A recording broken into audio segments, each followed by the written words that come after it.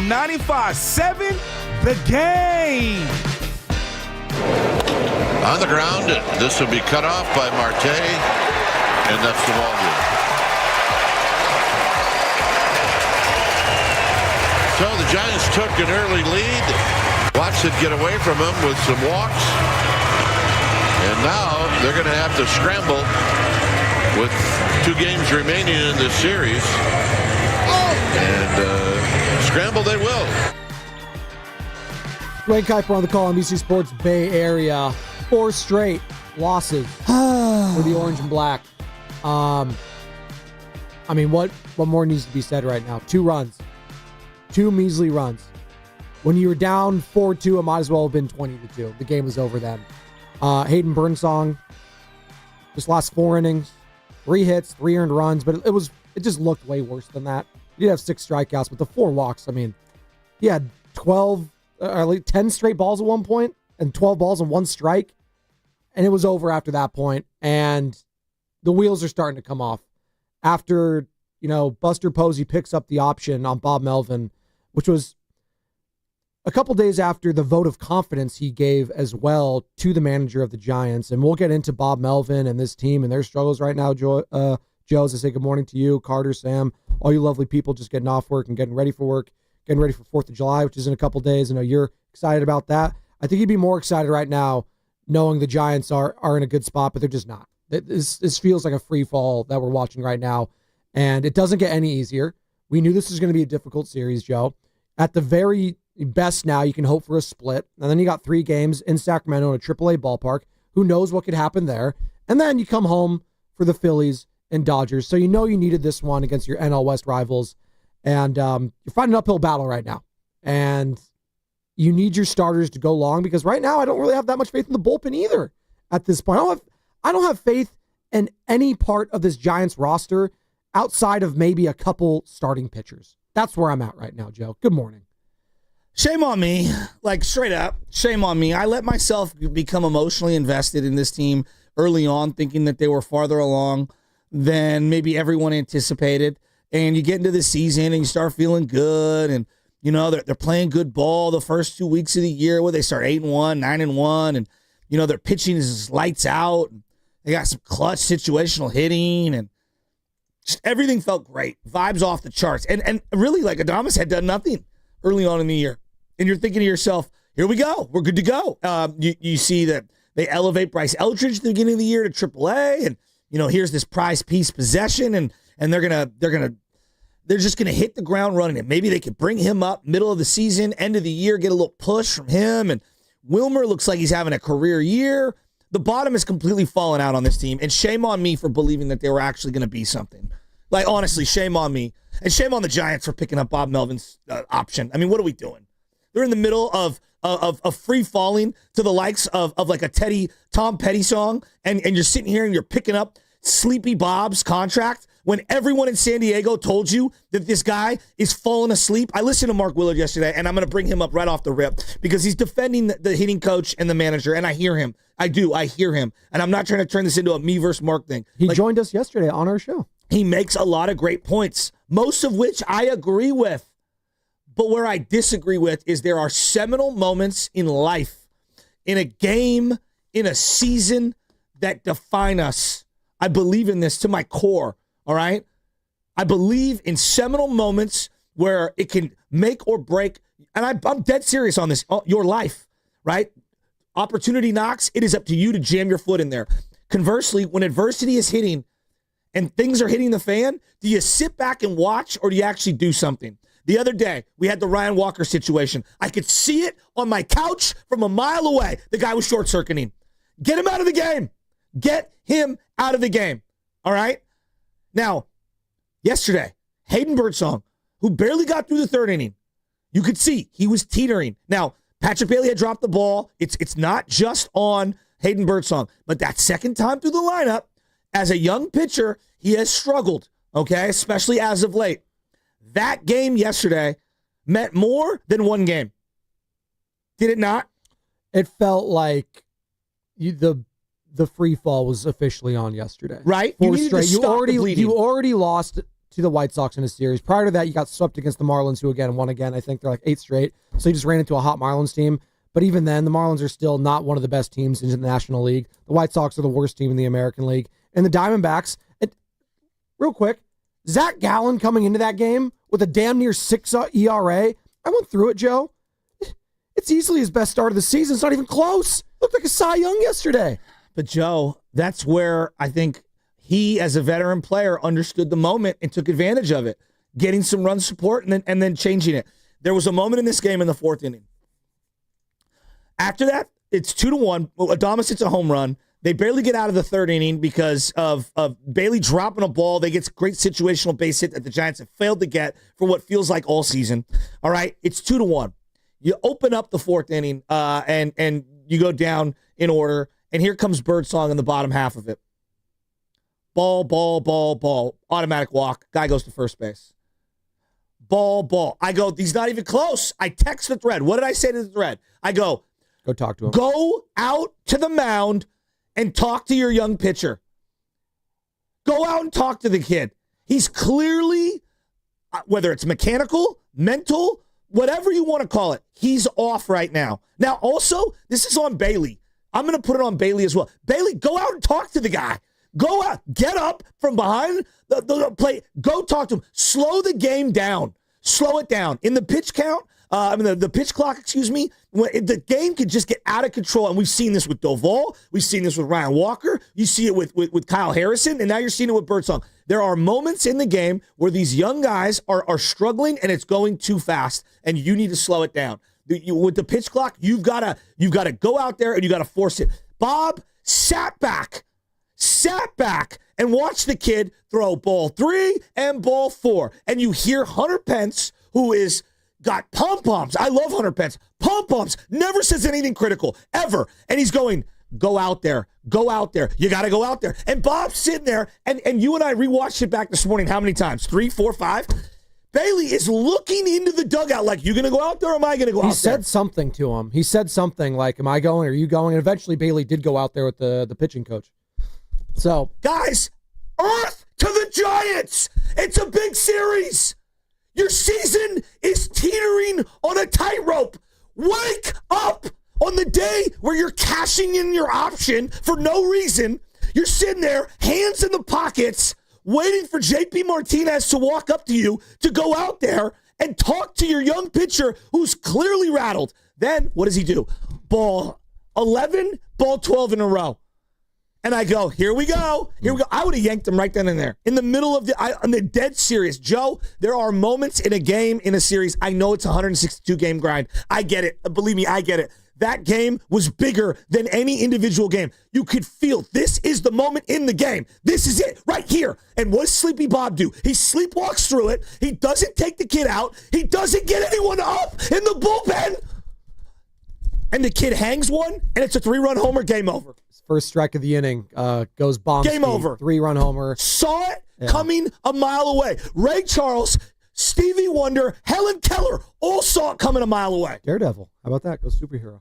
8-2 the final. Giants, Sleepy Bob. 45 and 41. They're not dead yet, Joe. I know the season. They're dead to me. Well, come on. It's July 2nd. This could be, we could look back. Give me some rope here. Couple months left in the season. This could be the low point. It could all change if they win today. And they win tomorrow. Then you sweep the A's or beat them in a series. And then all of a sudden, you're right back on there. So I'm not ready to pour water over the entire season. They're 45 and 41, 4 games over. The Diamondbacks, listen, divisional games are tough. We talk about it in the NFL all the time. But this is a tough division. Outside of the Rockies, all these teams in this division can make the playoffs. Giants, D-backs, Padres. You know the Dodgers are going to make it. As the Dodgers keep on balling, that's what they do, and we know that.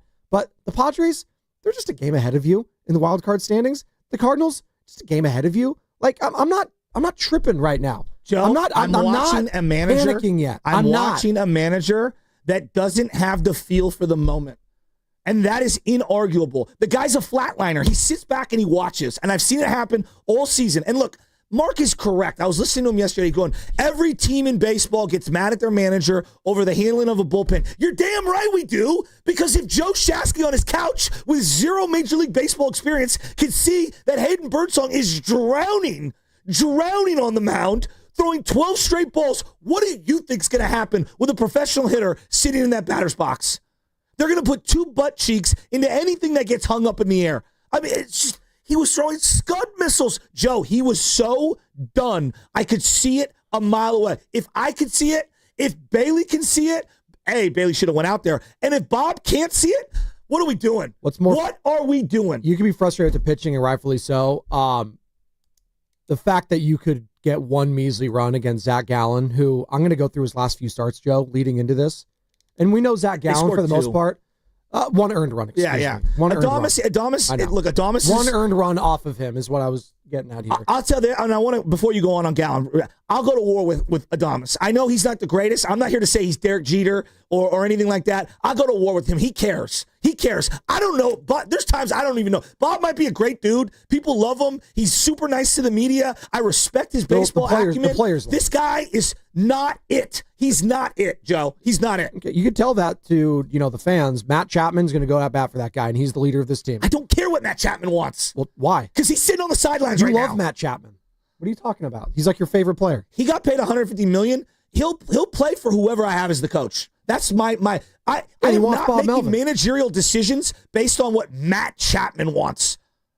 Well, it's based on what Buster Posey first and foremost wants, and he has his comments yesterday. And I think Buster Posey cares about his players and how they feel because they're coming away from a manager prior to Bob Melvin, where the clubhouse didn't respect him. A guy in Gabe Kapler, they had a Pasoy problem in the clubhouse. The players are running rampant. They didn't respect anyone. You had verbal arguments with the John Brebbias of the world, right? On the mound, whoever it was. Was it Brebbia? I forget the guy's name. It doesn't even matter.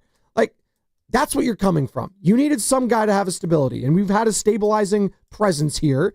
Now, you're hoping the stabilizing doesn't turn into flatlining of the season with Bob Melvin at the helm. I get that. It's teetering right now, Joe. The fact of the matter is the bats are just god-awful. As soon as it was 4-2, Giants fans felt like the game was over. That can't happen in today's game when the balls are juiced. You're playing in Arizona. You're in the desert, for God's sakes, where it should be 10-9 every single game. You're going up against a guy in Zach Gallen, Joe, who prior to this start gave up 5 earned runs to the Chicago White Sox, and then 7 earned runs to the Rockies, 4 earned runs to the Padres, 4 earned runs to the Reds. This was his best start of the year. He was reeling heading into it. It's not just on Bob Melvin. I want to make it clear. No, it's on the bats. 3 or 4 things can be true simultaneously. On the bats, you're playing Dominic Smith, who was DFA'd. And actually, he might be your best defensive first baseman, so you got to play him. I'm not even mad at him. You're playing some guy in Johnson who no one even heard of 3 weeks ago. Jung-Hoo Lee, milk cartons. Can't find Jung-Hoo Lee's face right now. He's so bad. So bad. I wrote it down. Jung-Hoo Lee. Had a day off yesterday. He's in the midst of a 17. Even on his day off for crushing him. 17 for 105. He's your starting center fielder who was supposed to be a top of the lineup catalyst. 17 for 105. Okay? And you know what broke me even harder? As the Giants are down 4-2, they hit a home run, the Arizona does, to put the game away, basically, 6-2. Yeah. That's the home run, the big hit the Giants have failed to get for months on stretch. Look, it's on roster construction. It's on professional players getting paid a ton of money, underperforming, and the manager has zero feel for the moment. It's inarguable. In one short week, I watched him give a code red to Hayden Birdsong, who has very little confidence right now, who hit the third batter of the game, only to give up a 3-run jack or 2-run jack almost immediately after, which was so dumb. I can't defend it. And then sat there and wiggled around a couple of softball questions and refused to man up and say he's the one who told the young guy to plunk the third hitter of the game. Okay? Then, when Ryan Walker is clearly got steam coming out of his ears, balking and tripping all over himself, no one's up in the bullpen. He doesn't yank him. And no one presses him on it. I'm sorry. Like, all of these things are true once. The roster's not good enough. Professional guys not getting paid a lot of money. Getting paid a lot of money are not performing, period. And Bo Mel is not it, period.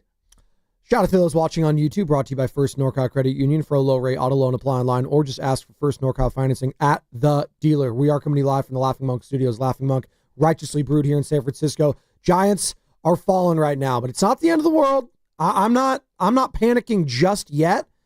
If this is going to continue, though, through the All-Star break, yeah, there's going to be some questions around why you picked up Bob Melvin's option right now, and I get it. Buster Posey, he's the consummate professional, and it was, in a way, refreshing to hear how candid he was talking about this team and him taking responsibility for the construction of it, or the current construction of it, because obviously there's contracts that he didn't sign on here, Jung Hoo Lee being one of them, right? You're taking over. It's like buying a house and you inherit certain things. But he did, look, he has his fingerprints on this roster. He does. Rafi Devers, the guy he brought in. He's struggled. He's played yesterday was bad. Eight games since the Boston Red Sox series. Yeah. He's got 16 strikeouts. Yeah, it's not good. And then thrown out at home yesterday. Oh. He looks, I'm telling you, Pablo Sandoval will beat him in a foot race. Well, he wasn't very fast to begin with, and then you add the groin injury on top of that, and I'm assuming that's still lingering. That's not just something that goes away. It's obvious. Just watch the guy run. It was painful to watch. 2 outs. Matt Williams, by the way, 0 for again. That's right? not on Matt Williams. That one I'll defend Matt Williams. I will defend him. It's 2 outs. Wilmer goes up the middle. Alec Thomas threw the ball up the road. Devers got to score there. You know what that is? That's the tape I would play. I'm dead serious on this. I would play that tape back for him and make him watch that at Rafi Devers and say, what player do you want to be? Do you want to be the one that could score on a base hit from second with 2 outs? Or do you want to be the guy that gets hosed at the plate and you need multiple hits from second base to score? The slide kind of looked awkward. He's out of shape. Yeah, it looked very odd. He's injured as well, but he's also he's a thick boy. He needs to lose some weight. It is what it is. Dude, you got to take your body seriously. You want to be a professional athlete that ages well into his 30s? Like, you can't be running around and all I see is the jiggle action, doggy. Like, it is what it is. Well, you can do that if you're hitting and producing. Yeah, when you're right now, Big Poppy. not. Yeah, exactly. But you're not doing that right now. 2 strikeouts for him yesterday. He did get the hit, got on second, and then just couldn't score right there on the base hit when they desperately needed to keep that rally going, and they couldn't do it. Here's the part that broke me, though, Joe. Here's the straw that broke Shasky's back. 8-2, 8th inning. Some pinata is on the mound who, came up out of nowhere. I know he's just going. giving up home runs. Poor guy. Okay, 77. You know he's not here long when he got a number like 77. Talking about Carson Seymour? Yeah, Seymour balls go over the fence. And so the next thing I know, I open up Twitter just to fire off an opinion. And there I see Shohei Ohtani hitting his 30th home run of the year. We're not even at the All-Star break. They're blowing the White Sox out. And I go, this guy has 30 at the break. And the Giants haven't had a 30 home run guy for 21 years. It broke me. Yes. So yeah, this morning, Bob Melvin can get it. I'll give a little to Buster. I'll give a little to these professional players making boatloads of money. We got a bunch of minor leaguers. Like, I can't watch Yaz struggle anymore. I'm over it. Like, he had moments this year. He's got to be a 4th outfielder. We're never going to get past this. We've got to move beyond Yaz. He's a nice guy. I like him. But, like, he's a 4th outfielder, and he's going to always stymie a younger player because he's just ever so much better than them today. But tomorrow, he's just a little worse, and yet he's just blocking the playing time of someone else. So, yeah, I'm a little angry this morning when I watched Shohei Ohtani, don't even get me involved with the feds, hit his 30th home run against the lowly White Sox, who beat you in a series just a couple of days ago. He's got 30 at the break. You can't buy a 30 home run guy. 21 years? Moses thinks that's a long time to be searching for something. I mean, come on. I thought you were going to go the low point of yesterday was not Shohei. It was Giants legend Anthony DeSclafani getting it done, baby. 2 innings pitched in relief for Disco. I mean, I thought that guy was out of the league. I thought he was in Korea. I think we're still paying him. Are you really? I bet we're giving him $1 million or something. Instead of Bobby Bonilla Day, which is yesterday, we're going to have Anthony DeSclafani Day going forward? No, it's Bob Melvin Day where you pick up his option. I mean, if we're out here just giving charity money away, give me an option. I'd opt to not watch Bob Melvin walk out to the bullpen. I don't know, maybe coddle my young player who's clearly on the he's teetering. He's about to fall over. Well, he hasn't thrown it, Joe. It wasn't even like he wasn't even close. Giants aren't paying DeSclafani any money this year. Oh, we're Thank good. God. There you go. Does that make you feel better this morning at least? Slightly. Okay, that's good. By the way, back on June 12th. Lost my voice in the first Back segment. on June 12th, Hayden Birdsong's ERA, 2.79, going into a start in Colorado. had a quality start, six innings, 6 hits, 3 runs. Since then, it's not been good. You were there on that Red Sox game back on June 20th. Just lasted 4 1/3 innings, 7 hits, 5 runs given up. Then against the Marlins, hitting the third batter of the game, it was all downhill from there. That was one of the dumbest things I've ever seen. 7 earned runs, just last 4 innings. And then yesterday, 4 innings, 3 hits, 3 earned runs, gives up the jack, and then 4 walks. It just hasn't been good as of late for Hayden Birdsong. And I don't know what we expected of him to be that like 4th, 5th guy to stay there throughout the entirety of the season, but it makes this start by Landon Roop even that much more massive. I mean, how many times are we going to say biggest start of Landon Roop's career? He's done well this year. He's done really well this year. Look, it's not about an individual performance with Hayden Birdsong. You're going to be up and down. That's the totality of everything right now. No, everything's just not good. Joe, you're going to be up and down. It's how you manage young players. That's important to me. And Hayden Birdsong, is he watching? Like, is Bob watching? He barely got out of the 3rd inning. Okay. And look, Bailey's got to catch a 3rd strike. He just dropped one, gave a runner in scoring position. There's lots of little stuff, right? But the kid wasn't close. Go out there and slow the game down a little. That's all. It was moving way too fast. And also, it's not just on Bob. Pat Bailey's got to go out there. This is about emotional connections and connecting one-on-one. This isn't about spreadsheets. This isn't about lineups. It's about a feel for the moment and how to connect with someone.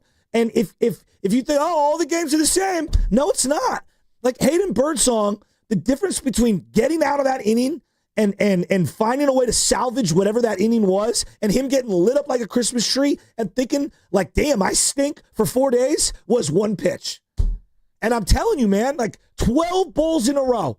12 balls in a row. No wonder the guy was going to tee off on one. All I kept thinking was, he hangs one, it's gone. And boom, he hung one and it's gone.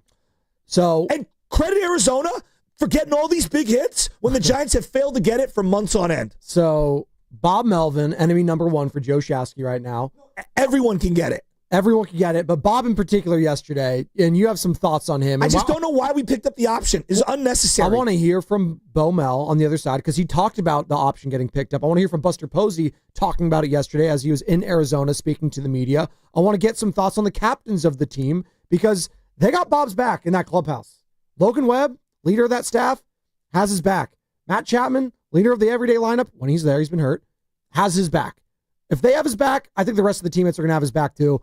Joe Shasky Mark definitely Jackson does not. had the back of Steph Curry until we finally told, like, Steph, Jackson ain't it, doggy. Like, we know he's empowered you. He ain't it. I mean, it's not as toxic as Mark Jackson. No, but I'm just saying, like, I get you on, like, the Bob players. Melvin's not telling Rafi Devers to go to the chapel with him on Sunday You think and to come Rafi- hang out. He's not blaming Rafi Devers for sleeping wrong to injure his back. Exactly. Thank you. Come on, Joe, we'll get into it on the other side, I promise. Let's just ask the question then. You're clearly out on Bo Mel. Just say it. It's a combination You're out of on about 4 things, and Bomel is part of that. High-paid players underperforming. The roster isn't good enough. I overrated it. I'm a dummy. I'm shame on me. Yeah, and Bomel's not it, dude. You ain't winning nothing with him. Okay. 888-957-9570. You in or out on Bob Melvin after his option got picked up yesterday by President of Baseball Operations Buster Posey. We'll get into those comments on the other side. Plus, we got Genie of the Lamp. Ooh, coming up at 8:30 today. You know what Genie of the Lamp is? It means it's a mystery guest approaching. We don't know who it is. And I'm excited for it. Plus, Is it Bruce Bochy? well, it might be Bob To Melvin. teach Bob how to handle a bullpen? No, it might be Bob Melvin. I hope it's Bob Melvin. This or that coming up as well in the 9 o'clock hour. And it's all going to be brought to you by Crystal Geyser Alpine Spring Water. What makes Crystal Geyser Alpine Spring Water different? We always bottle our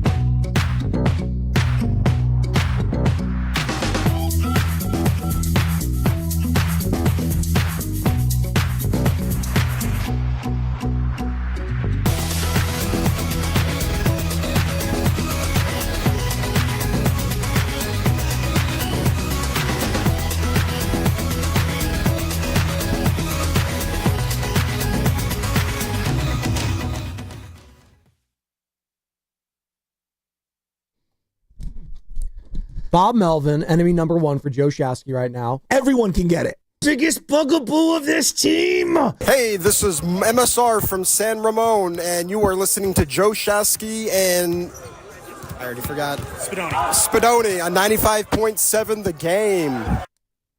Hit him up. Was that you on Bob Melvin last segment? Joe, you could say or it's Tupac on Biggie. I don't know. You could say it's July 2nd. And, it's a long season. It is.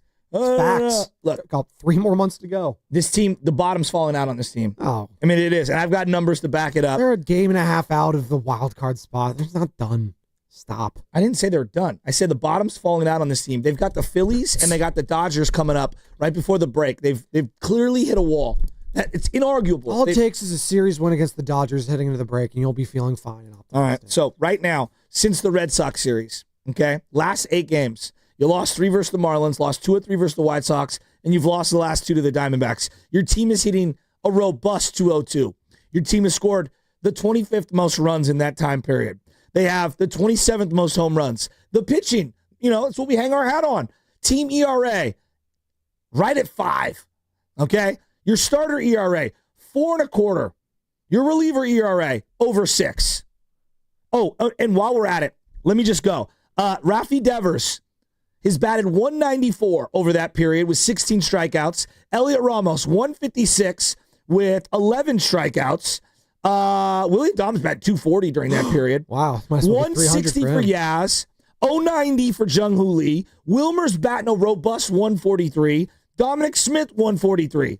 I mean, the guy who's carrying you right now is Willie Adames and Pat Bailey, who's batted 211 over the last 8 games. That's how bad it is.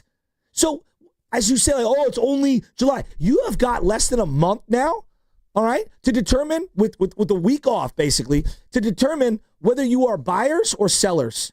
And you have pieces that could be sold. What are we going to do with Robbie Ray? Robbie Ray could be the number 1 left-handed guy on the market. And if you lose a couple more series and you're that far back, let's say there's 3 or 4 teams that you have to overjump in the wild card race, Robbie Ray could net you back something of significance. And we can all see you need a second baseman. You probably need a catcher. You need a right fielder. You probably need a starting center fielder. You need more starting pitching. This team is significantly closer today to being a seller at the deadline than being let's add to this. That's how real it gets. You got about 3 weeks of baseball here. 888-957-9570. That's the number. We would love your participation today. We got the Genie and Lamp coming up at 8:30, which is our mystery guest segment. So we'll see if it's baseball or basketball related, as there was some more chirping yesterday as the Warriors. It's still all quiet on the Western Front as it pertains to the Golden State Warriors and the free agent market. But if any news comes out, any rumors, whatever, we will tell you all about it. I promise you that. We are the home of the Golden State Warriors and Valkyries. And speaking of the Warriors, Joe, we'll get back to the Giants in just a second. You better be locked into the roast between 7:30 and 8 o'clock this morning, because we got a classic giveaway for you.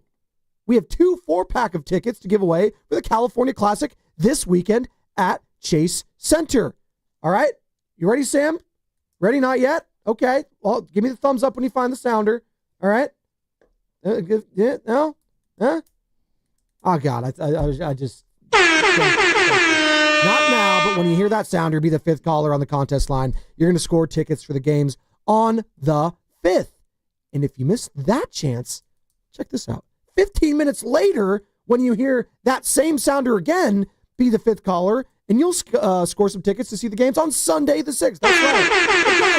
I hate that sound. I know. You know. We've got to find something better. No, I love that one. And for all your ticket needs, go to chasecenter.com as well. So July 5th is California Classic Day 1, Heat versus Spurs and Warriors versus Lakers. And then July 6th, you got the Heat versus the Lakers and the Warriors versus the Spurs. So I don't know how you operate, Joe, but there's a lot there. So just be listening between 7:30 and 8, and don't worry. There you go. Continue.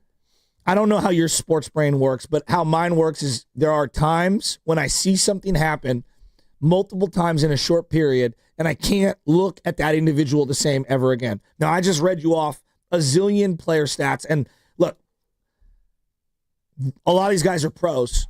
Even Dominic Smith, who was DFA'd and swooped up, he is a professional, and he's got to perform better. You know, he missed a ball last night that I think he would have normally make a play on down the line. Those guys have to execute. There's no doubt about it. But there were some things I've seen in a short period of time with Bob Melvin. I can't look at him the same. Now, I'm not sitting here saying he's the reason why the team isn't good. You got to have good players. And I bet if he was managing the Dodgers, he'd be doing a good job because the Dodgers' talent is immense. I think you and I can manage the Dodgers. Continue.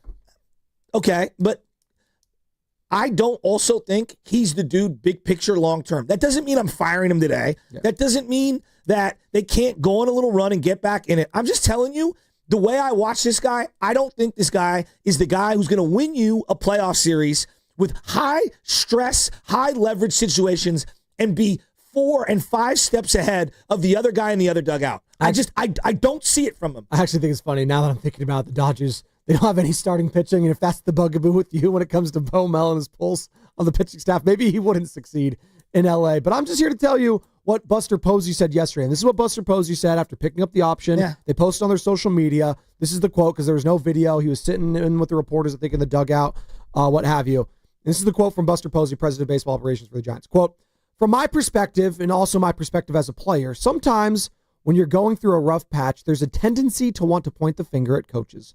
And ultimately, I believe we have great players. And I still believe in that group of players, but it boils down to them needing to play better baseball. If anybody deserves any blame from the top, it should be on me. It shouldn't be on the manager or coaching staff. I'm the one who sets the roster. I felt like with all of those things considered, this was a good time for me to show my belief in Bob and this coaching staff." Buster Posey. Look, I love that's leadership. Back. Yeah. That's leadership. And I love that he's taking that accountability. I'm telling you, the guy's not on it. I need someone who's on it and has a feel for what's going on, and I'm not getting that sense from him. I'm not saying I'm firing him today. Who do you think the best manager is in baseball? I don't right now. Yes, I don't know. I mean, you got to give Dave Roberts, a lot of credit. He's been winning. He's been winning for a long time with a variety of guys playing a variety of positions, and he's lost a ton of starting pitching. Now, they have the biggest war chest of money. They've got an unbelievable amount of elite players. Like, I'm looking at their lineup, just the Dodger lineup real quick. Ohtani batting .287 with 30 jacks. Pages, I don't even know if I'm pronouncing that right. No, it's Pages. Yeah, yes. 294, 16 homers. Yeah. 57 ribbies. He's the new Chris Taylor, by the way, after they DFA'd him earlier in the year. Teoscar Hernandez, 263, 14 and 54. Muncy, 250, 10 and 55, or 13 and 55. Freeman batting .308. Betts is having a down year. He's like the worst guy in their everyday lineup. 249, 9 and 41. Giants would kill for that. Will Smith's batting .320. Now, they've got no pitching. Yamamoto won yesterday, but he's done a great job navigating it. He really has. Now, again, I know their talent is immense. Who's the best manager in baseball? Let's go A.J. Hinch. How about that one? The Detroit Tigers are balling. He's won a World Series in the past. He's done a great job with the Houston Astros. A Stanford guy. I've always loved me some A.J. Hinch. All the cheating with standing in the garbage cans. I'm always going to cape up for Bruce Bochy. Okay. All right, I watched Bruce Bochy with the worst bullpen in baseball for the second half find a way to win a World Series with the Texas Rangers. It was remarkable. He did have some good pitching there. I mean, Nathan Eovaldi's a stud. Yeah, but the bullpen, I'm talking about what they were ranked as when they were not good. Sure. And he found a way to rinse the towel and wring it out and get every last drop out of that team. So if you plugged a Roberts, an A.J. Hinch, a Bruce Bochy on this current team, you think they'd be much better? No, I think they'd be a couple games better. There were seminal moments in games. For example, the other day, you don't think taking Ryan Walker out of that game was a big part of that game? Of course. But again, maybe Dave Roberts does the same thing. Maybe Bruce Bochy does the same thing. Maybe A.J. Hinch does the same thing. He knows his rotation. He knows his staff. The players have trust in him. Okay, he might know him. Well, then he should know better to go out there when your young pitcher literally can't find earth, let alone the strike zone. I want to hear from the pitcher yesterday and Bob Melvin because they spoke about it. All I'm saying is, Joe, I'm telling you, you have to slow the game down at that point, and you had to get someone up in the bullpen. How does Joe Shasky, who has zero Major League Baseball experience, understand the kid? Everyone saw it. Everyone saw it. The kid was buffering. He needed to have a timeout mentally. and you just let them just go on and on and on. That game was too big. I'm sorry. 888-957-9570. We would love your thoughts on one Bob Melvin. Shasky's fed up with him. Are you fed up with him right now, Giants fans? Says the option has been picked up. And what does that mean going forward? Does that mean he's all good? It's just to, get rid of the lame duck season, if you will? Or is there a possibility if they fall flat in their face and not make the playoffs, could they move off of Bo Mel? 888-957-9570 is the number. Plus, we'll get into some Warriors free agency. Mark Spears said something very interesting yesterday on ESPN after all the aftermath of the Dame Lillard stuff came out, Joe. He's rehabbing from an Achilles. He got waived. He's going to be a free agent. Could the Warriors have interest in one Damian Lillard? We're going to want to hear from Mark Spears of Anscape and ESPN. We have a clip from that. We'll get into it, and it's going to be brought to you by Fremont Bank. Here for you, here for good.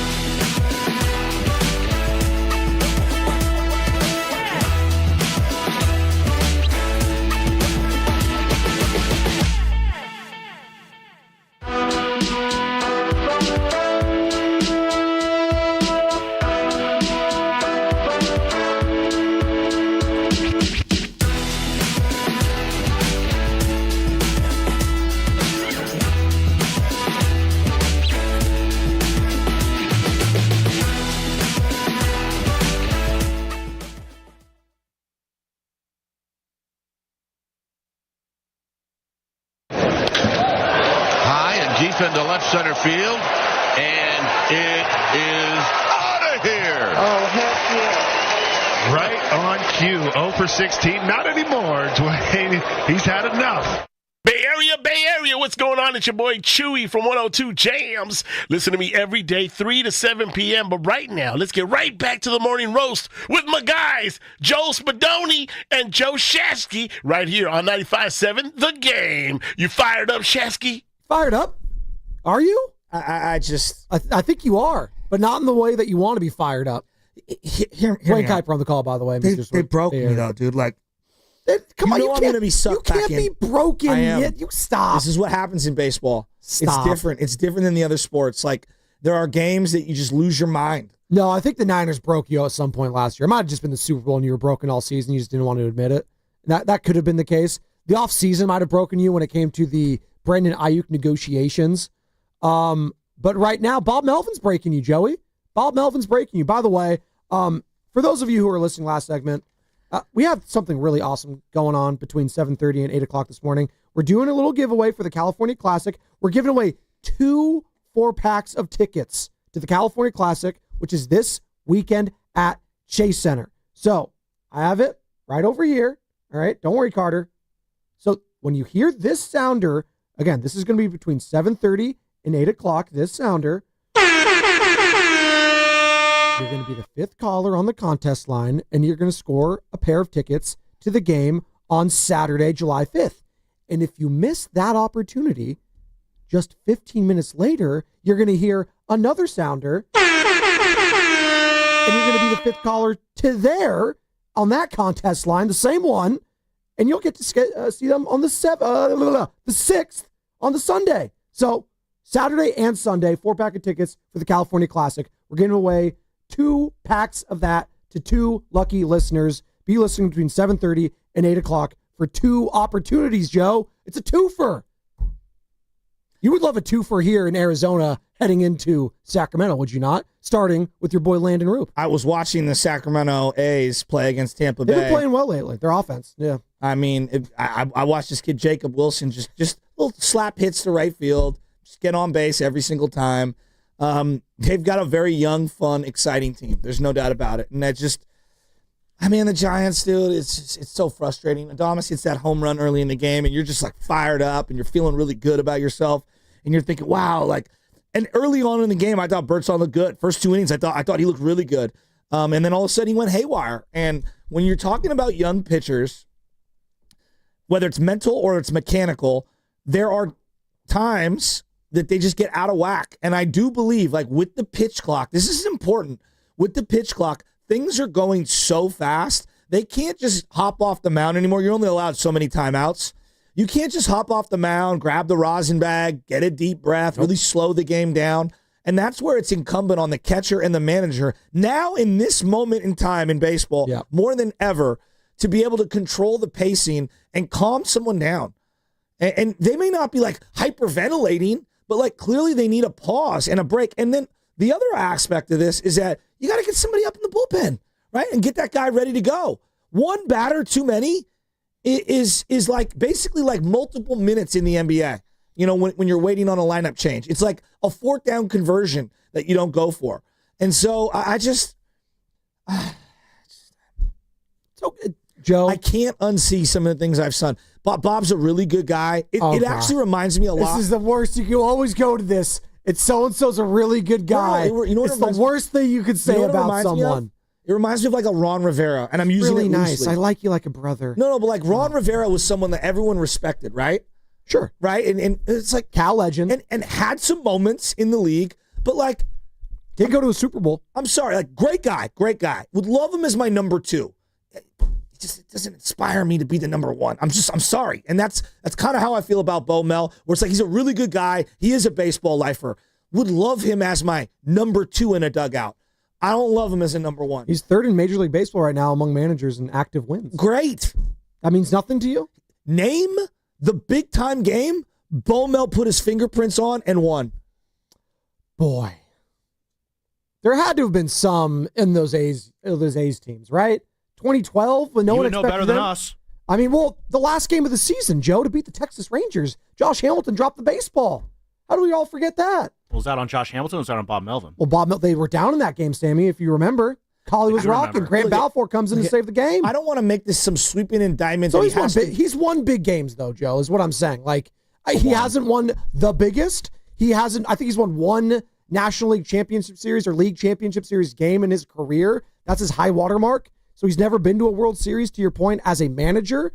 But as a bench coach, he was in 2001, but it's not the same thing. I hear you. Bob Brenly joined us earlier in the week, and we're going to get some of that sound because he talked about what are the highlights and key attributes to a guy like Bob Melvin, because he said he's one of his best friends. So actually, you know what? Let's play that right now. Bob Brenly talking about it. The X's and O's of the game, he's on top of all of that. There's always a reason for everything he does, and it's not just based on his gut instinct. He does use his gut instinct an awful lot, but it's based on things that he's gathered from his scouting reports, things that he's gathered from the video, things that he's gathered from watching games, watching other teams, and picking up little things here and there, and he doesn't miss a thing. That's the strength of one Bob Melvin from his best friend, one of his best friends, Bob Brenly.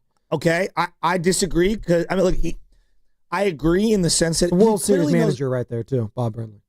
He clearly knows baseball. No one's saying Bob doesn't know baseball, and I actually he's a good baseball guy. I want him on my staff. I'm telling you, he's very uninspiring as the head guy. It's just for me, for you as a fan, not to the players. I don't care. Like, I'm being real with you. I don't care that Matt Chapman likes him. I don't. I think you're underrating that. Dude. The level up from Kapler to Melvin when it came to the players, I think it's slept on. Kapler's so bad. That's like saying, that's exactly why I'm bringing it up. Tom Sewell was better than Chip Kelly. It's like, it could be bad out there, Joey. Is what I'm telling you. We saw it firsthand. The two guys that I wanted them to at least sniff around. I wasn't as high on Stephen Vogt as everyone else. Had a good year last year. I wanted Venable. All right, I wanted Venable. But that being said, it's not just the manager, which is frustrating me right now. I would rather be the White Sox. It's not just the manager that's frustrating me. It's the roster. It's the inability to perform right now. It's a variety of things. Brought to you by Golden State, serving the Bay Area for 3 generations. When you succeed, we succeed. Visit goldenstatelumber.com. 8-2 the final yesterday in Arizona. So at best, the Giants are open for a split. Landon Roop on the bump today. Robbie Ray tomorrow before a 3-game set in Sacramento in that AAA ballpark against the Athletics. Before coming home, hosting the Phillies and Dodgers before the break. All right, so we heard from Bob Brenly there. Let's hear from Bob Melvin after his option was picked up yesterday, which is why we're talking about it, talking about Bo Mel a lot. And where do you fall on Bob Melvin, Giants fans? 888-957-9570. Let me ask you, just before you move on, did you think yesterday, just in that moment, I'm not saying it's an indictment on his whole career, was he asleep at the wheel yesterday during the Birdsong 4th inning? I don't know what happened between the communication when he had 10 straight balls and he walked those 2 batters to start that inning, and Patrick Bailey stood up after the second walk batter. I don't know what happened there. I don't know if he was asked about it. I mean, we have the comments. Sound of Hunter Pence? Yes, I have it right here. This is Hunter Pence. Hunter Pence says nothing, and I am texting the thread going crazy, go out there and talk. Joe, when he walked the first guy and it wasn't close on 4 pitches, I go, uh-oh, maybe get somebody up. That's what I'm thinking in my head. All right. Then he goes 2-0 to the second batter, and I go out there and talk to him right now in the middle of this at bat. That's how important that at bat was. And this is the bottom of the 4th after the first 2 batters were walked of the inning. Hunter Pence, NBC Sports, Bay Area. Gurriel takes low. All right. So that's 6 balls and no strikes. So that means Birdsong has got to come in the strike zone right here.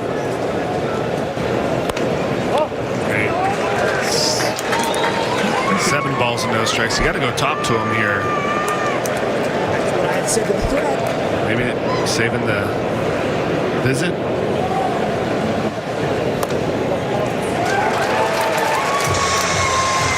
We'll definitely go talk to him now, whether it's JP or Patrick. Or maybe just give the signs. I feel like you walk 2 hitters in 8 pitches, you got to go check in.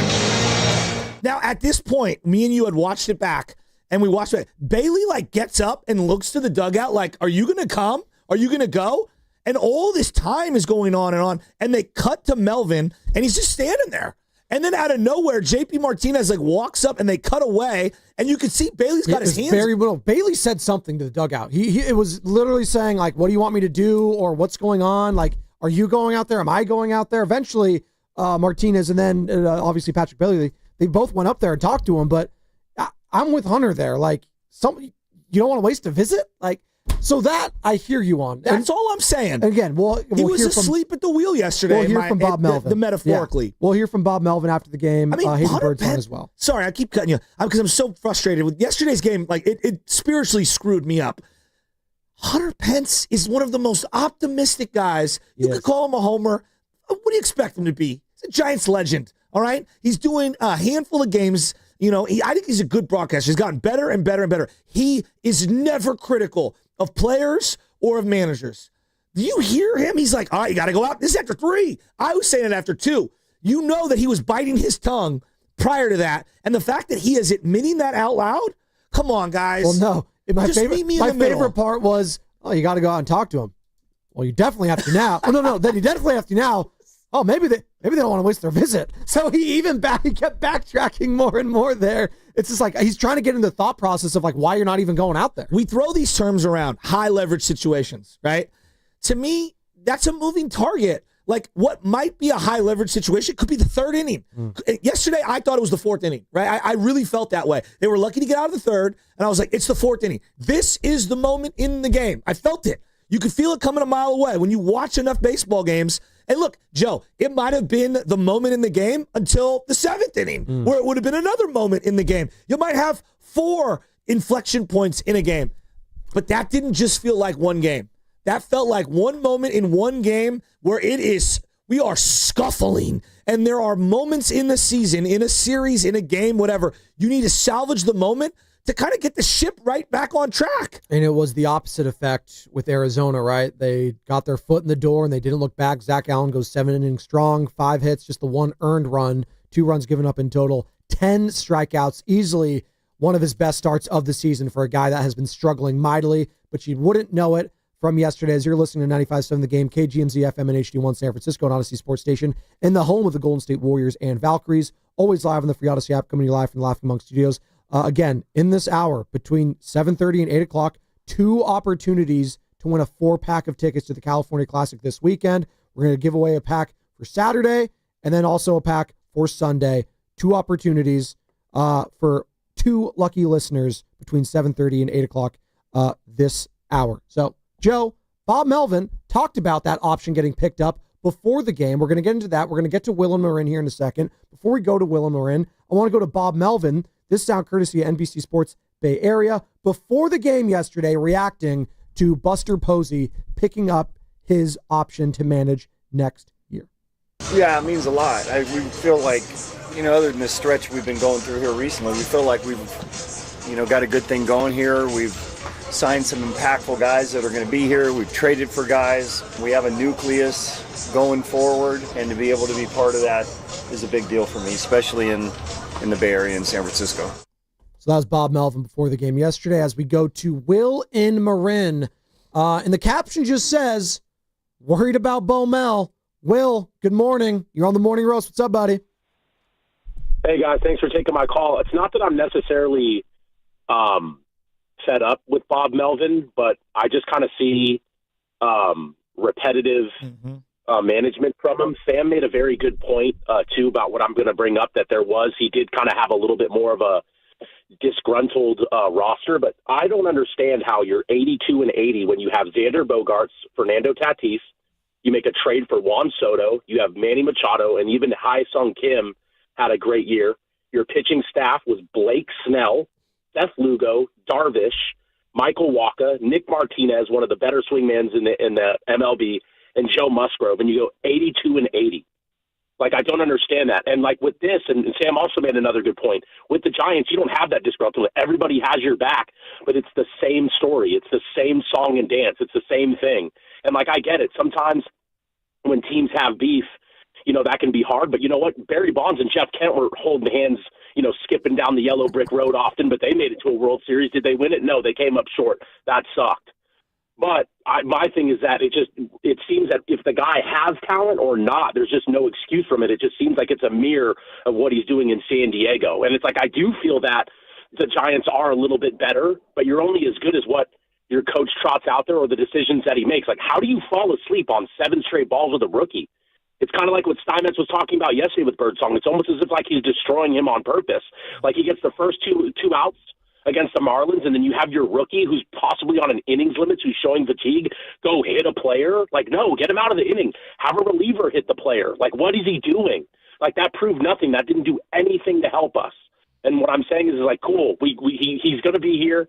I'm not going to cry about it, but I'm also not going to get excited if we make more trades after this offseason or we get some stuff, because he's had potent rosters and done absolutely nothing. Thank you, guys. Good call. Willem Marin.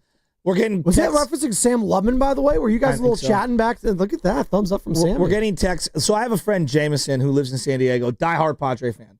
And he texts me all the time. And he like laughed when we picked up Bob Melvin. Well, just laugh. Real quick on this, because Will wants to go to that last season. He did take the Padres to the NLCS. I'd want to like make that clear. He did defeat the Dodgers, who had won 111 games that season in the playoffs. So let's if we're going to be fair here, yeah, he had that bad season, 82 and 80. He did take him to the NLCS in their first playoff berth in 20 plus years it felt like, since 06? Yeah, something ridiculous like that. So let's give him some credit. Do you give him any credit for that? Of course. No one is saying he's the worst manager of all time. I feel like we're kind of saying that today. It feels like that a little bit. We're all saying he's the worst. Time out. What do we do? What do we do to Steve Kerr? He's a 4-time champion. What do we do to Steve Kerr? It's wrong then. It doesn't make it right that we're doing it now to Bob Melvin if it's wrong for Steve Kerr then too. No, why do we do that? The job is critical analysis. That's what I do. Like Shanahan, Steve Kerr, Gabe Kapler, and now Bob Melvin. I'm not going to lie to people. I'm telling you how I feel and what my baseball principles are. And there are moments in time where I come on here and look, if no one else, if everyone's just going to wave pom-poms, he's a great guy, he's a Bay Area native. All I'm giving you are my baseball critical thinking skills. That's what I'm giving you on a day. It's the same with Shanahan. I love Shanahan. I think Shanahan's a great coach. But when Shanahan refuses to go for it and has Jake Moody come out and kick a field goal from 62 yards away when he should have went for it on 4th and 2, yeah, I'm critical. Yes, I am. That's what the job is. Or if he goes for it and it's a fullback dive. That's the worst. I feel like he does that all the time on 4th and short. Oh, I can't wait for football season coming up here next month. But the Giants got to carry us to that point, Joe. Joe, we critiqued Bruce Bochy at the end, saying Dave Roberts was running circles around him, right? So, that's what we do as fans. That's what we do. God, if you're not doing this as a fan, you're tripping. Why are you going to the lefty here? Why are you going to the righty here? Why are you pitching in here? We've been doing that since the beginning of baseball, all right? And so we're going to continue to do it. So why are we hard on Bob Melvin? Because nobody else is. Because you got a bunch of beat writers who refuse to be critical and ask follow-up questions. And so I come on here every day and I go, well, why wasn't this asked? Why didn't we go here? Why are we going there? And instead it's like, well, we're going to do this. Well, so come on, man. So, yeah, I get a little frustrated on behalf of the fans. 888-957-9570 is the number. Talking Bob Melvin after his option got picked up yesterday from Buster Posey. So we heard from Bill Mel before the game. Let's hear him after the game, a game in which you were so damn frustrated with him, Joe, in regards to Hayden Birdsong. Here is the skipper talking about what went wrong with Hayden Birdsong yesterday. It's been a couple times now where he's hit a period there where he loses a strike zone for a little while. For a while there were some big misses. It looks really good for a few innings. Then he throws a couple balls in a row, and I think it was 10 in a row or whatever it is. So that's more probably mental than anything, in my opinion. And like I said, he started out okay, recovered from it a little bit afterwards, but that was a key period in the game. Which is why I'm losing my mind this morning. He even said it, there's been times in the last couple starts where he's lost it. But hello, Bob, go out there. Okay, if you see that coming, all right, if you see that coming, what do? Are you proactive or are you reactive? You get the pitching coach out there immediately. You know what I always love? Get your own self out there. You know who my favorite pitching coach is? And it doesn't have to do with anything about X's and O's, and he might not even be the best. Mike Maddox. I remember him when he was a pitcher. No, but I love what he does. You know what he does, right? When he goes out there, what does he do every time he goes to see a pitcher? What does he do? he puts his hand on the pitcher's shoulder. Yeah, every physical touch. Yeah, not a lot of people do that. Well, but it's his own little unique thing. He gets a feel for the guy. Yeah. He gets a pulse for them, and I think it grounds the player. And I'm a big believer in that. That's like, sounds Harbaugh silly, hitting Alex Smith and getting them all hyped up. I believe in that. You're right. I believe in that I stuff. agree with I think it grounds people and it like snaps them out of something, because when I keep hearing about focus being an issue, so like mentally his brain's all over. How can he not? His brain's all over the place. He's a young player. He's trying to keep his job in the rotation. He doesn't want to go sent back to Sacramento, Joe. Like, this is a big deal for him, and he knows he struggled the last couple starts. So, like, going out there, and if it is from the skipper, I do think that means something more than if it's just the pitching coach or the catcher. This is also on Bailey, though. I want to make this clear. A little bit, yeah. Players, look, it's on Birdsong, right? Throw strikes, but it's also on Bailey. Like, when you're a young catcher, whether you're youth, high school, college, hey, man, save me, because you only allowed one trip out to the to the mound, and then after that, if you go back out there a second time, you have to remove that player from the game. That is the rule for those that don't know. And so your catcher can call timeout and go out there and talk to him as well. All right, and so to me, I think this is also on Bailey. Like, Bailey, get up, go out there. How many times did I watch Mike Sosa, Mike Matheny, Kurt Manwaring, Yorbit Torrealba, for crying out loud, go out there and put their arm around somebody's shoulder, put the glove up and say, hey, man, let's go. Relax. Yeah. What pitch do you trust right now to get a strike? You know? Just go Buster Posey. There you go. Like the guy that is synonymous with catching here in the Bay Area, one of the greatest catchers of his generation. All right, so we heard from the skipper. Let's hear from the player himself. Hayden Birdsong, where's your confidence at, buddy? It's fine. It's just frustrating. Keep doing the same thing over and over again. But obviously our bats were getting early runs, and then the last couple starts we've just been giving it up as soon as we have a lead. So something to work on. Now, does that sound like a guy that everything's just fine? Does that sound like the kid needs somebody in his corner to clearly? Yes, his confidence is shaken. Would you agree? It just sounds yeah. And he was frustrated on the mound. You could tell he was like mad at himself. Look, I'm not making too much of this. I'm telling you guys, dude. I watch every Giants game. Last night, 4th inning. Go back, watch it again. We'll play it. We'll play the sound again. You could see it coming a mile away. I was losing my mind. Here's more from Birdsong on the mental impact of that performance. Maybe that has to be. I don't know how to flip that, but it needs to flip soon. So it's getting annoying. He is dejected. He sounds like he's on the verge of tears. No, seriously, like the way I hear listening to his voice, it's trembling. We've talked about this a little. I don't think we understand enough as an audience, as a fandom, as media members, sports psychology. It's so big. And it's just so big. That being said, it highlights just how important the start is, and for a guy like Landon Roop to continue to do what he's going to do, because I got to be honest, like talking about the wheels falling off of the offense right now, I'm waiting for the wheels to fall off eventually of Landon Roop, and that might sound pessimistic. I'm just going with what history has shown me, and the history has shown me he hasn't pitched this many innings ever in his career. I'm as skeptical as you. I'm skeptical as hell.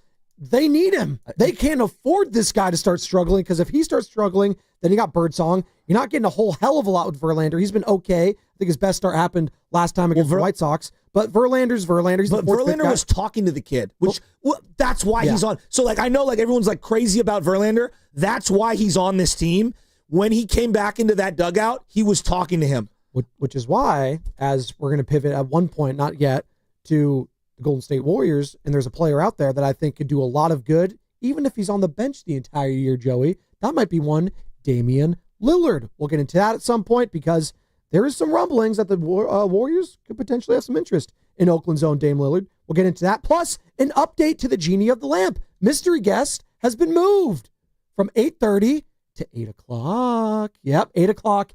Genie of the Lamp, mystery guest. I'm surprised. Plus, coming up next segment, between 7:30 and 8 o'clock, your opportunity to win a 4-pack of tickets to the California Classic, which is going to be this weekend at Chase Center Saturday and Sunday. We got a 4-pack of tickets for both of those days, so 2 lucky listeners will win some 4-packs then. That's what's coming up, brought to you by Valvoline. Planning a road trip, Tahoe, Napa, or down the coast? Make your first stop Valvoline Instant Oil Change. Drive in, stay in your car, and be done in about 15 minutes. Your ride will be ready before you even pack the snacks. Visit BayAreaOilChange.com for coupons.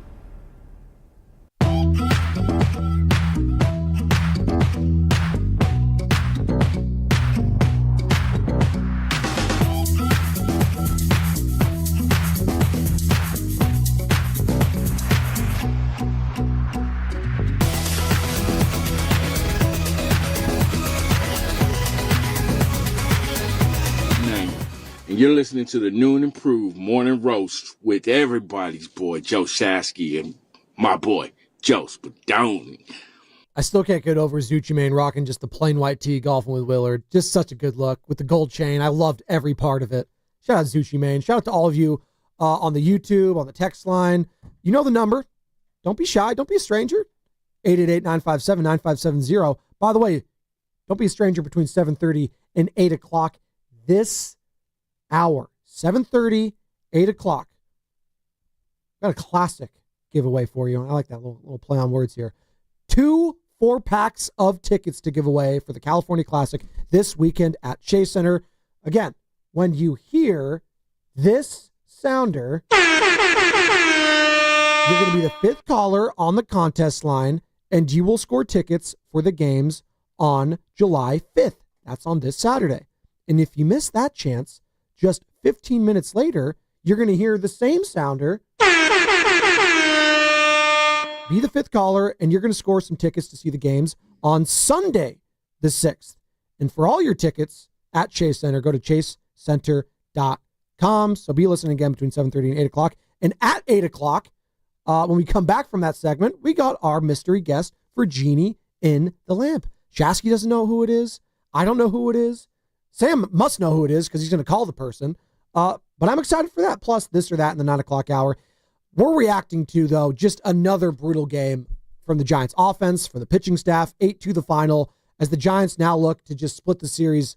That's the best case scenario in Arizona, as they are going to be wrapping up this road trip in the coming days in Sacramento. And the A's, all of a sudden, they just took their series against the Rays. So they're going to be welcoming, or I should say the A's will be welcoming the Giants team that's going to be a little more beleaguered, and the A's feeling good about themselves and their bats. And they do have bats in Sacramento. I was going to call them Oakland. I don't even know what they are anymore.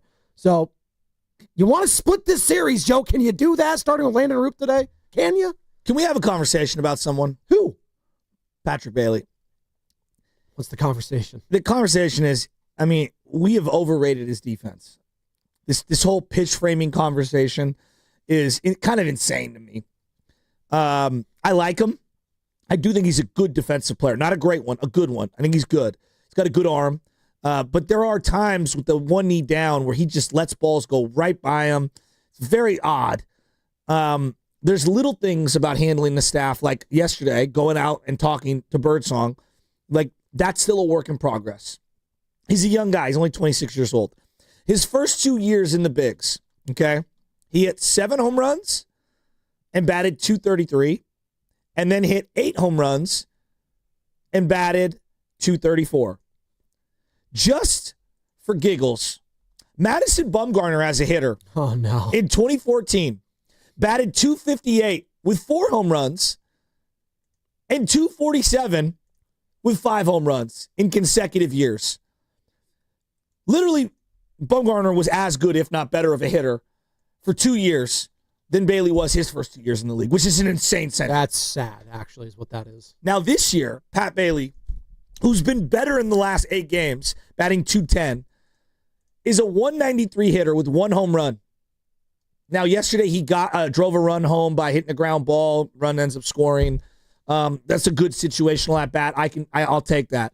But he's given me very little. Just very little. And yesterday he has a pass ball on a very routine pitch, just a simple pitch, and guy gets a free 90 feet, base hit, that guy scores. Like, those are the little things right now that are really harming the Giants. He has 189 plate appearances. All right. This is Patrick Bailey here. So some of the other catchers around the National League, I'm just going to stick to the National League here, that have more than him. Pedro Pajes of the St. Louis Cardinals, not a really household name. Will Smith, Agustin Ramirez, who we just saw. He's a monster season. He is. JT Realmuto, who's been one of the best catchers in baseball for quite some time. 10 years, right? Maybe. William Contreras, the household name. He's been pretty good. A free agent. Hunter Goodman having a good year. No pun intended there. For the Colorado Rockies, actually. He's batting .287 this year now. Coors Field, that helps him there. But again, 14 home runs I'm seeing. Agustin Ramirez, who's having a hell of a year for Miami. They've won 8 in a row. 12 home runs. Will Smith, 10 home runs. Sean Murphy, a guy that he's not batting a high batting average, but just give me some pop. I'm not asking Patrick Bailey, to your point, Joe, to give me, 250.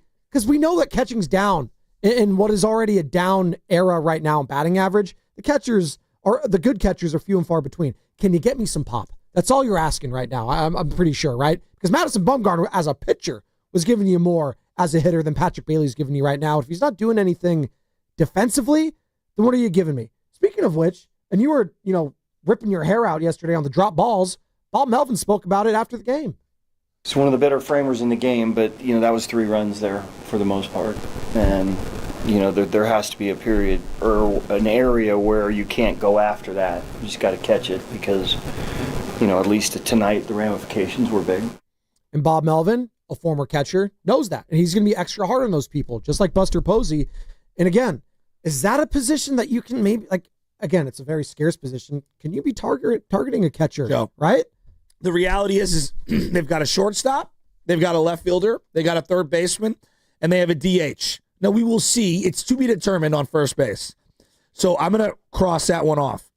I think they need second base, center field, right field, catcher. And that's just... I'm talking long-term. Long-term, okay. Not at the deadline. I was like, I don't think you can get all those players. No. I'm talking about of your everyday players. I think you need a center... Jung-Hoo Lee is just... Unless he comes back and completely flips the script, which I just have a hard time seeing currently, I think center field, right field, catcher, and second base.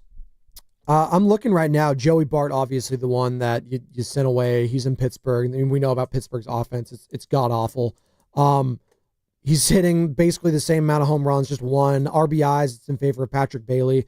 I think the offense in Pittsburgh is just so much more worse than it is in San Francisco, which is really saying something, by the way. He's batting .243, though. So the contact is there for Joey Bart, a guy that you felt like you didn't need at all. You moved away from him. I would like to have him as a backup right now. Hell, he might even be your starter at this point. And I think defensively, everyone said, oh, Bailey's just so much better. Was he that much better than Joey Bart? I wonder. Again, it's a moot point. You're not bringing him back. It is what it is. But it just highlights, when things aren't going well, everything else gets magnified on this team. Mm-hmm. Whether it's Birdsong, whether it's Verlander, whether it's Logan Webb, no one's above criticism right now on the San Francisco Giants. No one. Even the manager, Bob Melvin, who we're talking about today. Why? Because he got his option picked up yesterday. He's going to be managing next year. Well, we'll see if he's going to be managing next year. They get picked up the contract for next year. And Buster Posey spoke about it. I want to get to some more of what Bo Mel said before the game about it, Joe. But continue. Bo Mel's not the end-all, be-all on why they're struggling. I can have my own opinion on he's not the guy for me long-term. Sure. That's fine. That's a different conversation. I think this team it's way better than they were last year in terms of stability of the franchise and moving forward, my optimism level. You have Devers, you have Chapman, you have Adames, you have Ramos.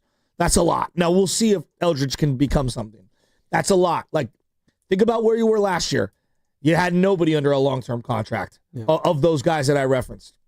But you're still really far away. And I think I overreacted in the first month of the season thinking that this team could compete for and get to the playoffs this year. I think that's probably too far away. And what sucks is that you got Robbie Ray coming up as a free agent. And if you lose him, now you're going back to we have more holes. That was an interesting thing you brought up last hour, the Robbie Ray scenario and all this when, the trade deadline is what, the end of this month, the 30th of July, I want to say. If you're hovering around 500, do you consider trading Robbie Ray as a rental player for someone else, right? Do you consider that? I think it's tough, right? This is why, Joe, why did last night break me? Because I'm looking at the calendar and I go, you got the A's that are going to play this like it's their World Series. You've got the Phillies and the Dodgers, and then the All-Star break. All right? Now, think about this. I wonder if the A's are going to play this like their World Series because most of those players, they barely played in Oakland, so I don't even know if it's a rivalry anymore. Continue, though. Well, I mean, you got to think of it from the standpoint of basically you're going to get yourself to July 17th. That's the All-Star break. And from there, you've only got about 2 weeks, and you have to make a decision on buying or selling. Yeah. Okay? So we're not that far off from that. And I know it's July 2nd, Joe. Relax. Okay, again, Diamondbacks, divisional foe. You've already lost 2 to them. You have 2 more against them. Then you get the A's. Then it's the Phillies. Then it's the Dodgers. Then it's a week off. And then you have 2 weeks. So we're looking at about 3.5 weeks of baseball. So I do think all of these wins and losses and how it looks, and everything, is going to factor into, is this team worth buying and doubling down more on? I think it's a fair question. By the way, they are playing the A's in a couple days here. Former Giant, he's catching for the A's right now. They got Shea Langoliers. He's back. He's obviously the starting guy. But Austin Wynns having a good year. I know you scoff, Joe. Like, that's a guy that if you feel like you want a catcher, like at least some depth there, he's going to give you some pop. He's got 5 jacks this year. He's batting .282 and 78 at-bats. I know it's a smaller sample size. I know you're scoffing, you're shaking your head. No, it's that's like we're opining for Austin Wynns. That's how bad the position has been. No, 282 on the Giants. He's batting 282. Oh, I know. That's nothing to scoff at. He'd be the best Giants hitter. Yeah, but right? what happens with some of those role players is that if they get plugged into an everyday spot, this is where Yaz is. They'll be good for stretches, and then they regress back to their mean. In this scenario, again, he'd be splitting time with Patrick Bailey. He wouldn't be fully what I would say to you is, come this draft, which is going to be right around the corner here, this MLB draft, I think they need 2 or 3 catchers in this draft. Wow.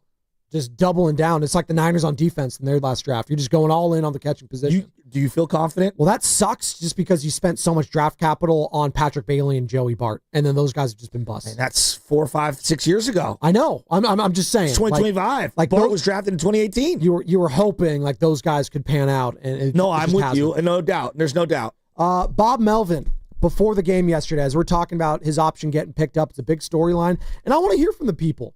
888-957-9570. Was it the right move from Buster Posey to pick up his option? 888-957-9570. Bomel on the timing of this extension being picked up.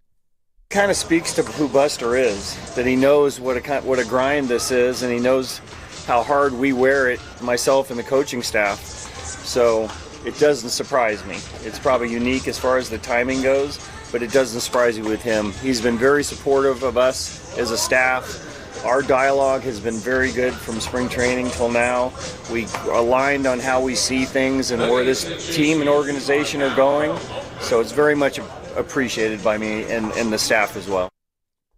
The timing of it, Joe, do you find it to be a little like, I don't know, Buster Posey sees the team struggling. He wants to, get in front of this before it turns into something ugly, whether it's from the media, whether it's from us here, what have you, and be like, no. He's got my vote of confidence, the dreaded vote of confidence, and he's going to be fine the rest of the season. It's not something we're going to discuss. How did you find the timing of all this? It's their worst. Like, why not do this a couple weeks ago? Who in the media was even asking him about being in a lame duck season? I don't know. Has anyone? We are the media. No one has asked him that. We're the media. That's my point. No one's asked him. Has anyone discussed it on air? I listen to everything on both stations. No, we sleep usually, and I'm usually sleeping on like contracts when it comes to managers and coaches, because so many times these guys sign extensions. It means nothing. And then next year they're gone. Oh, John Gruden on line one, $100 million, like 3 years into it, gone. See you later. Chip Kelly, exactly. Jim Tom Sula were both getting paid simultaneously. Exactly. While Shanahan was hired for 3 straight years. Exactly. So that happens left and right in sports. But like, I guess my question is, if nobody in the media was talking about it, was something going on in the clubhouse? Well, I mean, like, why else would you do this? Were these guys talking in the clubhouse? I don't think so, because they're 2 leaders on the everyday lineup, and then the pitching staff. Logan Webb saying, quote, everyone in this clubhouse has his back the whole time, and then Matt Chapman saying, quote, I'm so pumped for him, he deserves it. So I don't think so. What are they going to say? I'm really ticked that they extended him. Is it possible that Buster's maybe just kind of doing this to take heat off of Bob Melvin just for the time being? But as we just established, Sam, I'm like, is there a lot of heat on Bob Melvin right now? Well, Bob, we're talking about it, but is there? Bob and the coaching staff.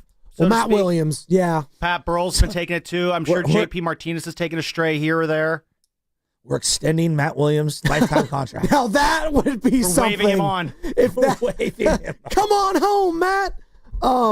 Yeah, that would have been something. That would have been bad. Am I too much of a cynic to say, was something going on in the clubhouse that prompted that? Yeah, I think they love him in the clubhouse, personally. Now, Will and Marin, who called us about a half hour ago, he did bring up the situation in San Diego, which I think a lot of Giants fans that are tapped into baseball and they're paying attention, like, what did go wrong over there? Like, that is something where, there's a lot of personalities, a lot of high-paid players, the Sotos of the world, the Tatisas of the world, Machado, that pitching staff, right? Musgrove, Darvish. They had a lot of big names, big contracts there, and they underachieved. Now, having said that, in this first season there, they did get all the way to the NLCS, and they did have a successful season. They got clapped against the Phillies, which there's no shame in that. The Phillies are a really good team, and they've been up there as World Series or NL contending favorites for some time now.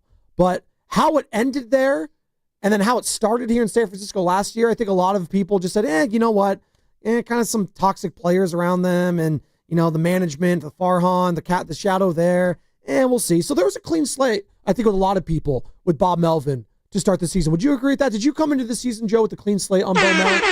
Oh! Before you answer that, that is the sounder. Be caller number 5 on the contest line, 415-523-4652, and you will score tickets to the California Classic on Saturday. See the Heat take on the Spurs and the Warriors face the Lakers. And you can get more tickets at chasecenter.com. And if you miss this chance, don't worry. You'll have another chance in about 15 minutes. All right. Did you come into this season with a clean slate for Bo Mel, Joe Shasky? No. Like, clean slate? Yeah. I mean, no, because I have a brain, and, like, when stuff happens, like, you just file it away. No, you don't get it. The Farhan anxiety last year. There was so much stuff baked into it. His hands were tied. I don't know if he was really calling the shots there. And you know what? Buster Posey's the boss now. I'm going to give everyone the old organization. So nothing mattered last year. There were some positives. I thought Robbie Ray at times were positive. I thought Matt Chapman was a positive last year. There was some stuff to take away. Blake Snell at times, and then you didn't get anything. I don't know. I just. Not that I'm going to hold him accountable for last year, but you don't start from scratch. I don't think he had a lot to work with last year. I don't think he had a lot to work with. I think that's a fair assessment, right? But also certain guys really underperformed under his watch.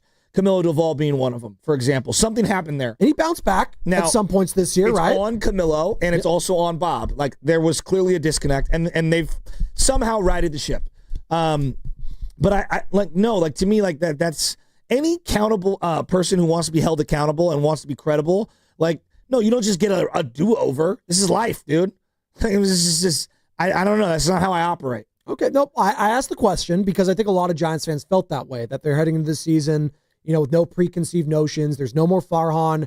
Buster's in charge. Buster has all the confidence in the world, and Bob Melvin has a lot of respect for the guy, and clearly so much so that he had the comments yesterday. And again, if you just missed any of this, Buster Posey picking up Bob Melvin's option through next season. And this is the quote from Buster. Quote, "Sometimes when you're going through a rough patch, there's a tendency to want to point the finger at the coaches. And if anybody deserves any blame from the top, it should be on me. It shouldn't be on our manager or coaching staff. I'm the one who sets the roster. So I felt like, with all those things considered, this was a good time for me to show my belief in Bob and his coaching staff." That last part's important because there's been a lot of heat on one Matt Williams as of late. And that's Bob's guy. He's been Bob's guy going back to Oakland, San Diego, and obviously here in San Francisco now.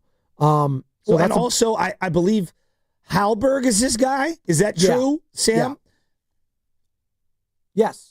Sam's screening phones. He's getting the calls right now. Yes. So I was contesting. What's up? So Halberg was his guy, as in Buster. He really pushed for him to be the first base coach. I believe so. I guess they were roommates or something back at Florida State. Something like that. So that's Buster's guy, not Bob Melvin's guy, you were saying. Okay. It was Buster's guy. Yeah. Got it. Well, I think for the longest time, it was Mike Aldretti, I think, was his first base coach back in the Oakland days. Yeah, but they had Alyssa Knack in before with Kapler. No, for sure. I'm going Bo Mel. I know at the time, they interviewed her for the head coaching job, which, I mean, just insane. And then... who knows? After this season shakes out, you might go back to the drawing board. You might pick her up. Who knows? We'll see. By the way, she's in Arizona working for the Guardians. Her and Kai Correa. Kai Correa is actually on the team. She's working at the minor league facility right now, but neither here nor there. But they needed someone to coach first base because I believe she was pregnant at the time. Your face when I just said that, you're down. You're broken right now. You're angry. You're mad. It's okay to be mad. It's okay to be upset. I think the Giants, they're going to be okay. They're 45-41 right now. I know it feels like the sky is falling, Giants fans. You're right there. You're right where you want to be in the National League. You're not going to win the division. Sorry, spoiler alert, the Dodgers are winning the division. Yeah, it sucks. It would have been nice, but you're not going to. That's okay. That was the expectation this year for Giants fans. What was it? What was the expectation for you, Joe? To still be in the playoff hunt come there you are. All-Star break. And that's what you're going to be in. That's what you're going to be in the playoff hunt come All-Star break. You are. You get swept by Arizona. You lose 2 or 3 to the A's. You got the Phillies and the Dodgers. Like, this could get ugly. We'll see. They actually running out of optimism. I'm running out of optimism. Sneakily have a decent record against teams over 500. So against the Phillies and Dodgers, like, I'm not, that might sound insane, I'm not as concerned. No, they should just dress up as the AL Central and they'll come in and destroy us. Wear some White Sox jerseys as the Dodgers. Everyone wants to be the White Sox now. Right? I'd rather be the White Sox. Bob Melvin, what does picking up the option mean for you and the coaching staff? When you talk about the heat and everything, there are certain things I read, there are certain things I don't. I try not to get affected. I'm not on social media. So I guess I understand where that comes from. But if anybody sees the work that this guy puts in and how our guys respond to him as, running our hitting unit, he's been through it before.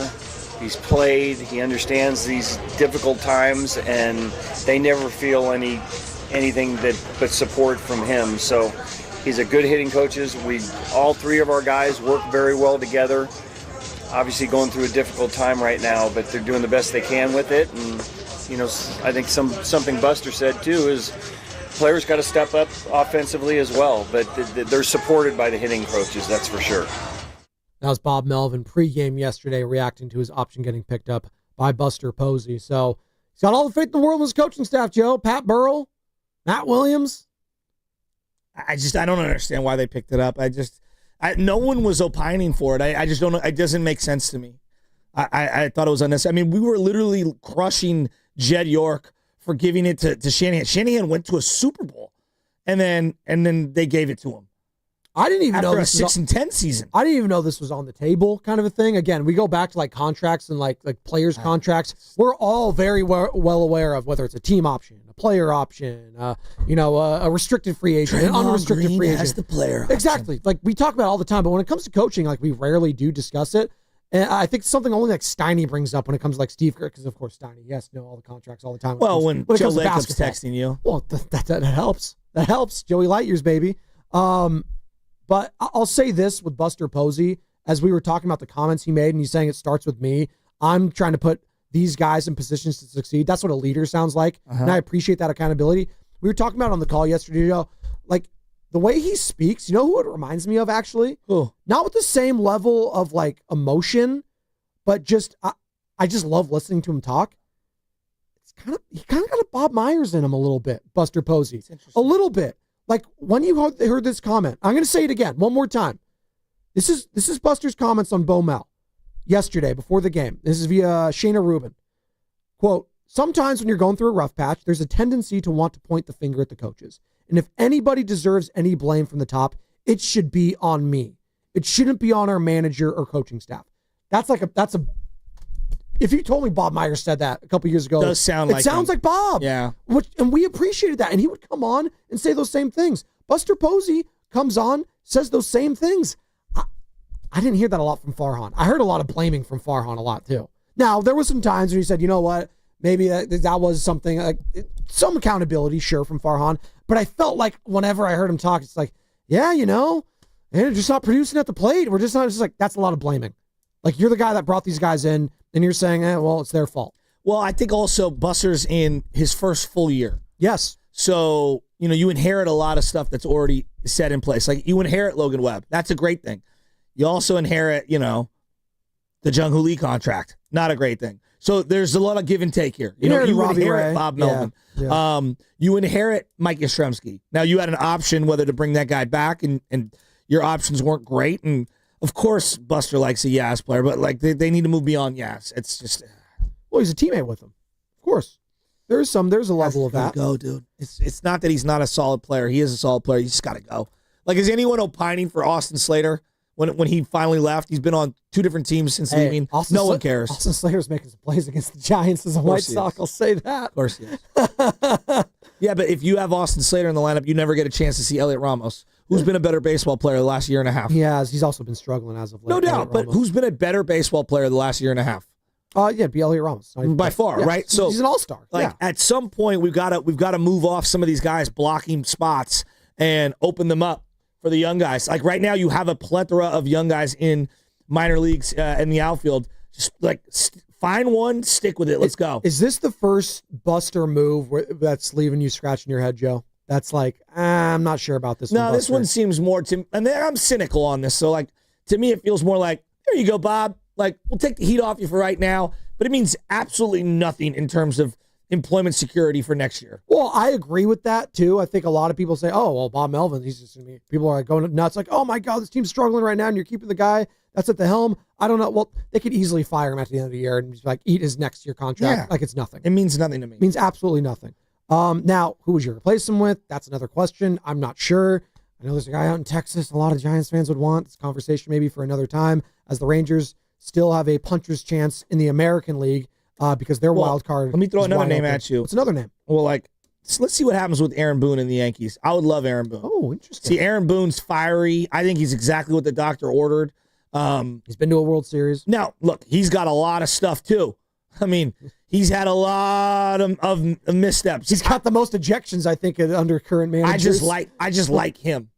I like him a lot. You're shaking your head, Sammy. I think Aaron Boone is just a guy who likes to run on the field and yell. I'm not buying him. I think he's got a great, talented roster, and he botches it by every single year in the playoffs. They've lost how many pitchers the last 3 years? They've lost their Cy Young, Garrett Cole. I mean, come on, man. I think he's done a pretty good job. Yes, they have an unbelievable payroll, and they have an unbelievable amount of talent. I will not deny that. There's something to be said about a Yankee manager not winning the whole thing and sticking around as long as he's stuck around as manager. How long is he's a fighter. How long is he? He's been there for 7 years. Yeah, he's a fighter. It's honestly, by Yankee standards, without a title, that's actually kind of crazy. It he's is. Still there. It is. I liked him as a player too. Obviously, had that famous home run with the Yankees walking off in Game 7. They're not exactly the Steelers. They're not. Steelers are doing very un-Steeler. We talked about that yesterday. The Steelers are doing very un-Steeler-like things right now in regards to their management. And this might be Mike Tomlin's first. We always say this. I think this is Mike Tomlin's last year for sure if they don't get it done. And I think this has dumpster fire written all over it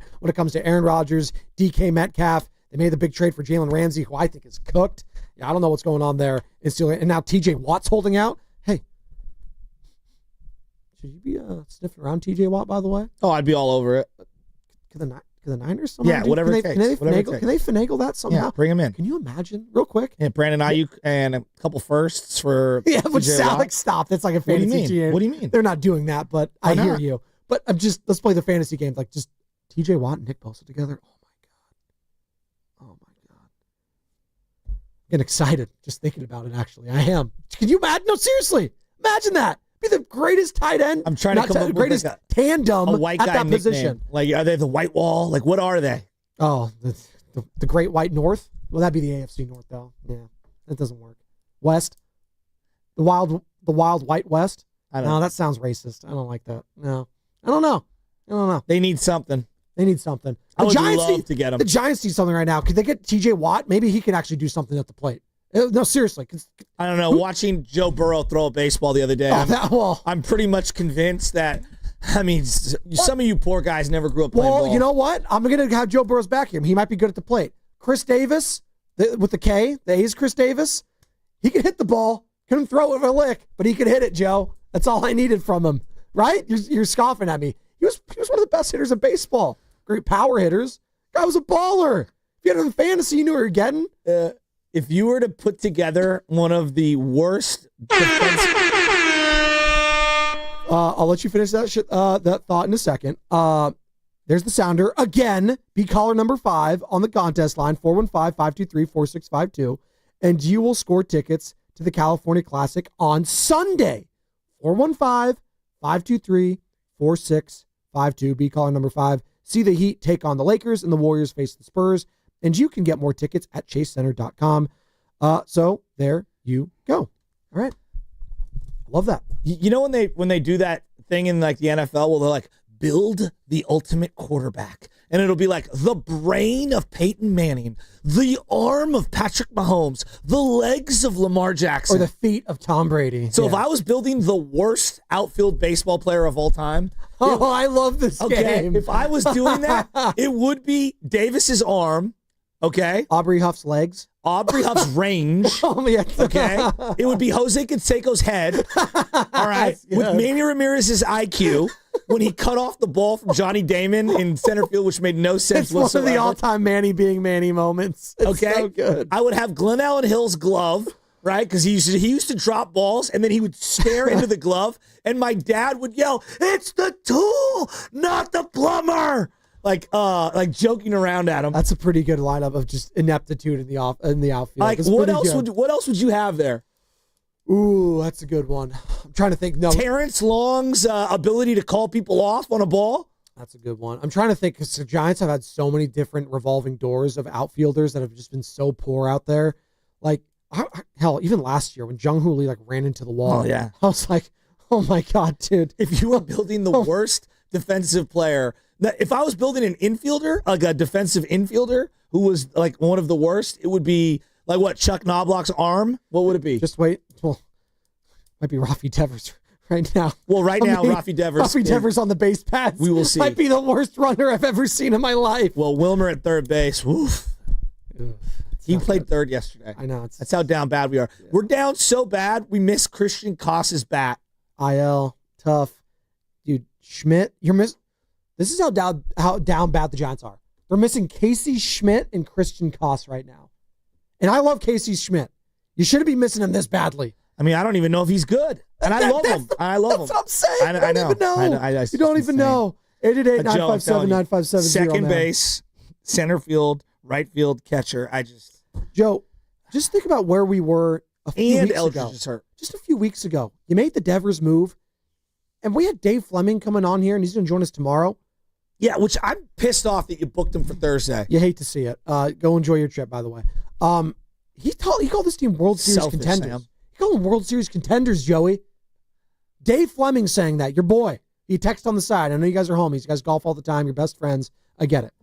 He said these are World Series contenders. Yeah, we might have to back that truck up a little. You think if I asked him that same thing tomorrow, he'd I think his expectations might be one thing, but I don't think it's World Series. No. You think it's after a couple weeks? It's another W word. Wild card. Okay. Are we just completely off the division now when it comes to the NL West? Joe, let me just I'm just asking you. Can I just read you? This is their lineup. Okay. I want you to pick up the Giants' batting averages currently. If you just look. Now, Devers did most of his dirt in Boston, so just take him off the board. Ramos' 272 is the high watermark for the everyday players in terms of batting average. 244 for Yaz, 178 for Matos, 260 for Dom Smith. Flores down to 244 now. Johnson 172, Adames 211, Bailey 193, Fitzgerald 234. Now listen to the Dodgers. Their top 8 guys. Ohtani 287, Pages 294, Hernandez low water mark 263, Muncy 260, Freeman 308, Betts 249. Worst of his career. And then Will Smith's batting 320.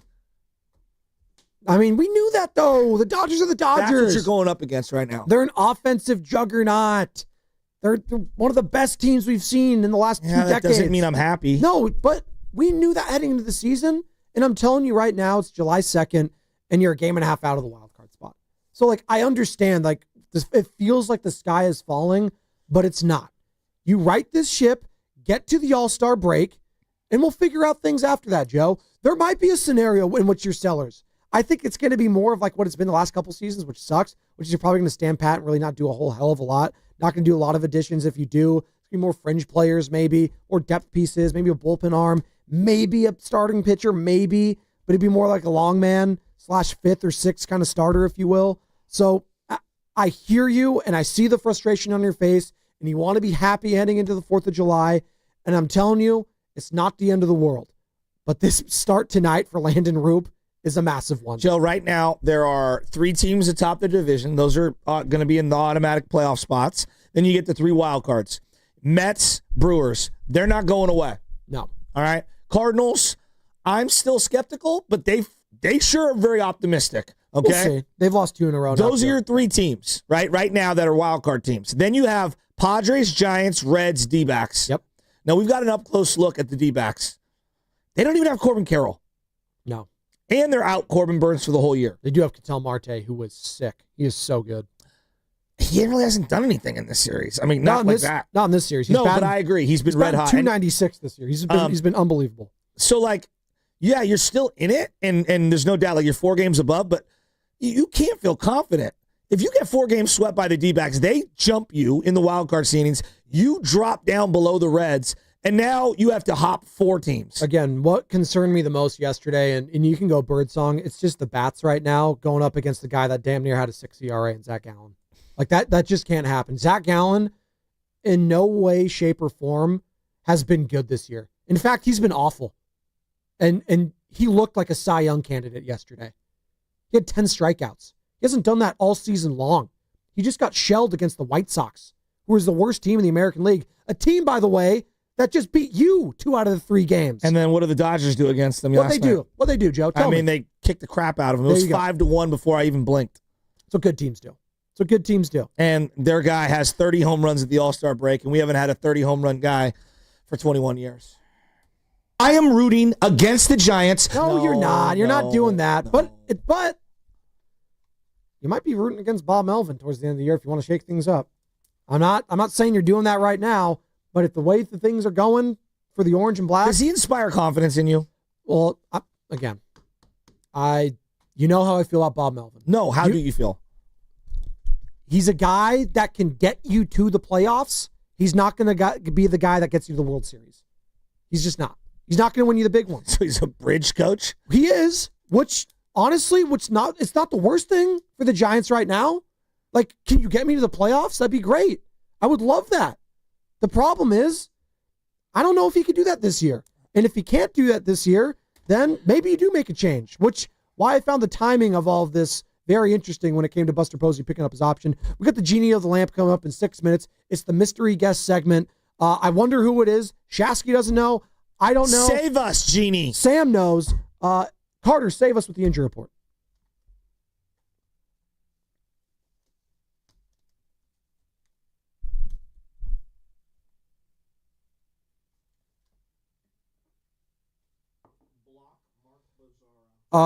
Giants fans, they need some good news. And we got a little regarding Matt Chapman. He was able to take batting practice in the cage this week and is continuing to increase his baseball activity as he works his way back from a right hand sprain.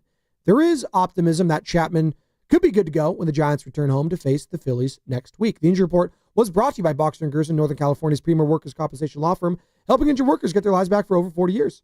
What's coming up with the game is brought to you by Fremont Bank, here for you, here for good. Genie of the Lamp is next. That means it's a mystery guest. We don't know who it is, and we're going to find out. Could be basketball related, could be baseball related. Hell, it could be food related. You never know. Maybe we'll have some food related stuff in the 9 o'clock hour as well, as 4th of July is approaching. We have this or that coming up as well. Plus, Dame Lillard going to be a free agent.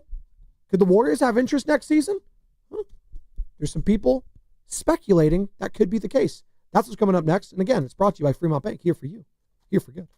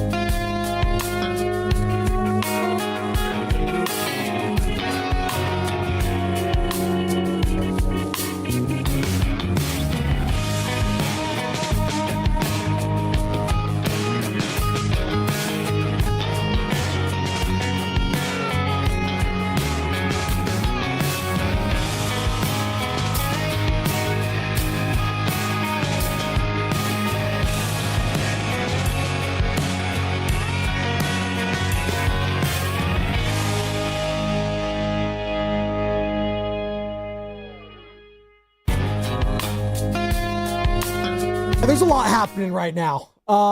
Welcome in, ladies and gentlemen, boys and girls, the Spadoni and Shasky. Just say what happened, because we want to know. I mean, it's the biggest story in America, right? Let's just come out and say it before we get to Genie the Lamp, before we get to our mystery guest. And no, our mystery guest text line and YouTube is not Sean Diddy Combs, okay? But that is the story right now, as verdicts have been reached in that case. The rapper, Diddy, Sean Combs, was acquitted of the most serious charges against him, which include racketeering and sex trafficking. Wow. That could have landed him life in prison. He was found guilty of transportation to engage in prostitution. This guy is such a D. Yeah. So what does that mean? That has like a max sentence of 10 years, but I guess he could not even serve time. What it means is we all know what he is. He's a piece of you-know-what, and he sucks as a human, and I wish nothing but ill will upon him going forward. That's what I think. Wow. And that's why I'm not talking about it anymore. That's over. That's done. In the meantime, shout out to those watching on YouTube, brought to you by First NorCal Credit Union. For a low-rate auto loan, apply online or just ask for First NorCal financing at the dealer. We are coming to you live from the Laughing Monk Studios. Laughing Monk, righteously brewed in San Francisco. All right. We got some fun things happening right now. We got this or that next hour. But right now, we have our Genie of the Lamp segment. What's Genie of the Lamp? Well, we rub the lamp, and there's a mystery guest that appears on the show. And it's going to be courtesy of River Island's guest line. Carter, take it away.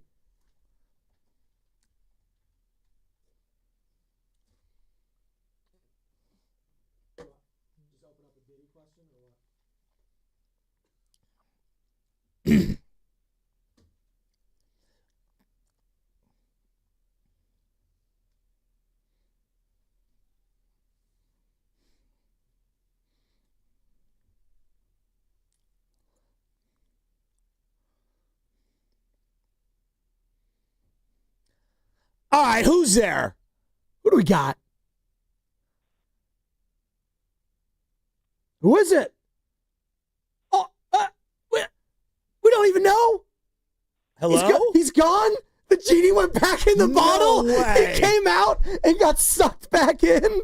We'll see. Hey, and no, again, I'm still seeing it for the text line. It was Diddy. He's back. No, I don't want to laugh. I don't want to laugh at this horrible human being. He's now off to the Cayman Islands. God, it's just, why is that guy not in prison? Oh yeah, don't worry. It sucks. The memes will live forever. He's just a horrible human being. God, that's obvious. Now it is. Joe, I don't know if you know this. I've learned in my life, there was like, the nice guys, good things do happen to them. Not really. Not really. I know. The bad guy somehow always wins. Always wins, right? Well, you know what's funny? You say that, and I had to check my 5-year-old yesterday, because yesterday he said literally, because him and his sister were fighting. That's what they do. It's a 5-year-old, it's a 3-year-old.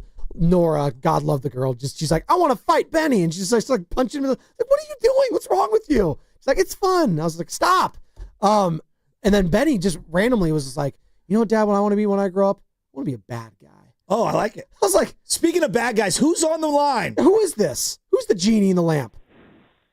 I'm the guy you just dumped.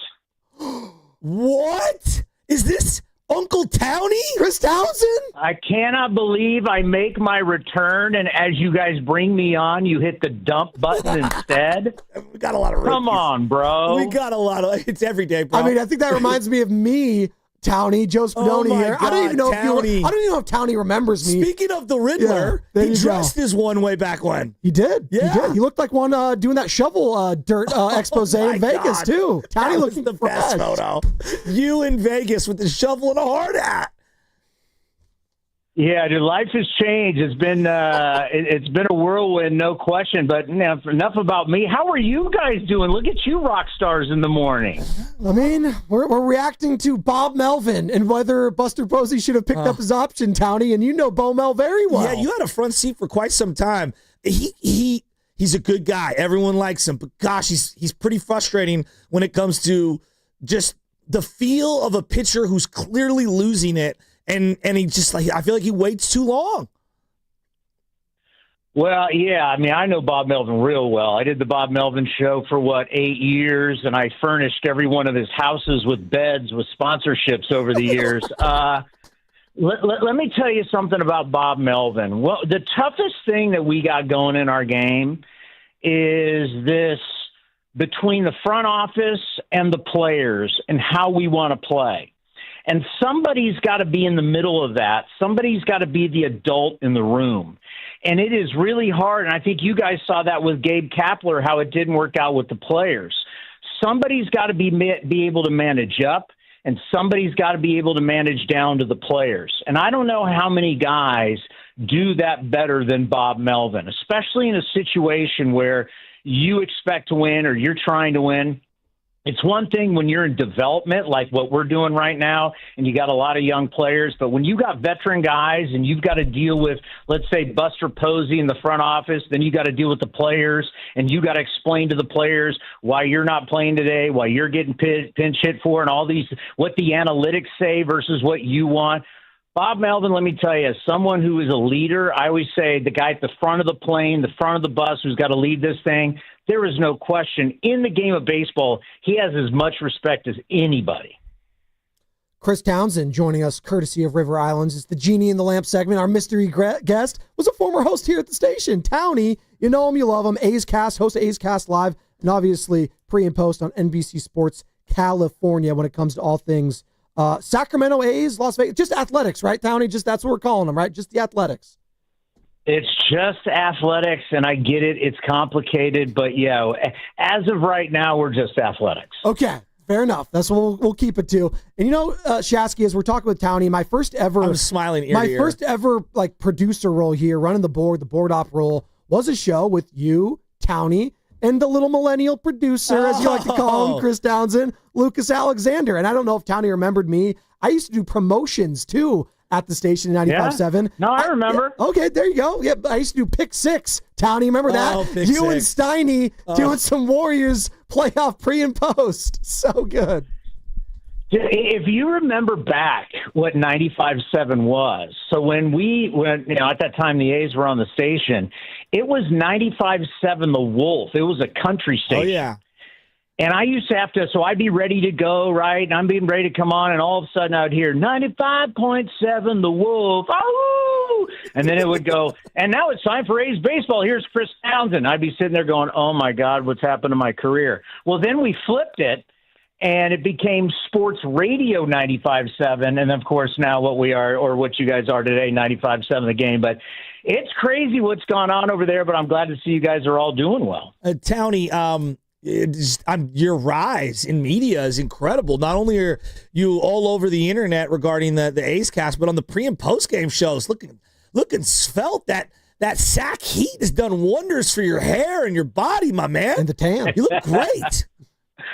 You know, it's funny. It's like, you know, when I left 95.7, it was to build A's Cast, and it's taken years. And if you've been in the baseball world, everybody knows what we're doing, but I think a lot of people are really starting to recognize now what we've built. It was essentially to replace terrestrial radio and the cable. And we've started to do that. So what you now see on NBC Sports California is what we've been doing for years on our video portion of this. Obviously, everything's going to streaming, and we knew that a long time ago. So I'm very proud that, you know, the only reason why I left 95.7 was because I had this opportunity to build something like A's Cast. So, yeah, Shasky, I don't eat anymore. You know, when you're on TV every single day, you can't eat. Life's horrible. You got to starve yourself to look like this. Oh, my favorite was when we used to do post-game shows, whether it was the A's, whether it was the Warriors, and you'd go, especially the Warriors. I mean, they're just good, Shasky. I don't know what else to tell you.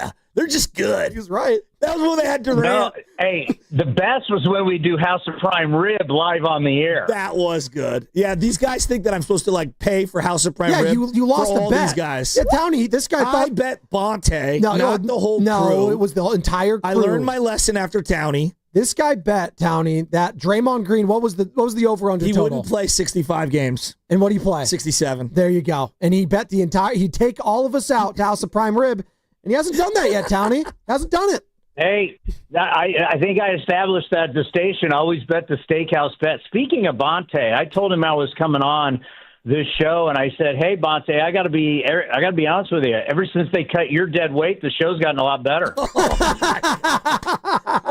You know he's listening right now, too, Tony. I'm just saying, long-time listener, first-time caller, the show's gotten better. Hey, so I'm watching yesterday. We got Giants-A's this weekend, okay? And I'm doing a little preview, and I've been watching a lot of the A's as of late. And I told Joe, 2 years ago, on Jack Wilson's kid. Yes. And I said, hey, I've been following him and his dad on Instagram. This kid built basically a baseball field on turf in his backyard. He's a freaking stud. Now, I didn't know he would be this good this quick, but I was like, hey, I'm betting on Jack Wilson's kid because he was a hell of a ball player, hard nose. And this kid's approach at the plate, I'm watching him yesterday, just slap a single the other way. And we talk a lot about launch angle and exit velo. He is anti all the metrics, and I love it because he's just a great ball player. I love this kid. He has an opportunity to be the first ever rookie shortstop voted into the All-Star game.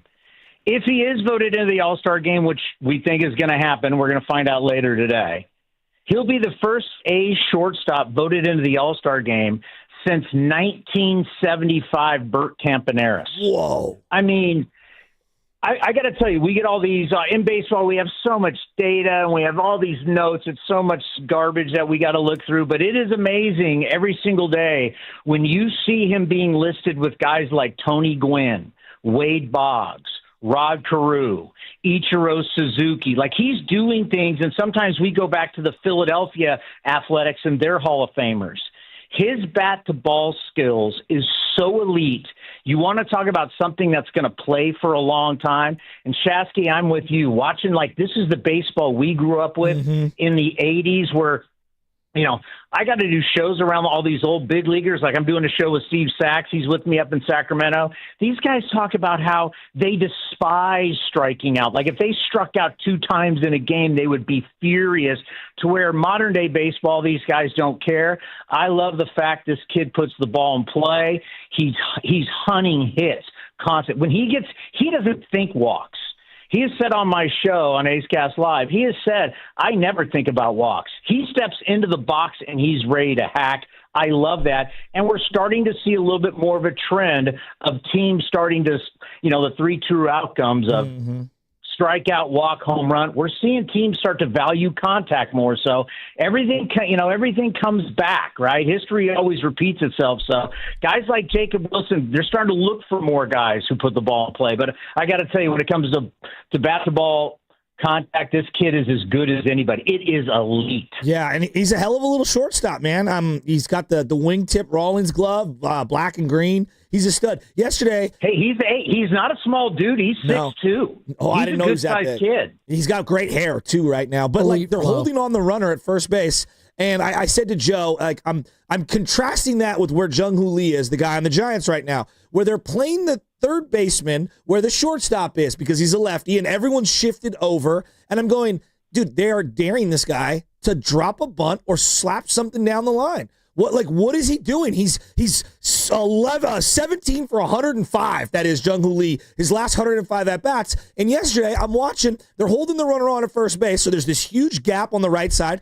And Jacob Wilson, just a little soft ground ball. Exit velo was probably 50 miles per hour. And boom, he's standing on first base, jogging in. And I'm like, that is real baseball, situational hitting. And so I just find him to be very refreshing in this modern day. Well, Shasky, think about all your time coaching, right? You teach these kids, just play the game. Play the game. And the team that we're playing today coming up here, hopefully, supposedly there's going to be rain and lightning, but the Rays do it as well as anybody. The Rays have no problem dropping down bunts. They have no problem hitting running. They have no problem playing small ball. I know we're all playing for stats because that's what gets you paid. But in the end, you're playing a game. And if people are going to give you 90 feet, and whether it's going to be a bunt or you're going to slap it to the right side, look at the Giants. It's not like the Giants are up there smoking balls out of the ballpark and you can say, hey, we're a slug home run team. You got to figure out every single way you can get guys on, move runners around, play the game. And, sometimes the A's, we've been doing that a little more lately. It's kind of refreshing because let me tell you something. When you sit back and just play for home runs and you don't hit home runs, you get exposed. And a lot of teams who are just playing for the dingers and slug, they get exposed really fast and they're boring to watch. Is this the World Series for the A's this weekend? And do you want 2 out of 3? Do you need 2 out of 3? It's going to be a big series. I'm not going to downplay it. I mean, the Giants are going to be there. I guess a lot of the Bay Area media is going to come up, and they're going to have their narrative and everything. But I got to tell you, the people that are up there in SAC, I can't tell you because we're down the left field line, so we're outside talking to the fans. It's been very refreshing to have fathers bring up their kids and talk about bringing their kids to a game for the first time. You'd be surprised how many people are actually experiencing Major League Baseball for the first time. So it's going to be rowdy. It's going to be sold out. It's going to be fun. 4th of July weekend. It's going to be warm. Let's go. You versus Monte hot dog eating contest? Let's go. Oh, there's no chance. He's like Joey Chestnut compared to me. The pride of San Jose. Hey, Townie, great stuff, man. We really appreciate it. I miss you, buddy. Hey, Chasky, we got to get out and tee it up. I know we do. There you go. We do. I love you, pal. There you go. That's one Chris Townsend, guys, baby. Continued success. Congratulations on everything. Hey, we greatly appreciate it. Look up to him. That's Townie, Genie of the Lamp, courtesy of River Islands Guest Line, host to A's Cast. Obviously, former host here at 95.7 The Game. He helped build this station to what it is right now. Both of our first gigs, we're working with Townie. Lucas Alexander. I'm not on air without him. Same. I'm not. And I worked promotions with the guy. And I always say this. How they treat you when you're down in promotions is how they're going to treat you no matter what. And he treated me really good. Was always a really nice, friendly guy. Shoot the breeze with them. I couldn't say that for all the hosts that were at the station at that time. He was one of them. Always a lot of love for Townie, although he didn't invite me to that golf trip or tee time. But that's fine. He probably doesn't know I golf, but that's okay. It's all right. Well, he might know that you golf poorly, and maybe that's why it was. Okay, my driver that one day was horrible. I just was teeing it too low. Speaking of which, the boss was trying to talk smack. Yeah, he always does about that. Your golf about game. my golf game. He doesn't even see it. He wasn't even there. I mean, of all the people who should be talking about people's golf games, the person who should least talk about it is Matt. Okay, my drive game was bad, but you'll have my back on this trip. My short game? Oh, no, you're great in a scramble. There we go. Thank you. Great in a scramble. Perfect. I wouldn't want to play with you if we were playing best ball. No. Because then I'd have to rely on you to come through. But in a scramble, you're a wild card. There we go. Thank you. I'll knock down some I meant putts. that in a good way. No, you did. Thank you. Could the Giants be a wild card? That's all you're hoping. Well, yeah, that is all I'm hoping. Now, if we were looking for a smoke-off in terms of packs of heaters, it would be between Kieran's husband and Matt. Oh, my God. Yeah. That's who I would want. Don't throw Kieran's husband under this. Was it Tom? I mean, don't throw him under the bus. Look, look, Tom. He was kind of sandbagging a little bit. I play a little bit. Kieran's husband, I love him dearly, and she tried to defend him. He doesn't play that much. Oh, my God. I'm like, this guy played every course in the last 3 weeks, up and down the bay. Yeah, I was just at Pebble. I haven't played a lot. Poppy Hills. Just played Bodega. Just played Half Moon Bay. I did just play Corica. Cypress, yeah, Cypress, the one that no one can get into. Matt, pass me over a stove. By the way, tomorrow we're gonna have some more tickets to give away. Gotta be listening. We're giving away 2 4-packs of tickets to see the Giants take on the Dodgers. Wait a minute. Yeah, 2 different packs of tickets. Yeah, check this out. We're giving away 2 4-packs to see the Giants take on the Dodgers at Oracle Park on Sunday, July 13th. You got to be locked into the roast tomorrow morning between 7 and 8. The tickets are provided by Coca-Cola. And for all your Giants tickets needs, go to sfgiants.com. I do love me some Coca-Cola. I actually sometimes prefer a Coca-Cola float over a root beer float. Might be sacrilege, but there you go. Actually, a Dr. Pepper float is the GOAT of all the floats, if we're going there. Something you might enjoy on 4th of July, Joey. A nice root beer float, Dr. Pepper float. It's underrated. I feel like that's something you don't have as an adult, but you have it a lot as a kid, right? Or you make it when you're for your kids, if you will. Has LJ had a root beer float? No soda yet. No juice, no soda. No. That's good. No, it's smart. That's smart. Yeah, because all that sugar will be bad for his teeth. And then you're behind the 8 ball. Does he have all his teeth yet? The molars, everything? He's got a pretty good grill going. You got the teeth brushing down to science? He does this thing, though, where he just shovels food into his mouth to the point where he's going to, choke at every single He's turn. a growing boy. He needs his food. I'm still growing. It's kind of not sad, but I realize how quickly he's grown because these jeans that were giant. I mean, he looked like he was part of Cash Money Millionaires a year ago in these jeans, and now he looks like the Kool-Aid Man. They're skinny jeans on. There's bittersweetness. I feel that. Yeah. I feel that. Yeah. It's the same with Nora and Benny. All these outfits don't fit no more. Right. She's got a little crop top going, which shouldn't be a crop top. Yeah, for her jammies. Yeah. She's got the gut going, but that's okay. It's cute. See the skinny jeans right here? Oh, I love it. Yeah. Oh, yeah. Well, that's just a look now in general, the skinny jeans. It's going to go, well, actually, it's not. It's going back to baggy these days. I can't ever keep up. The 90s wasn't cool. Now it's cool again. It's going to go uncool. Now the 80s are cool. Well, I'm never going to go to skinny jeans per se. Slim or slightly more form-fitting. I like the tapered boot. Yeah, the little slim tapered boot, but you keep a little baggy up top. That's what we like. It depends. Yeah. It depends. I'm definitely never going like full baggy. No, never again. Well, already did that, and let me tell you, all those triple XL shirts that I was wearing, it's a bad look. Are you more of a Robbie Ray tight pants or the baggy pants when it comes to what are you doing? I am, maybe 5'10"? How big are you, Carter? 6'8". Okay. That's the flex moment of the show right there. Casual 6'8". And I'm not trying to put out your weight, but he's a big boy. He's not a skinny 6'8", all right? This guy, he's in shape. He could be a defensive or offensive lineman, and I wouldn't get bad an eye. All right. I'd say that as a compliment. I agree. Like Eric Armstead thinks you're a large human being. Yes. He could definitely block Brock Purdy's blind side. I brought in some jerseys that I used to wear in the early 00s, and they fit Carter like a glove. Like a glove. They were almost down to my knees. I mean, they look like dresses on me. Yeah, I mean, I wouldn't say a glove, but yeah, they definitely fit me. They're a little snug. They're a little snug. Yeah, I mean, I have to wear them open. Let's put it that way. Okay. That's fine.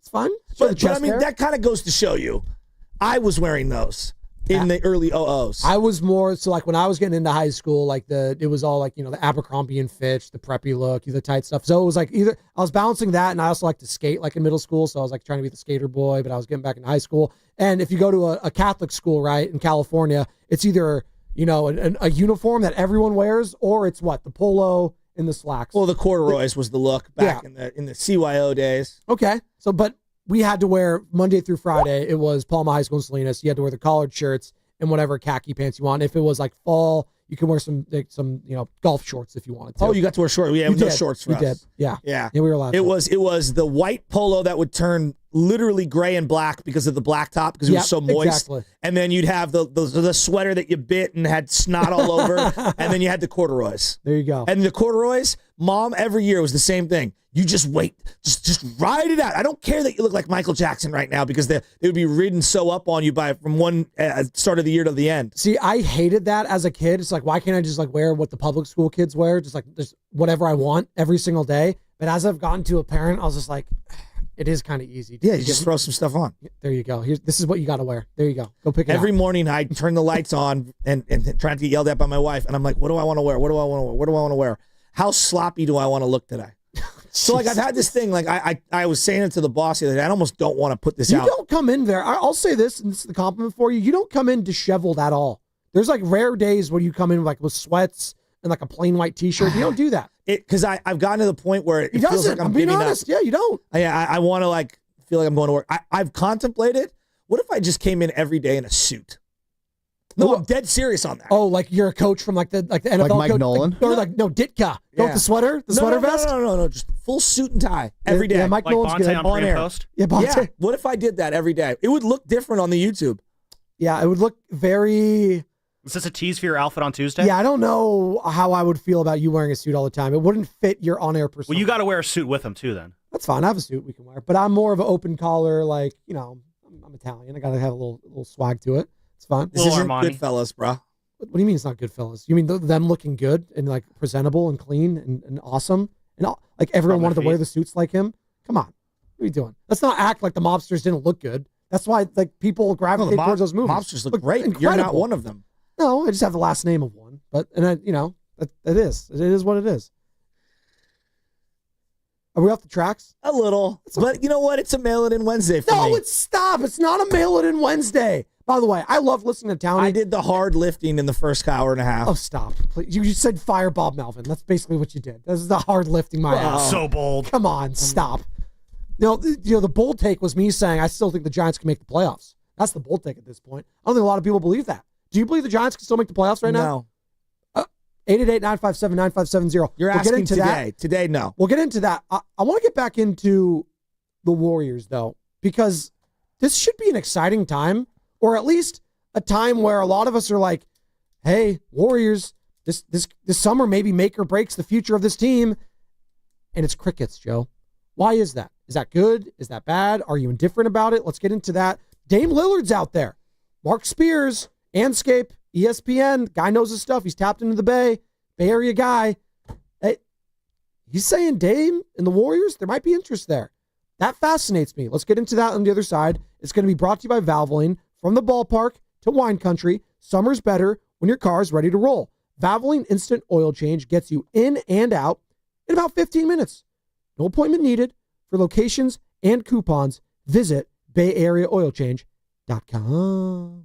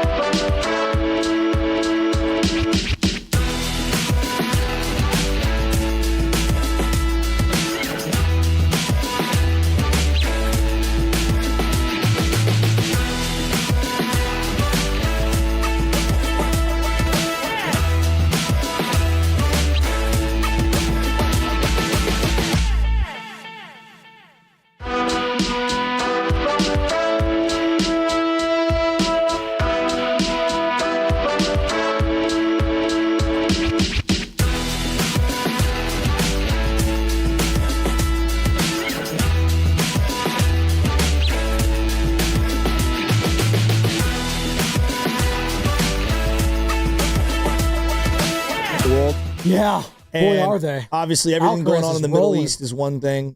We've got a financial situation when it comes to just America. We've got, God knows what's going on with ICE on a day-to-day basis. There's a million things going on all at once, right? Yep.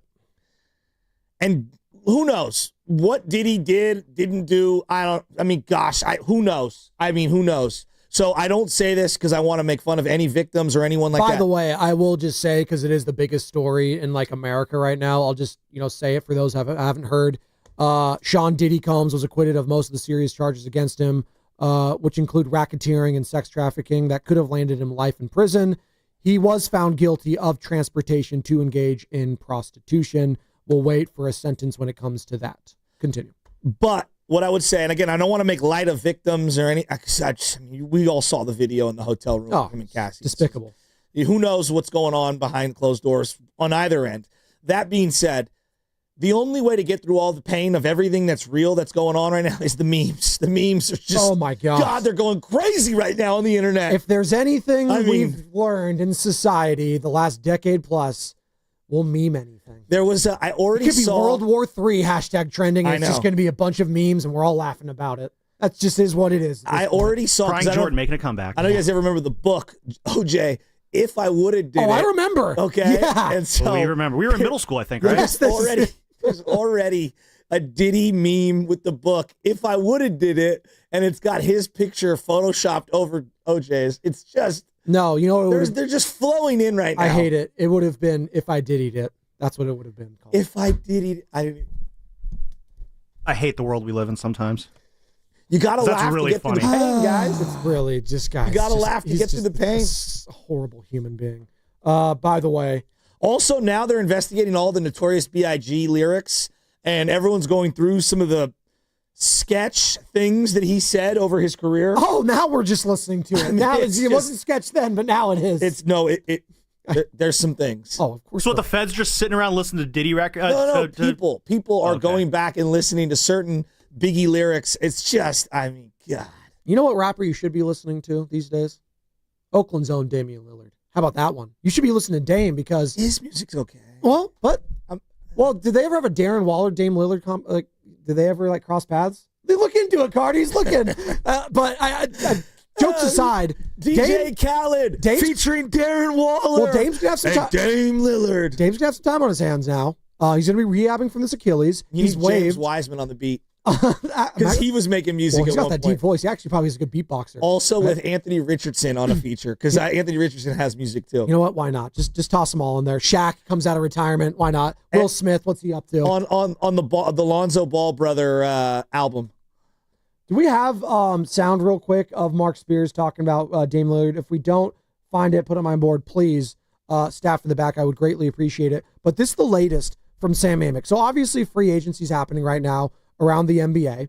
Warriors haven't really done a whole hell of a lot. They've lost Kevon Looney, 2-year, $60 million deal. He's leaving to the New Orleans Pelicans. What will the Warriors do? Well, per Sam Amick and others of The Athletic, the Warriors, Celtics, and Lakers are among the teams that have interest in doing a deal with Damian Lillard. And this is the key to it. Sooner rather than later. But here's what, is he even going to be healthy this year? Probably not. Probably not. You do a 2-year deal knowing the first year is going to be a rehab. So you could do a multi-year deal. I didn't even know that. Yeah. Once he gets waived. Okay, so I didn't know that. Because again, how the CBA, there's all these weird rules. I would assume what it is, it's like a mid-level with an option. I don't even know if you can do that, but that's probably what it is. Look, I would be open to it, knowing that it's extremely risky. And what is the risk if you get Damian Lillard, though? I don't think there is one. No. Okay. If you hit the second apron, you lock in all your draft picks, and you basically can't do anything. I think if he joins the Warriors, Lakers, or any of these teams, the Celtics, I think he would take whatever deal that would help them not be in that situation. No, I understand. Because he's real quick, I just want to make this clear for the audience because he did get waived, and this is important. He's going to be making on average $15 or $16 million for the next 6 years. No, spread out. I understand. So he's making all that money still, also on top of if it's the league minimum, vet minimum, whatever it is, on doing that. Right now, just so we're all on the same page, there's $25 million in space to get to the first apron. Yes. There's $37 million to get to the second apron. All right. That does not include their mid-level exception if they choose to use it and have it. Other veteran spots that they might add. That doesn't include a Jonathan Kaminga extension or, right now I believe he has a $9 or $10 million thing that I don't even know if it's on their books on this one. I'm just looking. No, it's not even on there. Okay. He has a cap hit of $22 million, $23 million. That's the hold for this upcoming year, right? So let's say JK is somewhere in the 18 to 20 something range. Okay.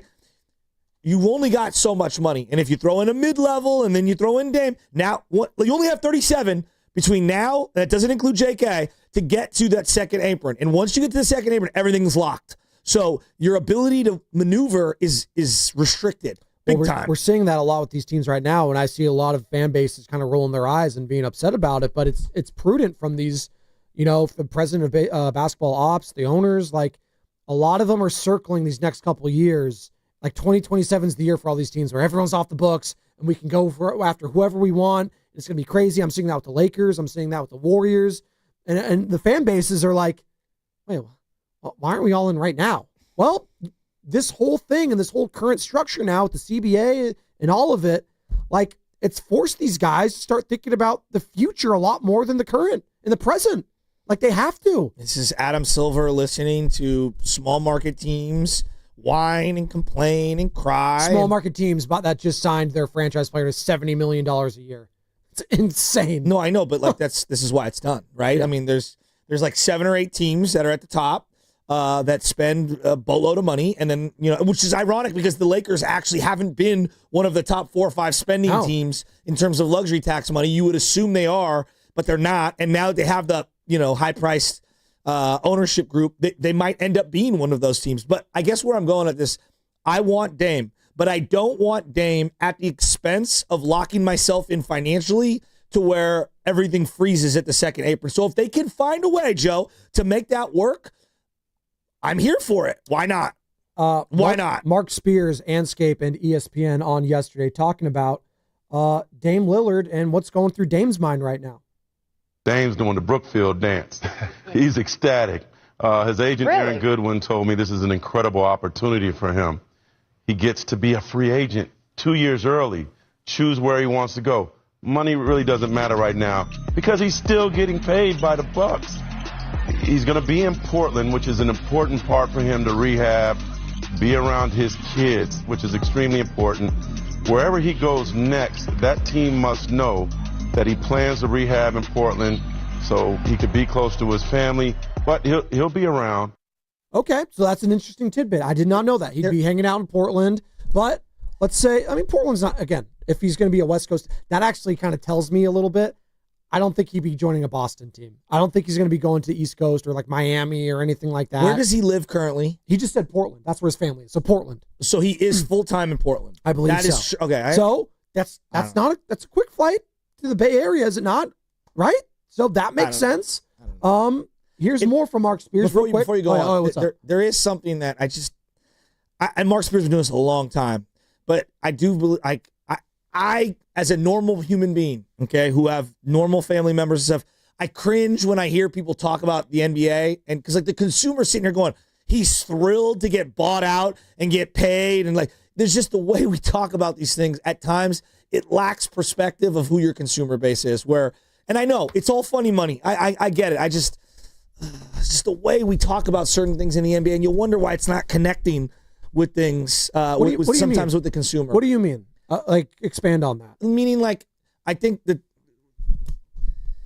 there's just a lack of perspective from certain athletes and people who cover the media, cover the sports in the media. And I'm not saying Mark is guilty of this. No, I just think he's tight with Dame. That's why he's No, I understand that. But for example,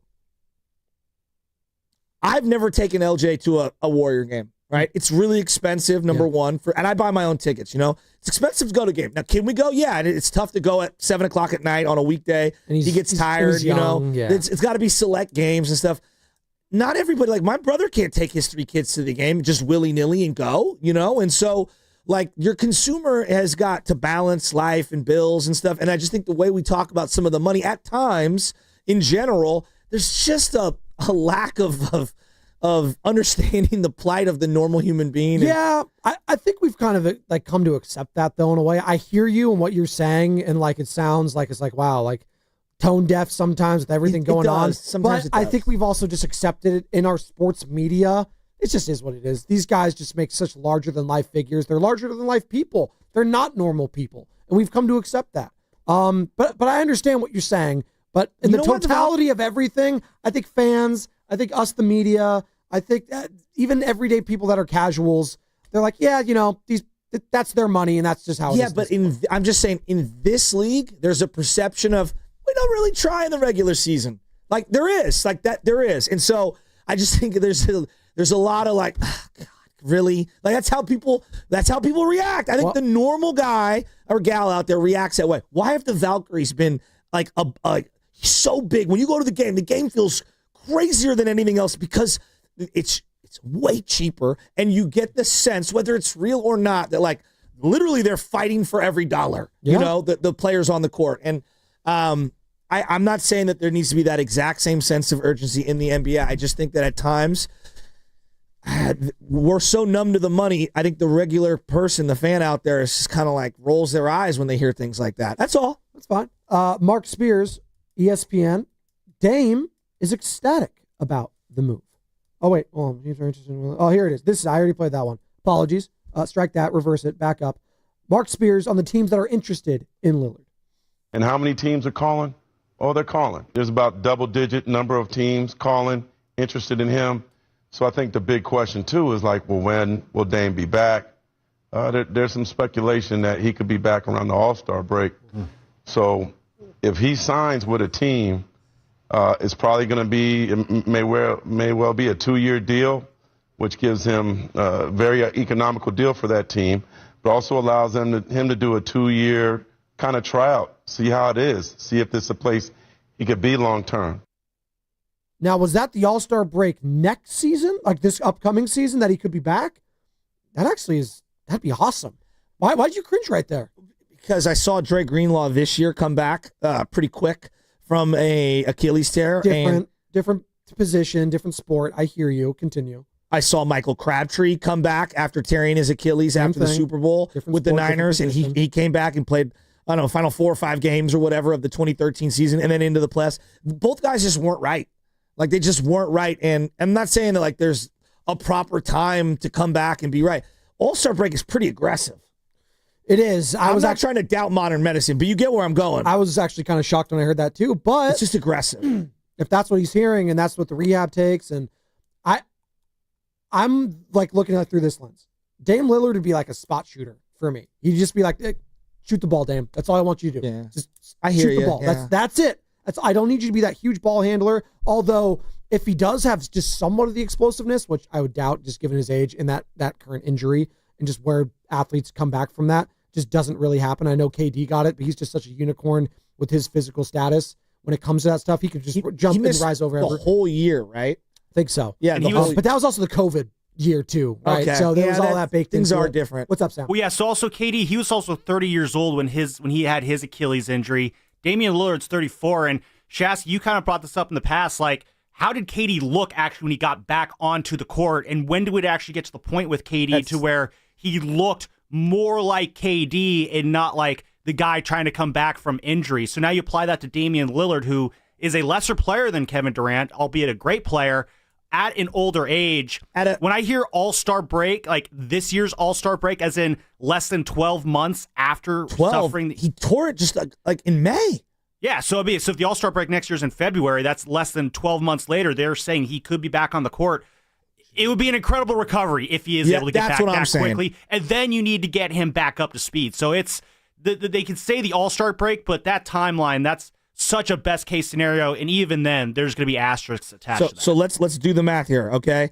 December, January, and the All-Star break's usually mid-February. So I will say this real quick on Kevin Durant. When he started playing that first year in Brooklyn, they did get to the second round of the playoffs, and he was actually incredible. Oh, but he spent a whole year. I know, that's what I'm saying. He was incredible. He tore it in May. His is a unique circumstance because they had the COVID. I know, but he tore it in May, right? Or June. He had a longer runway. Yeah, he did. look, we just saw Aaron Rodgers tear it week 1 of the NFL season a couple years ago, and he didn't look right till like mid-season. And even then, people will probably say he's washed. Exactly. Well, what's washed is talking about Aaron Rodgers and continue. That's just a whole other. He had a good year. I mean, statistically, his numbers were, more robust than Brock Purdy, but I didn't think it was that great. So of a he year. got hurt in the finals of 2019. KD came back. December 22nd, 2020. He made his debut with the Nets. That's a full a year and some time, year and a half basically. Yeah, that's different from 9 months. I'm not saying that the guy wouldn't want to do it. Of course he would, but we just saw Dre Greenlaw. We heard about Greenlaw for months and months. So what are some? I'm just skeptical. No, that's fine. all. You could be as skeptical as you want about the player on the court. That's another conversation. When it happens, it happens. We can get to it. I look at it from a different perspective. I would love him be another voice on that bench, just in the room. You cannot have too many voices when it comes to Hall of Fame players. Jimmy Butler was a breath of fresh air for the likes of Brandon Pajemski, Moses Moody, and I think Jonathan Kaminga too. I think that helped Jonathan a lot too when he hears the guy, Jimmy Butler, who has no built-in equity within an organization. He's coming from an East Coast team. He has no, nothing. He's a blank slate. And he comes in here and he puts him under his wing a little bit. Says, we could thrive. Me and JK, you know what? It can work. I'm confident in that. I've seen him work. I've seen him put in the work.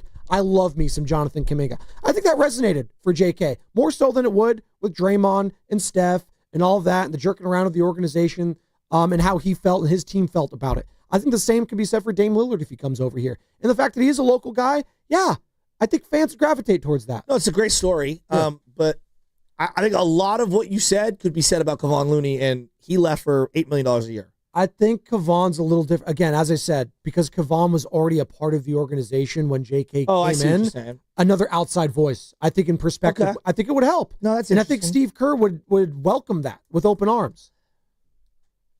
I'm in on going after Dame. I am. I'm in on that, right? Okay. But again, I think expecting him to play in 2026 feels aggressive. I wouldn't if I signed him. I would not assume that he is going to play at all next season. And I fully would sign him knowing that. It would be like a 1 year plus an option. And if he liked hanging around the team, we can explore it the season after that. Or if he feels like he's confident, they ease him back in and, he could be a contributor towards the end of the regular season. We'll see.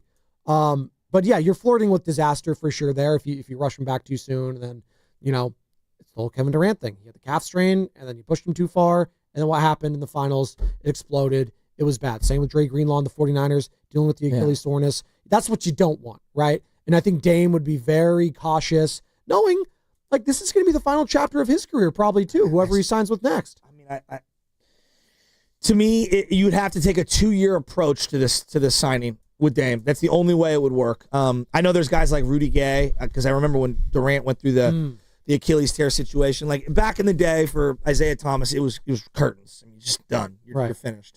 But for Rudy Gay, he ended up coming back and having a pretty solid, productive end of his career. Your point about this is, I don't know if this is the 17th hole or the 18th hole for Dame Lillard, but he's definitely teed off on 17 at minimum. He's been on the back nine for a minute. Well, no, this forced you to be, you teed off on 17. I don't know where you are. I don't know if you're on the 17th green. I don't know if you just finished the 17th hole. I'm not sure. So just to clarify with you guys, he's set to make $22 million a year basically until 2031 from the Bucks. The big holder here, from what I understand, is that he needs to decide whether he wants to rehab with a team or rehab on his own at home. And so we could not see movement for a while basically on this. He can... And what Mark Spears was saying, didn't mean to cut you off there. It's good stuff, Carter.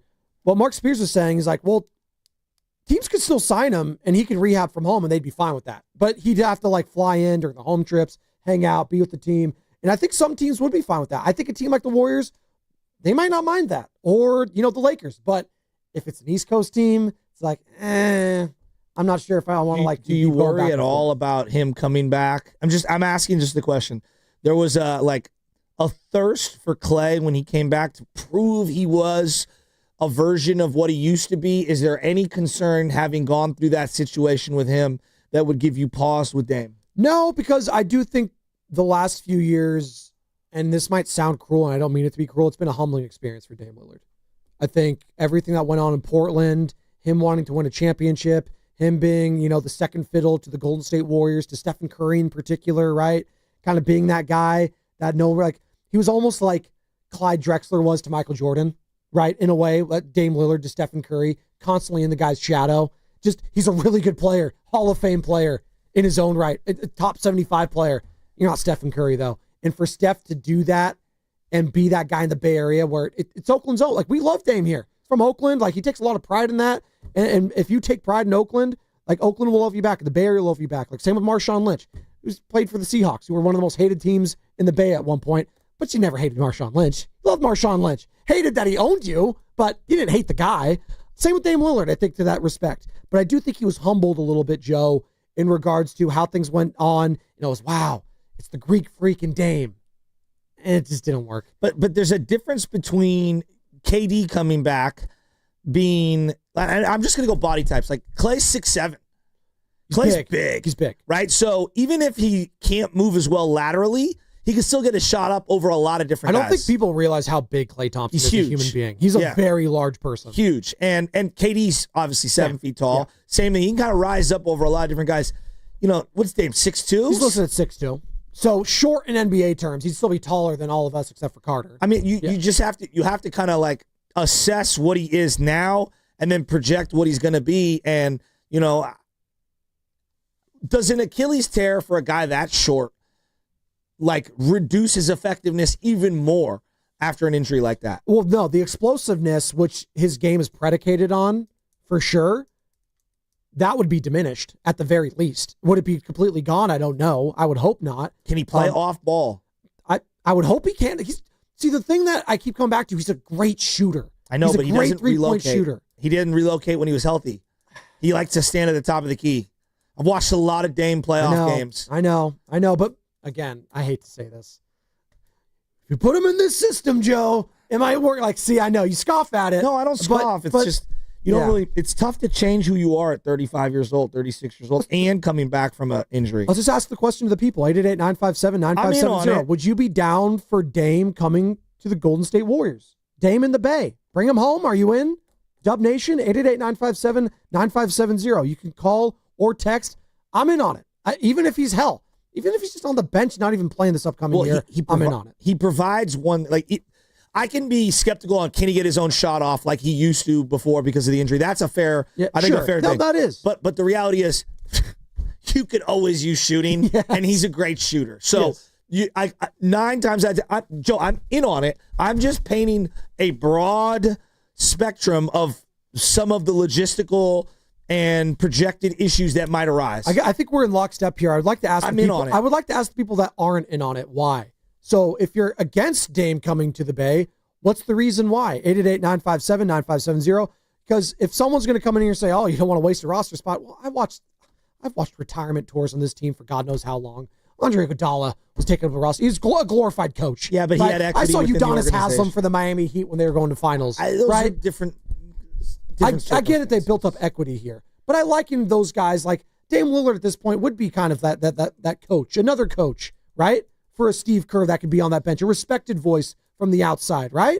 I just don't think you can have enough of those guys. Samita's in Los Gatos. Hi, Samita. She wants to join the conversation. Samita, good morning. Good morning, guys. I'm out on Dame. I'm in the no camp simply because it feels like we're trying to build the oldest team in the league. I heard rumors about Al Horford, who's 39.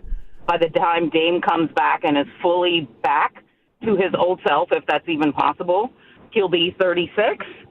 He'll be 34. He'll be 30 or 35, excuse me. He turns 35 in 2 weeks, Samita. He turns 35 in 2 weeks. So if he'll be approaching 36 by the time he, comes back. And that's assuming he comes back and is, some semblance of his old self. You got Steph, Jimmy, and Dre, and we know that, they're no spring chickens. I think what we're doing is, I understand the play. If this is the play that the Warriors are looking at making, is getting the Horfords and the Lillards, I understand what they're doing. There's a financial component and a let's get somebody who can help us right now component. What I also feel, though, is the Warriors, after Steph, Dre, and Jimmy are done, which is just around the corner, the Warriors are in for a really rough rebuild because there isn't anything to build on.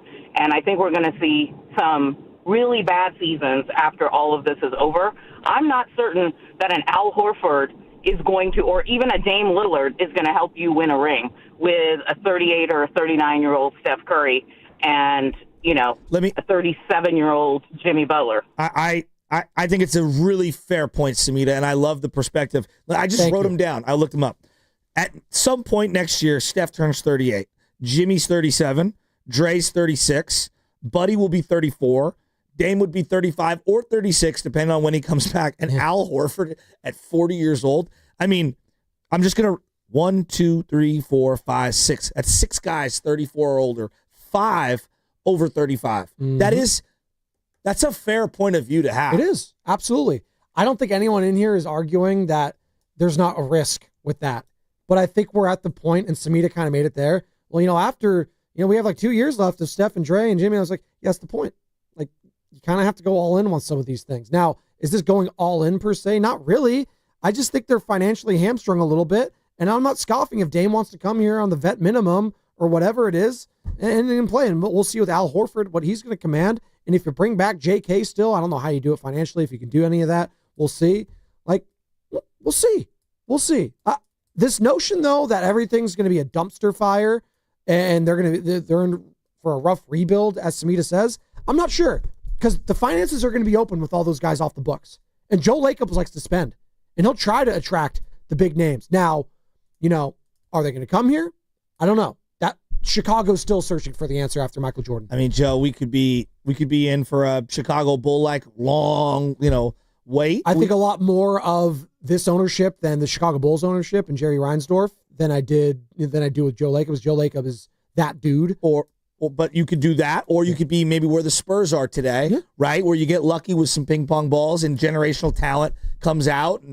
Or you could be somewhere in the middle and be like the Miami Heat post LeBron, where you're good. You got to the finals. You didn't win it, but you've been good. But you're kind of stuck in like a weird.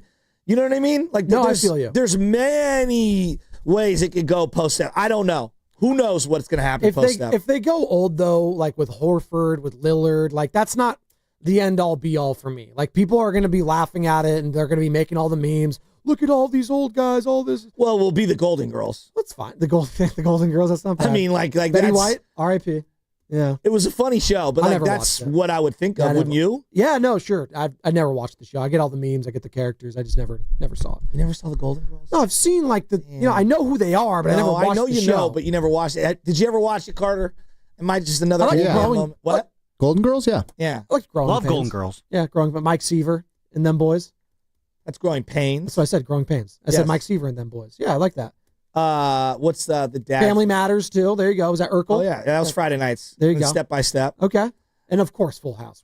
Full House is the best. We just got whatever happened to the Milkman, the Paperboy, evening TV. Exactly Kimmy Gibbler, one of the all-time greats. She was Kramer before Kramer. Who's that? Auntie Becky. She just did some time, right? She's pretty hot. I mean, she might back in the day. She might have done more time. USC paying her for kids to get in. I know. Well, her husband, William H. Macy, too. Yeah, they're just like, you know what? Whatever. That's fine. Hey, but after she got in there, she was crushing it. So what does that say about USC that, you can just get faked in there, and then once you get in there, you can just ease on in and everything's fine? Dude, Full House. Danny Tanner, whenever, my wife gets on her cleaning mode, I call her Danny Tanner. I'm like, look, the clean police aren't coming to audit us right now. And then I close my eyes, and I think of Danny Tanner wearing the Giants cap with the gold satin Niner coat. I always think of that show. I just think of Bob Saget, wearing the Giants, the one that you wear, the dad jacket, as I call it, the windbreaker. It's so sick. All right, Bob Saget. I always think of also the. I'm not gonna. It's not PC for me to say this on air, but there used to be on YouTube. This is old YouTube. It's like 06, 07. I'm gonna say this name. Old YouTube. Well, there's this guy called Tourette's guy, and he didn't really have Tourette's, but he pretended to, and he'd say Bob Saget really loud all the time. And that's what I think of, too, when I think of Bob Saget. I think of that old YouTube video.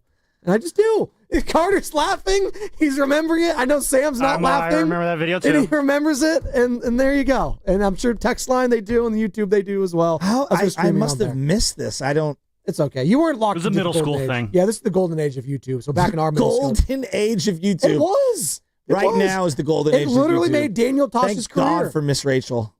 She is the best. She's on Netflix, by the way, now, too. Well, hello. You're listening to 95.7 The Game, KGNZ FM and HD1 San Francisco and Odyssey Sports Station in the home of the Golden State Warriors and Valkyries. Always live on the free Odyssey app, coming to you live from the Laughing Monk Studios. We got 1 hour to go. We got this or that coming up in about 10 minutes. Sam's going to let us know this or that. It's an easy one, right? We got 4th of July coming up, Sammy. We got to go something 4th of July related, right? Chassie's going to be gone tomorrow. He gone. He's going to have his 4-day vacation, 5 days, 6 day. Who knows? Might be gone. I might not come back. I don't know. Is Bob Melvin got you down that bad? They're just not coming back? Might just go down the river and see where the current takes me. Is that what Bob Melvin's doing when it comes to his decisions? Well, we've had certain inner tube seasons, and this is not one of them. Oh, like water-wise? It's just in a drought, if you will. Are we in a severe drought right now, or what? What do we? I don't even know what we're in. Hasn't rained in a long time. Depends who you follow online and what political party you're in. God knows what. Because if I say anything, I'll get canceled. I know I've become a dad when I see other people walking around and it's a really hot day and then it rains like the week later and I was like, boy, we needed that. You ever see that? Like, yeah. You talk about the rain. It's like, yeah, we really needed that, didn't we? There's this guy I follow on Instagram. He's hilarious. And he pretends like things that dads say. And he's looking out the window and he's like, what are they doing over there? Are they taking my parking spot? Oh, and he's like, that's when you know you've become a dad. No, when you become a dad is when you just sit down or get up in any chair. You have every time. You don't need to, but you have to make the noise. I have to turn off the mic because I do it here when I'm sitting down every single time. I asked Carter, so there's this thing that I told you about this maybe a couple of weeks ago, this phenomenon that I was unaware of. It took LJ to Not YouTube. Okay. No, it's on YouTube. Oh, okay. Went over to my brother's house, and his youngest, Dewey, is obsessed with Baby Shark. And I was like, Mom, what the hell is Baby Shark? She's like, it's huge. And I was like, I don't even know what it is. She put it on, and Andrew, Dewey, that's what we call him, the youngest, was going crazy. Like, it was unbelievable. What are you looking at? Okay, so this comes on. You better not. And now I can't We're stop gonna singing lose it. any audience we have. No. Hey, what is this? I'm telling you, bro, this is a banger. I can't get it out of my head. So what, you want us all to suffer now? Wait, the best part comes up because he smiles, he looks at me when it comes in. Daddy shark, daddy shark, daddy shark, and then we get to grandma and grandpa. Grandma shark, I swear to God, I can't stop singing it. It has been stuck in my head for like 3 weeks. I know. Oh, thanks for bringing us in on that. And so we go to Carter's, which is there's Target. And then there's Carter's. Carter's is like the clothing store for little kids. No, he's our producer. Well, him too. So like we go into Target and like Target only has certain pajamas. They didn't have his size, Yeah, right? they have Jack and Jill at Target, I think. Is there Jack and Katie. Jack and Katie. Is that what it is? Katie and Jack? Maybe it's Whatever Jack it and is. Jill. I Maybe don't- you're right. Yeah. Who cares? It's, you know, you Regardless. That was the Adam Sandler movie. But they have all this young girls clothes. They have no boy stuff. It's just, it's depleted, right? So Michelle's like, hold on real quick. I love in the Bay when they think we're like in like the hot parts of the country during summer and they have shorts and tank tops. Oh, dude, it's like it's 60 degrees. What am I going to do with this? I'm looking for jackets. They don't have any because it's not wintertime. Continue. So then like Michelle's like, FaceTime me the clothes. You're going to grab them, whatever. So there's a couple that have sharks on them. And he's grabbing the sharks. I'm like, I got to get the sharks because of, baby shark. And then we go next door to Carter's and everything had sharks on it and everything had dinosaurs. And right now dinosaurs are the thing. He is totally freaking like, dinosaurs are awesome. We were watching Jurassic World the other day just to see the dinosaurs, and Benny, he's 5. It's 5 years old. He'll be 6 in a couple months. It's like, whatever. Jurassic Park's fine in my book. There's some PG-13 ones where it's just like, whatever. Like, if Jurassic Park's one of them, you like dinosaurs, that's fine. Probably shouldn't be seeing people getting eaten and thrown a half. It is what it is. What is going on I was here? playing Grand Theft Auto 3 when I was his age. Look, I'm He's late fine. to I the knew show. the cheat codes. I'm late to the show. I'm admitting this, okay? But every single time now that I see a shark, I go, oh, look, it's a shark, LJ. And he goes, da, da, da, da, da, da. He starts singing the There's song. that one, and there's Mommy Finger, I don't know Finger, that where one. you will. I'm not there yet. Where are you? I'm not there yet. That's, again, you'll know all of The them. other thing he's hella into now is like, I go, hey, dude, what sound does a dinosaur make? Roar. Oh, yeah. Yeah, board association, name association. What about all a that duck? Color. Quack. Always.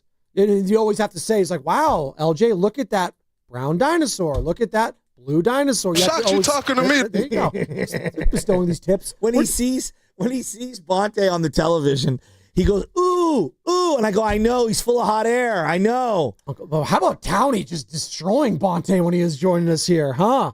That's his teammate over at NBC. He's doing that to him? I guess so.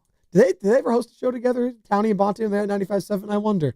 I do know that he hosted one with you, and we did have Chris Towns. This is our Genie of the Lamp segment, our mystery guest. If you missed any of that segment, find it on the Odyssey app or on YouTube. Happen at 8 o'clock. Hit the rewind button. Do all that, whatever you got to do. This or that in a couple minutes.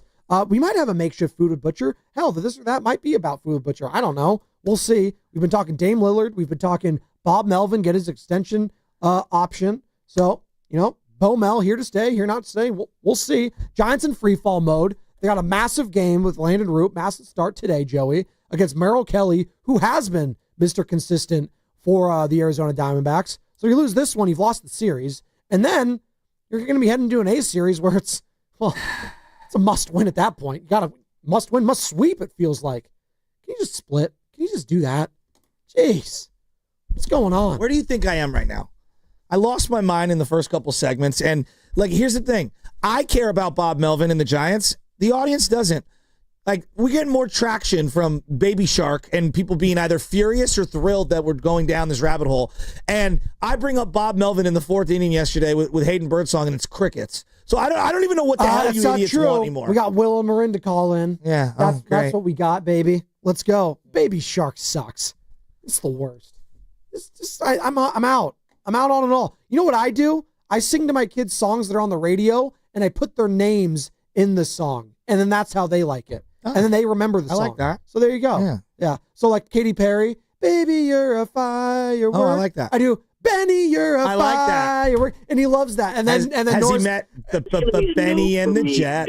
Yeah, every single time. I love that. And then and then Nora's in the back sitting next to him.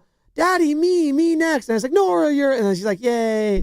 It's so cute. I bet you Steiny's a big Baby Shark guy. Steiny's he's a great girl dad. He is. He's got, 3 girls? He's a great father. Love me some Matt Steinmetz. We got a lot of good dads here. Every single one of our hosts are fathers. Isn't that nice? Are they? Yeah, I guess they are. No, I was thinking about it. I hadn't considered that. Now, our weekend hosts and our nightly hosts are not. Sam, I don't think so anyway. Sam, do you have a kid? No, Sam doesn't. Grandy doesn't. Evan Giddings doesn't. Dan Devone does not either. Dan and I talked about that, I think, on air once. Yeah, no, he does not. That's okay. Nothing wrong with that. You don't have to be a father. You don't have to be a parent. But you can take time to be a parent today. First5California.com. Shout out. We got Brett on the San Mateo Bridge wants to join the conversation in a second. Before we get to Brett, Sam, do you have a this or that topic today? Do you? Yeah, we do have a this or that topic today. And since we are approaching 4th of July weekend, and we all know how much Shasky likes 4th of July weekend, I hope no one scheduled a wedding this weekend because he will not be there. I will not go. He is going to be busy on the grill. But what if Joe Shasky and Joe Spadoni and everybody else listening, you could only choose one of these 2 options to grill? Which are you doing? Your options are a hamburger or a hot dog. Oh, this is a tough one. Now, I'm grilling. You're asking about grilling. On the 4th. Yeah, you're grilling. Yeah, you're on the grill. Hot dogs are so much easier to grill. But I love putting the cheese on the cheeseburger at just the right time and keeping an eye on it to make sure it melts. And some people, and then sometimes, it is easier. And that goes to this. If you're the one grilling, then you probably want to do the hot dogs. You put so many on there and it's easy. Grill the buns, it's whatever. But what's more Americana? Hot dogs or cheeseburger? I don't know. I actually think the cheeseburger is low key. Like when I come back to America from traveling overseas, the first thing I'm craving is what? A cheeseburger. Really? First thing Tony Stark wanted when he got back. Exactly. I want to go to In-N-Out. Like that's literally when I come back to the Bay or wherever I fly in, Los Angeles. Doesn't matter. I want some In-N-Out burger. Like if I was traveling, like Bonte, it might have been from his European extravaganza. I'm craving a burger because you just don't get them over in Italy, France, England. Despite them both being invented in Germany. No, it was not. It was not. The Hamburg is not the same as an American cheeseburger. The hamburger was literally just a piece of meat in a patty form. Going food etymology here. They did not have the buns. They didn't have the cheese on there. They didn't do what we've done here. We've perfected and we claim the cheeseburger. I'm not letting Germany do that. And the hot dog is our own thing. It's not a bratwurst. It's not an Italian sausage. It's not chorizo from España. No, the hot dog is ours. Sausage technically started in Egypt, but that's a whole nother conversation we can talk about later. Again, but no, I'm taking the cheeseburger the more I think about this. I'm going to tell you what I'm taking on the other side.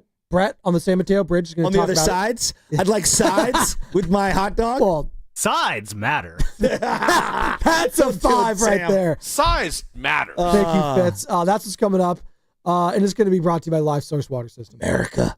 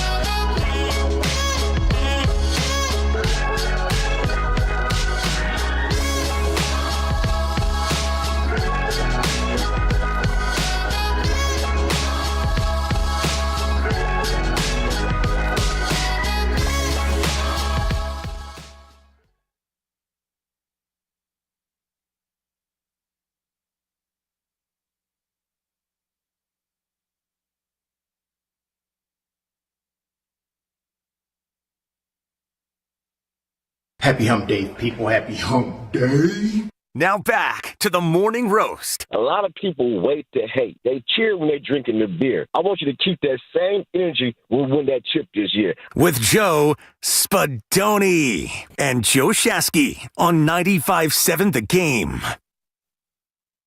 All right, this might have been a landslide. This might have been an unfair battle. You know, pitting the hot dog versus the cheeseburger. Are you saying stop the fight? It might be. This might be Mike Tyson versus Logan Paul, Jake Paul. Which Paul? What is Jake Paul? Whatever. Who cares? It's this or that, and it's hot dog versus hamburger. 888-957-9570. Maybe to give it like a fighting chance, you want to include sausages with it? Does that matter at all? No, sausage is its own category. How dare you put hot dogs near sausages? But would that help the argument if I was to say cheeseburger or sausage? The original sausage was made only a sausage. Was made in Egypt, and it was the pharaoh or whatever the ruler's name was trying to showcase how glorious their empire was by having exotic meats from all across the four corners of their realm brought to the capital and mixed and mashed inside of sheepskin or some sort of intestine. And the more exotic the sausage, the more powerful you were as a ruler. That was the original, and they would throw it out, literally throw it onto a rock and allow it to dry age. And that way whoever was going out on an expedition or whatever, they would be able to nibble and eat that dried meat. That's how when you'd catch like a giant whatever out in the wild, you're not going to eat all that meat. You're not going to refrigerate everything. You would dry roast it. So I'm always going to have sausages back. Okay. Yeah.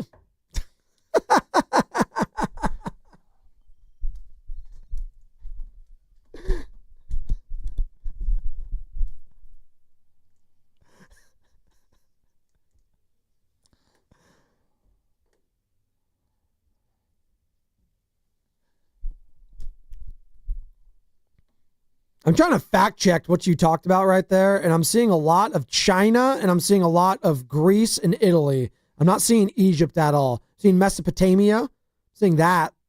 Oh, Mesopotamia. I mean, again, this is going back to the early origins of man. I know. I think I'm going to get real dorky here. I don't know. I'm fact checking you. Go ahead. What are you looking at? Wikipedia? Yeah, of course. Yeah, the etymology and the word sausage actually. The first used English word sausage is actually of a French origin, sausage or sausage. Oui, oui.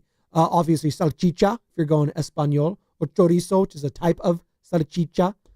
Kielbasa, right? My mom's parents, my mom's dad, his last name was Kolbash, but it was Americanized. It was actually Kolbaszki from Poland, my mom's side, and they were sausage makers. So how about that? It's in my blood. Sausage is in my blood. Do you like that? Blood sausage, hands down, the worst sausage. It's okay. It's more of like an English thing, like the blood sausage, and like they cut it up and like they have the barley in there and the wheat or whatever. Yeah, it doesn't really do much for me. No wonder it's bad. It's English. Yeah, but they do. They're bangers and mash over there. I will give them credit for that. Bockwurst is so garbage. What is?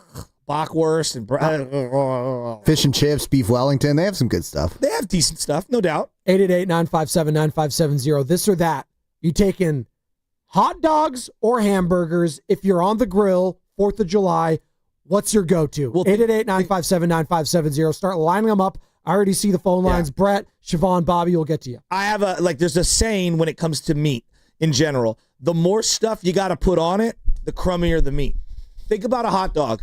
Ketchup, mustard, relish, onions. Like you can just nonstop piling things on there. Depends. You can't just eat a hot dog plain. No. Oh no. Hell you can no. Eat that is a no. You can eat a hamburger plain. I look at my own kids sometimes the way like chicken nuggets and French fries. If we're just eating that, right? It's the go-to for any kid. I was like, they're not even using ketchup. I was like, Benny, do you want some ketchup or something on the side there? No, I don't like that. It's like, you're just eating it plain? Yeah. It's like, oh God. Uh-oh. Yeah, he didn't learn that from my side. I'm just going to let that be known right there. That is not a Joe move. I get the ranch. Next time I babysit him at the party, I'll teach him up. Well, That is a scary He thought. does like him. Sam, the babysitter. I'm here to watch your kids. Benny liked hanging out. He actually did. Well, hello there, Benny. They were chopping it up. I'm Sam Lovin. Hey, I'm Benny. I'm going to be hosting with Freeman's. Hey, I'm Leslie. Oh, I'm going to be at Freeman's and Pie this Saturday with Mark Grant. We're so in sync. Oh, that's so good. Brett, San Mateo Bridge. Brett, I know you have a Giants thought. That's fine. But first, are you taking a hamburger or are you taking a hot dog if you're grilling it at a 4th of July party? No-brainer. I'm taking a hamburger. Okay, what do you like on your hamburger? You going like a Swiss cheese? You going American cheese? You getting onions on there? What are you doing to it? You know, I'm Italian, guys. As a couple of paisans here. Let's go. He's an I Italian. mean, there's so many, but yeah, Italian. I mean, honestly, I know it's a little out of the box, but Fontina. Ooh. Yeah, my mom started doing it to me when I was young, and I got that grandma burger. Nice. And like they put Fontina on it, man, and it was a little bacon and some mushrooms and. I'm like that with blue cheese too, like a little Brett, like a little blue cheese crumble on there sometimes. I'm not mad at it. I mean, you can throw any kind of cheese on a burger, and I'm not going to kick it off it. Yeah. There you go. What's your Giants take, Brett? Giants take. Well, it's hard for me. I'm not in panic mode, but I'm definitely very highly concerned at the moment because the brand of baseball we're watching right now, it's scaring me. Because I mean, I don't know if the return of Matty's going to make that big of a difference, or I mean, and I know Ron Wotus was saying in the pregame, with Sergio that, hey, this is baseball. We go through our highs and lows, but man, they also don't have the Dodgers in the West right now with a loaded team. And losing 8 out of 10 is just not going to get the division. Not in this division. And that to me is concerning because now you're basically you're one team fighting for 5 other teams for a wild card position. But I've seen stranger things happen, and hopefully we turn it around. Let's go Giants! Take care, guys. Thank you. That's Brett on the San Mateo Bridge. He was coming in with hamburger and ending with Giants disappointment right now. And I agree with him there towards the end, the Matt Chapman. It's like, if he's that important to this offense, maybe this offense just isn't very good. But again, it's a team thing. Bob Melvin wasn't his best moment yesterday with Birdsong. We'll see. Massive start for Landon Roop today and tomorrow for Robbie Ray to try to get a split of this series. In the meantime, it's this or that. 888-957-9570. Hot dog or hamburger? Hot dog or hamburger? This or that? 4th of July. You're grilling one of them. You can only pick one. Which one is it? Siobhan, am I pronouncing that correctly? Siobhan in Danville. Hot dog or hamburger, Siobhan? So I got to go hamburger. Siobhan, how old are you? I'm 12 years old. Nice. 7th grade? Yeah. I'm going to 7th grade. Nice. What you doing this summer? You doing camp? You just watching us on YouTube? Like, what's crack-a-lacking? I'm on my way to a basketball camp right now. Oh, nice. Ball, are you point guard? What are you playing? What position? I'm a point guard and shooting guard. Oh, what look at do you think the Warriors should do with Jonathan Kaminga? I think that they should let him go. He's a great player, but he's not thriving here. And I think that we could get some very important players for him. Wow, that was a great take, Siobhan. I love that. In and out, concise. Hey, Siobhan, are you still there? Do you model your game after Brandon Pajemski? Do you look up to him? I look up to Brandon Pajemski. I love his passing and his aggressiveness on defense, but I model my game after Stephen Curry. Oh, yeah, that's okay. the There you go. What travel team are you on right now? We'll give him a shout-out right now. I'm on Just Hoop. Just Hoop. Okay. San Leandro. When I'm watching San Leandro's Just Hoop, the guy I'm looking for is Siobhan. He is a baller, field floor general who will lead your team to victories in the AAU circuit. Let's go, Siobhan. Call anytime. There you go. That's Siobhan out in Danville. That was great. That was a great first time, long time. I don't even know, but great call. Succinct, matter of fact. Let's go. I think the boss wants him to be kept on hold. Something about filling in for Steiny and Goo when one of them's out next week, which happens every week. Well, they'll probably be at Chase Center. That'd be nice. Bobby in Los Altos. Joke. Bobby, I know you love your hamburgers, Bobby. But come on, you love some hot dogs, though, too, right? Which one are you taking? Oh, first of all, I think it's a little humbling that I'm probably 5 times older than Siobhan. So that's kind of sad. Wait, you're 60 years old, Bobby? If we round, yes. Wow, I wouldn't have known that. The way you present yourself, I thought you were like 30. No way, dude. I'm repping the Mountain View Senior Center, all right, brother? So, is Brian and Palo Alto there? You and Steiny got your AARP cards? There you go, brother. Hey, there is nothing more American than a hamburger. But quickly, can I just say this? I want to give a shout-out to Sunset's own Red Panda. Apparently she was injured last night. Yeah, big in fall. a halftime program during the Commissioner's Cup final. Dude, if you have not seen Red Panda live at a Warriors game, you haven't lived. I think the interaction between, Ms. Red Panda and the crowd is, dare I say, the most electric experience in sports. So please get well, Red Panda. But look, going back to the hamburger, there's nothing more American than a hamburger. We all know nowadays it's all about the smash burger. Shout out Maillard reaction. And the only cheese you can use on a smash burger is American cheese, whatever the heck American cheese actually is. Hamburgers are custom made. They have a level of wellness, medium rare, well done, whatever, and the variety of toppings cannot be beat. So you get yourself a hamburger, put some grilled onions, guac, tomatoes, some crisp cold lettuce, and a fried egg, yes, sir, on a brioche bun, and you can have that as your last meal. There you go. Are you going to die right after? I'll be in Los Altos.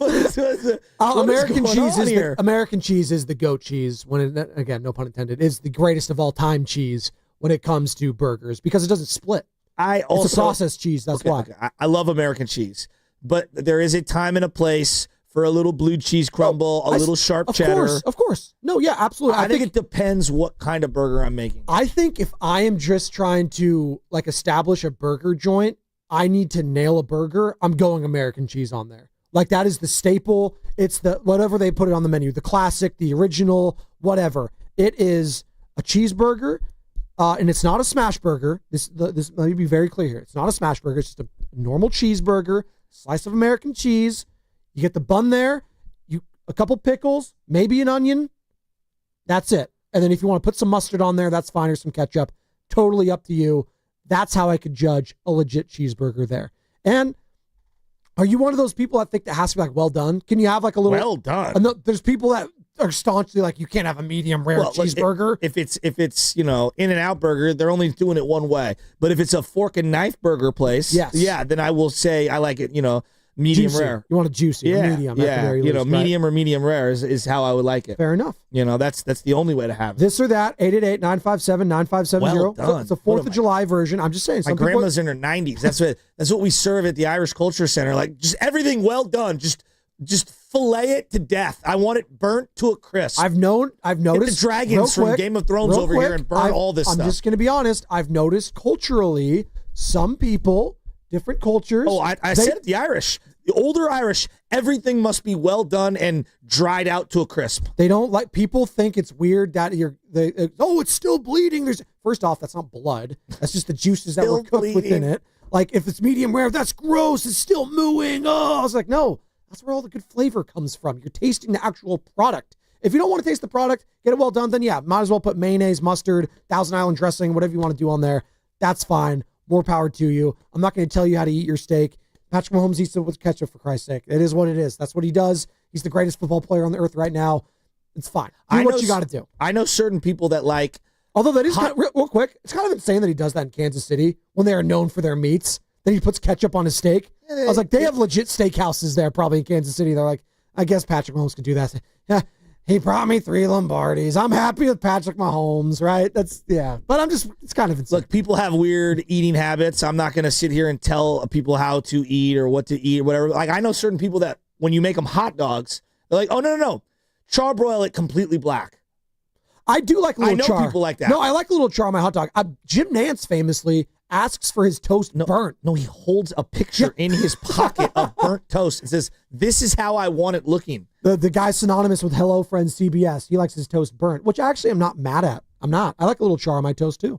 There you go. Just a little bit. Shout out to 50 Cent. I was listening at the Q102 and just a little bit. This or that, hot dog or hamburger. Is anyone going to stick up for the hot dog? Carter, Sam, any of you? I was going to make the case. I'm done. No. You just can't do it? No. What is the best hot dog in America? Is it the Chicago dog? Is it the New York dog? I had the cream cheese dog in Seattle. No, I'm not doing the cream cheese. The Dodger dog. Oh, I just triggered you there. You just looked at me. I'm poking fun. It's poking fun. I know what it's not. It's definitely not the cart when you get out of the Giants game at like 11:30 at night that has bacon wrapped around it that's been sitting in a cardboard box for like 7 hours. Those actually aren't that bad. Street meat? Dude, you regret that at 4 in the morning. Do you not regret that? They used to be out in front of 2-6 Mix on Mission Street. We'd be getting out of the club and we'd be on ecstasy and cocaine and God knows what else. We're like, I'll shovel a hot dog in my throat. I haven't eaten anything for 4 days. I'll eat that. It smells good. And you're just chewing and your stomach is ready to explode. Throating it within an hour. Wow. The bacon wrapped hot dogs though after any game or concert, they absolutely hit. You got a couple drinks in you. Those smack. And the inflation automatic bubble guts within an hour. They've been like $5 or $4 for like my entire life. And hell, if you only have $3. Why do you think that is? Well, real quick. If I only have like $2 or $3 in my pocket, they'll just take it and give it to me. Like they'll just take what I got. It's like, all right. The best hot dog on the planet is not a real hot dog. It's a burger dog at the Olympic Club. It's a cheeseburger shaped like a burger. Look, Carter, just let them know. Hey, they're so good. I had them at my wedding. They're so good. I could put down 4 or 5 of them in a row. Our guy, James Kincaid of the Warriors, the great James Kincaid. What's he saying? What is he? This is from the YouTube chat. This is from the YouTube chat. Wait, Jimbo's in the YouTube chat? Or someone's just using his name, image, and likeness. No, that's not true. You can't be doing that. I'm ready to just walk off the set. You've been on fire today. What's his title? I just looked up his LinkedIn. I want to get his title with the Golden State Warriors correct because he's done so many different jobs there, and he's worked his way up to a high status there with the R.C. Davises of the world. Broadcast manager at the Golden State Warriors. Love our Jimbo Kincaid. He says the Costco dog absolutely slaps. Yeah. So no, Costco dog plain absolutely slaps. But everything's good at Costco. Literally, like everything. You know what Costco did that broke my heart, and James will agree with me on this? They got rid of the chopped onions. What are you doing? No, it's the What chicken. are you doing? What's the chicken parm wrap? No, thing they still have that. The chicken bake? my God. Yeah. It's a heart attack, though. They're so good. Oh, it's so good. Well, and they got rid of the combo slice of the pizza. I was like, why'd you do that? I like the combo slice. The best hot dog for me is back in the day when I go. The Polish dog they got rid of, too. How'd they do that? Mac and cheese and hot dogs. Yeah, I still cut up hot dogs in that. I mean, I grew up with that. I've gotten a little fancier. I cut that up with some Italian sausage. Nice. And it hits. Nice. Burnsy's in Fremont. Oh, could Burnsy? Could he go into the other direction? Burnsy, hot dog or hamburger, brother? Hot dog on a stick. Yeah. I had to double check and make sure I wasn't calling Russia or something. But hamburgers, give me a break. I can get a hamburger anywhere. Is it a hamburger eating contest on 4th of July? No, people. It's a hot dog eating contest. Well, you know why the hot dog rules on 4th of July? Because you don't really eat hot dogs throughout the year like you eat hamburgers, like you just glutton yourself with a hamburger. No, you enjoy hot dogs on the 4th of July. And by the way, Costco still does the onions. You just have to ask for them. They don't have them outside of the thing. You just have to ask for the chopped onions, and they'll give you a little container of them. But no doubt about it, guys. Give me a break on this hamburger crap. It's hot dogs all the way. It's 4th of July, Hebrew National. I'm pretty sure Uncle Sam even likes the Hebrew National. And not only that, but grab yourself a Casper's. A Casper's thing of hot dogs, man. I mean, get to it. And, the whole thing, too, a little bit of onions, mustard, boom, done. The hot dog rules 4th of July. This is making me upset, people. The glizzy god, Burnsy and Fremont, baby. There he goes. He's sticking up for the hot dogs. Let's wrap it up strong here. This or that. Hot dogs or hamburgers? Which one you grilling on 4th of July? 888-957-9570. Matt, Oakland. Which one you taking? Burger or dog? Dude, as soon as I called up and told him about the burger dog, you took my whole thunder, man. But the burger dog is the king. Thank you. You can eat 4 of them. Thank you. And the one at Silverado at the 9th hole, you can't beat it. You can't beat it. And wait, Matt, real quick. What is a burger dog? It's a ground beef patty shaped like a hot dog. Yeah, but Matt's going to explain it. What is it? No, he's on it. He's on it. He actually said the exact same thing I told the screener. Maybe as soon as he put me on hold, you said exactly what I said. And I was like, did he tell him to say what I said? But I know you're not like that, Butch. So it's all good. If you're at Silverado, what kind of golf clubs you got? You sound like a Like a Callaway guy or a Ping guy. What kind of golf clubs you got? Come on, man. I have the Mizuno 241 Azaleas, bro. Look them up. They're only 1,000 made in the world, and they're blades, buddy. They're blades. Wow, I'm looking at them right now. They look ridiculous. Yeah, you've got to be a ball player to be able to. Oh my God, you're a stick to play these. I just saw the price on those. Yeah, these look like butter knives. They're so thin. Wow. 3 handicap. Oh, that's the flex We gotta moment. go play soon. We gotta go play. That's Matt in Oakland. Flex Matt in moment of the Oakland, show. what a baller. Dude, these are sick clubs. Yeah, they are sick. They're like There's teal. only 1,000 made. They're pretty sick. They're sick. They look like, you know, it looks like chameleon paint on these bad boys. This is exactly what it looks like. You know, like the old Camaros that used to have or those? like you get those foiled like baseball cards or whatever. It kind of like reflects like that. Yeah. 888-957-9570. My boy Guido's coming in. We did used to have glizzies off of a Thizzies. Is that what you used to do back I'm then? telling you, bro, Yeah. we would be on one. I gotta eat or else I'm gonna have a heart attack. Oh, Jimbo, we have a hot dog. Jimbo Kincaid. I'm late seeing this. He texted me. He told that kid Siobhan to get back in class, hit the books. I was like, what is it? Summer school? Come on, it's July 2nd. He's supposed to be out of school, as we've established. Hopefully, there's no summer reading because it's summer. Because what are we doing? What are we doing? Schools forcing these kids to be quizzed right when they come back. What kind of society are we living in? All right, wrap it up here before we get to Fast Five. We'll put a bow on this show as Jasper was saying goodbye. dude. He was ready to come in and take all our money. Dude, he's playing Pebble later. Who knows? Front Line is in San Lorenzo. What's up, Front Line? Hot dog or hamburger? Served, thank you. Of course, hot dogs. You go to a baseball game. What do you see? People eating hot dogs, right? Yep. Not hamburgers. Hot dogs. Hot dogs all the way. Hey, Shasky, hello. This is the guy who shaves his head every day. Oh, let's go. What's up, my guy? How you been?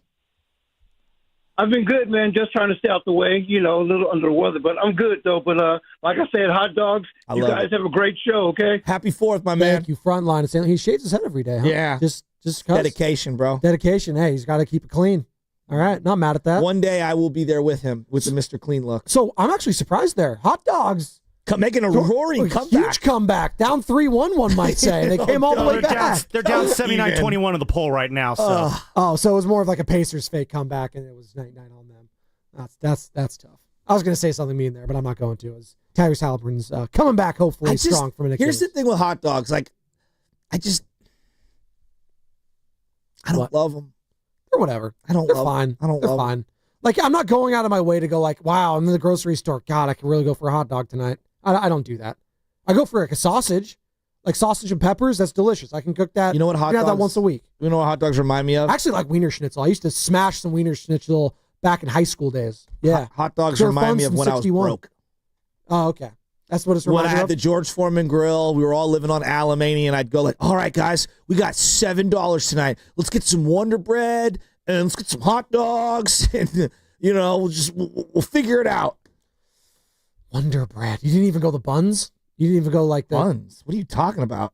How you going to make a mayonnaise sandwich when you're out of hot dogs?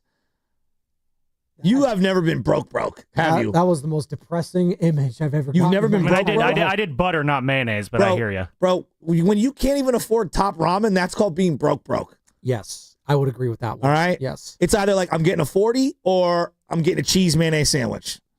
I don't hit the well, a lot of people when they make their grilled cheese, they put the mayo on the outside to toast it up more. Sam, what is Sam saying? He's making fun of me. I said that seems like a pretty easy choice. I mean, look, again, Carter, you would have no idea what it's like to be broke. I don't think I'd be good at it. No, I don't think so I either. actually, who was that front line that we just had on? He said, what are you people eating at games these days? Actually, I don't see a lot of hot dog eating on like the television. I see cotton candy. Cotton candy is smashing. Cracker Jacks even. It's all about the loaded baked potato. So apparently there's a place called Spring Road. It's called the Great Hot Dog House on Spring Road in Vallejo, and there's a line out the door every day. Spring Road, let me look that up. Yeah, hot dog spot in Vallejo. That's what everyone's saying. Valley Joe hot dogs. They have like, what is it? Pink's or Pinky's hot dogs in LA is like very famous, I think. Hollywood or something. Hot dog on a stick. Hot dog on a stick. The best lemonade. Have you ever had this at a golf event? I've had these at Pebble Beach, name drop there. A corn dog is good. I will not debate that. A good corn dog, it's not the first thing I'll go after, but at a good carnival or whatever, like, yeah, I'll go for a corn dog. They have these things. I don't know what it was called. It's almost like a hot dog, like in a baguette. What? And they serve it like that. No, I swear to God, it was the most Pebble Beach like item food I've It's not pigs in a blanket? No, it's not, because it's actually like encased in like a loaf of like French bread. And maybe it's a sausage on a hot dog, if you will. But it's really freaking good. I want to say it was called like a frog dog, but I could be wrong. If someone knows what I'm talking about, 888-957-9570. But it was delicious, and I've thought about it ever since. You know what else? What about Doggy Diner? You guys never been to a Doggy Diner? That's here in the city? Well, it used to be one on Sloat. It was famous. The Did they have huge head. did they have the big like dog head on there? Yeah, Wait, that exists outside the ballpark? Doggy Diner? Yeah, I thought Doggy Diner was just like a concession stand at Oracle Park. That I didn't know that was based on something else. As I look at your face, your face is so Doggy defeated Diner right now. is like an iconic. Carter, as a Frisco native, you I don't still know think about it's. Doggy I did Diner? not know that. Is it not there anymore? It hasn't been there for years. I bet it hasn't been there for 30 years. Well, that's 40 probably years. okay. That's probably why I don't know You guys about don't know it. about the Doggy Diner? 1948 was in San Francisco and Oakland, and they operated from 1948 to 1986. Yeah, so no, What'd we I don't say, know. 40 years? Yeah, there you go. So yeah, we don't know about the hot dog Yeah, but place it that shut stood- down before we were born. Okay, but if And you you go were out like to the 3. zoo, what? Like you were like a Yeah, kid. but if you go out to the zoo, the head of the Doggy Diner thing was there for decades. The dachshund, yeah, the little wiener dog. Yeah. That's the name. It's God, you guys. And the brand name has been revived, as Sam alluded to, for the hot dog sales at Oracle Park. So there you go. The more you know. I love that we learned the history of the hot dogs and hamburgers today. And the Hamburg steak is obviously just ground meat in a patty.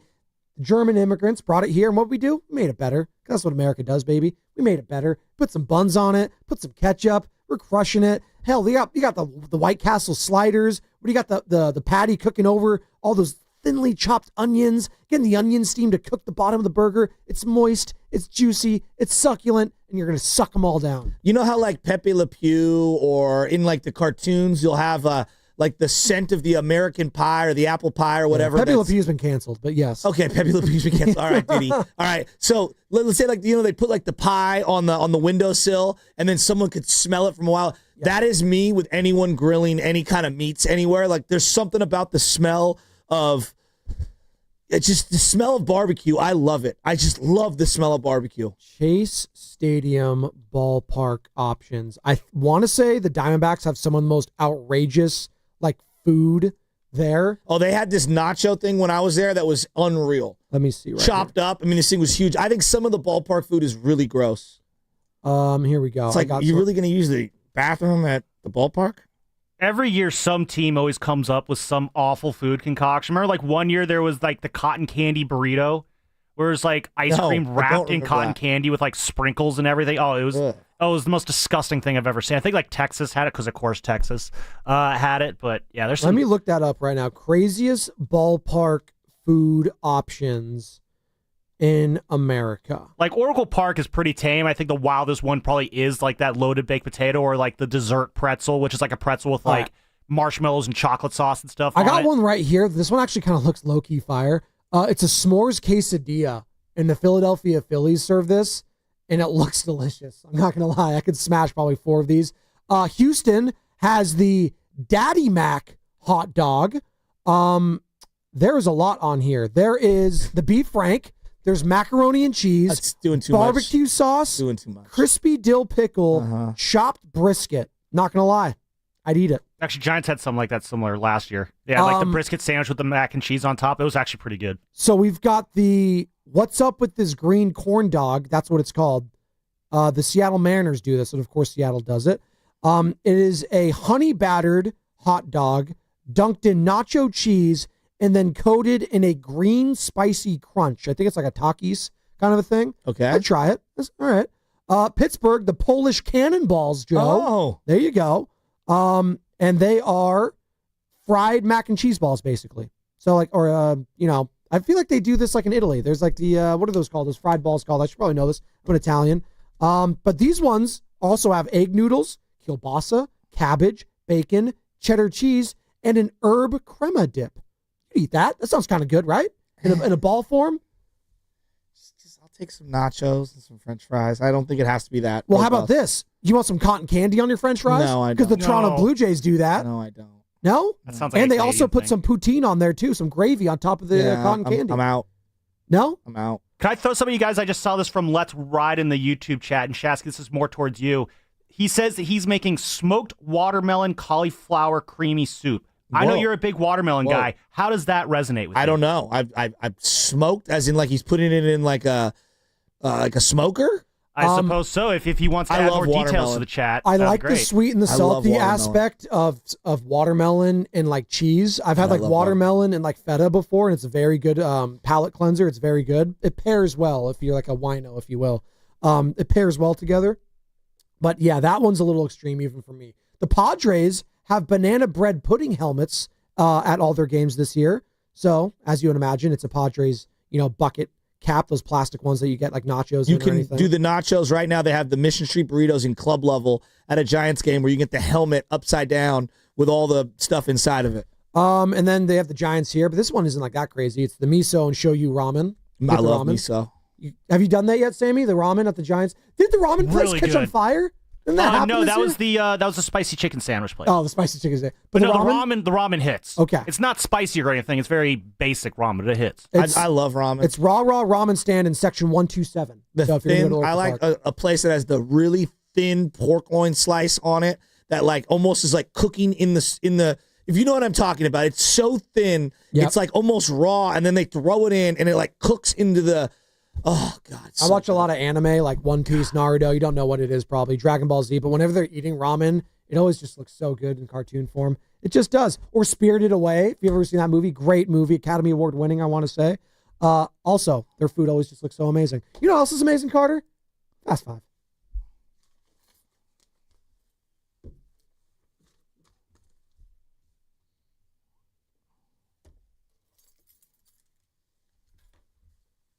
I'm not a nerd, all right? You know what? We're talking about comic book characters. What's the difference between comic books in America and comic books and manga in Japan? They're literally the same thing. You can lock all of it. Yeah, I am a nerd. You know what? Who cares? Get off my back about it, Carter. Sam, what's your final thought? Now I'm angry. My final thought is this. 4th inning yesterday. Oh, God. Watch it back. I dare you. And you don't tell me that you cannot watch that inning and not scream and pull your hair out for the management of the situational baseball with Hayden Birdsong, and not just at Bob Melvin, the pitching coach, at the kid not throwing strikes, at the catcher not getting up and going and talking to him. Like, it was just absolutely awful. You saw an accident from a mile away transpiring, and no one did anything about it. It was insane. Just insane. They better win today. Dude, you're going to be fine either way. You're going on a vacation. You'll get a rant from the deck if they lose again today. A rant from the deck? From the deck. Oh, God. Mark my words. Carter, what's your final thought? Yeah, my final thought is you got to win today. This is just getting so out of hand, I think, at this unreal. point. I mean, how many times have we saying that? You got to win. The boat has taken on water.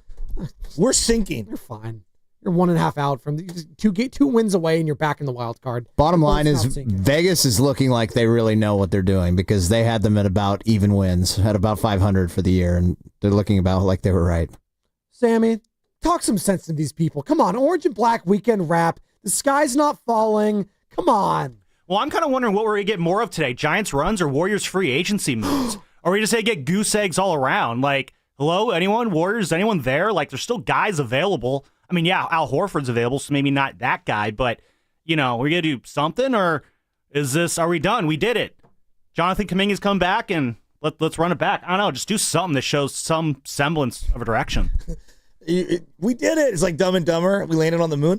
We landed it. The Giants after scoring one run with the bases loaded. Oh, my God. By the way, the dreaded vote of confidence for Bob Melvin. Hey, Logan Webb has got his back. Matt Chapman has got it back. Joe Shasky does not have his back. I think that's going to be the ultimate move here. Buster's like, Bob, we were going to bring you back. I talked to our guy, Joe Shasky, 95.7 The Game, The Morning Roast. He advised against it.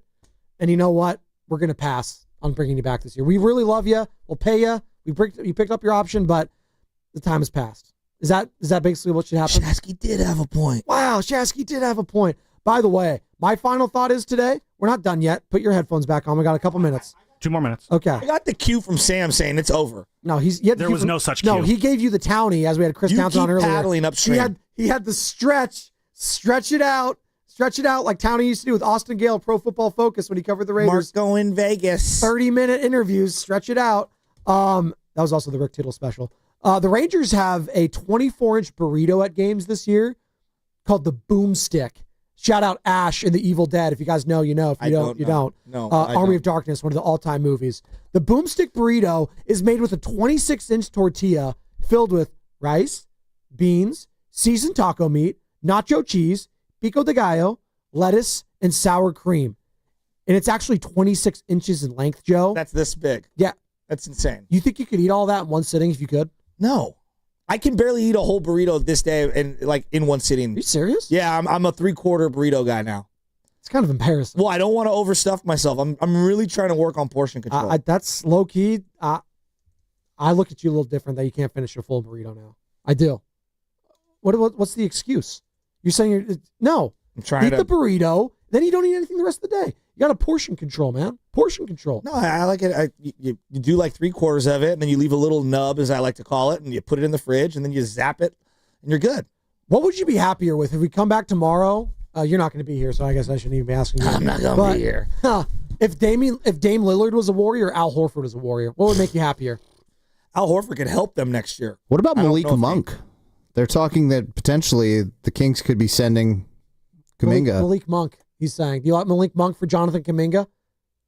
I mean, we need scoring off the bench. That wouldn't be the worst thing. He can't play point, but as a shooting guard, I wouldn't mind it. He is offense. They need offense. He's not going to give you a lick of defense. Not a lick. Look, Malik Monk's a solid player, though.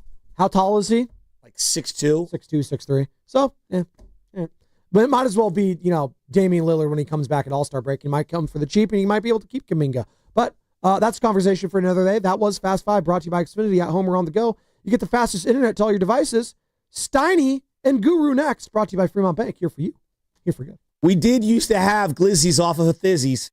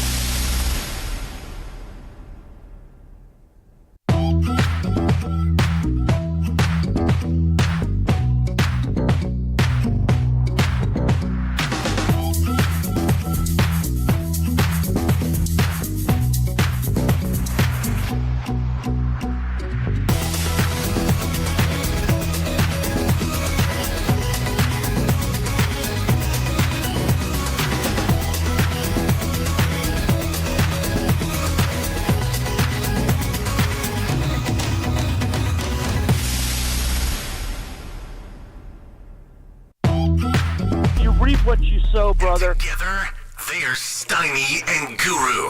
Yeah. On 95.7 The Game.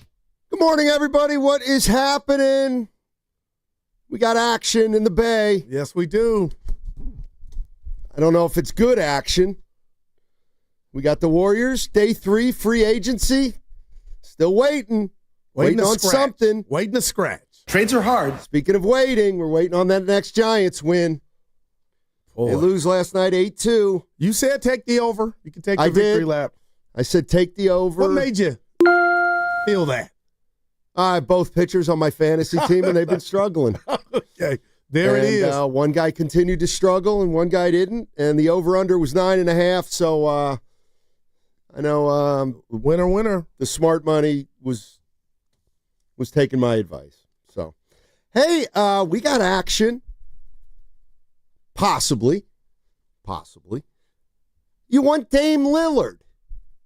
Dame Lillard is essentially a free agent. Yeah. And he's going to get paid.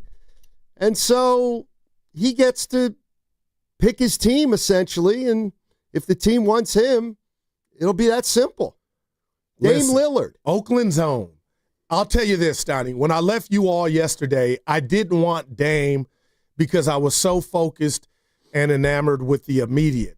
And I thought, Dr. Darrell thought, the medicals, which I don't have access to, Steiny, coming back at all next year was off the table. But listening to Mark Spears, and I know we got the sound, we'll play it here shortly, I guess there's a shot he could come back all-star game.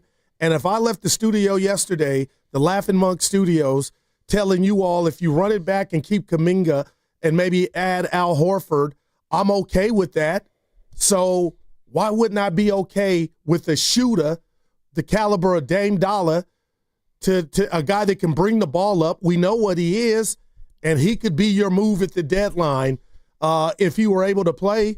So I'm telling you right now, Matt Steinmetz, you asked me, I'm all in, but I got PTSD. And you're going to say from what? From being told no when we thought guys could come here, and then Jimmy Butler, that was one for the chalk it up as the winners. We got somebody to come here. Yeah, it was a trade, and that worked out. But now I'm telling you, Stanley, I'm a little nervous if Dame didn't choose to come back. And you hear athletes always talk about playing in their hometown. He's from the town.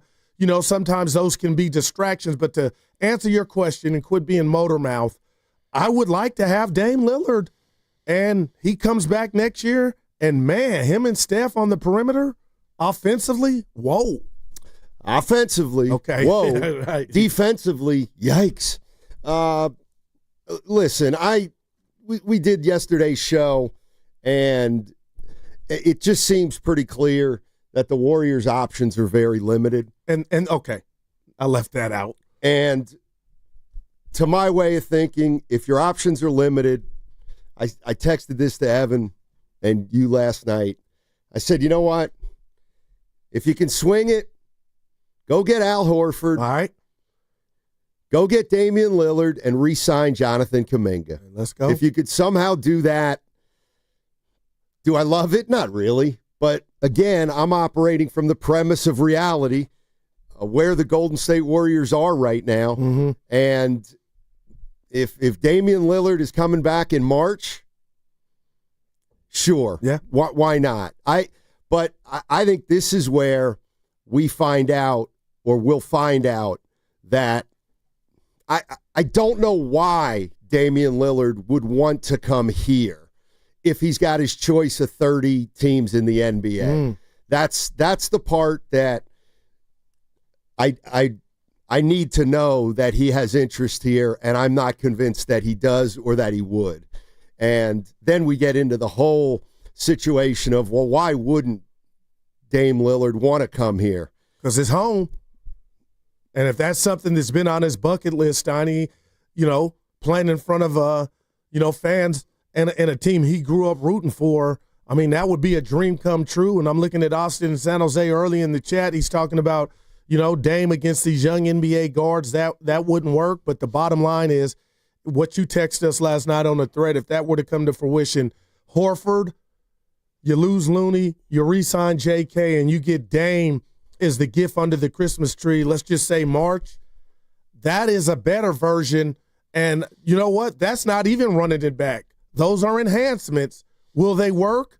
That I don't know. Look, the reason that I would be open to those kind of things is because there's not a move there that's a big risk. You sign Al Horford for a year. You sign Damian Lillard for negligible money because he's going to be making what he was set to make anyway. Yeah. So you'd have to somehow figure out a way. Well, you wouldn't have to figure out a way. You could just get Damian Lillard to come here. And if he wants to come here, you could get him here. Why would they want him? If you're the Warriors, because they need players. Wow. They need players. And he's an all-star. And I don't know what he's got left. I don't know if he's an all-star anymore. I don't know how much he's got left. But if the stakes are extremely low, which they would be. I'm with you. What do you got to lose? No harm, no foul, as far as I'm concerned. Do I like Horford? I like him a little bit, but I don't like that he's 39. But if you're going to go down this road, then you're open to a move such as this. And let's just real quick here, leave Dame out of this. You lose Looney, and we love what he brought, Steiny. And if you were to get Horford, and I was just to throw it at you, are the Warriors a better basketball team just with that swap? What would you say? One more time, Goo. Adding Horford, losing Looney, re-signing J.K., are the Warriors a better basketball team than they were when they got sent home? I got to put some respect on Tito's name. Marginally better. Marginally better. That's what I would say. Marginally better. But you also have to factor in how are the big three going to be? Because if the big three, and I'm talking about Butler, Curry, and Draymond Green, if they all drop a notch, well, then you're not going to be better. But that's your reality. We're going to, with moves or no moves, those are your guys. So I'm being proactive in that, hoping they don't drop a notch. Well, I mean, now that's where you and I are different. Yeah. I would go into next season assuming that they're not going to be better than last year because of their age. And I can't go into the season thinking that this is a team that was a 23-8 team in the regular season. Like, I get if you do 23-8, Goo, that comes out to 50, mid-50 win-wise. I don't think they're a 55-win team. Yeah. And because you know what? We got into that. We did that a couple years ago when Draymond got suspended and they won 48. And we had people saying, well, if Draymond doesn't get suspended, they win 52, 54. Yeah. All right. Well, last year the Warriors won whatever they ended up winning. I don't know what they're going to win next year, but, you got to take into account that everybody's 1 year older in terms of their most important players. Now, and again, Steiny, I got in the sack last night, and I thought, man, I want Dame, and I'm going to throw this at you and the listeners. I'm just thinking of the L.A. Lakers. We're not in L.A. doing L.A. radio, but the bottom line is Luka's lost weight. We know what he is as a basketball player. We know what LeBron is. My question to you is, if you were Dame, would you look at the current state of the Laker roster compared to this Warrior roster? Would you think you had a better chance to win in L.A. with LeBron and Luka? If you were Dame, and I know they still got a they can end up with Horford. I would say yes, only because for the Lakers. Yes, okay, because they have a superstar that's younger than everybody else. By the way, we got some breaking news. Somewhat, Mike Brown. Did he get it? He got the Knicks job. Mike Brown, new head coach of the New York Knicks. Who saw? Everyone to give me a victory lap, but I don't want to take it. Well, would you have taken one for Mark Jackson? I would. Would you have taken one for Dawn Staley? Well, would you have taken one for Mike Malone? No. Would you have taken one for Nick Nurse? I would have hired Michael Malone. Okay. But I'm not Mike Brown. I didn't see it. I guess I did. Evan, they're trying to give you credit, but good for Mike. He's back. Yeah, Ride that Harley in New York. Yeah, Mike Brown, new head coach of the New York Knicks. What's it called when you get fired and you get a better job? A promotion. Nice. Like Mike's going to wilt in New York. You got fired up. Mike's going to wilt in New York, though. I love him. I know you're playing. Not made for that city. Stop. Some people can make it in New York, some people can't. He was in Cleveland. Exactly. No, Kudos for Mike. Wish nothing but Mike Brown. And the black coaching best. delegation. Yeah, chalk one up. Yeah, he came back. He resurfaced. I mean, the question that I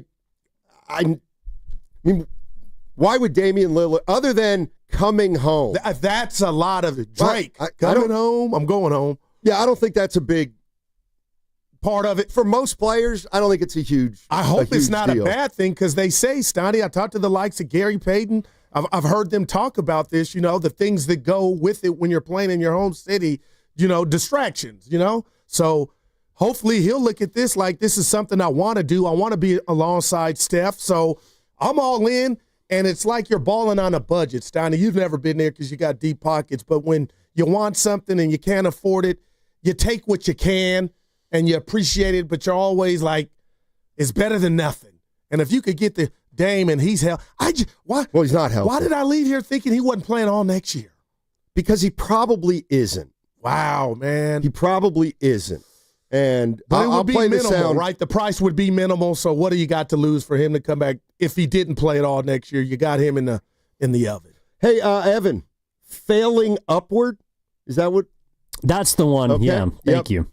Thank you. 408-925. That ever happened to you? Ever get fired and then you end up in a better situation? Yeah, all the time. Because if you get fired, you're that's inherent that you're in an awful situation when you get fired. So anytime you get fired, there are better things to come. That's the way I look at it. You got fired from what? Sacramento? Where was it before? Oh, yeah, Sacramento and Cleveland. Told you. Yeah. And L.A. Exactly. So after like 4 games. He's now with the New York. Got a good team. Yeah. They've added some stuff. I like it. Clarkson. I'm not crazy about where Evan, what's my guy's name? Big butt from Philly. Gioboli. What's Yabusele. Yabba Dabba Doo. Yabusele. Okay. 888-957-9570 is the number. Where are we at, Warrior fans? There's a couple guys out there. Al Horford, Damian Lillard. In, out. And DeAndre Ayton. DeAndre Ayton. He's another one. Yeah. You want DeAndre Ayton? I'm out on DeAndre Ayton. A lot of people seem to be. That's just me. All right. We'll talk Giants, too. Oh, my goodness. Celebrate Independence Day with pride. And I'm not going to take a victory lap, even though I easily could. Celebrate Independence Day with pride and responsibility. This 4th of July, use a rideshare or public transit and say no to illegal fireworks. Grill, chill, and celebrate, but if you're drinking, don't drive. This is brought to you by the San Francisco Police Officers Association.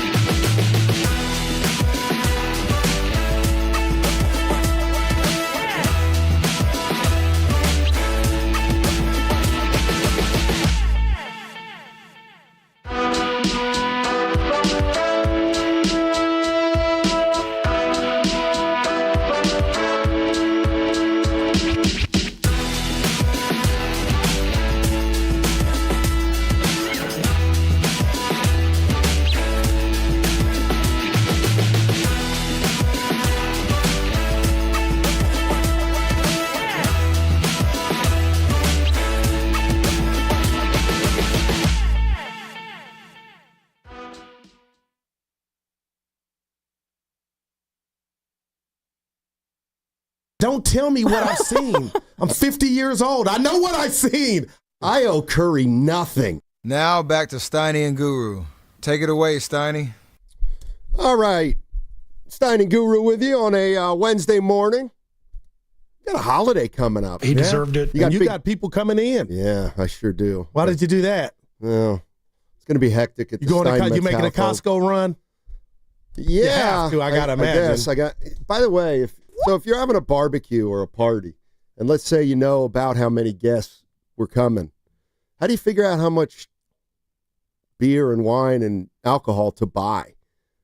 You know, if I said, hey, I think we're expecting about 65, 70. Woo! How much alcohol is that? I have no idea. You got to buy for 90. Not five. You want to have more than less. I think 75's I think we're going to have under 75. So 75's like the max. And you'll have a lot of new vodka, I could imagine.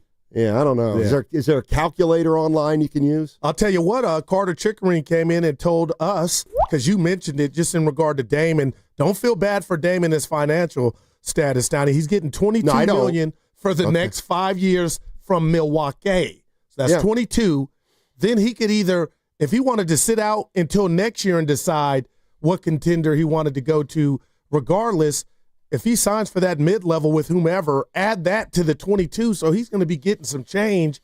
Now I'm excited.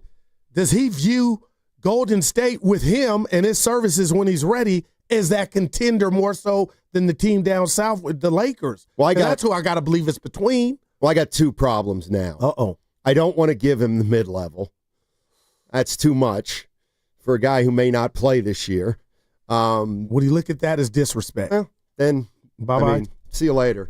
But how's this for disrespect? And I got to thank the 916, and I'd forgotten about this. Damian Lillard in 2023 was asked about playing for the Warriors. Do you remember this? Here's what he said.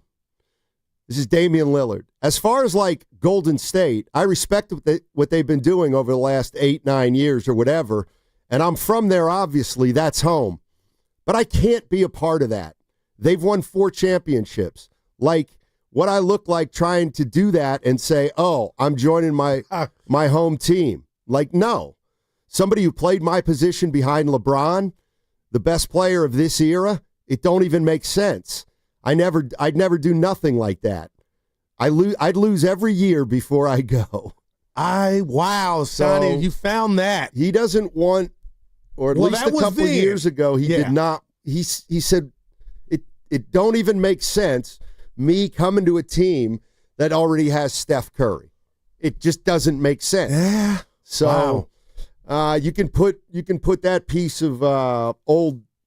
Well, I'll say this to that. If you're saying this a couple years ago, that would be 1 year removed from when the Warriors won their last title. Now he might look at the Dubs as, they haven't done anything in the last 3 years, and I could be the piece to put them over the top.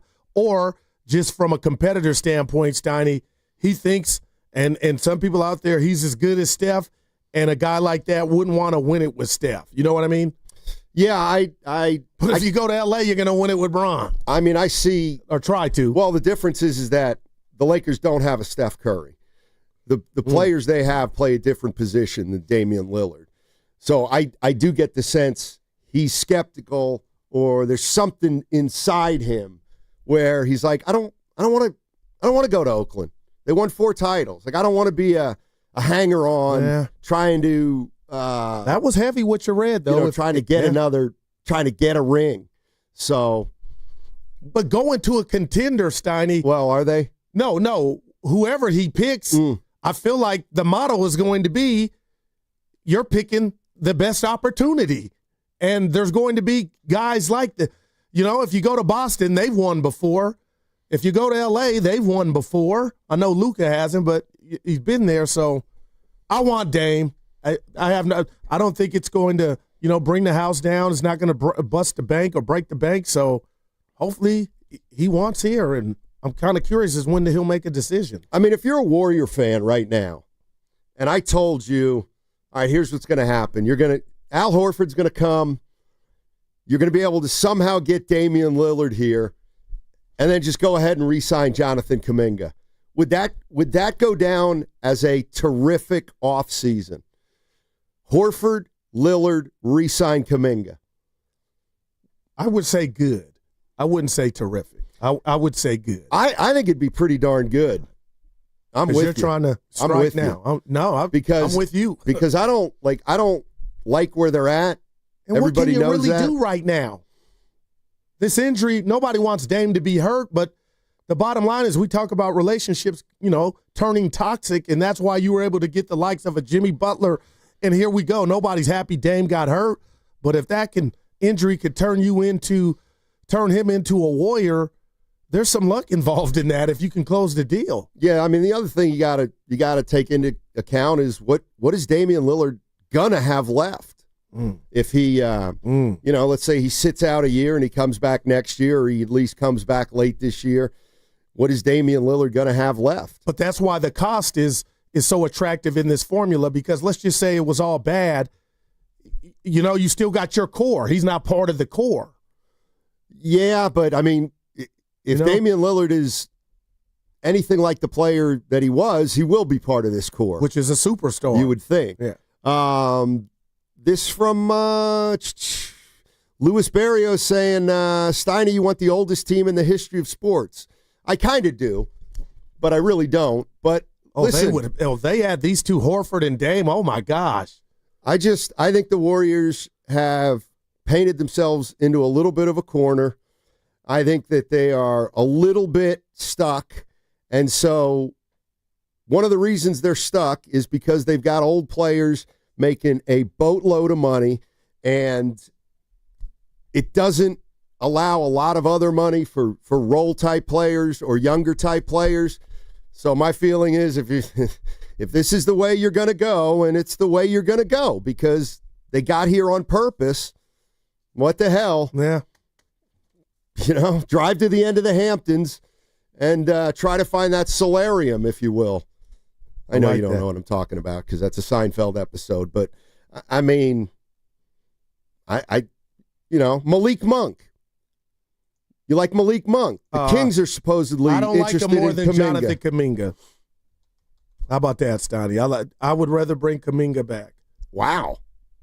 I think I would do that trade right now. Yeah, but shame on you real quick. Why? Cheers is one of my best shows, and so is Seinfeld. Mm-hmm. And you just thought I didn't know about Salt Money, that episode.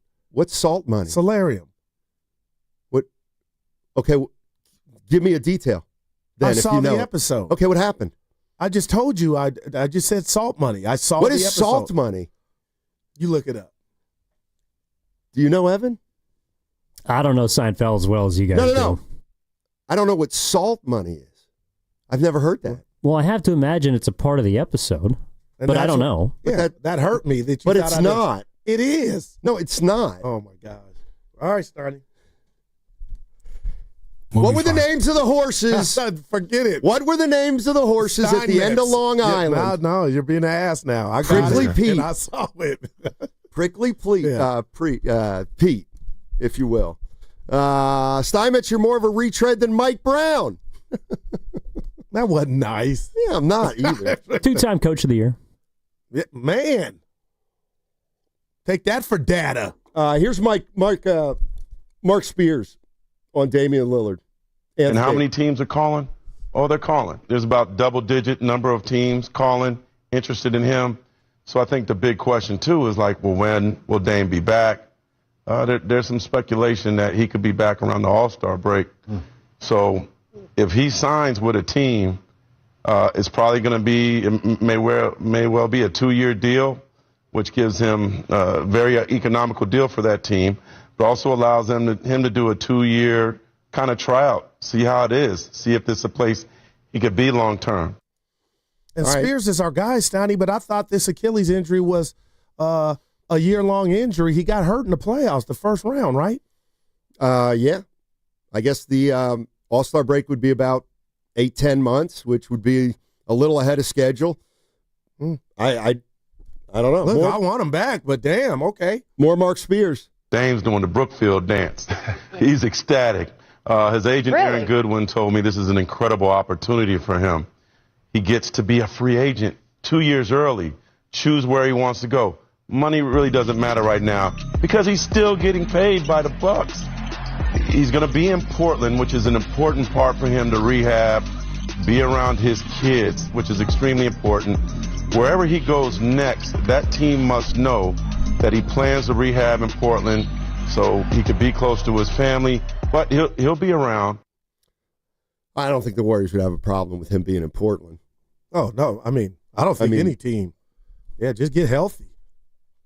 So Damian Lillard, according to Spears, the Warriors have checked in with Damian Lillard and want to see where he's at, want to see if he's got any interest in coming to the Golden State Warriors.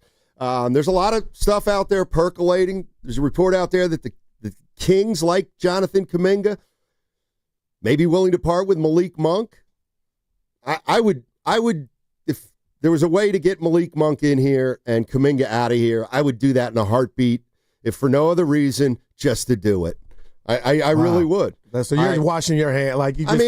I think the writing's on the wall with how Jonathan feels about this place right now, and I don't believe in. I mean, sometimes I believe in exerting leverage, but it's as simple as if the kid doesn't want to be here, I'm not gonna invest money in him, or I'm not going to invest time in him to be here long term if I don't think it's in his heart to be here long term. You went heavy, Steiny, and I'm gonna go Tupac. I ain't mad at you, and I felt like that at times. Just about free him, just break it up and let him start the next chapter, Jonathan Kaminga, that is, of his career. But let me ask you this, because I feel like I'm turning into you. Is Malik Monk a winning player? Is Kaminga. That's how I'd answer it. Well, he's got a ring. Come on, Goo. He was on the team. Okay. Yeah. So he's more of a winner than Monk? Well, he's got a ring. I'm just saying, playing on a championship team. 10th man. Answer the question. Who's got a ring? I would rather Monk's a better player than Kaminga. Okay, and I would agree with that. But if you get the best out of Kaminga, I can't believe you just said that. It's fact. It is fact. So Kaminga, the fact that Kaminga has a ring makes him more of a winner than Monk. No, he's been here in the system. So Omri Caspi, more of a winner than Damian Lillard. No. I mean, I'm having fun, but the bottom line is he's the champion, and he did it here. Kaminga, even though his role was minimal. I'd rather have Monk. Yeah. No, you said as much. Let's go to Gary in San Francisco. What's going on, Gary? How you doing, man? Doing good. How are you guys doing today? Hey. Doing well. So, I know the team's kind of restricted with all these, because of Silver's Lake-up rules, basically, but I wanted to know what you guys thought about making, it could be a lateral move, but just for the fun of it, just trying to get LeBron. I just wanted to see what you guys thought about that. I mean, it's out there, too. I mean, that's out there. LeBron James opted into his contract, but then put out a statement saying, he knows the Lakers are building toward the future, and there's speculation that they could move LeBron James. The only way the Warriors would get LeBron James is for Jimmy Butler. Would you give up Jimmy Butler for LeBron James? Man, I would not. Steiny. And I'll say this. I don't think Bron's leaving Bronny. So that's why, he fired the shot in regard if he actually said that. They better do something or make something happen. And the dude's talking about acting and doing all this and that. I just think he's not leaving the purple and gold. But I also don't think he's leaving the sun. But Dan, how would you answer that? Butler or LeBron? Oh boy. Oh man. You know what? Yeah. Sure. But the reason I'm saying sure is because I don't know how much better you get with LeBron, maybe a little bit. But you know what? If you're not going to win it, which I don't think you are. But that's what you make the move because you think you can. No, well, then I'm not making the move because I think we can win a title. I'm making the move because it at least keeps us atop the NBA in terms of interest for the next 2 years if LeBron's going to be playing with Curry. So I guess from that standpoint, I would do it. The Warriors would be, they'd remain as big of a draw as they've been. And the reality is they're declining probably as a draw, even with Steph getting up there. So I can't believe I'm saying this, but I'd probably do it if for no other reason than marketing reasons. Because you're sitting with the chef. Speaking of him, Steiny, how involved do you think he is in all this in regard to who they go get or try to get? I mean, I can just tell you what I think, and I don't think he's involved at all right now. I get the sense that it was different last year because they had options. They had alternatives. They had wiggle room to make different kinds of moves, whether it be Paul George or Markkanen or all the guys we talked about. This year they are way more constrained, and if there's not a big move to be made, why do they really have to get Curry in here? I mean, yeah, I guess you touch base with Curry and you say, should we reach, we're going to reach out to Damian Lillard. Yeah. What do you think? Yeah, sure, why not? Or what do you think about Al Horford? I like Al Horford. Okay, we're going to try to get Al Horford. Okay, I like that.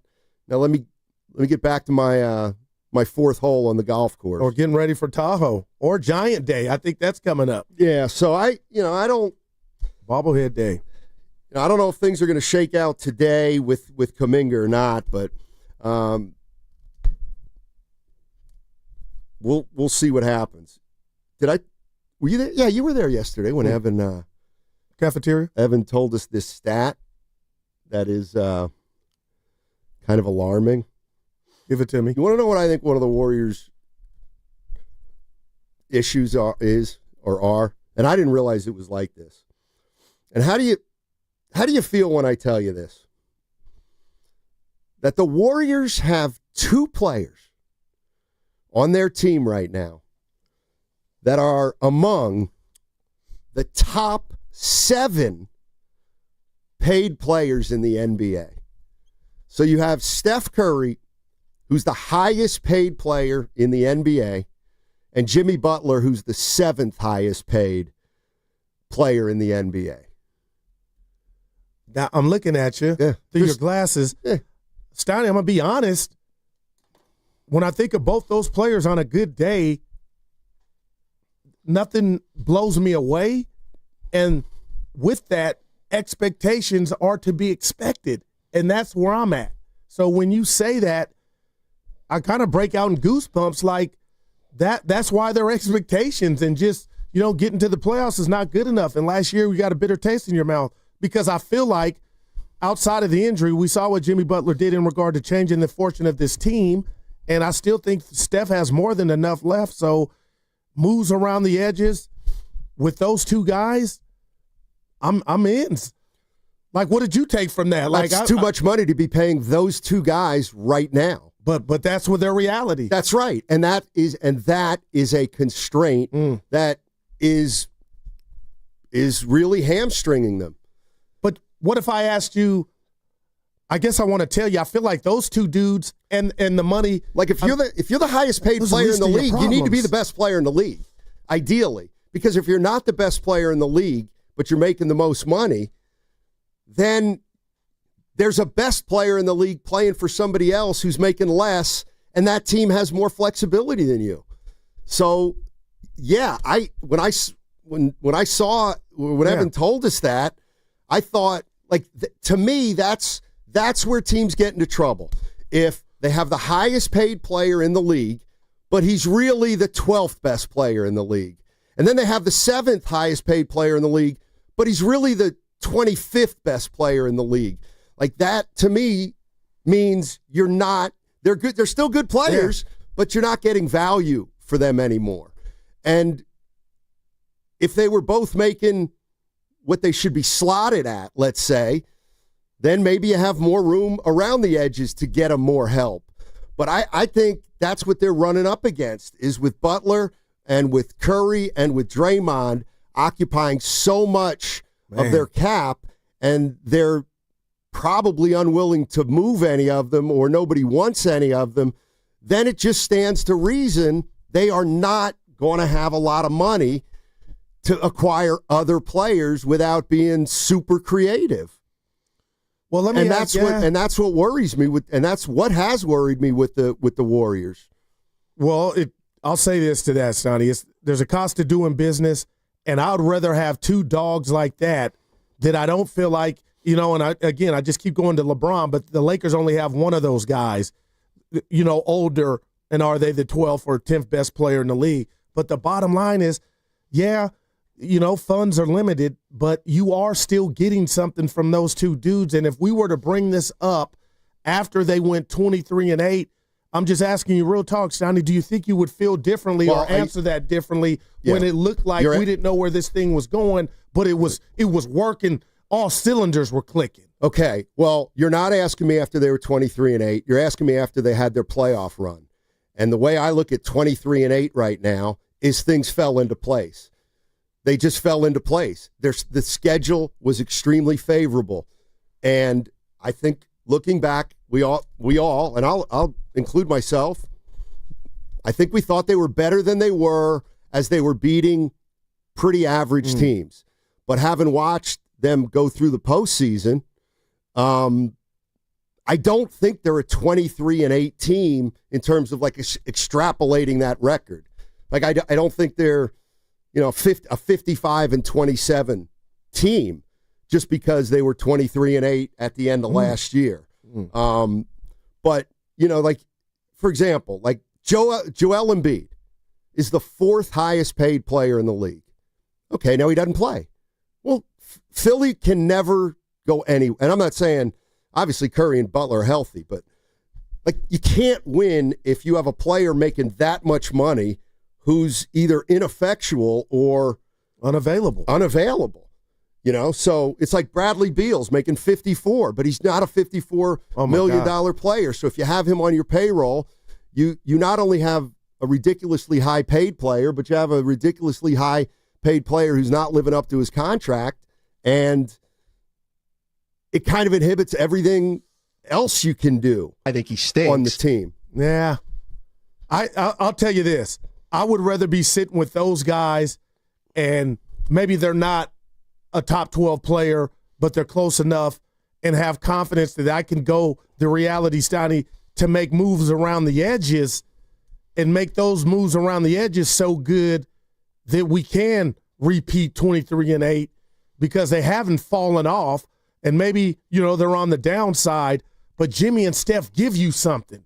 Now it's about, with the budget, can you go get better versions? I'll just throw Looney. Would Horford be a better version of Looney? I want to say, yeah, all around. I could be wrong, but that's easier to accomplish than getting the caliber of players like Jimmy and Steph if what you're saying is maybe they're overpaid at this juncture. Well, they are. Yeah, but Steiner, we could go down, but we could give you 20 names.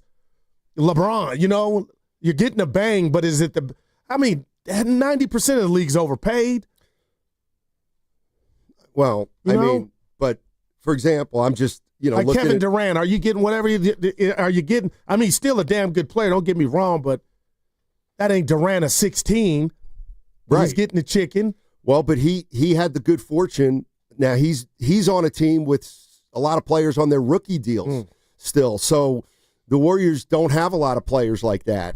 And, it's going to be, I think we're just, all the stuff we talked about leading up to the offseason, I just kind of think it's playing out. Yeah. And we were talking about how they might be constrained. They don't have a lot of money. They don't have a lot of flexibility. And here we are in day 3 of free agency. They haven't done anything. And I think we're getting the answers to the questions that we should have known the answers to, because we can all see where their payroll is and how tough it's going to be for this team to, to balance the salaries with trying to improve. 888-957-9570 is the number. What's coming up on the game is brought to you by Fremont Bank. Here for you, here for good. Are you planning a road trip? Tahoe, Napa, down the coast? Make your first stop Valvoline Instant Oil Change. Drive in, stay in your car, and be done in 15 minutes. Your ride will be ready before the snacks are even packed. Visit BayAreaOilChange.com for coupons.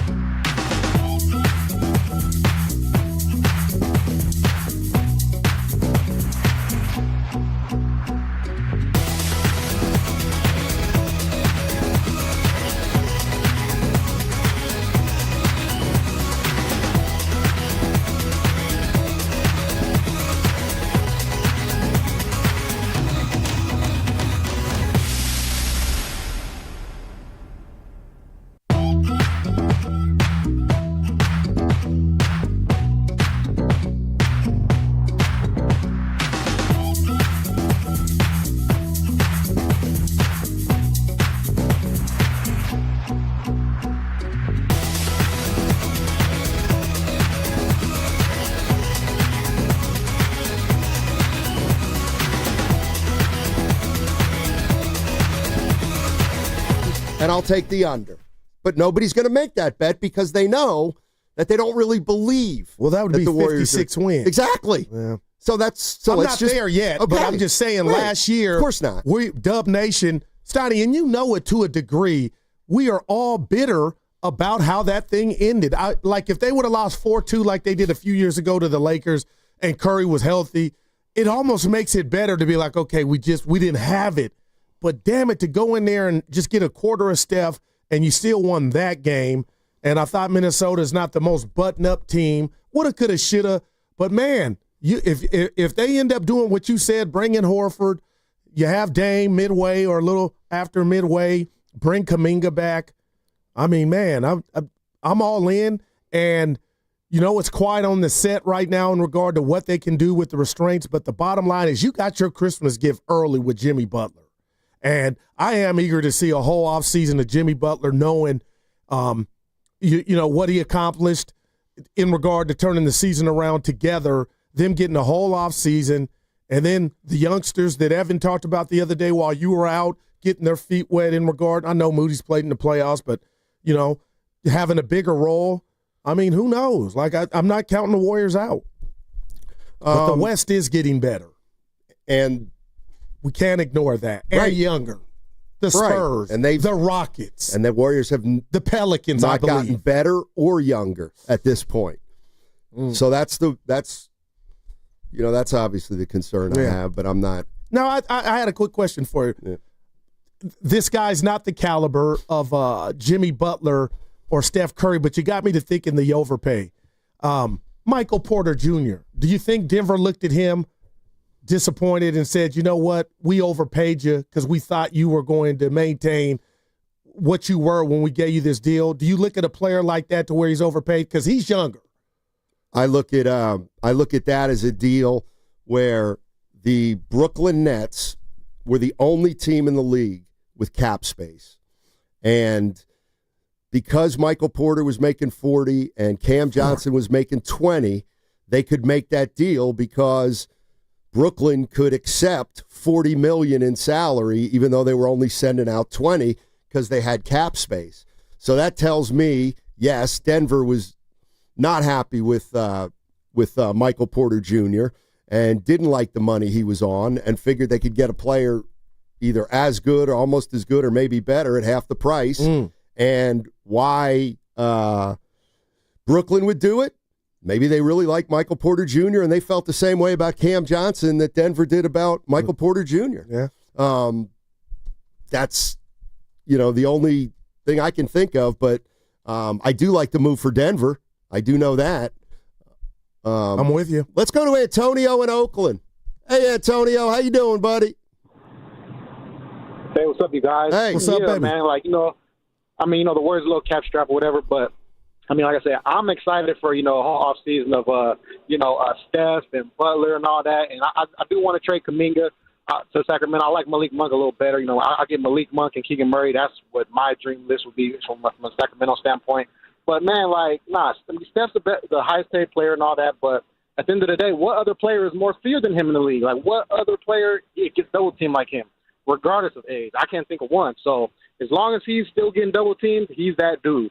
Like, come on now. The Rockets were the most athletic team in basketball, and they had issues with him, man. They were holding him and grabbing him, man, like he was, Jerry Rice in his freaking prime, man, trying to, get out the line of scrimmage. So the Warriors going to be all good, regardless if the West is better or whatnot. I think the Warriors going to get better, man. So at the end of the day, like that song by Aaliyah, age ain't nothing but a number. Sing it, baby. Hey, Antonio, do you want Dame? Do you want Dame in the town? Yes, I do, man. Hey, I went to middle school and high school with his brother. So, man, bring him on home, man. He'll be our sixth man and all that. I know he has a torn Achilles, and, he definitely relies on that short area quickness. But, hey, give us that guy.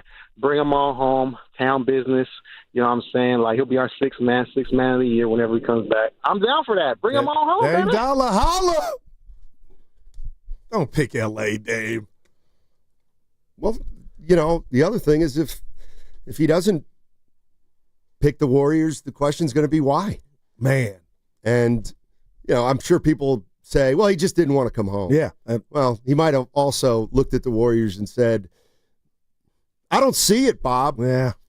I How about Phil in San Francisco? Hey, Phil, what's up, buddy? Hey, yeah, how's it going, you guys? Well. Yeah, I'm hearing this conversation you guys are having about, Jimmy and Steph's salaries being what they are, and therefore the Warriors are struggling here, in terms of like if they wanted to get a free agent or something. Sure. But when they talked Durant into coming to Golden State, I mean, was this totally a different situation? Probably, but he had agreed to restructure his contract and take less money to be able to make it happen or something, or to fit into the salary cap. Is that something that Steph and Jimmy could feasibly agree to do to free up maybe an extra $15 to $20 million to bring in a free agent for just 1 year? Yeah, I mean no, they're not. I mean those two guys aren't. I believe when the Warriors got Durant, they got some real benefit from a new collective bargaining agreement, so there was extra money there. And you know what? I can't even remember if it was a sign and trade or not for Durant, but I'll bet it was. It was. Remember, because he did them a solid. Some guys came back for him. So, would Dame be willing? I just think that Durant was a one-off because there was extra money that just came into the system that the Warriors were able to utilize and essentially pay three guys, maybe even four, like big money. And that, man, teams just aren't able to do that anymore in terms of paying that many guys. So, no. And that's the other thing. No, Jimmy Butler and Steph are not going to rip up their contracts and take less money. I know Jimmy Butler isn't. Well, we know LeBron didn't do it. And Jimmy Butler was, we also know the only reason Butler may have come here was because he got that extension. If you're Dame, Steiny, I mean, you could take this all into next. Like, how frisky would you be to make a decision? I don't know. I mean, this can marinate. I mean, yeah, I guess it could. I guess if he's not going to play for anybody for a while, maybe he should just not do anything, wait, and look at the landscape in 6 or 8 months. That makes sense to me, too. Let's go to Tom in Sonoma. Hey, Tom, how you doing, man? Hey, Steiny. Hey, Guru. How you guys doing, man? Hey. Happy Hump Day. Yeah. So I'm on the opposite spectrum, man. I think the Warriors, this is going to be our most trying year ever. I mean, we have no big man right now. Al Horford, he's old, man. Damian Willard, we're going to wait. Remember they said we got 2 years for Kerr. Well, no, we only got 1 year now if you take Damian. So we are in big trouble with this whole thing. Sitting on the sidelines of the draft, I mean, we had 41st pick. We get the 52 and the 59. Okay, great G League players, okay? We're getting nobody in the free agency market at all. Kaminga, I'm thinking 15 to 18 million if somebody were making an offer. And this is what I want to make one more point, guys. Are we trying to make the Warriors the oldest NBA team ever? Because that's where we're heading. And one other thing, Chicago Bulls, the last time they won a championship was in 1998 with Michael Jordan, and they stuck with that team to the very end. It's been 27 years since they won a championship. I think that's where we're heading, and that scares the hell out of me. You guys have a good day. Oh, Tom, man. I mean, the 39-year-old, if you're into that, and I know you are, that doesn't help the average age of your team. I get that, Tom, but I'll say this to that. I'm pivoting. Kevin McHale in the paint, Steiny. There's still the Giannis domino out there if you're a dreamer of if he wants to get up out and somehow the Warriors can land Giannis Antetokounmpo, then, my goodness, everything that Tom said changes. So, and this is the other thing. If ever there's a sign of desperation, it's talking about a guy that we don't even know whether he wants to leave a team or not in terms of Giannis. 650, thank you. Yes, the first time when they acquired Durant, it was just a free agent signing. When he left, you meant when he left. Well, when he left, it was a signing trade. And he did a solid, right? Yeah. Which ended up turning into Wiggins. Well, D'Lo and then Wig. Yeah. So, but this is the price of a dynasty, right? Or as far as if you say, Steiny, the definition of a dynasty, Guru, is you got to win it every year. Okay, then it's over. But it's not, because the core player, just like a great sitcom or series, the main actors are still here in regard to Kerr, Dre, Steph. So I know Clay's gone and Looney's gone. You got Jimmy Butler, but those guys, Dre's not going anywhere. But boy, if he could, then this thing, you could get to what you deem promised land a lot sooner than later. But because of who Dre is and what he's done, he's a lifer. You gotta take this on the chin.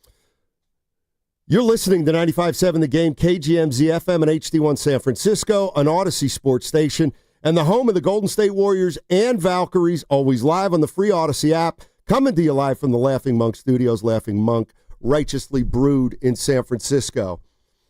And, you know, we've talked about this a lot. I mean, the idea of, and I don't know if he's got a market out there, but so because you don't want to trade Draymond, you're willing to take it on the chin, kind of. But I don't think they're looking at it. I don't think the Lakeup and company. I think I think we're headed toward that situation, to tell you the truth. Well, we might be in it. No, I mean, I'm getting skeptical of the noise of this ludicrous fifth ring, and I don't know. I mean, have they? You want to talk about messaging and what the fan base believes. I don't know what percentage of the fan base believes this is still a title team. I don't know what percentage of the fan base thinks, this team's got an outside chance, and I don't know what percentage of the fans think that they're done winning titles. I'm not sure. I mean, but I do think the talk of the fifth ring for Steph and it being the be-all and end-all, that's had an effect on where you're at now. And the question is, do you want it to continue to have an effect? And if you're telling me that there would be a move out there for Draymond Green that might make the Warriors better and doesn't put them in a worse financial spot, but you're not going to do it because of what Draymond did in 2014, I mean, I got to be honest with you. That's I don't want to run an organization like that. That's just me, especially with a guy like Draymond Green. Now, Steph Curry's a different animal entirely, but I just don't like the idea of we can't trade Draymond Green. Why not? Because of what he's done, and he's just you can't trade him. Whether it's Steph likes him, this, that, okay. I hear you.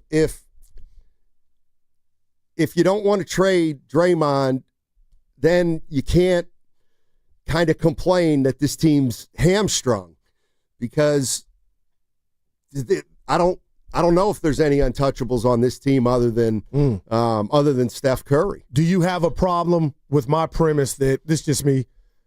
Because I think what you just described, a lot of it is loyalty, and you could say to a detriment, but they're choosing to go this route because I think he's untouchable, Draymond Green. But damn, if he wasn't, then we're talking about a whole new ball game in regard to the makeup of your team. But the bottom line, Steiny, is the rebuild can't start while Steph's here or Dre. No, I don't think it has to be. And that's what I'm saying. I mean, I think people look at it as you're either a title team or you're rebuilding. Okay, well, I'll be honest with you. To my way of thinking, they haven't been either anyway for the last 3 years. I'm sorry. I don't think they've really been a title team. They missed the playoffs a couple years ago, and they've only gotten to the second round 2 out of the last 3 years.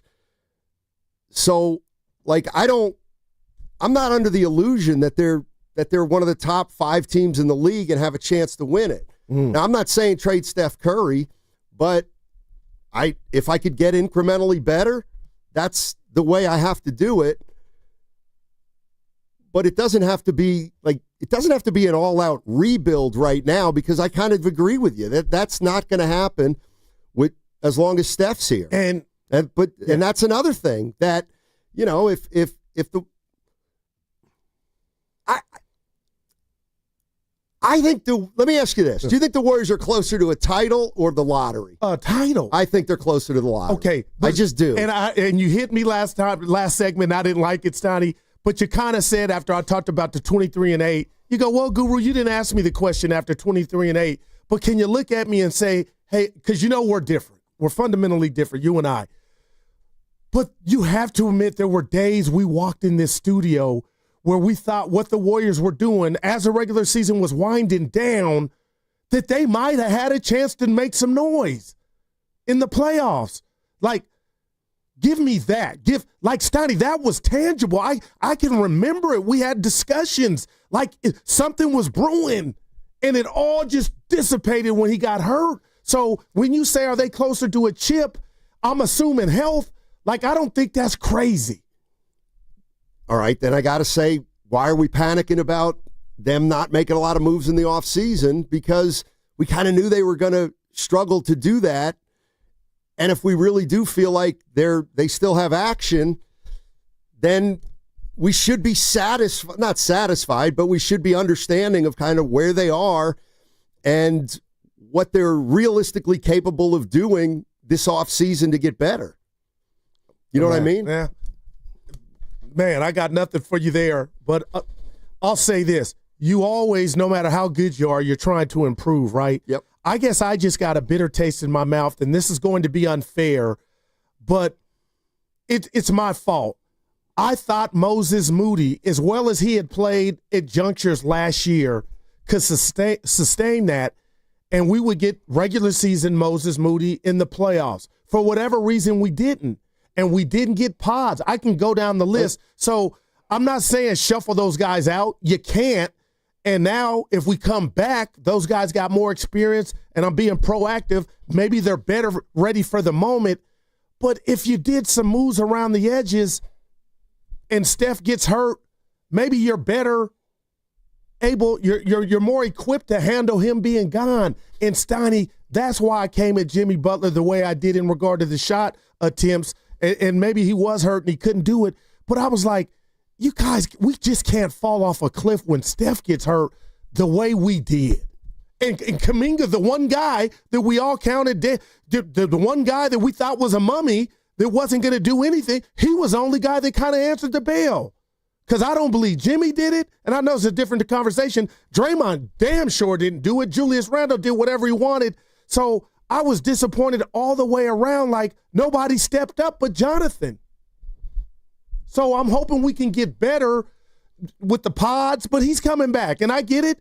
And Moody, like that's who we are. Okay, can we get a better version of Looney? Can we get a better version of GP2 if he's not on the team? Like I was thinking about this. I scoff at the notion that this team, if GP2 is not on the Warriors, where do we go get that on-ball defender? Well, this is why I guess I think you're thinking about their reputation as opposed to what they actually did last year. And, you know, when we talk about the Warriors in the postseason, are we willing to acknowledge that Draymond was a little bit of a liability defensively? Yes. Okay, so and it was shocking. So next year, is he going to be a better defender in the postseason when the games get to be like the games get? I don't see it. Now, what if he has more? And again, here I go, 39-year-old Al Horford. What if that helps him out? What? Make him a better defender somehow, Horford.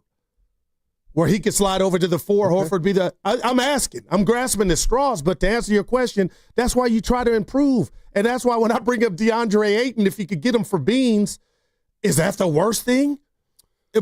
Or are we just fixated on he's a clown, his reputation, it's low right now, but are we in any position to look at DeAndre Ayton and say, we got no room for a guy like that, 7'1"? Well, with all due respect, Kerr's never had room for a guy 7'1" like Ayton. Again, that's the other thing with DeAndre Ayton. You can only acquire him if you think Steve Kerr is going to play him. And I don't know.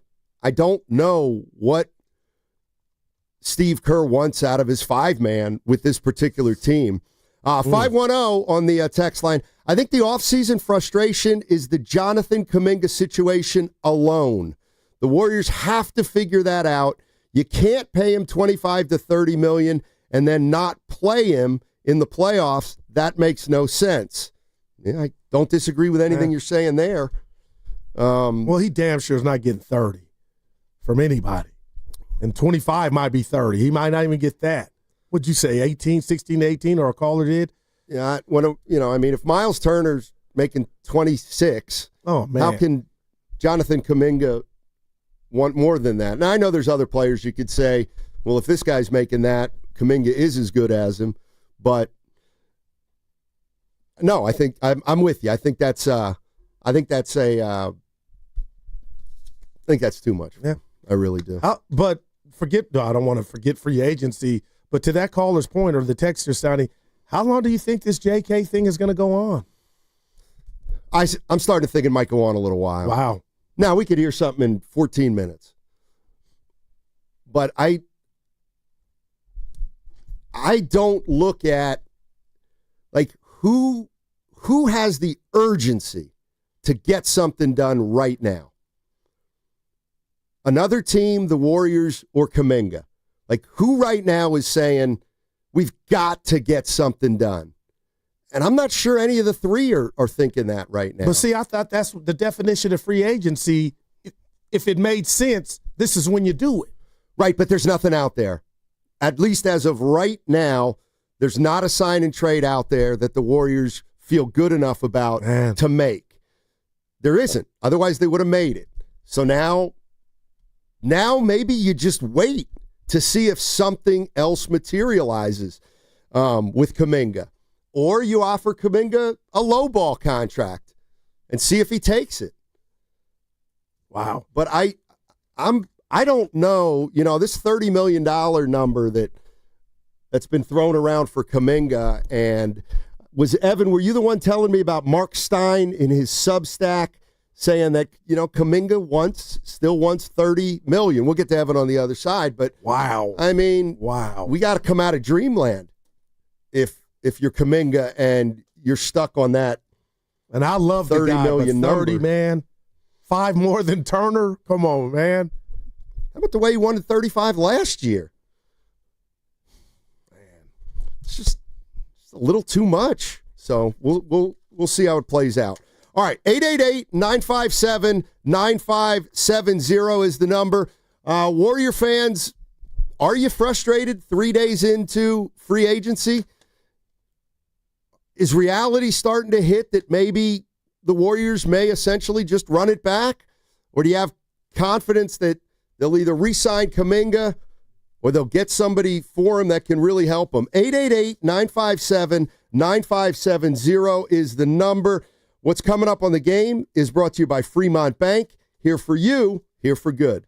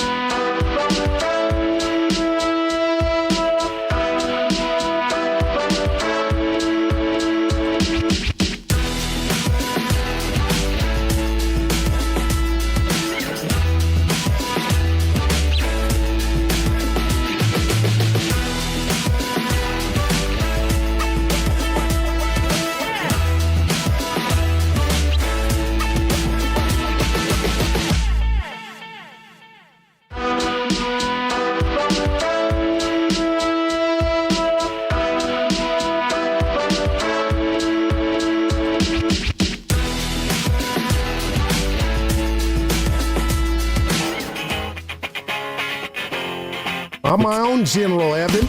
That's a weird assumption. Now, back to Steiny and Guru on 95.7 The Game. I'm excited for you. What? This party. It's it's part of the wedding festivities this weekend. Dude, I'm excited, man. Just buy in bulk. You're the best, Goo. You're the absolute best. Hey, geez, get well soon. Red Panda.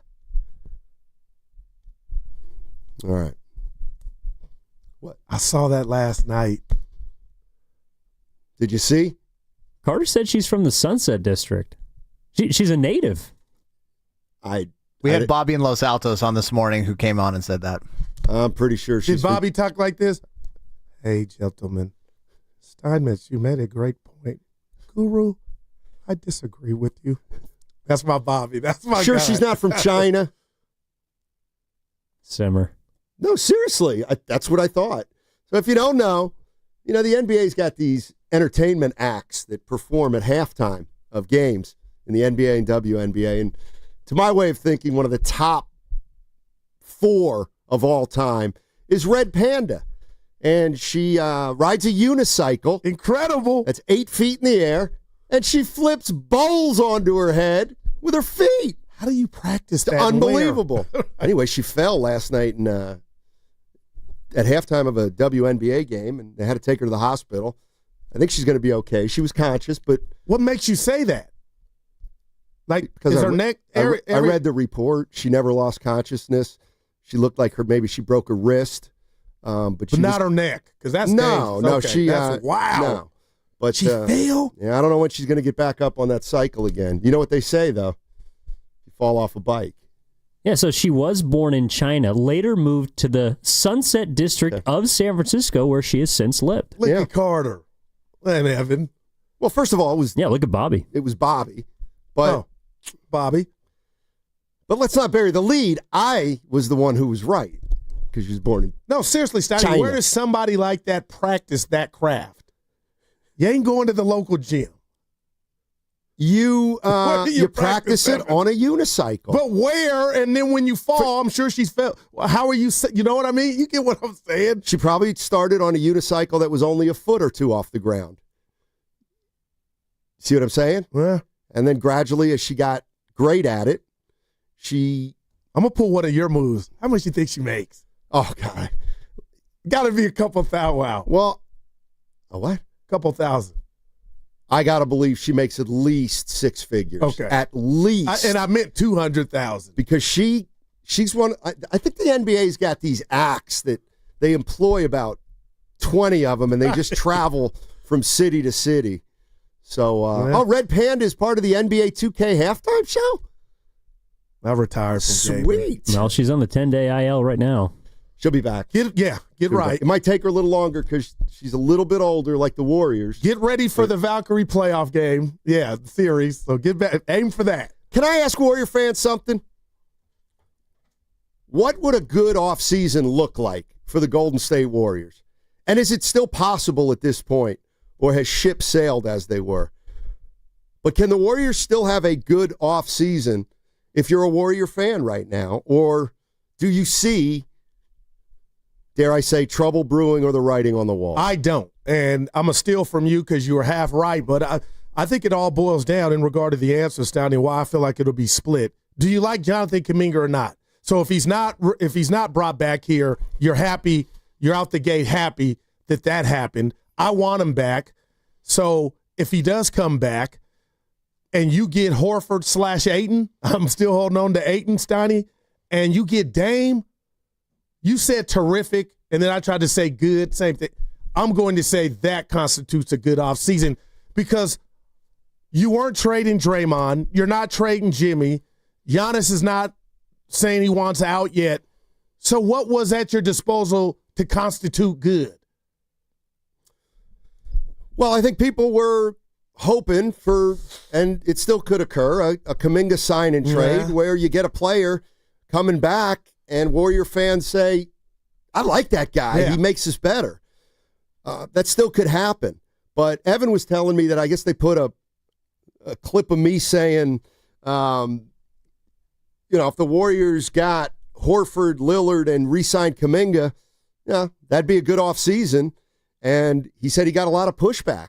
Oh. And I'm thinking, okay, this is where I can only judge the Warriors for what they're able to do in the position they're in right now. I'm not going to hold it against them because they've put themselves in this position. That is way more. That's super fair. Well, when they were doing it, I was criticizing them. So here they are, right here, right now. I don't like where they are. I don't think they have a ton of options. But if you're telling me they could get Al Horford, they could get Damian Lillard, if they could somehow get him on a vet min, because he's going to be making $22 million a year for the next 5 years, regardless. Man, and then you re-sign Kaminga. I mean, I don't know how you do any better than that at this point. And that's why I would like saying. People to call 888-957-9570 and tell us what that portfolio would look like that you would check, oh, this was a good offseason. And maybe you said it. You didn't say frisky. I will. Maybe they're mad at the Warriors or that this Kaminga thing has not been solved. Possibly.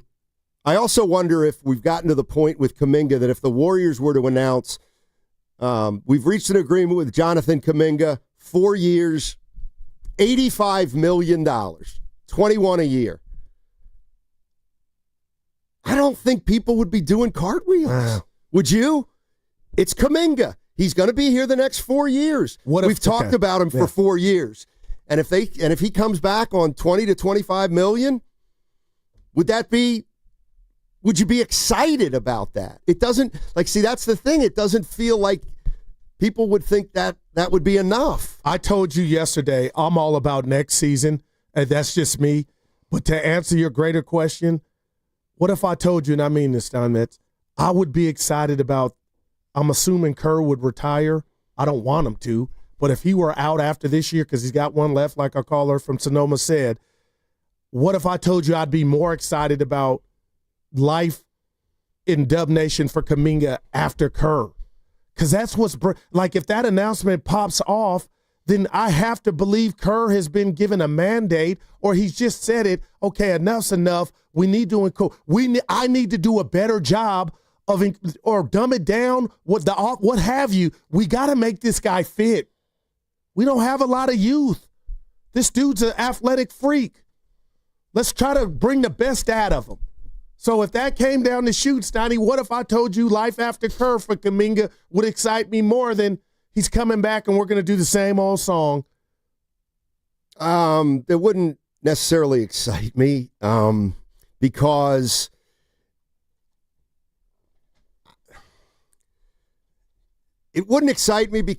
what about if you still have all your veterans on the team?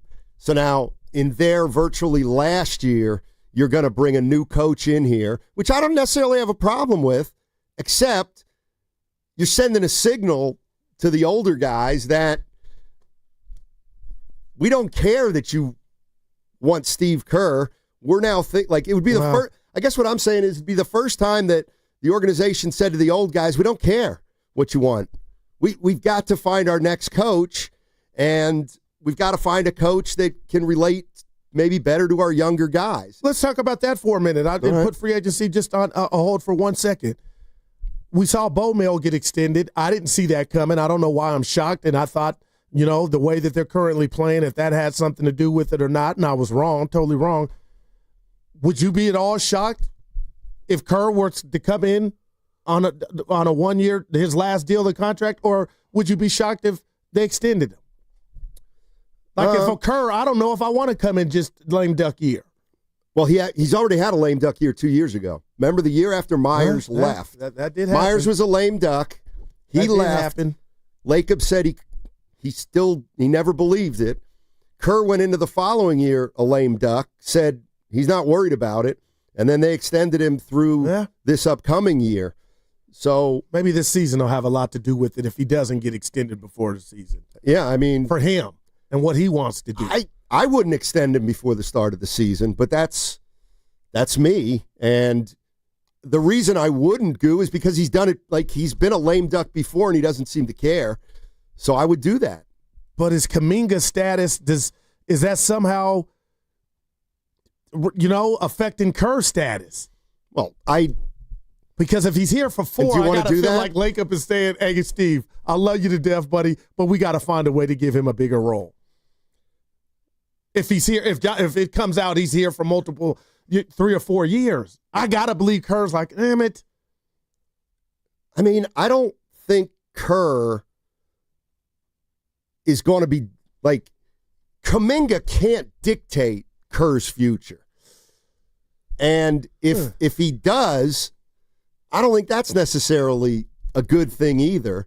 Like, that's what I mean. I mean, I'd rather not have Jonathan here than he's here and he's still behind Draymond and Butler. And, oh, by the way, they're still under contract for another year. And, oh, the Warriors had a surprisingly solid season. Let's bring Kerr back for one more. I don't know if you want to go down that road as it relates to Kaminga. Let's go to Leo. Leo's on 880. Hey, Leo, how you doing, man? What's going on? Oh, hey, thank you so much for taking the call.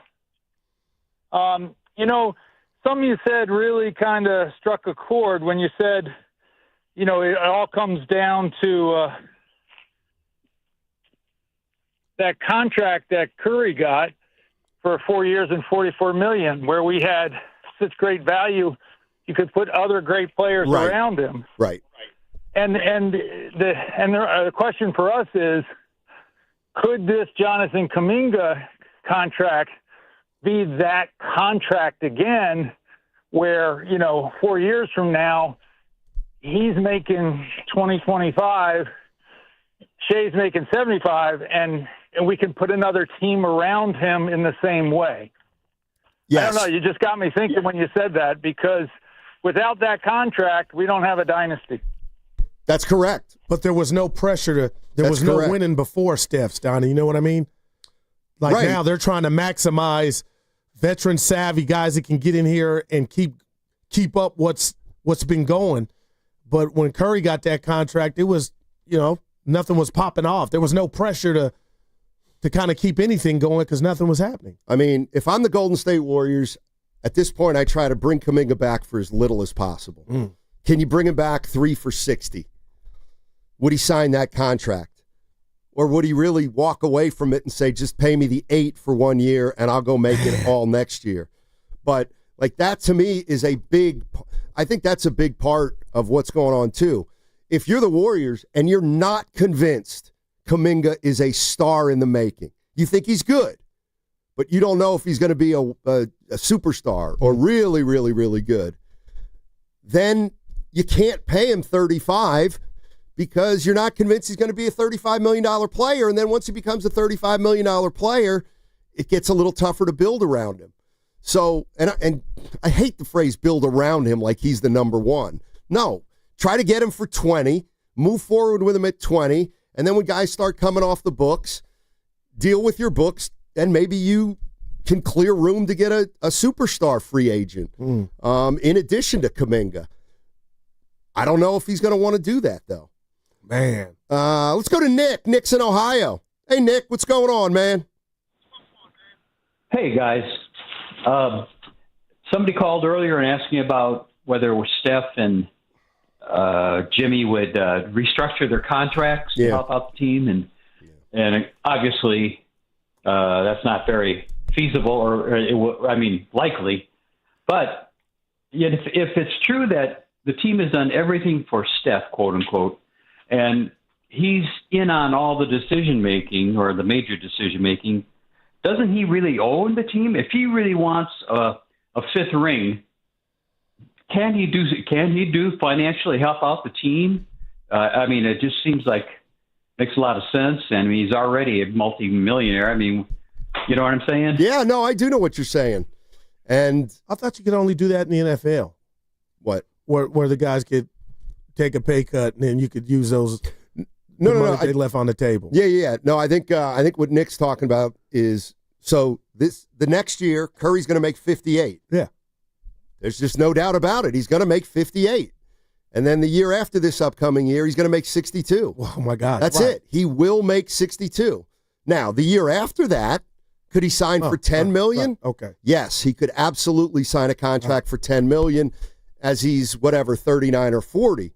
That's why when he got extended before last season for next season, the reality is next year he's going to be making more than he's making this upcoming year, and chances are he's not going to be as good as he was last year or the year before.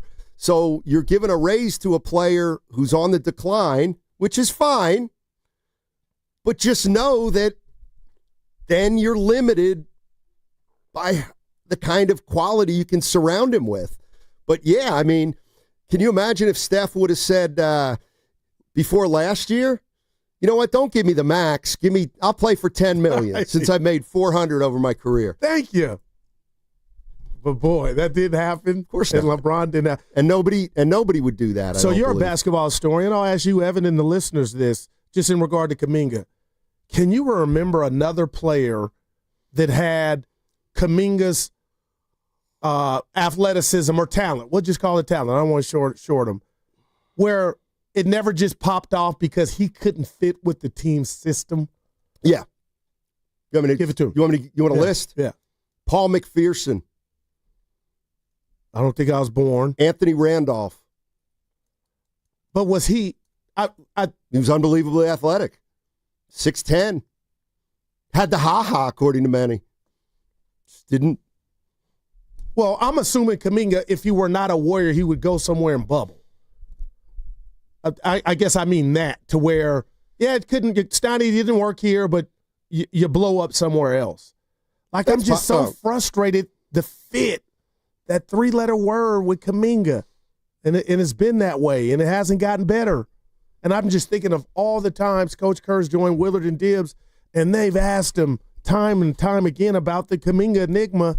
But, Steiny, I just can't remember a player that goes on somewhere else, and you say, man, we just couldn't make it work here, but it worked for him. It worked. That player blossomed somewhere else. For Kaminga or for a former Warrior? Just a player in general. It doesn't even got to be a former Warrior. Oh, well, I would say, it's like you just find a way for talent to get on the court and it works. Well, I mean, what would you say for Chris Webber? Like, he was here for a year. They got rid of him. And it worked. On the court wasn't the problem. It was the personal. And this may have some of those aspects also with Jonathan Kaminga. Somebody said Aaron Gordon. No, but he figured it out on his team. Oh, no. Wow. No, he's right. Well, I don't know. Aaron Gordon went somewhere, right? He was originally with Orlando. Yeah, so that you could count the bucket on that one. Yeah. Yeah. I mean, I don't. That's my fams on YouTube chat. Let's go to Jason. Jason's in Oakland. What's up, Jace? How you doing, man? I'm doing great. How about you guys? Hey. Doing well, thanks. Awesome. Appreciate you taking the call. I had a suggestion. What if we gave up Butler, Kaminga a few picks, ended up getting Giannis, and because Giannis stood up for Dame decided to come over to Oakland for the vet minimum? What would that look like? Oh, man, that's incredible, man. I think you'd probably Peaches and cream is what that would look like. So Butler, I mean, it's going to be tricky with Kaminga and his sign and trade, but you get Giannis and Dame. If you got a third, and you'd probably have to give up 3 first-round picks. Hey, Dame, take your time. Would you still do it? Yeah, take your time, Healer. We got so you give up oh my gosh. Butler, Kaminga, and 3 firsts for Giannis? Yes, and I got my future Warrior after Steph with Giannis. Okay. And I'm a player in the meantime. Hey, Dame, take all the time you need. But you're coming, oh, man, that's thinking. Yeah, I like the idea. Thanks, Jace. Like the idea. That's basketball masturbation right there. Could you imagine? Well, they lose Butler. Okay. And they lose Kaminga. How old's Butler, Steiny? I'm not saying I wouldn't do it. I'm saying, wow. What about the problem is if you're Giannis, why do you want to come to the Warriors when Steph's only got a year left and you're not going to be able to draft anybody for the back end of his career if you give up those draft picks. I get it. Maybe you don't even worry about that. But how's the situation? Like, honestly, let's just say Giannis stays put, and I guess the East is so wide open with everything that's going on. I mean, what chances do you give Milwaukee adding Turner and no Dame? Like, are they a player to you? I know Boston's doing what they're doing, but I think Milwaukee's lost in the first round of the playoffs the last 3 years after they won their title. Yeah. So, I give them a better chance next year with Turner and with Giannis, even if Damian Lillard's not there, because I think they're a playoff team. And I think they got way better at center.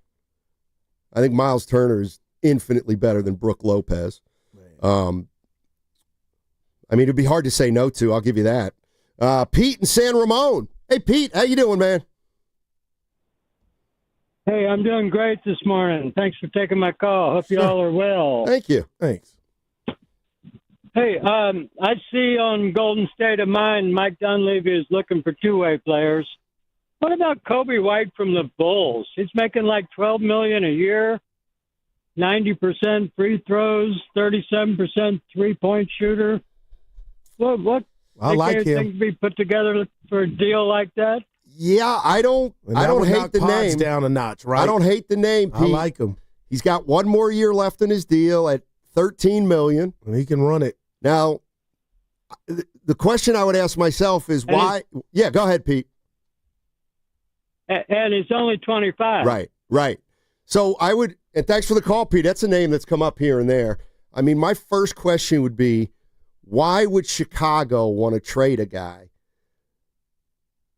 that is a really good player who's making $13 million? And that tells me maybe they already know they don't want to pay him a lot of money at the end of his deal, and he's only got one more deal. But what about the? Oh, go ahead. Kobe White turned down a 4 for $87 offer last year, so odds are he wants more. That's probably why. 4 for $87? Yeah, man. That was the offer from the Bulls. And you know who else? Somebody did that this year. Oh, Austin Reeves turned down 4 for $89. Yep. Good stuff, Evan. Man, because I had forgotten that. So that means maybe the Bulls are. They know that he's walking. They don't want to pay him. Yeah. Or that he's walking. Kobe White. And would they be interested in Kaminga? You know what? Sign Kaminga to 24. Trade him for Kobe White, who's making 12. That would be. That actually doesn't make. I miss you, Kaminga, bad but sense. Man. Problem is Chicago's got to love Kaminga if they're going to do that. 888-957-9570 is the number. What does a good offseason look like for the Warriors? Or has that time already passed, even though we're just 3 days into free agency? 888-957-9570 is the number. It all centers on Jonathan Kaminga. He is the way that the Warriors can either add to this team or try to improve it. And Mike Dunleavy said he'd like to get something done sooner rather than later. We're in day 3, and nothing yet materializing for the Warriors player about to enter his 5th year. Planning a road trip? Tahoe, Napa, or down the coast? Make your first stop Valvoline Instant Oil Change. Drive in, stay in your car, and be done in about 15 minutes. Your ride will be ready before the snacks are even packed. Visit BayAreaOilChange.com for coupons.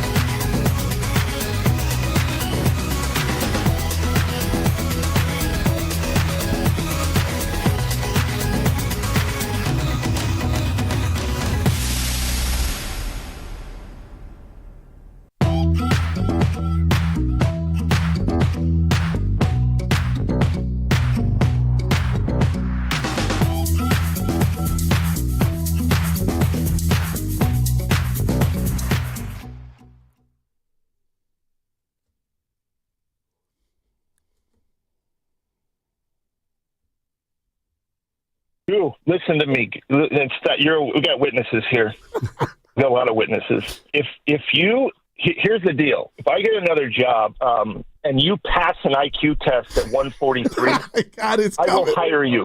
Let's get nuts. Now, back to Steiny and Guru on 95.7 The Game. Get that job, Bob. Where would he end up? He's only going to one of 4 teams. Give him to me. The 2 teams in New York are the 2 teams in L.A. Sounds like Lillard. That's a 4. I don't know. I'm just speculating. I just know that there have been jobs that have come open that he probably could have gotten, and he didn't take them. Phoenix reached out to him. He didn't want to go to the Suns. Wow. We are talking about the state of free agency. Evan, Mark Stein on his Substack, longtime NBA writer for various organizations, has a Substack, and he is very tapped in, particularly to the Dallas Mavericks and the Golden State Warriors. And he had some tidbits in his article that Evan has up right now. What has caught your eye? Well, it was kind of centering on Kaminga and just the options the Warriors have. And so the teams that are still interested are the Heat, the Kings, and I think you guys talked about it earlier, but Sacramento's looking to move Malik Monk. Actually, I did a little digging today. That might be an option. And then the other team that had been linked to the Warriors is New Orleans, and they're kind of off the board because of their tax situation. Gotcha. So the Kings, the Bulls, and the Heat are the 3 teams that he could move to. The interesting thing with Chicago is I actually do agree that that would be the most likely place, but they have a restricted free agent of their own that they're trying to figure out, which is Josh Giddey. Good point. And yeah, I don't know if that meant you could swap them necessarily, but it doesn't. It almost feels like it's going to be a domino with these restricted free agents that's going to happen pretty fast. And Giddey and what the Bulls do could decide how the Warriors could move him there. And I just feel like we're in somewhat of a holding pattern. That's what I gleaned from the Stein article today, is that there's still a lot of mutual interest between Kaminga, the Warriors, and other teams, but no one has flexibility right now, especially because of their restricted free agents. What are your thoughts on, real quick, Monk? I would do Kaminga for Monk. I would do Kaminga for Monk. I would do Kaminga for Giddey. I would do Kaminga for White. Because you just want out of the Kaminga sweep. Yeah, you want him gone. I mean, I should put one caveat on it, and that is, assuming he doesn't want to be here, which I kind of feel like he doesn't. Right. If you read that Slater piece, you wouldn't be wrong. I could understand anybody thinking that to be the case. Go ahead. White is a baller. Could you imagine him running points? How he could score, distribute? So that would lead me. He could shoot? So that would lead me to wonder, okay, so you're willing to pay Kaminga $24, but you have a guy who's averaging 20. What, Kobe White is already... Because they're different players. I get that. Yeah. But Kobe White's better than Kaminga. He's more proven. He's... Right now. Yeah. What if the Bulls think, or any team that takes a flyer on Kaminga, talk to me in 4 years when he's 26? Because the one thing Kaminga has going for him, Steiny, he is Emmitt Smith, 22. Yeah. The other issue with Kobe White is that he's probably looking for an extension. Yeah. So if you traded for him, you would then have to give him, it sounds like, more than 4 for 90, which I don't know if that would necessarily fit with what the Warriors want to do. But, in a perfect world, I would love to flip Kaminga for Kobe White, and he's 25 years old, and you could pay him 4 for 120 or whatever. You could give him the contract that Kaminga wants. I just don't know if the Bulls are going to be able to do it. Yeah, I wonder. He's at the top of my list. Kobe White? Well, yeah. I mean, if Kaminga were to be out of here, that would be it. Then I take Monk over Giddey. I ain't down on Giddey, but Monk's a baller, but I don't know. I know they had him running point last year at the end. It wasn't the best. Wasn't his fault, but he's a scorer. slasher. Yeah, kind of like Kaminga. only a little more seasoned, and he's lit the Warriors a little up older. in his day, Monk. Let's go to Drew in Sunnyvale. What's going on, Drew? How you doing?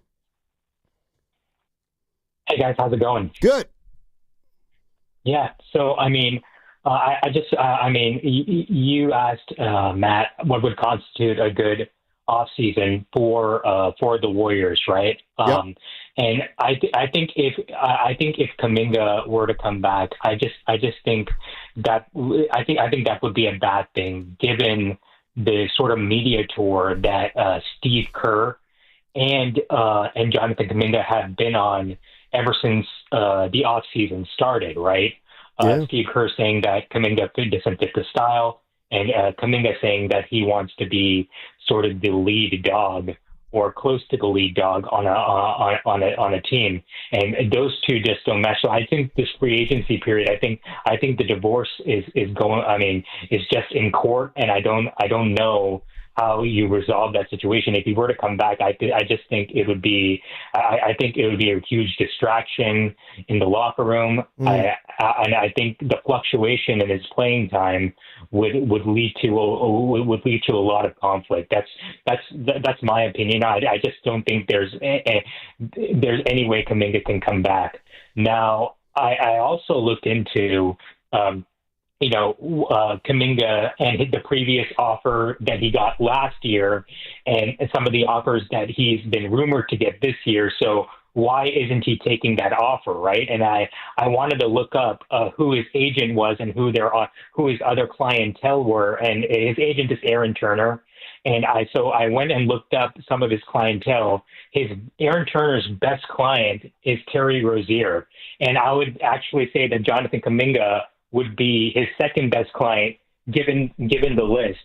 So if you have a client list like that and you feel like Kaminga is your ticket to getting a big contract and getting a big paycheck as commission, I just think that there's some really bad advice that people surrounding Kaminga are giving. I think you alluded to it at the top of your show. He wanted $35 million. The Warriors were only willing to give up $30 million. I think there might be a lot of that going on, and I think it might be just be due to his representation. I think it's not up to par with a representation that other players have around the league. I think they should be looking for where Kaminga can better, extend his NBA career, and where can he make more money in the future, not necessarily for this particular contract. Have a great day, guys. Good stuff, Drew. And so I got to just play it out, right? Well, no, I don't know, but I gotta tell you that Evan brought that up before the show, and he said, is Kaminga's agent costing him a lot of money at this point? Should they have if we find out? And look, we only have Slater's reporting of the 30. Or him wanting 35 and it was 30? And if he didn't take, if Jonathan, I'll be honest, if he didn't take $30 million last year over 3 years at least, and I don't have a lot of sympathy for him. I got to believe that wasn't offered. You would hope. I don't know. Wow. I don't know. And if he's, it almost still feels like he's sniffing for that magical $30 million. And I'm sorry, if you look at the NBA landscape, that's not the way it works. He's not a $30 million player right now. He's probably more of a $20 million player. But I think I agree. I don't know where this is headed, and that's why it's frustration. If he turned down $30 million last year, how can you offer him more this year? And then secondly, how can you offer him less than last year and say come back for 20 when a year ago it was 10 million more? Yeah, Steiny, I'm getting Dennis Schroeder vibes where, he turned down some big money and nothing like that remotely came close. So let's hope that's not the case. But, man, 15, 16, I see it. But even 25 at this point, 20, I don't know. But, man, like you said, this could drag on forever. or what seems like forever. But as far as the fan base and me, just specifically, man, I want this done fast, quick, in a hurry. And if somehow he can be a part of sign and trade where you get Kobe White coming here to put on a Warrior uniform, man, that would be ultra. Then I would say the offseason's terrific with or without Horford.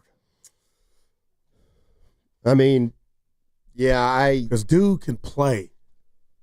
You're talking about Kobe White. Kobe White. Yep, and he'd be a free agent at the end of the year. They'd have his bird rights, though, but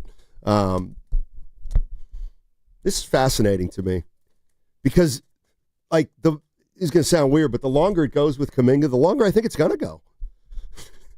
Like, if we don't hear something fairly soon, then that, who called yesterday, Goo, and said we don't know what's going on and teams are preparing offers right now? Oh, I like the guy. Yeah, he was, Yeah, but the reality is it's not like it takes 4 days to concoct something. If there was something out there that everybody liked, and the problem is they need three. They need three parties to agree. They need the Warriors, they need the other team, and then they need Kaminga to want to do what the Warriors want to do with him. But I would assume that Kaminga, if he likes the money, will go anywhere because he wants an opportunity to play. And I keep going to that Slater piece, but Sonny, didn't that feel like goodbye? From just the quotes from Jonathan? It felt like a goodbye to me. Well, regardless if I want him here or not, it felt like a goodbye. To me, it felt like what he was saying wasn't necessarily bye, but it was, okay, we all kind of see it now. What he wants is not available here right now. Like that would seem like a fact to me if Kaminga's telling the truth, which I have no reason to believe he's not. Like, there's just the role he wants.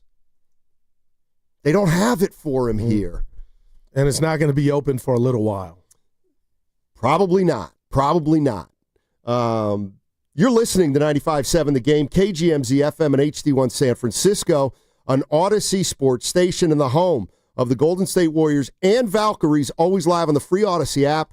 Coming to you live from the Laughing Monk Studios. Laughing Monk, righteously brewed in San Francisco. Scott's in San Anselmo. Hey, Scott, how you doing, man? I'm doing good. How are you doing? Doing well, thanks. I really don't want to see Jonathan Kaminga back with the Warriors. I think that experiment's over. I kind of think of him as Jordan Poole 2.0.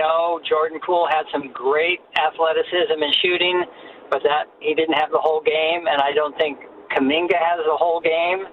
I'd like to see the Warriors get a good stretch for Kaminga, or maybe for Draymond if we can get rid of him. And honestly, I'm ready for the Warriors to turn the page. I'd love for Curry to get one more chance at a series, but I really want them to get younger and more athletic, and they're only going to do that through trades or the draft. So that's kind of how I'm feeling. Yeah, and I wonder how many other Warrior fans are kind of feeling that way too. I would say a lot, but the worst part about what he said, what he's yearning for, is Kaminga. He fits both those criteria. Now, he's young and athletic, but for other reasons, it just has not worked. Kyle's in Walnut Creek. Hey, Kyle, how you doing, man? Steiny Guru, how we doing, guys? Hey. Happy, what is it, Wednesday now? How we doing? Doing great, thanks. Good, guys. I think, Steiny Guru, listen to you guys' show for the past year and a half, 2 years, and obviously the Kaminga conversations come up quite a bit. I just think it's time to move on because, there's so many upsides you can explain about Kaminga, but there's so many downsides to it too, to where with that contract extension or if you what you have it that he's looking for, I think a guy like Kobe White or anyone of that stature would be good to trade for. I just think it's time to move on. And Steiny, I hate to admit this, I always try to side on Guru's side of how you seem to always be negative. My man. But you know what? The more I think about it, the more I always find you being, for whatever reain being right. And I digress. But my whole idea of get him off. My whole get me off the show. My whole idea of the Giants side thought. You guys can talk about it later, but I was very hyped on the Devers trade. I was hyped on Ramos, Jung-Hoo Lee. You know, we got a great roster with Chapman coming back, and you always seemed to stay even keel and saying, you know, I think there's still a piece that's missing. And now that they're struggling, I just want to say that a lot of listeners here were wrong, and you were right, and Guru might want to, you know, hate to hear that, but elaborate on that maybe later in the show. Sure. I'd love to get your thoughts on how the Giants are currently with this roster, and it pisses me off that I have to admit on the phone that you were most likely right. It's not over yet. Tom, thank you so much for the call. God. Don't be a stranger, and we'll move you right to the top. Bye-bye. You gone. No, we're going to talk about the Giants next segment for a little bit. I was like, give us an example. He went right there with the Giants. Yeah. Somebody's at fault. I'll tease that. With the Giants. This metamorphosis is going to. Somebody's at. You're going to point the finger at one guy? No. I'm just. Somebody's at fault, and we need to put it all on have an autopsy. They're right. 4 over. So what? They were 13-14 over. 4 over. They might end the break under 500 the way this thing is going. I thought they were going to be 15 over. After they got done with the Red Sox. But my point is we're going to have a discussion on what – this is not okay. Why don't we have a discussion on your all crazy expectations in sports life? Can we have that discussion? I just want Evan to play the show after the Devers trade. You were in. I was. But I never said what did I say? I said they've gone from a possible wild card team to a team that should make the playoffs. And they still can. Yeah. But it don't feel right. Well, they're not gonna now. It's the shows that you were gone that he doesn't want to replay. Okay. No, and we're gonna get into exactly what you think you're talking about. Evan, I missed it on the other side. But hey, real quick, Kobe White, what do you think he shot from deep last year? 37. You already lit him, my man. How much? 33 minutes, 37. You had it up. And that's what life's about. You know what? Is there a player you wouldn't want at this point? Let's just get Ayton. Oh, I want him. Horford. I'm not mad. I'm going to put him.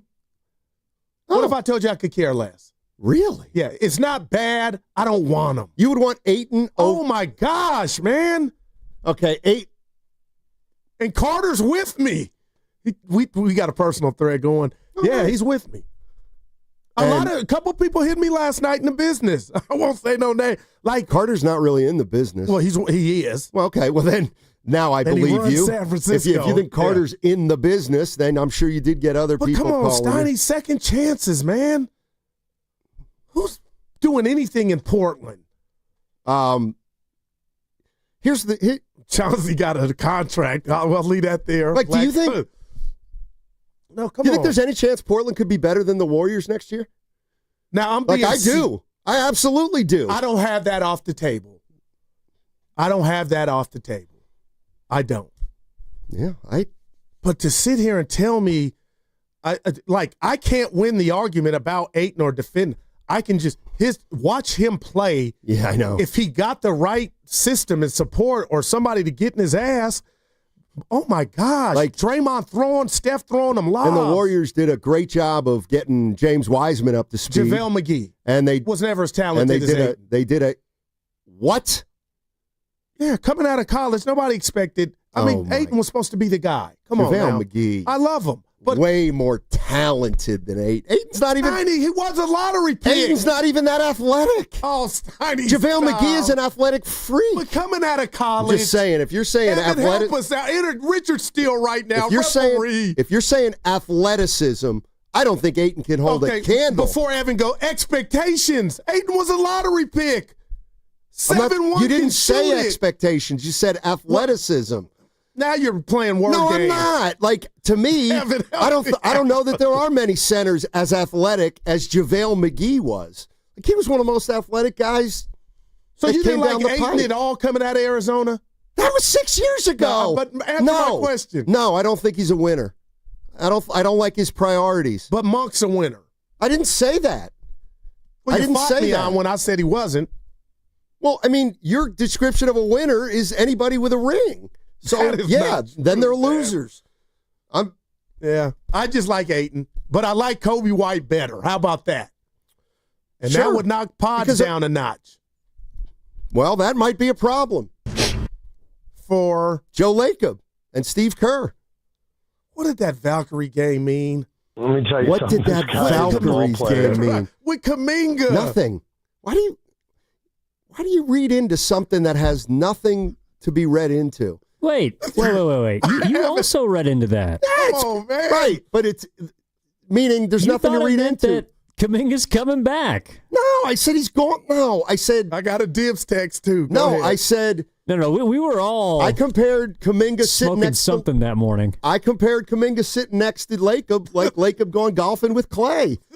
They said goodbye, people. Dibs, deep dive Dibs just threw me a nugget. It better than McDonald's could. DeAndre Ayton, one of 8 players, Steiny, 18 players to average a double-double in his first 7 seasons. So he's not a stiff. Well, then why was he? Okay. Because of why was he let go for nothing? Nothing. Off the court. Nothing. Being a young team like the Blazers with this 27-year. How old is he now? No, he's 26. 26.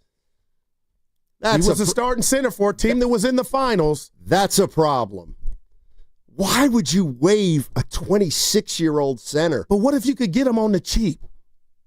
That's what I'm like, a bargain. That's where we're at, Walmart. Are you convinced that Steve Kerr would play him? Oh, my. I really believe so. Why? Well, they wouldn't bring him in. Kaminga was drafted. They brought Kaminga in. They brought Wiseman in. James Wiseman. Thanks for the nugget, Dibs. He's not a stiff, man. And James Wiseman, his rookie year, averaged 12 and 6. And he can't get off the bench. I'm just saying. Well, and here's the other thing. No proof. I got to believe Draymond wouldn't. Well, what if he needs a Draymond at this point in his career? Somebody give it to him raw and uncut. Sure. You are something else, man. All right. Nick in San Francisco. What's going on, Nick? How you doing, man? Hey, guys. I think the Dubs, they have a few moves to make, obviously. They're kind of like the Giants in that same sense where there may be 1 or 2 away, but I would like someone like Ayton to simplify the big men. Like, getting rid of Looney was, unfortunate. Not getting rid of, but him leaving was unfortunate. But they got to simplify their big men. And someone like Ayton leaving, something like the Blazers, I think him leaving Portland, it doesn't mean he's bad. I don't think they're that ambitious of an organization, really, to be honest. So they let Dame go. They just let him, he was unhappy, I guess, after a while, and now he's gone again and kind of free now, it sounds like. But I think they got to simplify their big man. I thought it was TJD. I thought it was Post, and so did everybody. But, them, like the Giants, have a similar thing where they're like, who is our guy? Who is going to stay besides our main role players? And I think the Giants are figuring that out, too. Like, who's going to be our middle infield? Who's going to be our set, outfielders? So it's kind of a similar thing. But I'd say my number 1 right now, probably Ayton, actually. All right. Nick wants Ayton. Yeah, 14 and 10 last year, Steiny, 57% from the field. And I think it was Evan, when we were out at the facility on Monday, Steiny, I don't know why I look at Ayton as a guy that doesn't demand the ball. He's out. He's one of those dudes just, all right, if I get it, I'll shoot it. But he ain't flipping over spreads if he doesn't get, like, they're not playing through him. He would just be an addition, down low, hit the 15 to 20-footer, block some shots, and Dre could light a fire under him. Think about it. I am thinking about it, and I don't want DeAndre Ayton. I just don't. I'd rather have Al Horford because at least you know what you're getting with Al Horford. Now that's shocking. He's 39. Well, He'll be 40. Look, you got to understand. I've surrendered to where the Warriors are with how old they are and what their supposed strategy is. I surrender, okay? I don't like it, but I surrender. So that's why, yeah, go ahead. Horford to me is a better basketball player than DeAndre Ayton. So I'd rather have Horford than Ayton. I know he's 60, but that's pretty good. I know it. Evan, that's a pretty good one. He's only 40. But oh man, hey, go big or go home, right? Drinking and driving, ladies and gentlemen, is never worth it. Plan your ride home before the party starts. Rideshare, transit, or a cab. Stay safe, aware, and together, SF, whether it's Pride or the 4th, have a plan to get home safely. Brought to you by the San Francisco Police Officers Association. And this goes hand in hand. If you're wrapping up the workday like me and you're getting ready for the 4th of July, it's time to flip the mental switch and fire up that grill. And if I'm off the clock, it starts with New Vodka. That's NUE Vodka. American-made, award-winning. New is smooth, it's versatile, and it makes every drink feel like you've got a pro bartender in your backyard. I'm having 75 people over on Friday. New Vodka will absolutely be in the house. You're getting real quality, no fluff, no gimmicks. Again, just great vodka, because freedom shouldn't come with a velvet rope. So if you want to level up your July 4th weekend, hit their site for some fire drinks, and don't sleep on the all-natural flavors, cucumber and citrus. They're total game changers. New Vodka, NUE. It's not just my pick for the 4th. It can be yours too. So when the fireworks fade and it's time to kick back, make the right call. Grab New Vodka in stores now or head to newvodka.com to find a retailer near you. Please drink responsibly.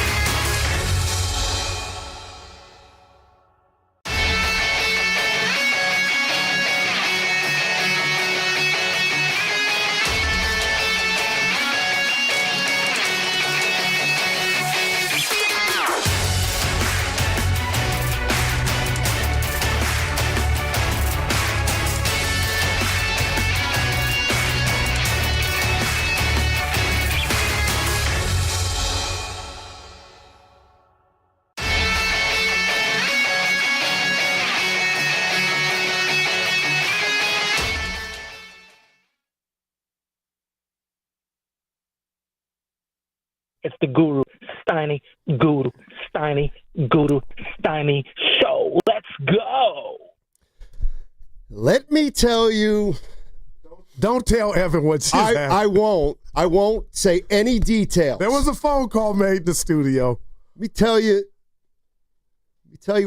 what's never sat well with me. Hanging up on someone.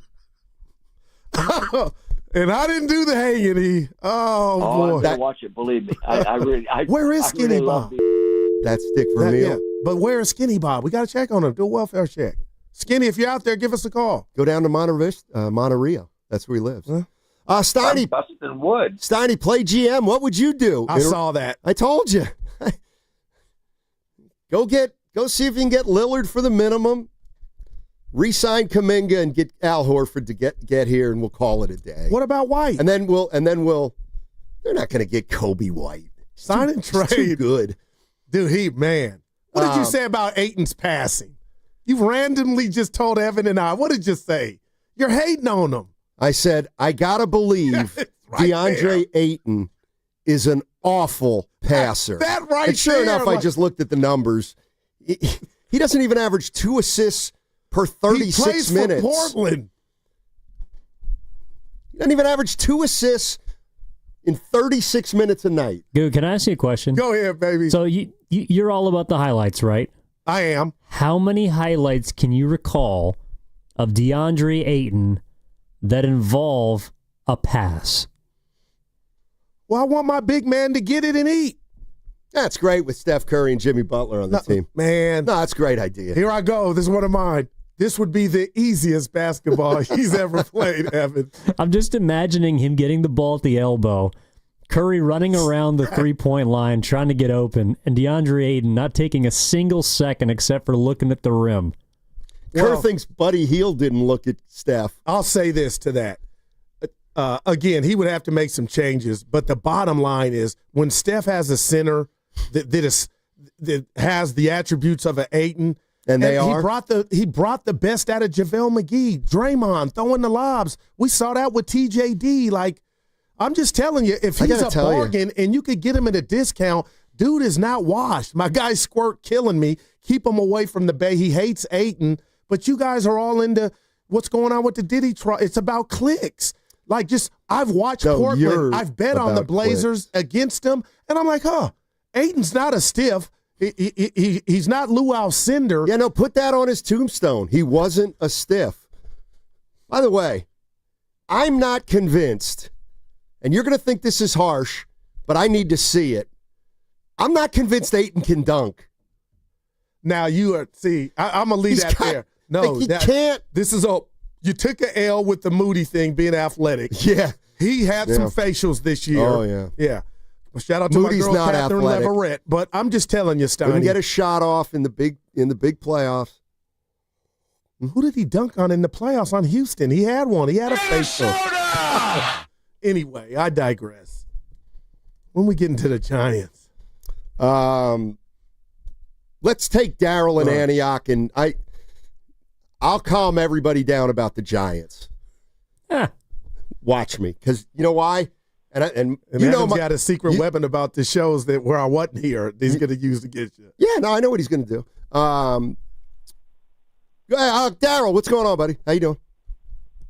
Hey, what's going on, my man? Hey, thanks for having me on the show. Sure. I think the Warriors have like many layers of why we can't move things in free agency, along with the money. I think also I'm looking at players that's taking like minimal and light contracts and signing with other teams. I think some free agents, possibly just don't want to come here because of how Steve Kerr coach. What you guys think about that? I think that there are players out there that do not want to come to the Warriors for varying reasons. I think there's players that don't want to come here because of Draymond. I think there's people that probably don't want to come here because of the Warriors' style. I think there's players probably that don't want to come here now because they don't think the Warriors are true championship contenders. I think there's some players in the NBA that paid attention to to the Durant situation and think to themselves, I wonder if I could possibly be as appreciated as I'd like to be in Golden State when they have Steph sitting there. You know what? There's something floating around on social media, on Instagram. You haven't seen it. Gilbert Arenas played it last night, and it's Eric Pascal. And he talked about, forget what caliber of player he was, basically saying it's Tom Cruise. It's mission impossible to be the best version of yourself when you're playing with Steph, Dre, and Coach Kerr's system. And I thought to myself, is that a little haterade that you're out the league and it didn't go well? But do you really believe guys are saying that's not a destination because of Coach Kerr? I never think it's one thing. For example, Damian Lillard, 2 years ago, why didn't he want to come to Golden State? Because he was trying to beat him. Exactly. And he said, why would I go to a team where they have LeBron who's playing my position? Like, it doesn't make sense for me to go to Golden State where Steph Curry's at. Like, there's no shade at anybody there, but that's Damian Lillard doesn't want to come here, apparently. Okay? He has his reasons. I think that I got to believe there's a perception around the league that if you go to the Warriors, you better be damn well prepared to be second fiddle to Draymond Green and Steph Curry. And Wiggins mastered that. Right, because he loved staying below the radar. Right. And maybe those are the guys you got to kind of think about. Guys who like to stay below the radar. So you think Ayton is not that type of guy? I don't know. I seriously, I don't know. Because Evan called him a black hole. Probably is. He's on Portland. Somebody's got to shoot it. Yeah. Somebody said, why would Portland get rid of DeAndre Ayton when they already have a young team? Somebody said, because they want to get better. Give him a 2. Oh. Anyway. Giants. Let's transition a little bit here, Goo. All right. All right. So I know what Evan. I think I can be Evan. All right. So last week we were talking about Buster Posey, Mike Dunleavy, and John Lynch. And, you know, they're all three former players. 2 of them are Hall of Famers. You know, who do you trust running your organization? John Lynch, been there 8 years. He's made the playoffs 4 of his 8 years. Super Bowls a couple times. Dunleavy inherited a really hard situation. Most people would agree it's more difficult than the other 2. And when somebody said, which of the 3 you trust the most? First of all, I was like, that's a tough question. But I said Buster Posey. And he said why. And the reason I think it's Buster Posey is because it feels like Buster Posey only took the job if he knew they were not going to go down the business as usual road. And in 1 year, Buster Posey has acquired 3 guys, one that he signed to an extension at Chapman, 3 types of guys that they hadn't been really able to acquire in the Farhan era. Devers, Adames, and Chapman. And the reason that I think Posey's in an advantageous spot is because I feel like the Giants aren't operating like the Giants anymore, and it's because of Posey. And Evan brought up a good point about, there's no, if he misses on Adames, there's no penalty for that. There would be, because Adames isn't a great player, but there's no salary cap. And that's kind of why I do have a lot of faith in Posey, because I think they're just going to keep going out and trying to get guys every offseason. So that leads me to this. I got to say it this way. Like, this isn't a make or break year for the Giants. It's not. It's like Buster Posey's first year, and he's laying the groundwork for the future. And so How important do you think it is, Goo, to make the playoffs this year? It's very important. How come?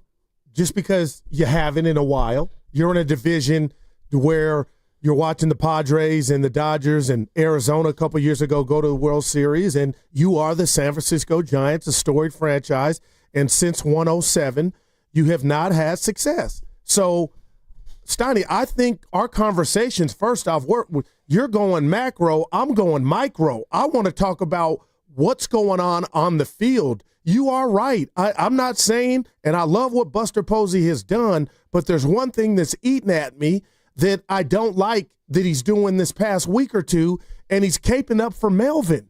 And I don't have the answers, but I'm watching a ball club that doesn't have a leadoff hitter. That's like the center position for the Warriors. I thought Jung-Hoo Lee was going to solidify the leadoff spot for the Giants, and all of a sudden it's musical chairs. We had former GM Jim Bodnan, who talked about and shared with us how he thought this team might have action to go win a World Series. All that's still on the table. But what we're watching right now is listless ball. We're watching a team that can't hit, and just from my vantage point, all I keep getting told is, it's not the manager's fault. It's not the hitting coach's fault. Well, then whose fault is it? Because the players. So the players' fault. And who controls the players? The players. They control the players. But what's the manager's job? I don't know. I'm not saying to put it's them in the all lineup Melvin. and tell them to do their job. Like what? Like how can Melvin take any blame for Willie Adames' season? Like I don't get that. The guy's been in the league 8 years and he's having a terrible year. Like I don't put that on Melvin. And I'm not in love with Bob Melvin. But to me, the Melvin move also is an indication that Buster Posey does not feel a sense of urgency.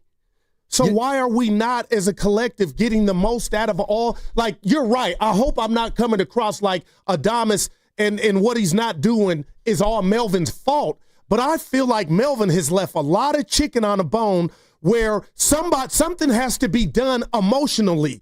Even if you agree with it or not, we've heard all the great managers. Okay. We know they get thrown out just to try to get the team fired. I feel like there's a disconnect, and the team is taking on his personality, and they're just listless. And it's not okay when they were kicking ass. Now, real quick, Steiny, let me just say one thing to you. Do you think I took the bait and others in regard to Giant fans of overestimating this team's start? And then you get Devers. We threw a parade almost because we were like, watch out. So if there's been they've regressed as a whole, does that mean that's where I start off my problem solving, that the Giants weren't good as their record early on? I think it's obvious that, I don't know what people thought, but I think it's obvious that Buster Posey did not think they were as good as their early season record. And I'm looking at the macro here. I think when Buster Posey came in here, he looked at this entire team, all right, and he said, okay, we need a shortstop. We need a second baseman. We've got to figure out first base. Yeah. We got to figure out right field. You might need a center fielder. Okay, we can't do it all in 1 year. Okay. So, but why was it working, Steiny, this year? It was working. Because the pitchers that you relied on, your younger pitchers, got off to a great start, and now they're halfway through the year, and they're in uncharted waters, and they're starting to struggle. They're young pitchers, Birdsong and Roop to a lesser degree. But Steiny, that's not their biggest problem, is hitting. You can't do everything at once. Like, this is the thing. Like, you can be upset they're not better, but, like, this is the point. Buster Posey acquired players that he thinks are good players. They're not hitting yet. Like, okay, they're 3-7 with Devers. Okay, is that his fault? I don't know. But then they either make the playoffs this year or they don't. And if they don't, he'll try to get more good players in here. Like, this is the start for Buster Posey. It takes a while to change a reputation. And no, I think maybe we all overestimated this team before they got Devers. But maybe Buster Posey looked at this team because he's an expert and said, this team's not going anywhere.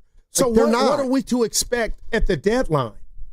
That's a great question. What's their record going to be? Exactly, but how do you stop this record from? They're 4 games over, which feels like they're 2 under to me. Like, I don't even recognize this team anymore, and I understand their slumps. But right now, all I'm focused on, Steiny, you're going macro, is how do you turn this thing around doing the same thing? And Devers, the ball's being thrown by him. He's Rafi Devers. He has a track record. But Flores, Steiny. What do you want to do? Do you want to trade those guys? No, I want to. Do you think they might be the players they are, and they're not good enough right now, the Giants, to make the postseason? And if they're not, then you got to get better.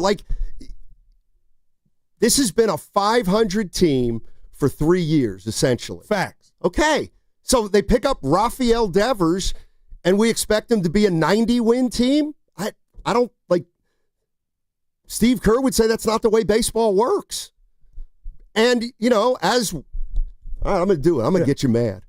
You mind if I get you mad? Go ahead. And you do it all the time, okay? They're in a tough stretch now where they're 1-6 over their last 7 games, and you just don't like to think about baseball as certain times you're flowing, certain times you're not. When you're not flowing, you gotta figure it's the normal ups and downs of a baseball season. I'm going too short. I am not tripping on the 1-6. It's not good, but I'm not ignoring the 16-game stretch where they were pulling rabbits out of their hat, and they only before Devers, they were only averaging 2 runs. I'm watching a home run call where I thought Bob Melvin should have, we talked about it yesterday with Willard and Dibs, stripped naked. Those things mean something to me. And I know you're and you're not by yourself. A lot of people, the manager just to fill out the lineup card. It's not on him. I'm wondering, sometimes a voice matters. And when you're slumping, sometimes you need to send a message as a manager and go ham. If the clock runs out of batteries or what have you. And I'm just looking at Melvin like it's the same thing after every game. And 90% of what I'm saying, Steiny, I do understand is on the players. But for a guy like Boughton, Evan and I, everybody in the world thought this team was about to take off. And if you end up being right and say they're not making the playoffs after this start and the addition of Devers, and there has to be more moves at the deadline, this would be catastrophic. No, it wouldn't. To I'm me, sorry. It would be. I'm not saying nobody's fired. Why would it be? This would be catastrophic. So let me get this straight. The Giants have made 1 postseason in the last 9 years. Buster Posey has just taken over a year ago, and he's acquired the types of players this organization has not been able to acquire. But if they don't make the playoffs this year, his first year, after this it's start, catastrophic. I believe. I don't. I'm sorry. And I think you're looking at it like heads rolling in regard to that's what catastrophic. Okay, what do you think catastrophic is? How can I watch a baseball team and think I know them, and then they do what the Giants are currently doing, and nobody has an answer for it? It's not okay. And big mouth here, I'm talking to myself. I don't have the answers, but I know something's wrong. Jung-Hoo Lee could have been a horrible. That wasn't no Posey. Steiny, they might need a center fielder. Okay. Every game there's a different, it starts right there, leadoff hitter. Okay. The Flores might be he's on fumes. And then Rafi Devers, since he's put on a Giant uniform, I'm going to put the right on the table, brought to you by Echo Pest Control, has not looked like Rafi Devers. Oh, but I can't bring up Pat Burrell. I can't even mention maybe he could do something a little different. I can't mention Bob Melvin. All right, managers get fired, Steiny. Really? They do. So you would have fired Melvin? No. Well, what are you saying then, Goo? They're responsible too. Okay. You got to understand. Posey's sending a message like it's just all on the players. It is. What happened to go time? What happened to that? I don't know. And I was part of it. Other than complaining that some guys aren't playing up to their standards. I'm trying to get answers. Sometimes if you're going to tell me they're not that good, then I'm okay. Because that's what it's starting to. We could get to the All-Star break. They could be under 500 and threw everything that they built, that they earned, out the window that fast, and there's no problems? Or, oh my gosh. What happened to go time, Steiny? And then you go get one of the biggest bats out there. Okay, and he looks nothing like what he looked like. He's got a growing issue, and you send him home again last night. Oh, but Matt Williams, nothing to see here. Okay, so I'm just like, right, when does it stop? You're complaining about everybody, every single body. You know why Buster Posey gave Melvin, picked up his option? Because Buster Posey's smart enough to know that firing Pat Burrell or Matt Williams is a cosmetic move that means absolutely nothing. And I think that the reason he picked up Bob Melvin's option was because he knows they're not there yet. But he likes, and here's the other thing. You know, you're the same guy who ripped the Giants for 8-10 years under Farhan Zaidi because they treated players like numbers, and they sent guys up they sent guys up and down, left and right. And Buster Posey, we know who he is. We know the kind of clubhouse he played in, which is one that is low key, professional. There's no histrionics. Yeah. You're professional. You come to the clubhouse and you prepare like a professional. That's what Buster Posey is. Substance over style. So if you want a spread flipper, then don't hire Buster Posey to run your baseball operation. He doesn't believe in that nonsense. He believes you win by showing up every day and putting your time in and acting like a professional, and he thinks Melvin's fine. Okay, what about Adames? What about when you say what about Adames? You keep talking what about do you the front mean? office. How do we get these players to be the best versions of themselves? If Adames, if this is who he is, then we're going to look at Buster Posey in 2 or 3 years and say that was a bad signing. But to my way of thinking, he's probably going to be as good as Brandon Crawford at some point. And again, Steiny, I said it before I lost it here. I'm not saying, I love Posey just being in the job. It's baseball romantic. He's gotten off to a great start. I'm not blaming. And I know you disagree with this, but I'm going here. If a third base coach or a hitting coach, they get fired, they lose their job. But damn it, if a hitting coach ever lost his gig, it would be the 2025 Giants at the plate. Like, I'm asking you, help me problem solve how this thing could go bad so fast. They've had a week of bad baseball. 1 week of bad baseball, and I get it. I say they've just had a week of bad baseball, and you say, how could things get so bad so fast? Okay, I'm not convinced they are so bad, and it happened so fast. Yeah, but they're 1-6, and you know what? Look at their runs scored, and you know what you're going to find? They are not in the bottom of the league in runs scored, believe it or not. They're in the middle, and they should hit better, but I'm just not sure what you want to happen right now other than Posey's on the phone, seeing if they can get better. And in the meantime, let's hope Adames and Devers start playing better. And the young, I'm not sure what the move would be right now. Would you have fired Matt Williams or Burrell yesterday? You could change, but Burr, that's wrong. I can't believe these guys all of a sudden, all of them are at the same time, just can't get it going. So that wouldn't be the craziest move in the world. And some will say, sometimes I talk to myself, I'm like, yeah, the Burrow's not up at the plate. But my God, even when they were pulling rabbits out of their hats, Steiny, they weren't exactly knocking the cover off the ball. So they were winning. But this has been an ongoing thing just offensively. The bullpen and the starters, and there's some regression. They have been phenomenal. But go player by player in that lineup, starting with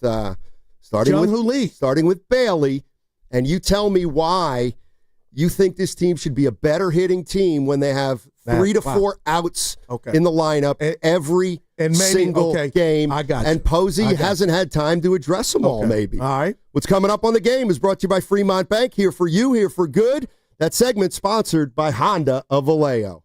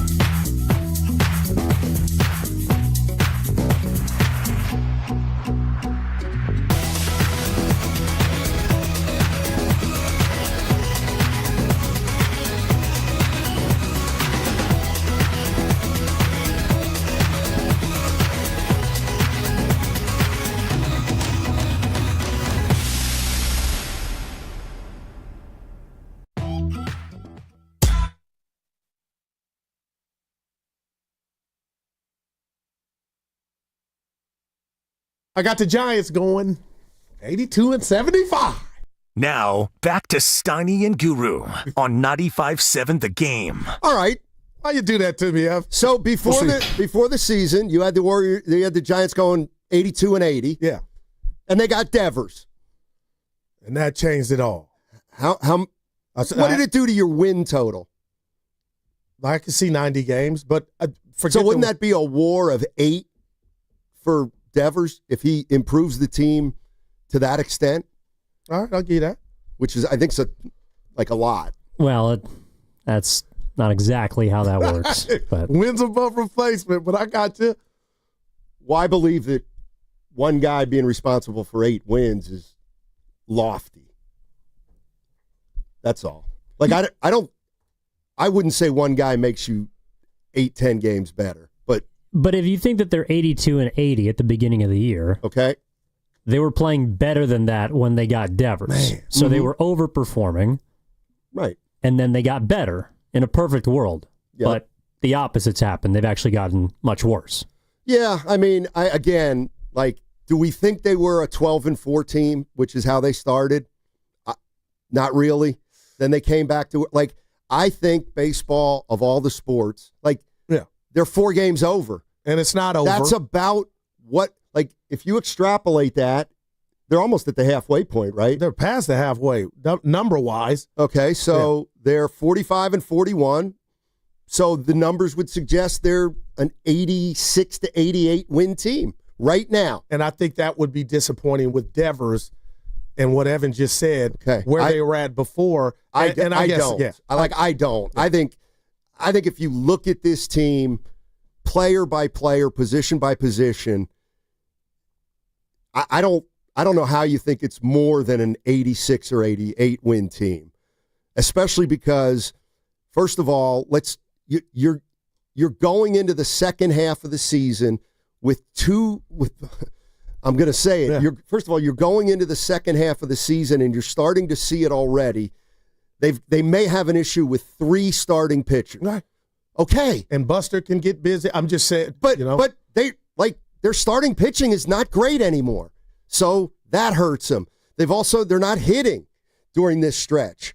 But I'm not sure there's anything to do right now if you're Buster Posey other than you keep working the phones. Yeah, no doubt. Okay, that's what I was going to the plus button on the calculator, right? You would think now, for whatever reason, Steiny, and again, this all starts with I'm searching for answers, and I omitted something big, and that's Matt Chapman has been out.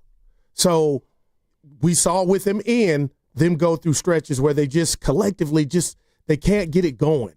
But early on, Steiny, and you could call me a fool, and it's fine, I thought not 107, even before Devers, maybe they got, Buster, who's a 3-time, that formula is back, and I'm thinking something magical could happen. Not 107, but sustain what they earned early on. And you're right, they're still 4 games over.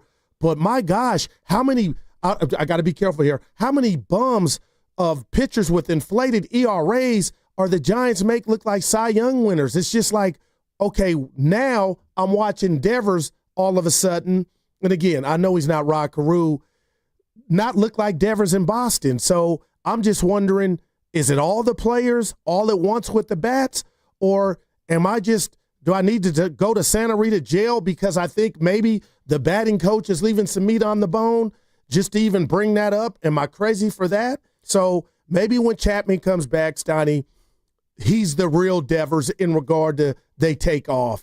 But you're right.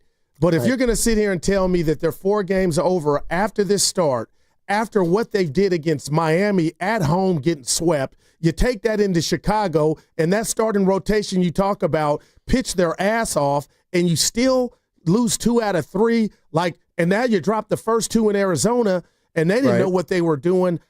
Normally, tonight's the night. What does they don't know what they're doing mean? Well, Arizona was kind of scuffling. They had just got swept, before the Giants come in. So my point is they can be beat. There are a lot of people that still think Arizona's better than the Giants. And they might be. And they're okay. Yeah. So why would you expect the Giants to be a 93-win team if you think that it's possible Arizona's better than them. I mean, like, look at this lineup. Look at this lineup. Go ahead. Dominic Smith. Johnson is your center fielder. You got a catcher hitting 193. And I'm starting You've got to wonder, Tyler Fitzgerald at second base. Who you just jetson, and he's only back because Schmidt got hurt. You got Mike Yastrzemski leading off. Don't tell me that, like, this team's a finished product.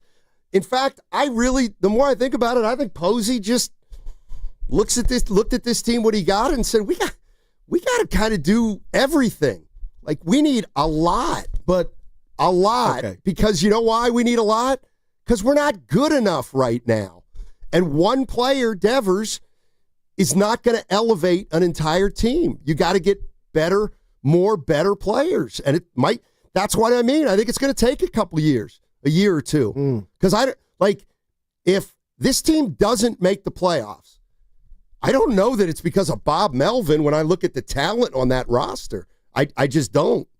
And we're looking at, some of the other teams in the National League. So for Giant fans that are disappointed, let's just say for the whole season in this Giant offense, can you as you sip your coffee, Steiny, could you say, I get that? Or are you going to say, I don't know what you expected?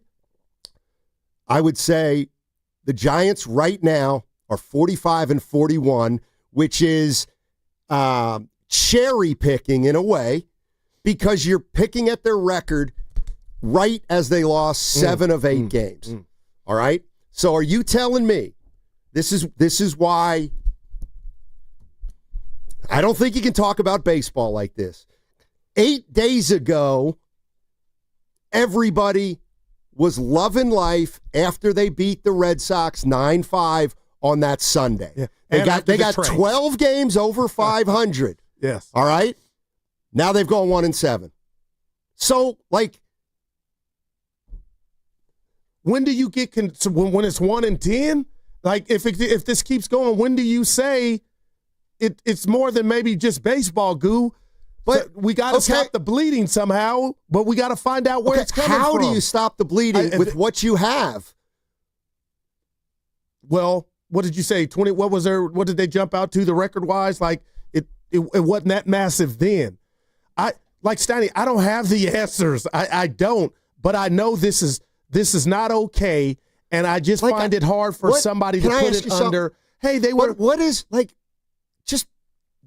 is not okay about 45-41? This brand of baseball they've been playing, but they're not gonna. They have to place. They have to win games 4-3. Like you can't look at that lineup and say, why aren't we scoring 8 a game? Well, you got to have a real conversation. I've noticed. So the leadoff position all of a sudden has been musical chairs. Okay. Let's just talk about Jung-Hoo Lee. But that's got nothing to do with Buster Posey. But why? I'm not talking about Buster. You're fixated on him. Buster's a made man. Okay, so Bob Melvin. I'm talking about the games, the players, and you keep going to Buster. Buster's what do you want me to do about Jung-Hoo Lee? He's slumping. I don't know what Buster's job to figure that out. It's not Buster's job to hit for Jung-Hoo Lee. Nobody said hit, but replace his ass or go get you a new center fielder at the deadline. He didn't start last night. Job. He didn't start last night. That's a day off. I'm just saying. Business. Okay. But I'm saying, how big of a problem is this? A mirage? I think Jung-Hoo Lee might not be what we thought he was going to be. And if that's the case, then what? That's Buster's job. Okay, and he just started slumping 3 weeks ago. Does the quality of opponent do anything for you? Well, you're looking at this from the macro, and that's fine. Right. But it's not like they lost 1 of 6 to the Dodgers or to the Mets or the Phillies, who, by the way, they all got coming up. They lost 1 of 6 to the Marlins and the White Sox. Oh, Steiny. Answer that one. That's bad. Okay, it's bad. What does that mean? Does that mean you have a team that maybe we have to say isn't that good? Or do we say this team is a World Series contender and they're underachieving? I think for the most part, at 45-41, they're about what we thought. They are going through their worst stretch of the season. How long does it last? I don't know. Maybe it's over tonight. I don't know that. But, do you want, how many moves do you want Posey to make in the next 4 weeks? Like 7? No. Because I'll bet you Buster Posey would like to make 7 moves. And I bet he was hoping he didn't even have to add another bat because adding Devers was almost the equivalent of adding 2, you would have thought. And maybe that'll be the case when Chapman comes back because we haven't seen him in the lineup with Devers. So if you were hitting me with that, I think you're thinking I'm saying Buster should be ran. What do you mean getting Devers was like 2 players? The impact of his bat, well, that's Steiny, dumb. What do you mean? I'm sorry, that's dumb. What do you mean dumb? What you're talking about is dumb because you keep talking about something that has nothing to do with the product on the field. Stop thinking Devers is players judged. Out. That's all I'm calling out. You're caping up for Melvin. You're caping up for Burrow. Let's be fair. Let's talk about the players. Right, the players are not good enough. And they're stinking against substandard opponents. Okay, so fire somebody. Trade somebody. But you're saying there's nothing to see here. I'm saying, no, let's be clear. This has nothing to do with Melvin, and it has nothing to do with Posey. The team's not good enough yet. It's just not good enough. 2 weeks ago, we thought they were headed to the World Series, you give me that. You were a part of that. I never said they were headed to the World Series. I don't do that. What did you do? I said this can be a playoff team. All right, that's what I'm talking about. Oh, same thing. I don't think they're a So they still can accomplish getting to the playoffs. Then don't give up on them when they go 1-7 over 8 games. Yeah, but I want you to expand. When I say San Francisco Giants, all you say is Buster Posey. I'm talking about the failures that we're seeing from the coaching staff, the third base coach. I don't. You're just giving passes out. So it's just giving passes. So Matt Williams, should he not have sent Devers last night? Matt Williams, I'll give you that. He's in the lineup. Okay. I'll give you that one. Okay. All right. So go ahead and fire Pat Burrell. I think Posey knows that's kind of a cosmetic move. And I think I'm kind of with Posey right now. I think it's 95% on the players. I do. And I believe that too, man. Okay, well then, like you said, I'm not blaming the players. The players aren't good enough.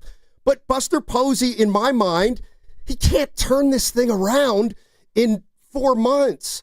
And I think what we're also seeing is this team had bigger problems that were camouflaged early in the year by the great start of their 2 young pitchers who, what manager or front office would think that 2 young pitchers are going to both be able to pitch more innings than they've ever pitched on any level and go strong the last 3 months. Right, but I have no issue with the pitching. That's a natural regression if it happens. But what's scary is it hasn't happened to the point that's why they're losing games. They're going backwards with the addition of Devers, and you could say, and you did. Well, they've lost the last 2 Birdsong starts because he stunk. Fair. Okay, that's 2 of the last 6 games. But real quick, you're listening to 95.7 The Game, KGMZ FM and HD1 San Francisco. On Odyssey Sports Station in the home of the Golden State Warriors and Valkyries, always live on the free Odyssey app, coming to you live from the Laughing Monk Studios. Laughing Monk, righteously brewed in the city. Steiny, as honest as you can with this question, and I'm going to try to do it right.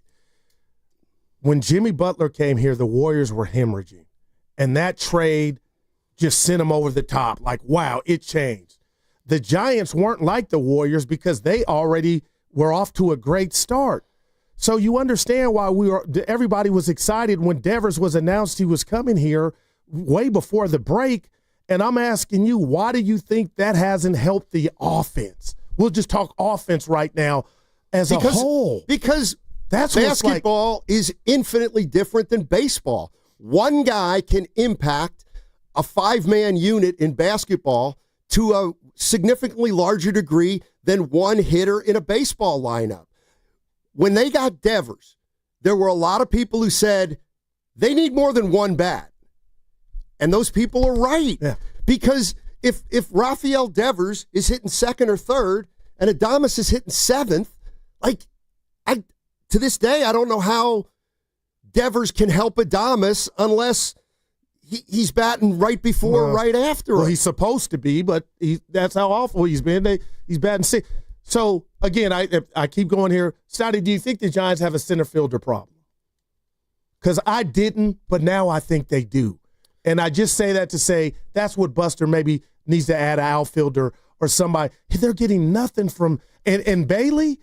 I know, but this is these aren't good players. Like, what? Okay, what do you do with Patrick Bailey? He can't hit, and maybe they don't have anybody better than him. Mike Yastrzemski complained about him for 5 years. Nobody's been able to supplant him. So why would you expect Mike Yastrzemski to hit 300 with 30 homers? But Buster's been aggressive, so do you think Giant fans at the deadline we could expect more? I don't think that's far fetched. If you identify, I'm sure he's going to try. I don't think he's looking at this team like a finished product. And Josh Ram telling me Guru Giants can't hit. End of story. Well, I do think teams have styles, and the Giants don't have a big boy thumper lineup. They just don't. They're going to score, 3 to 5 runs a game. They're trying to take down the Dodgers or the Padres. Well, then, okay, but then why did you think Devers put them up with the Dodgers? One guy. Like with this lineup with a lot of holes. Well, again, I'm checking my own self, Steiny. We haven't seen him with Chapman. And when you're starving for hitting like the Giants, Chapman becomes Will Clark. Maybe that'll help. It's another bat, Steiny. But I know. Okay. This is why I love you. He's not Will Clark. He's Matt Chapman. He's not going to be Will Clark. He's going to be Matt Chapman. He's going to hit 242. Okay. He's going to hit, the equivalent of 24 homers. He's going to drive in 80 runs. And at the end of the year, his numbers are going to not this year because he's been hurt, but he's going to eventually, he's going to finish at 240. He's not going to hit 300. Let's have a quick conversation. It ain't have to be quick about Bailey. Is there any defense worth having your guy hitting how he's hitting at the dish? I'm starting to wonder. They don't have the answer on the club now. So why can this go? Why, when they got Devers, then did nobody talk about? Well, you know what? Our catcher still stinks. Because I thought they would be scoring enough runs at top to where, hey, okay, bat 180. How many more runs do you think they were going to score by the addition of one player? Steiny, more. How many lumps do you want in your coffee? Oh, about 2 or 3, but a lot more, Steiny. And maybe that's unfair, but I'm just telling you, I don't think the biggest. I'm hearing Shasky, Willard, everybody, even the post game, this is not okay. I don't think this is who they are at the plate. And if you're going to say Guru, I don't either. You know why? Because you're basing it on a week. Well, they had a 16-game stretch, even though they were pulling stuff out their tail. Yep. Where they were only averaging 2 runs, and they found a way to win 7 out of 16. So maybe that was fool's gold.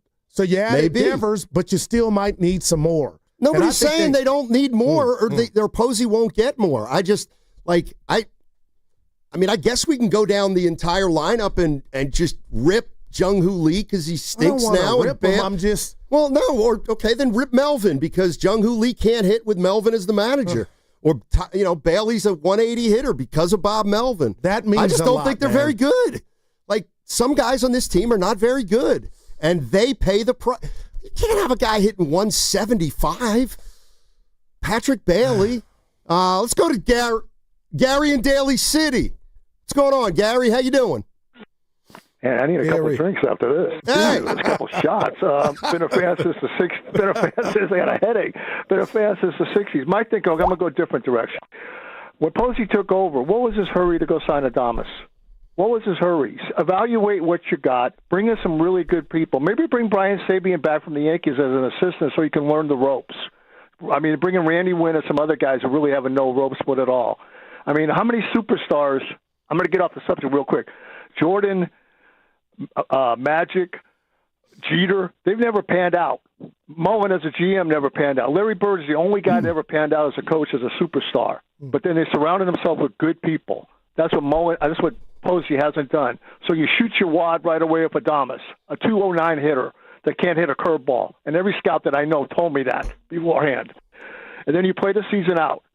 Well, you have all that money you would have had to play with, and then evaluate your team. See what you got. You have Robbie Ray coming back from surgery, so he's going to hit the wall sooner or later.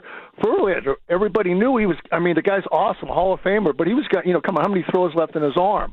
They were doing it with smoke and mirrors. And then you go out and sign Devers. Same person told me he can't hit a fastball away. His body's too tight. He's going to get hurt.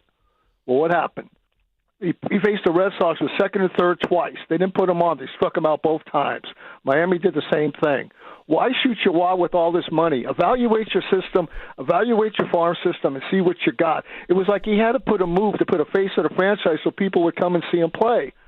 But why do that right away? See what you got, take your time, evaluate your farm, evaluate your whole system, and bring somebody in that will, like a Sabian or somebody that will evaluate it honestly. Brian Sabian never went out, with Bonds was McGowan. He made everything through trades and take his time. That's what he did. He made a mistake or two, but he also came out ahead. But what I'm saying is then you go get Devers. You think you're going to go back to the owner again and say, hey, I need a couple $200 million. You're going to say, go to hell sooner or later. You're going to say, what are you doing? I mean, okay, how much time you got? The only two guys worth it were Ohtani and Judge because they'll produce and they'll also pay back with the money they put butts in the seats. So you take your time. And then they got to play the Dodgers and Phillies. Good luck. Then you go on a road trip for hell to the Central, who are on fire, and their pitching's going to hit the wall in the dog days of summer. I want them to win. Okay, I've been in with Willie Mays. But you also got to look at a reality that what was his hurry to do this? Well, okay, Gary, let me try to answer that. Good stuff. Let me try to answer that. And I'm gonna use the Warriors here. When the Warriors were terrible and Chris Mullin ended up being the GM, I don't know if you remember this. He hired Mike Montgomery. Yeah. He signed Dunleavy, or he extended Dunleavy and Murphy, and he got Derek Fisher in here. And he did that, I believe, to establish some kind of stability for the organization. And that's why I think he did this with Melvin right now.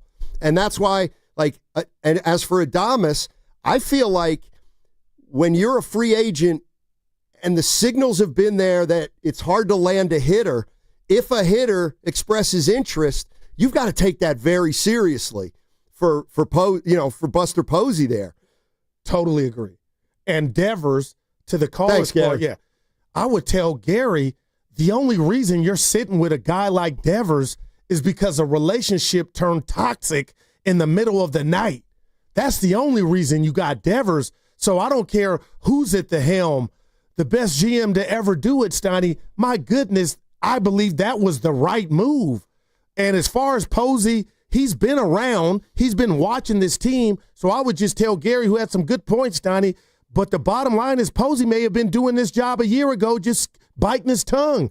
Like, they needed a shortstop. We all saw that. Adames had 30-plus bombs last year. So I'm just like, I don't feel like those were egregious, and especially Devers, because you may never get the chance to get a caliber player like him, free agency, trade, what have you. So Posey pounced in and got him.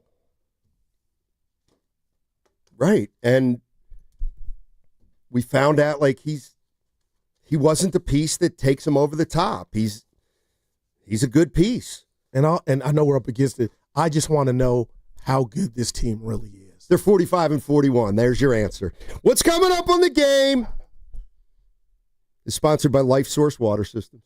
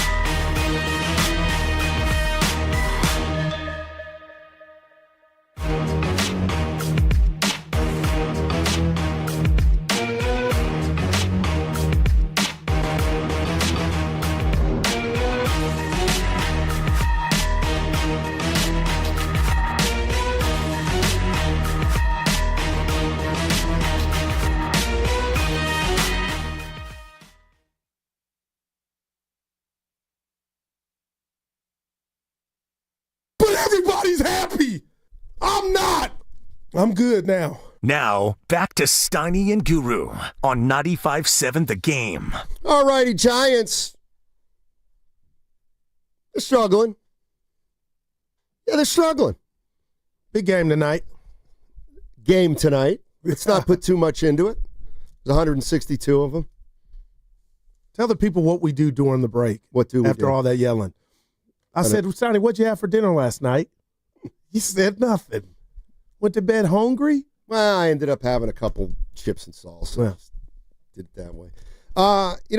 Here's the other thing about, and you can give me grief because people, you love Posey. And I love him. Dever, he's gotten 3 players in here that I'm sorry, I don't think they're here without Posey. So I give him credit for that. Now, if Devers, Chapman, and Adames all stink, okay, well then Posey's got to get ripped because then they're bad acquisitions. So my question to Giants fans would be, are you there with Adames right now? I'm not. Are you there with Devers? No way. Are you there with Chapman? No way. Okay, so then what are we worried about other than the normal catcher batting 180, center fielder who was supposed to be your leadoff? Like, those are 2 things right there. Wilmer Flores, how much does he have left? Like, he's been phenomenal early on. And what if that tank is on empty? What? Let me ask you this. Stein, those are 3 things. Did you think things. these were not questions when the season started? Were we saying Jung-Hoo Lee's going to be great? Patrick Bailey's going to hit 260 and he's going to drive in 80 runs. I mean, I'm being so real, Steiny. I didn't think he was Ichiro. I'm not saying that was my bar for Jung-Hoo Lee. I just wanted him because defensively he's solid. But hold it down, and I thought the Giants had their leadoff hitter for the next 4 years. They might, but it doesn't he's swinging for the fences. So that's why I bring up Burrell. Like, pull him to the side. Maybe you have. But I'm not saying, Steiny, you go put you as batting coach, they'll hit better. But we have noticed, and this is known in Major League Baseball, sometimes hitting coaches are replaced. And I'm just looking team-wide, like, oh, my God, these guys are all not hitting at the same time. And I'm asking you, with your baseball knowledge, Steiny, is there any catcher's defense really worth batting 180 in no power? Like, I thought it was okay, and I thought Devers, they would be top-heavy. Ramos, they would score some runs up there, and you would be okay. But now I'm watching, like, you're right. They got 3 or 4 automatic outs, it feels like. But we saw that the whole season, even when they were winning games. Like, they have some easy outs on this team. Let's go to Danker. Danker's in San Francisco. What's up, Dank? What's up, boys? How you doing? Talk to us. I think we're all kind of saying the correct and incorrect things. So it's like if one player can completely change a lineup. Just ask Jeff Kent. Batting behind Barry Bonds was night and day behind anywhere else. Because when you have and again, we're not replacing Barry Bonds, but when you do get a true threat who is patient, who at the bat. And there's a guy out there, I'll give you his name in a second, who I think that we could get him. If you place him in the heart of the order, the guys on either side, the bookends, they get consistent pitching, and they also, like Barry Bonds was known to tell the bookend players around him the exact repertoire of pitches, where and what pitches they're going to get and where they're going to be located. This is on video. Yovi Toriyalba said this. And all I'm saying is you create a lot of stability when you have a true threat in the heart. And my thought is Devers isn't that guy. Because Buster, if anyone, he knows everyone's swing from behind. You know what I mean? Yeah. So my thought is, I think Buster's gunning for a bigger fish. Cal Rowley? And the bigger fish to me would be a big trout. You know what I mean? Wow. And there's no salary cap. We needed guys. Wow. Because this is the thing. We're like the bad news Bears versus the Savannah Bananas. We got the Dodgers bats. We got the Padres. If we're going to compete, baseball's all mental and repetition. If I know Trout's going to bear the brunt, but the pitcher's going to give me his kind of teasing pitch, or maybe his best pitch, but his best pitches are going to go to Trout. So all depending on it's case by case, but it creates stability. Hey, so Danker. I think that's the fish. Yeah. Hey, good stuff. Real quick. So I think they got a Jung-Hoo Lee problem. You saying Trout? Do you feel that? It sounds like you feel that way as well.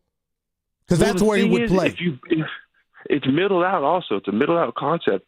So if maybe he's a double leadoff. Maybe you put Jung-Hoo in the back. It kind of depends on how the bookends work, and then it depends on who you have left over who would work outside of those two. But all I'm saying is Buster knows that better than anyone. He was the coach on the field. But love you guys. Have a good one. Thanks, Dank. Appreciate it, buddy. And before Devers, Steiny, we talked about Trout, and I know he's at right field now, but I would love him. Like that's the bottom line. Is Posey's gotten off to a great start. If he thinks this thing, they really have substance, and that's why he went to get Devers, I guess, Steiny, why would you stop now? And we don't know that yet, that he will. But, man, I'm looking at, and everything you're talking about with the rotation, they've been great. Verlander, man, they got some things they still need to do on the to-do list. Right, and that's why this isn't a make-or-break year. Because Buster Posey clearly looked at this team, and I think he's in the process of a 2-year overhaul. And he's got 3 guys in here, and he'll try to get some quality in here in the next 3 weeks. They'll try to make a run at it. They're either going to make the playoffs or not, and then they're going to go into the offseason, and he's going to try to sign some more guys. Well, will you give me this make or break for some of these players? Who? Jung-Hoo Lee. But he's under Bailey. contract. I got it, but he's So what do you do with Jung-Hoo Lee? He's under contract for what, 5 more years? And I don't know. Not sure. RC in Napa. Hey, RC, what's up? How are you guys doing today? Hey.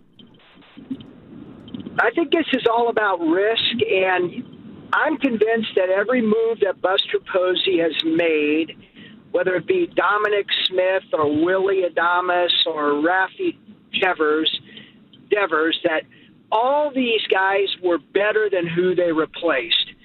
Now, are they going to be worth the money? It's way too early to tell, but you can't tell me that Jung-Hoo Lee is not better than Luis Matos. I just don't buy it. Yeah, it cost a ton of money. Look at the Warriors. Joe Lacob takes risks, okay? Sometimes the risks work out. Sometimes they don't.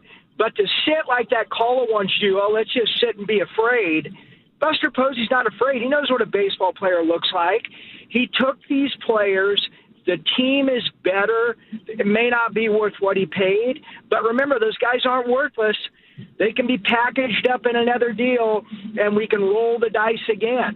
So, people want to act like Devers is worth nothing or Jung-Hoo Lee's worth nothing. They're not. And if they don't pan out, they can be packaged up, and maybe we can get somebody that turns into be a great player. But you can't just sit and be afraid. End of call. Oh. Yeah. Racket. And what was our guy that said Devers had a problem getting to the fastball the way that he's built? I forget his name, Steiny, but the bottom line is I have no problem with Devers. Would I like to see more gains or returns? And he's probably dealing with the growing injury. Bottom line is he can be an MVP in this league. That's how good he is. But I'm searching for the answer. And I know we got Willard and Dibs coming in here soon on the other side, Steiny, of just why it hasn't happened as of yet. And I do agree with Danker in regard to one dude, Steiny, and I told you and you fought me on it.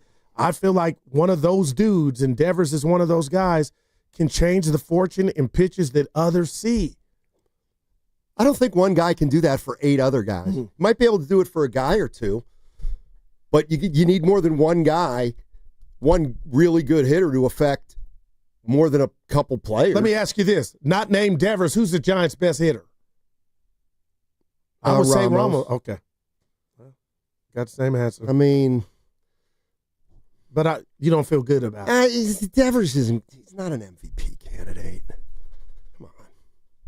You don't think so? He's good. He's never been a top 5. He has the capabilities. He's never been a top 5 MVP guy.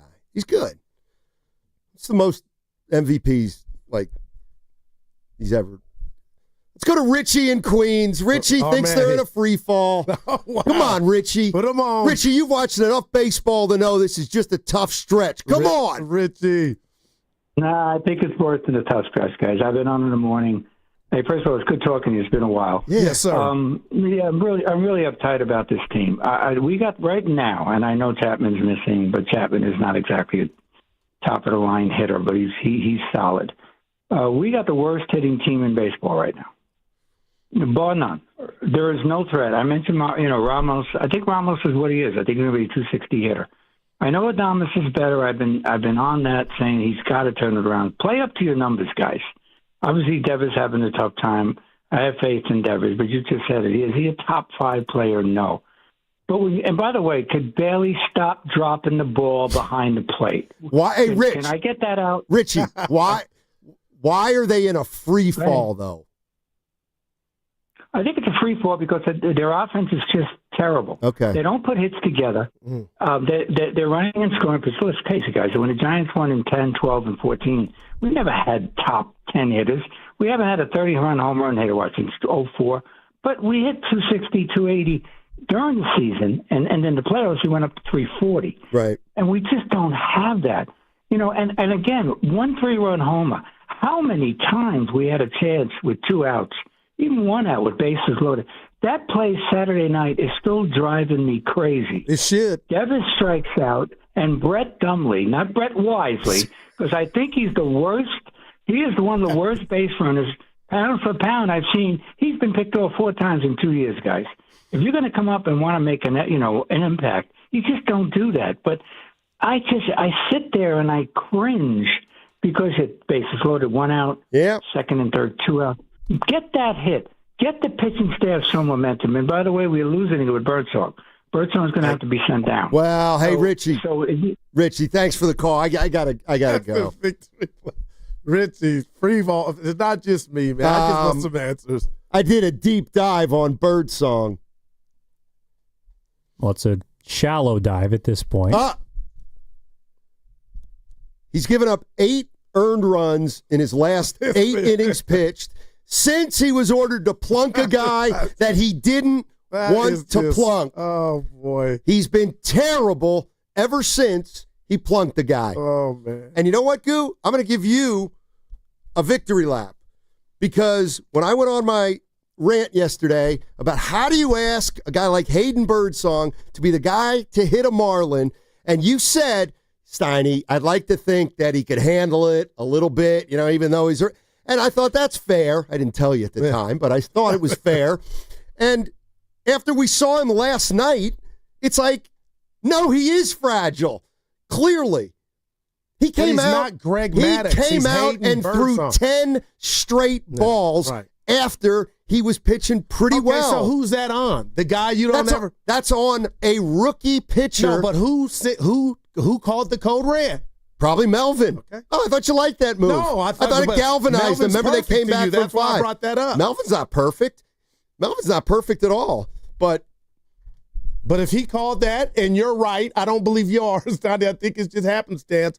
But that's on Melvin. He chose the wrong. But funny. He's doing what you wanted him to do. But now you're. I wish it were that. I wish I believed it were that. I'm with Richie, Steiny. I wish it were that easy. Birdsong's just probably in a stretch. He's in a rut right now. That had nothing to do with him hitting anybody. Okay, fine. But what does it have to do with? I'll tell you. Executing pitches. It has to do with he's a rookie. Oh yeah, he's Hayden Birdsong, a youngster. Well, he's. Like, you're saying are you willing to concede that Roop and Birdsong, if I were Buster Posey, I would look at the second half of the season and say, well, Birdsong and Roop are not going to be able to pitch as well as they did in the front. And I'm already seeing it with Birdsong. Okay, and if I turn on the B side of that record, I would say I got a dude 20 years older than them, and I'm worried about him. Okay, and that's Verlander. Like this rotation, it could go up in shambles. You got Ray right now, and you got Webb. Okay, well, why didn't you address it a month ago? Because this was the best staff in baseball.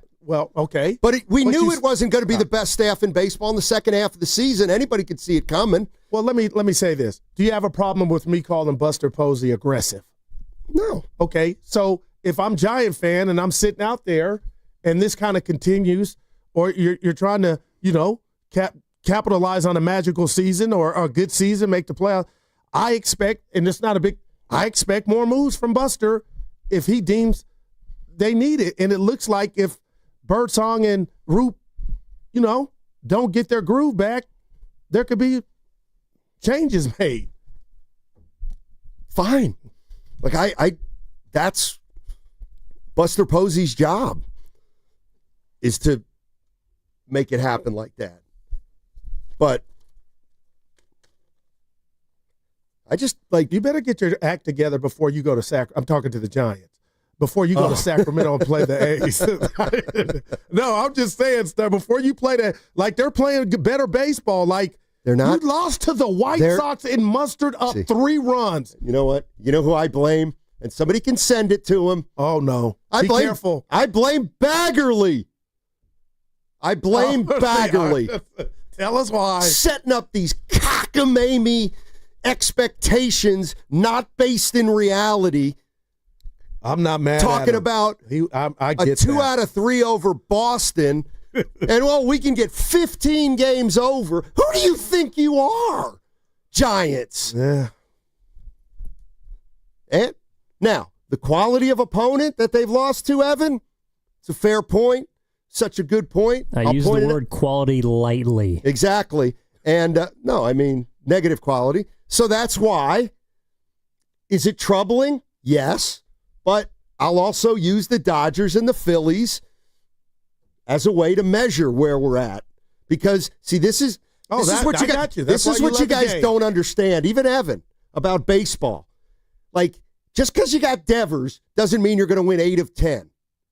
Mm-hmm. I think we Secondly, just because you play the White Sox doesn't mean you sweep. Okay? Just because you play the Dodgers and Phillies doesn't mean you can't win games. But when you're a good team, what do we always say? When it's all said they're not a good team. They have a lot. They are a work in progress against the bottom feeders, and that's why they are where they are. That's the sign of a good team. They're not a good team. They are a work in progress. That's what they are. And this is more than a trade deadline flip. Well, this is how a team like the Giants doesn't make the playoffs, is when you lose to the bottom feeders. You get swept at home, and then you go lose 2 or 3 and only muster up 3 runs, and you got Major League Baseball players down 1 run getting picked off third. Like Steiny, he could have got cut, but they can't afford. Why? That's how bad that was. We're hemorrhaging, and you getting picked off third? All right, so Wisely, Melvin, Williams, and Burrell, you want them all fired? No, I see. And clearly. That's fine. No, but somebody just say, hey, what's going on here? They're in a little bit of a hitting slump. So just there's no such thing as a hitting coach then in your world. Take the title away. I just watch the guys at the cages. Steiny, that's somebody's job. Listen, I'm going to be honest with you. This is when we're out of ammo. Let's get on the hitting coach. Honestly, Steiny, I think it's fair for this team, man. Even when they've been winning. Yeah. Hey, Adamas. Tell me they don't got Hey, much. Willie, quit waving at that terrible curveball. Okay, Pat, I'll do that. He can't. Let's fire Burrell. Devers was 13th in MVP voting last year. No first, second place votes. But he's still a bat, man. Is he? They better win tonight. Or what? They might get swept if they lose tomorrow afternoon. Well, but this is seriously. But this is what I've been fighting against. Don't presume a loss today, and then they could get swept. wait till they lose today. Because if they win today, then we can say, hey, as bad as things are, they could still get a split I know in we're up this against series. it. Who do you think? We're actually not up against Who do you think it. leading off tonight? Like, I hate that they don't have a leadoff hitter, but they were supposed to. And he's trying to pull everything. Never goes the other way. Doesn't bunt. Like, man. So That's just him. Why wouldn't you approach Jung-Hoo Lee rationally and say, okay, Farhan gave a contract to this guy, Jung-Hoo Lee, who can't hit, and we're finding that out now, so we have a problem. So Buster Posey start to think about cleaning it up. And that doesn't mean he can make a move today. He might not be able to make a move for a year. Because if Jung-Hoo Lee stinks, then nobody wants him. But that's just something that was on Posey's plate that he has to deal with. You know how I always say I think about the show when we're done, Steiny, no, I'm going to die on the heel of, and we got months. But if somehow this team doesn't make the postseason, I'm serious. That is catastrophic, man. Like But you haven't been able to you haven't been able to articulate why it's catastrophic. Because you just got Devers, you got off to this great start, and you got Logan Webb, you got Ray. Come on, man. Look where you got Matt Chapman. You're bringing Adames, a guy that hit 30-plus homers last year. And, this season could tell us, oh, maybe somebody else could play the piano keys better. Because you can't blame every player. And it sounds like you're on third base of that. Like, oh, we don't have no talent. I would look at this team, and this is where, the last 7 or 8 games, you put that into the equation. It's been, it's 15% of the season so far. You know what? They might, can you say definitively this team has top 6 talent, 6-team talent? Can you say, without a doubt, they're one of the top 6 teams in the National League talent-wise? With the addition of Devers, I think I can, Stoney. All right. And if you're not, you're going to be in the fight to the end. Sure, they're going to be in the fight. They've done because that Major last League year. Baseball, right? Because they're going to be in the hunt.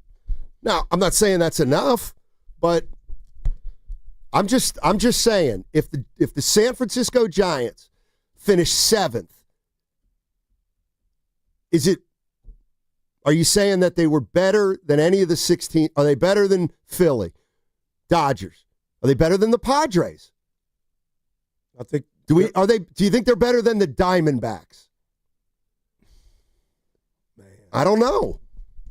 I mean, if Adames keeps up this season, let's just say it's kind of like what this is. Are you ready to say that was a bad signing after one season? Or do you just hate the thought of that? Or can we just keep it real and say, what do you think of Adames? Because it ain't the whole contract, but this is not what anybody expected, right? If this keeps up. Okay. No, he's off to a terrible start as a Giant. Absolutely horrid. But, this is, to my way of thinking, this is, you all, not you all, but Adames was their big guy. Everybody loved the sign. I did. Okay, well, maybe Posey made a mistake. Maybe he's going to be a 210 hitter for the rest of his career. And we'll look at that contract like we look at Barry Zito's. Because he's hitting some balls that have died, Steiny. I know you don't care about it, but that ball last night doesn't go out. No, I'm talking about the series against the Marlins. There were the walk-off granny that wasn't but that don't go down on almost doesn't go on the score sheet. No, but you know what? He hit one last night that probably doesn't go out in San Francisco, but it went out in Arizona. Arriva Dirty. That's my Miller. Just because a team plays in the Bay Area, Goo, doesn't make them the favorite always to win the NBA title, the World Series, or the Super Bowl. That's why I'm concerned about the Niners. I'm not that They guy. have to compete. Stop. And, all right, crossover next. And what's coming up next is sponsored by Fremont Bank, here for you, here for good. Also, Crystal Geyser, Alpine Spring Water. I don't even know what to say here.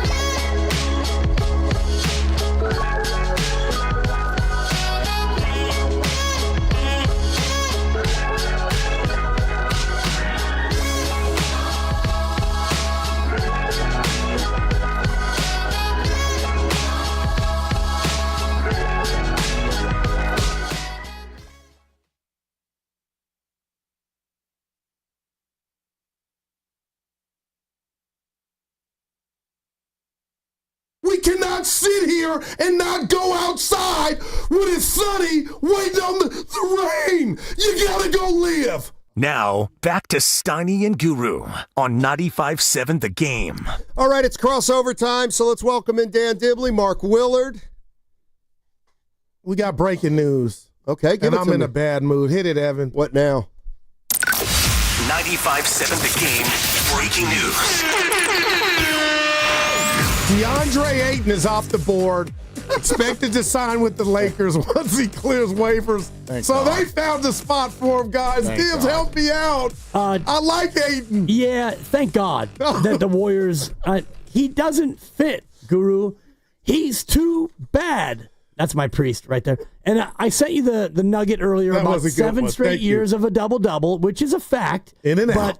Right. And I do think about, like, I closed my eyes and I thought about a lineup with Ayton and Draymond and Jimmy Butler. And why am I getting excited? Go ahead. I mean, okay, great. So if I'm on defense, we're going to go ahead and pack the paint. We'll leave Draymond open.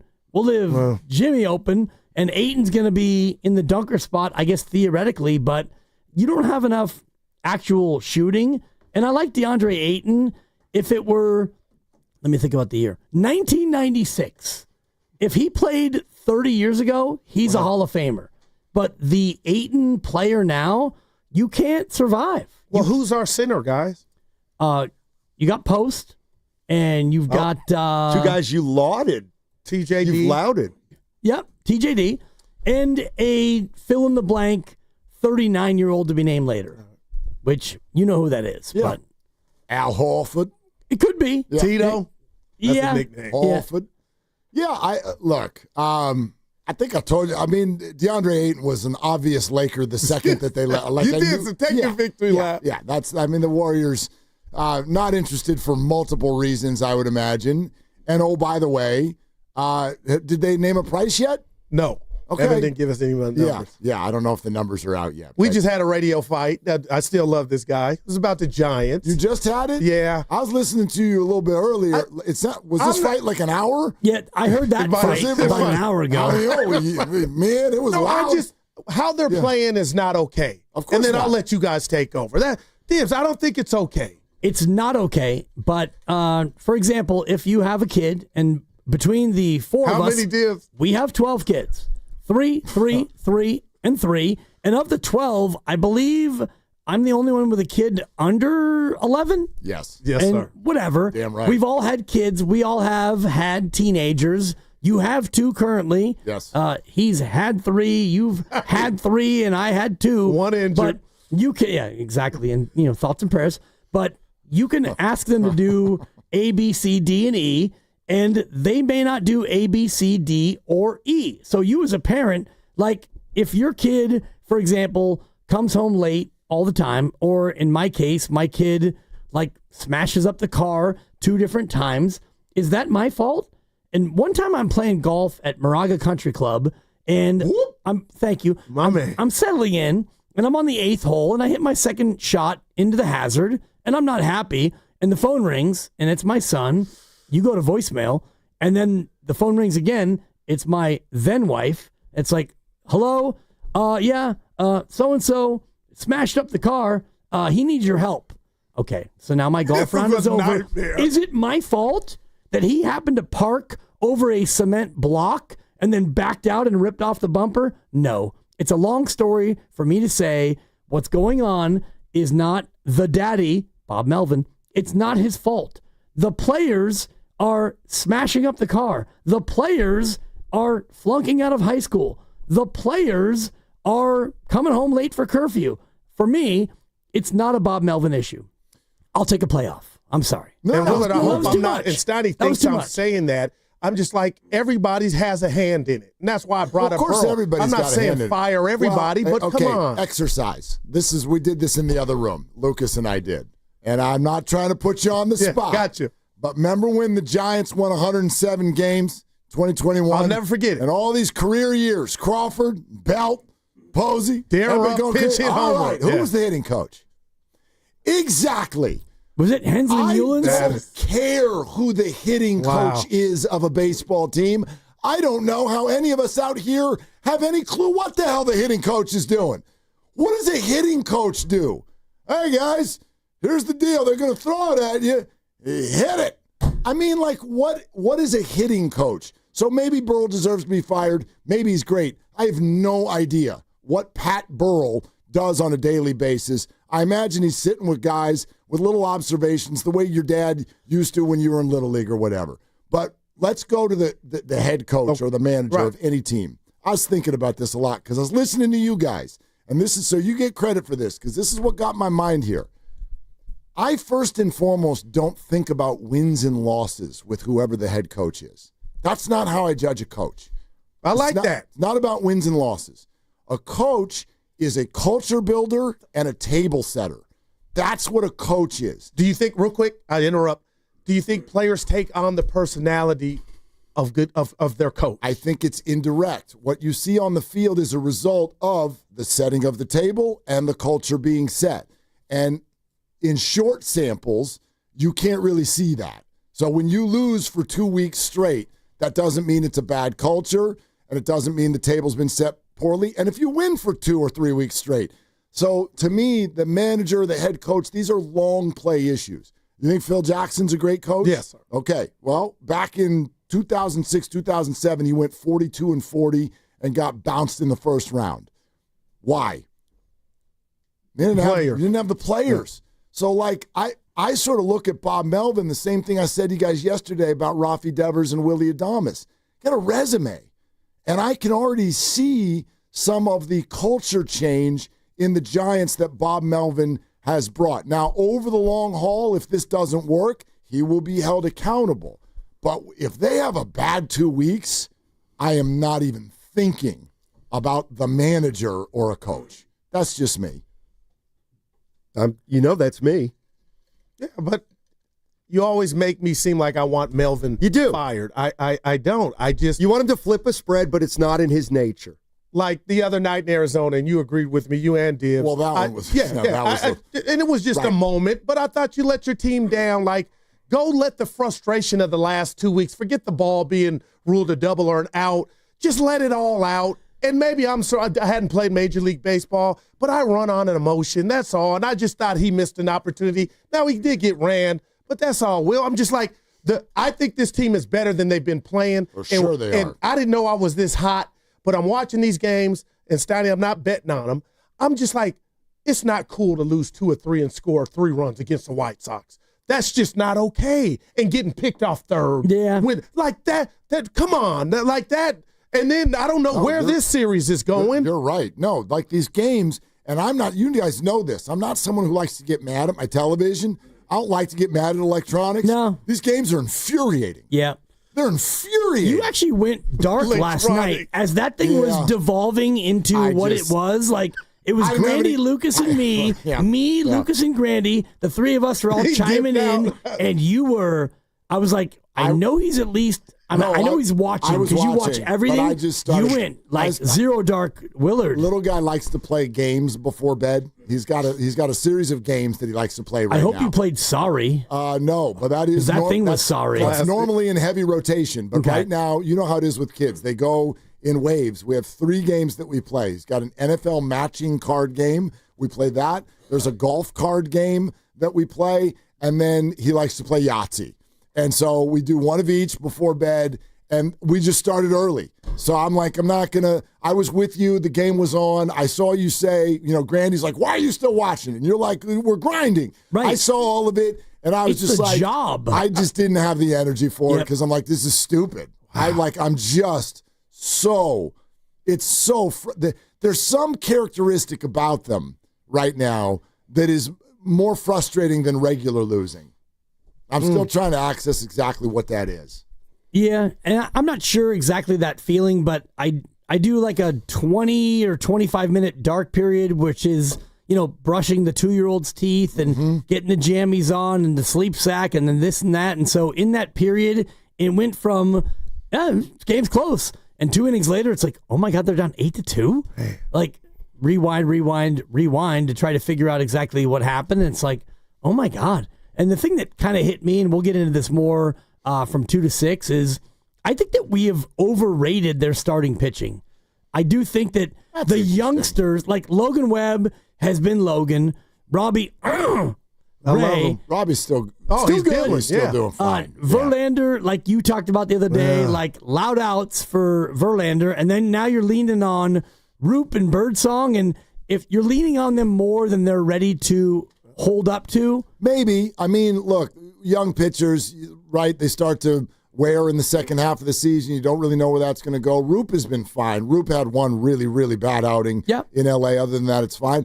Birdsong's struggling right now, but that's like, to me, that's just ebb and flow type of stuff. Hit the wall. And they'll have other options if that keeps up. You know, like July's here, and so everything's an audition. And if you can't hold your spot, then you got to go trade for somebody who can. Because Buster's been aggressive. Yeah, but I mean, if you go into the playoffs, if they were to get there, the 1-2 punch that they have with Webb and Ray makes them dangerous. Because you're really only looking for one other guy to be in a good spot at the right time come playoff time. That guy might not even be on the team yet. Now, how big of a problem, and I told Steiny, is center field to you?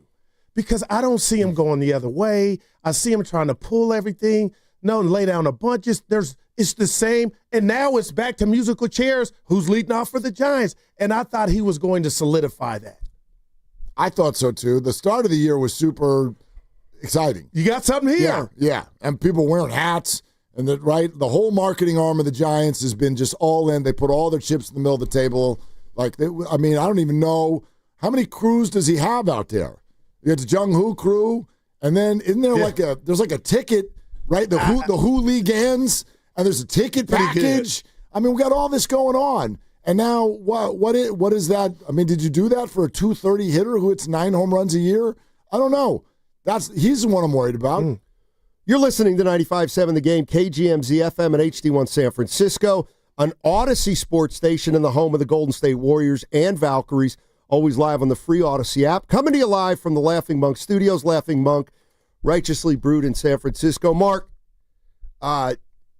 Guru said, and I just want to get if the Giants don't make the playoffs this year, I heard this. It's catastrophic. It's a big word. From a fan standpoint, he's think macro, I'm micro. Nobody's getting fired. That's obvious. No, I heard that fight. Was that the start of the fight? Yeah. And then how long did it go? Not long. I asked him what he had for dinner during break. I got a phone call. Nahigian called me, so it interrupted me listening to your fight. Right. I said he didn't call saying we were fighting. Then I did. Yeah. I just said define. No, he wasn't calling about you. I'm like, whoa. I just said define catastrophic. And disappointment city. Then say disappointed. I like catastrophic. Well, it's not. There's levels to all of it. For me, catastrophic is you're gone, you're gone, you're gone. We're going to strip this thing down to the studs, and we're going to start over. For me, catastrophic was Chip Kelly, 2-14. You came in for 1 year. You gave everyone a smoothie. You went 2-14, and you were gone. So this is not catastrophic. If you miss the playoffs, it's beyond, for me, a disappointment. It's not a devastation. I don't know what the word is, but you would look at it based on how you started, where you've been, who you added, and how you ended. It's a huge miss. It's a huge miss. It's not catastrophic, but you're right. It's past disappointing. It's a huge miss. If you have the best bullpen in a league, you should automatically go to the playoffs with 7 teams going. Automatically. That's automatic. That's how you win in Major League Baseball. If you have the best bullpen in the league and you acquire one of the best hitters in the game in the middle of the year and you can't go to the playoffs, that's a huge miss. Yeah. 6 teams, right? Yeah, in the playoffs. Oh, there's 6? Yeah, 6. My mind went to NFL. No, because, you get the 2. My brain's already on the NFL. And then the wild card is 3, 6, and 4, 5. 6. Yeah, and that's what he was. You don't need to air talk and start doing it. You can just ask. I saw that. I messed up. You can just be like, I didn't know that of you. We've been over it. I thought, the baseball, they had another one? Did they add another one? Maybe I'm just ahead of my time. 2036, there'll be 7 teams. Well, I'm starting to think. I don't know. I think when Buster Posey took this job and knew the task at hand, how many guys on the team, when he took over, do you think he was like, I like that guy, he's a keeper? Because I think he looked at this team and said, okay, Bailey's our catcher. He's young. Let's see what he can do. I think Lamont Wade was not good enough, but he's got Eldridge sitting there. My point is that I think he wants to overhaul. I don't think he wants Yaz to be the right fielder in a year or two. I don't think if this is Bailey, Bailey's not going to be the guy. I think he's taken on a process where it's going to take a couple years, but the goal is to keep getting players in here who are better than the players they're replacing. And he thinks he did that clearly with Devers, Adames, and Chapman, and we'll see. Yeah, but and Chapman was already here. I get that it's long term now. I don't think you're wrong, but I don't think the word overhaul feels like too much to me. What you're going to see with Buster, and you're already seeing, is a longer runway for each player. Farhan's era was kind of defined by, if you go 0 for 4 twice, here's a car, we rented it for you, go to Sacramento. You're out. Buster's going to give a much longer runway to all these guys. Tyler Fitzgerald at second. He gave Lamont Wade almost half a year. Now, that's not going to be the case. Let's see what happens in center field, right field, and even the catcher position. So he's going to give these guys a long runway, but I also think guys will be held accountable. But, Hubbard wasn't bare. It wasn't bare. I mean, are you asking how many offensive players? Pretty much. Yeah. I mean, okay, you got a guy I agree. He's going to let guys.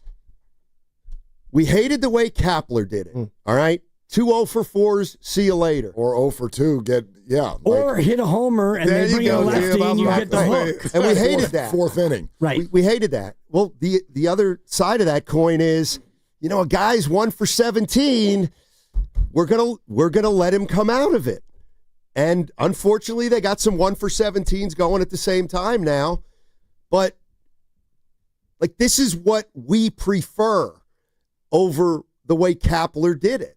Yeah. Get some everyday guys in here who have longer runways than the previous regime. But Jung-Hoo Lee just got a DNP CD, to use the NBA lexicon. He sat yesterday because he was in that mode. And, you talked about, the foundation. I heard you earlier talking about he's laying the foundation. And you're right. And you look at Wilmer Flores, he'll be a free agent. And Mike Yastrzemski, he'll be a free agent. So can they go out there and get a better right fielder and a better first baseman / DH? You would think so. And, you look at Adames and Devers and Jung-Hoo Lee, who are all signed for a long time, including Matt Chapman, and you would hope that they can, resume being the players that their baseball card would indicate that they are. Yeah. I think Jung-Hoo Lee is going to I think that's going to be okay. I still do. But I mean, he's definitely the one to be worried about, just because there isn't that pedigree. Right. We haven't seen it over a long period of time. I don't know what the league found. I don't know if they found a hole in his swing or something like that. Yeah, I don't know. I got you, because if they do, they'll wear you out. And Steiny's doing the macro. Nothing he said is wrong. But right now, how much confidence? I don't know who the 2025 Giants are, and it's frustrating. I want to say they're that team that got up to that great start before Rafi, and that's why I expected them to take off. They haven't. They still got time, but we're past 81, the halfway point. All-Star break, but the math, we're past 81. See, for me, and I know this X's some people out of the conversation. I love to go to a golf comp when it comes to this, because this is what people will do. And Guru, I know you don't play a whole lot of golf, but if you played a lot of golf, people will do this out on the course. They will hit a shot that is so embarrassingly not them. Oh. And they will go, hold on a second. And then they'll hit another one. And then they'll be like, we're going to take that one. Yeah. Because that other one, that was like a weird whoopsie daisy. Is that a mulligan? Yes. You're going to take a mulligan. No. That is you. They're both you. So which team we do this all the time. Are the Giants that team or are they this team? They're both of them. And sometimes you will go 8 holes in a row and your driver is on fire, and then you will hit a ground ball and you won't know what the hell happened, and you'll do that for the next 4 holes. And the Giants are hitting ground balls right now. They just it's baseball. I do think they'll get out of it. They're not. They don't suck. They do right now, but they're just, they're in a funk. and every mistake they're paying for. Soon as Pat Bailey dropped that third strike last night, I almost knew the next guy was going to hit the ball over the fence. That's just the way it's damn going and right remember now. the day game against Texas, Ramos did the Little League hit, and right. That was the flip side of that. Like, you enjoyed that. Now you're kind of paying for that. Just sucks that this is happening when the schedule's so weak.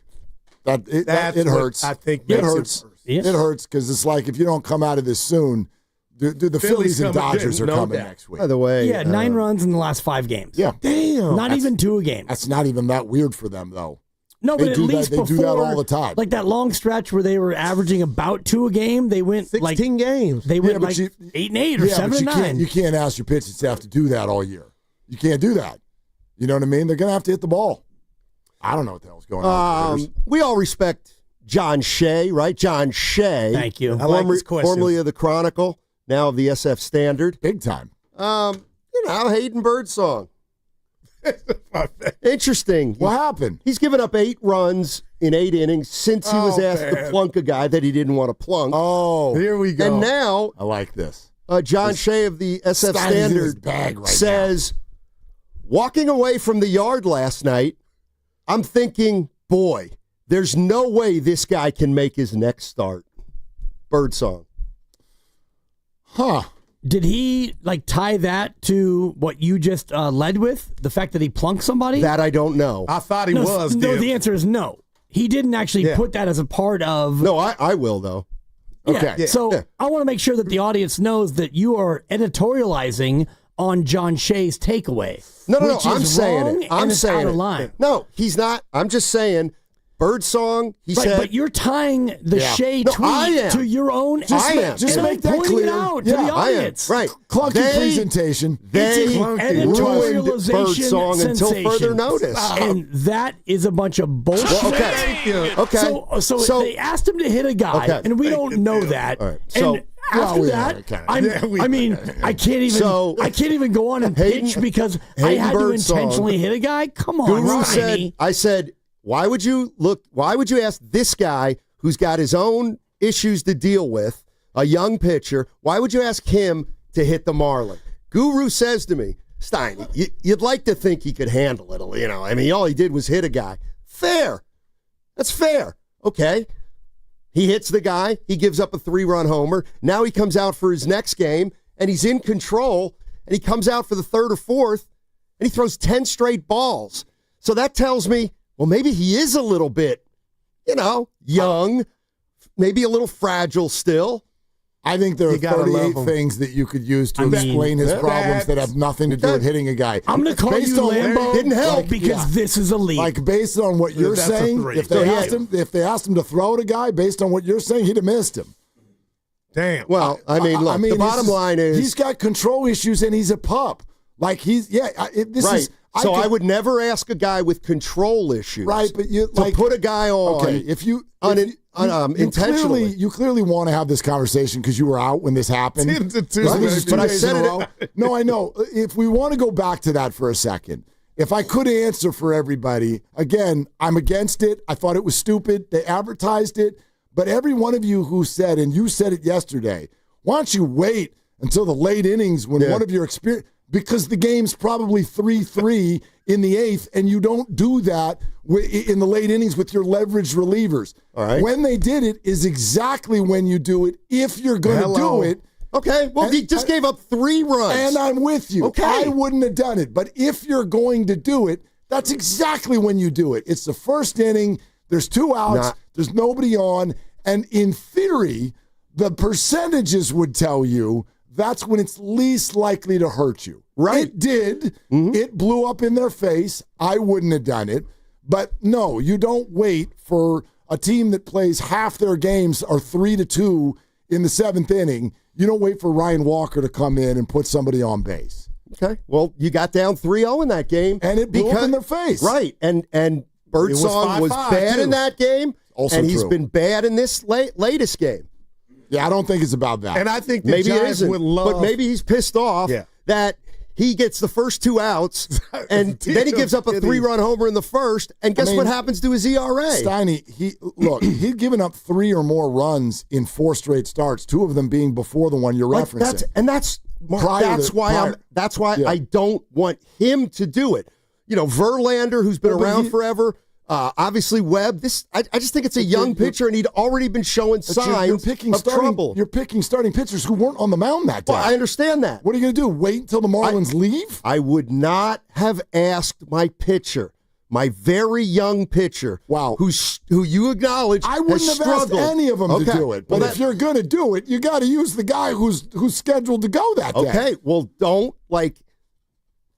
he wasn't pitching well. He's young. You already are concerned about his second half of the season because he's in uncharted waters in terms of his innings and things. And you did him no favors, and it backfired in a big way. That is accurate, but I'm not going to blame last night's start on that. And the Giants would love for Steiny to be right. Oh, we had you throw at him. That's why you're going through what you're going through. He's a young pup, and he's hit a wall. I wonder if the young man can recover from this. This could be career-threatening. He's walked 16 people in the last 5 starts total. That's too many. Yeah. He has lost control of the strike zone. Somebody go to the mound. So back to John Shea's point. Okay, so who takes that spot? At least for one start. Who takes it? You want to call up Wisenhunt? I mean, you want to make up an injury? How about we find a Carson who can actually get somebody out? That's Wisenhunt. Well, Wisenhunt's the best one. I shared this last night when you went dark on the thread. But he's a starter.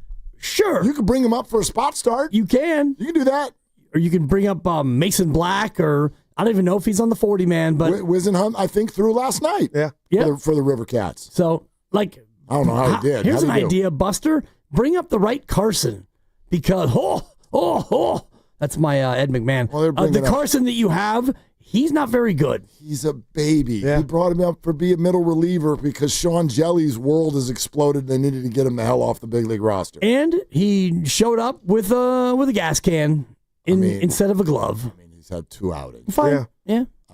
How's that gone? And I thought Eldridge. First one went fine, actually. #random. I was so drunk with the move of Devers. I was like, Eldridge, you're not coming up. But now I feel like Dibs, they may need him to come up. God. This year? I thought that was quite on the set for him. He's hurt. Well, yeah, but if he's available, they need that thumb. To put him where? First base. Who got a better chance of coming up, him or Devers? Because Devers ain't playing first base at all. He's 20 years old, Goo. He's had about 10 games in AAA. DH? You don't do that to a kid. Is Rafi playing first at all? I don't think you do. Absolutely. This year? Oh, yeah, soon. Might be playing third. Well, soon. I got to tell you, that's something that I'm not crazy about it either. If they like whatever's going on with his groin and all that, if that wasn't going, he'd already be there. At where? First. Oh, I'm talking third. Rafi Devers is their first baseman. Okay. That's who he is. But that's what he's doing. What I think is somewhat weird, and if you want to blame it on the groin, that's fine. This guy played third, wasn't great, but he's been a third baseman his whole career. Whole career. And you put Wilmer Flores at third last night, which was the third game he's played at third in 2 years. Rafi'd probably play third tonight. I wonder. You think? If the groin's okay. Right. And his back. Well, he got thrown out at home. They don't want Wilmer doing it 2 nights in a row either. His knees, man. Yeah, he's like, there's little quirks of this that I think that are leading But you think we'll see Rafi in the field? Hell yeah. Hell yeah. They better. They're up a creek if they don't do that. Yeah, Schmitz Creek. Yeah. Who's going to play over there? So, getting back to Birdsong. Wisenhunt gave up 2 in 5 2/3 last night. 2 runs. Can you AAA? Yeah. Okay. So now you had indicated that in the 2 starts before Birdsong plunked the dude in Miami, he was having control issues. Well, he walked prior to the one against Miami, he only walked 1 against Boston.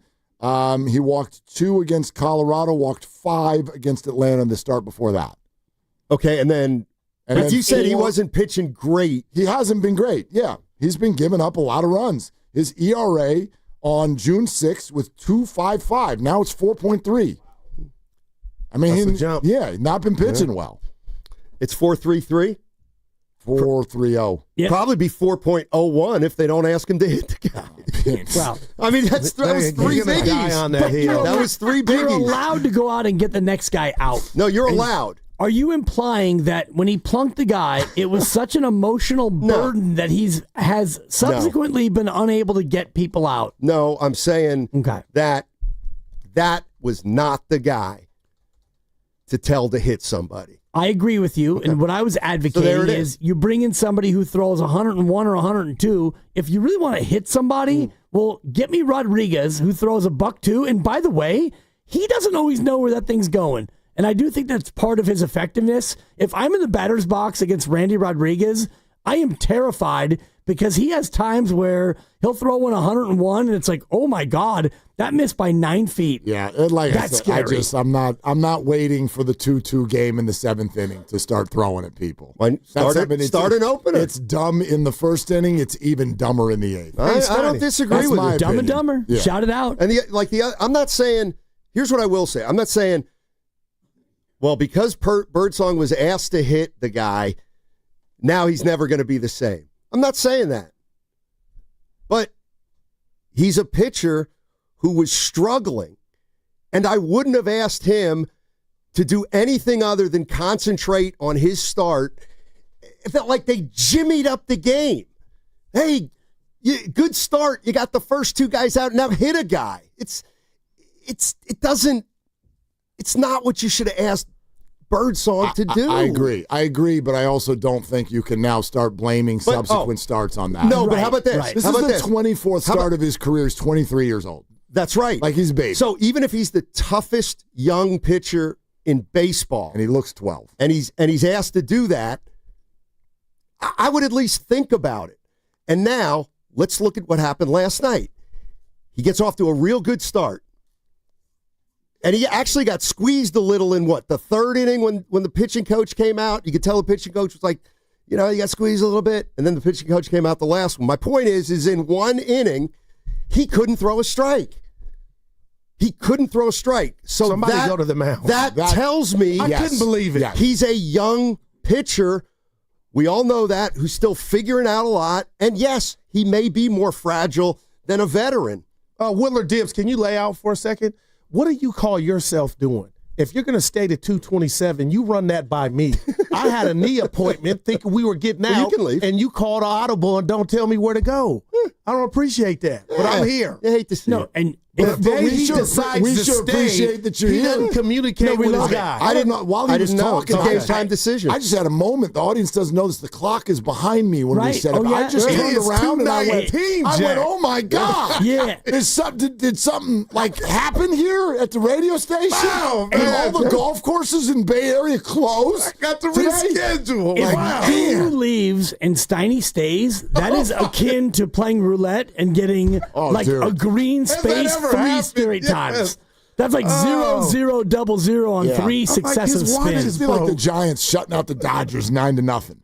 I mean, it's allowed to happen. It is. He's allowed to stay. He is. This is a shock. Guru, you're allowed to go. What do we got? I have breaking news. Oh, crap. We just pushed the break to 42. Sorry. Yeah, let's go. Look at him. Clock.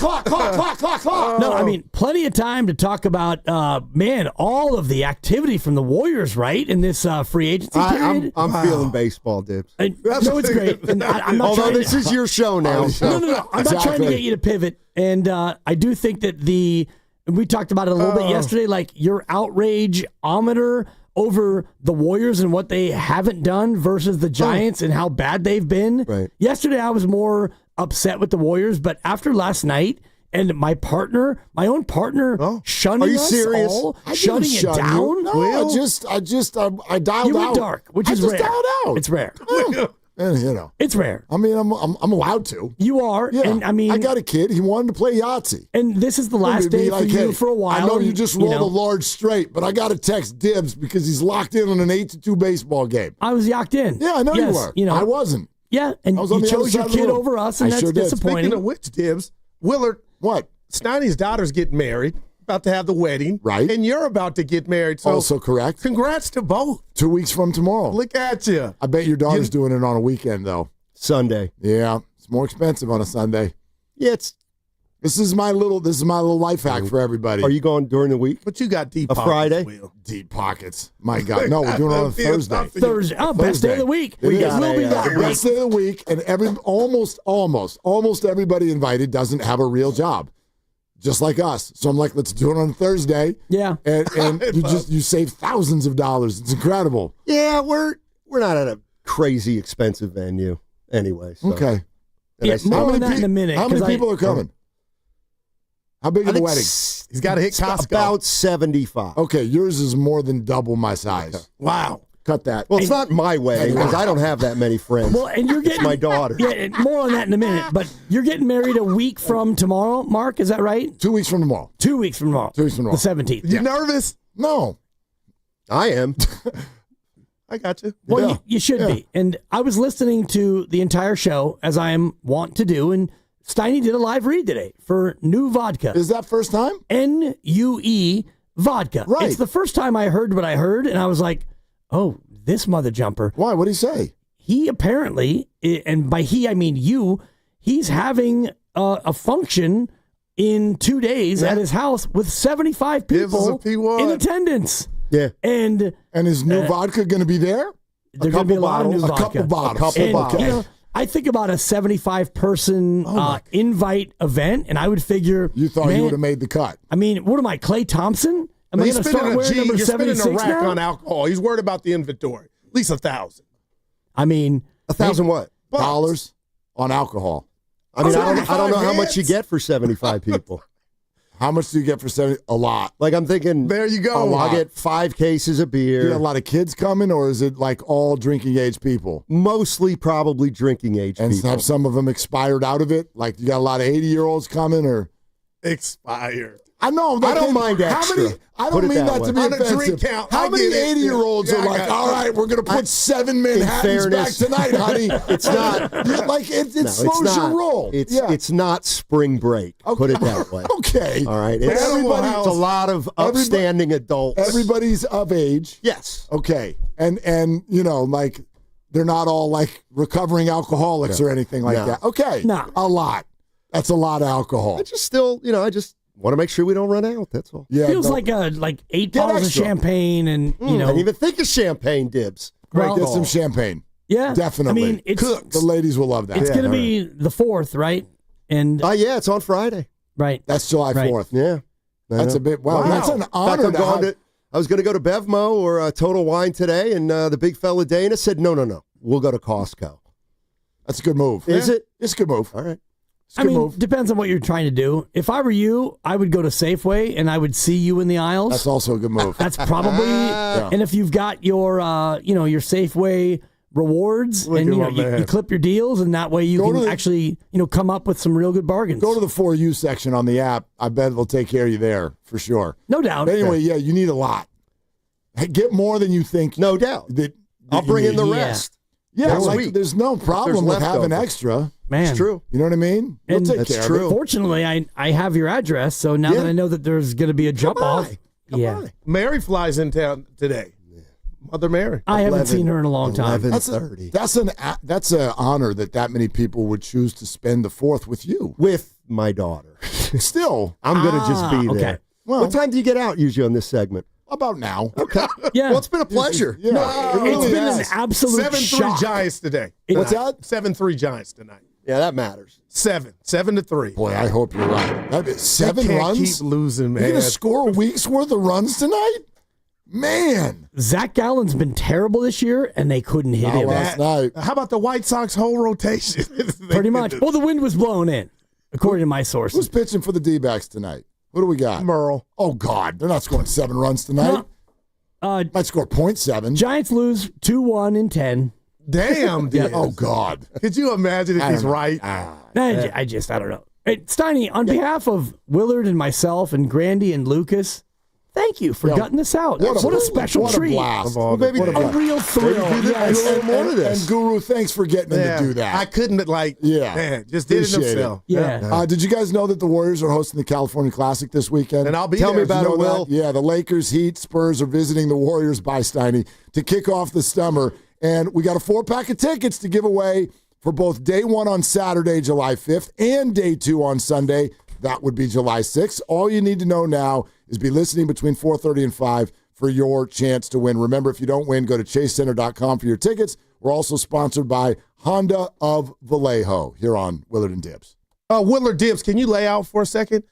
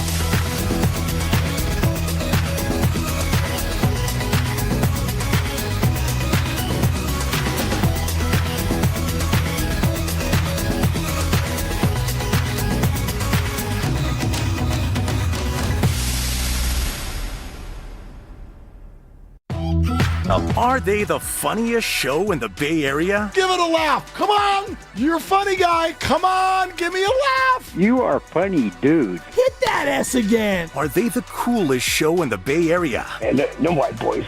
They're cool. That's what people are saying. You guys are phenomenal. This is one of the most perfect ways that I could end my day, getting a chance to talk to Mr. Mark and Dan, you know? We'll let you be the judge. Oh. All I know is it's a couple of Bay Area boys talking sports. I know nothing. Thanks. It's Willard and Dibs on 95.7 The Game. Yeah, let's go. Let's go. Let's go. My God, it feels like the show is almost over. That guy won't leave. Holy crap. Like, I mean, you give him the sign and you hope he's going to depart, but sometimes Steiny just won't leave, right? Dude, yours is more than double my size. Yeah, cut that. Cut that. You could use that for just about anybody, and I'll give you this. Yeah. I know it's only it's Wednesday, but no, and you got yourself a stretch 4. Well, I know a lot of people do. I bet Highway 80 is full right now. So special hello to all of you who are like, Tahoe, see ya. Right, July 4th is coming. I get it. Let's not mince words here. I know a lot of you aren't working today, or maybe you're not working tomorrow or whatever. But let's hang out a while and get mad at Bob Melvin. Let's get mad at Bob Melvin for a few hours. Let's do it. And we can also get mad at Pat Burrell. And if we're gonna get mad at Pat Burrell, if you want to call in and fire Pat Burrell, the hitting coach, my only requirement is name one other hitting coach in MLB. Thank you. Because I have the list in front of me right now, and and I'm just going to do this. I know none. Well, I will get none. I'm going to name a person. Okay, and then I guess the team. Yeah. Okay. You'll be like, oh my God, I've heard of him. Yeah, name the person. Pedro Guerrero. Oh, are you familiar with Pedro Guerrero? Very familiar. Right. I mean, mostly as a Dodger. Is he the Dodgers hitting coach? Nah. Yeah. The Dodgers hitting coach is a guy named Robert Van Scoyoc. Oh, that's not a real person. You have to be an author if your name is that. If you have a van in there. Yeah, like that's an author. Pedro Guerrero, Miami Marlins. Oh. Xavi, Eric Chavez, former Athletic, third baseman, great player. He's a hitting coach for Guardians. The New York Mets. Okay. This is fun. Brett Boone. Did you know that he is now a hitting coach? I did not. Mariners. I'm going to give you one clue and see if you can get it. It's not the Mariners. Oh, it's the Texas Rangers. Correct. Okay. You're doing great. Oh, thank you. Kevin Seitzer. Oh, my God. The former Royal? Yeah. All right. Kansas City. Mariners. Okay, perfect. Yeah. Alex Cintron. Cintron. He would definitely be the hitting coach of the Pittsburgh Pirates. The Astros. Exactly. You're doing as well as I thought that you would. Thank you. The last one. Give me another one. And we had the heckling guy on a couple of weeks ago. Oh, yeah. Trey Chirps or whatever. Chirps, yeah, that guy. Trev. Trev, whatever. Thank you. I got 3 of the 4 letters right. My most famous heckle ever was against this person who he had hit 7 straight hits that were home runs. Whoa, wait. You did or Trev I heckled did? this player.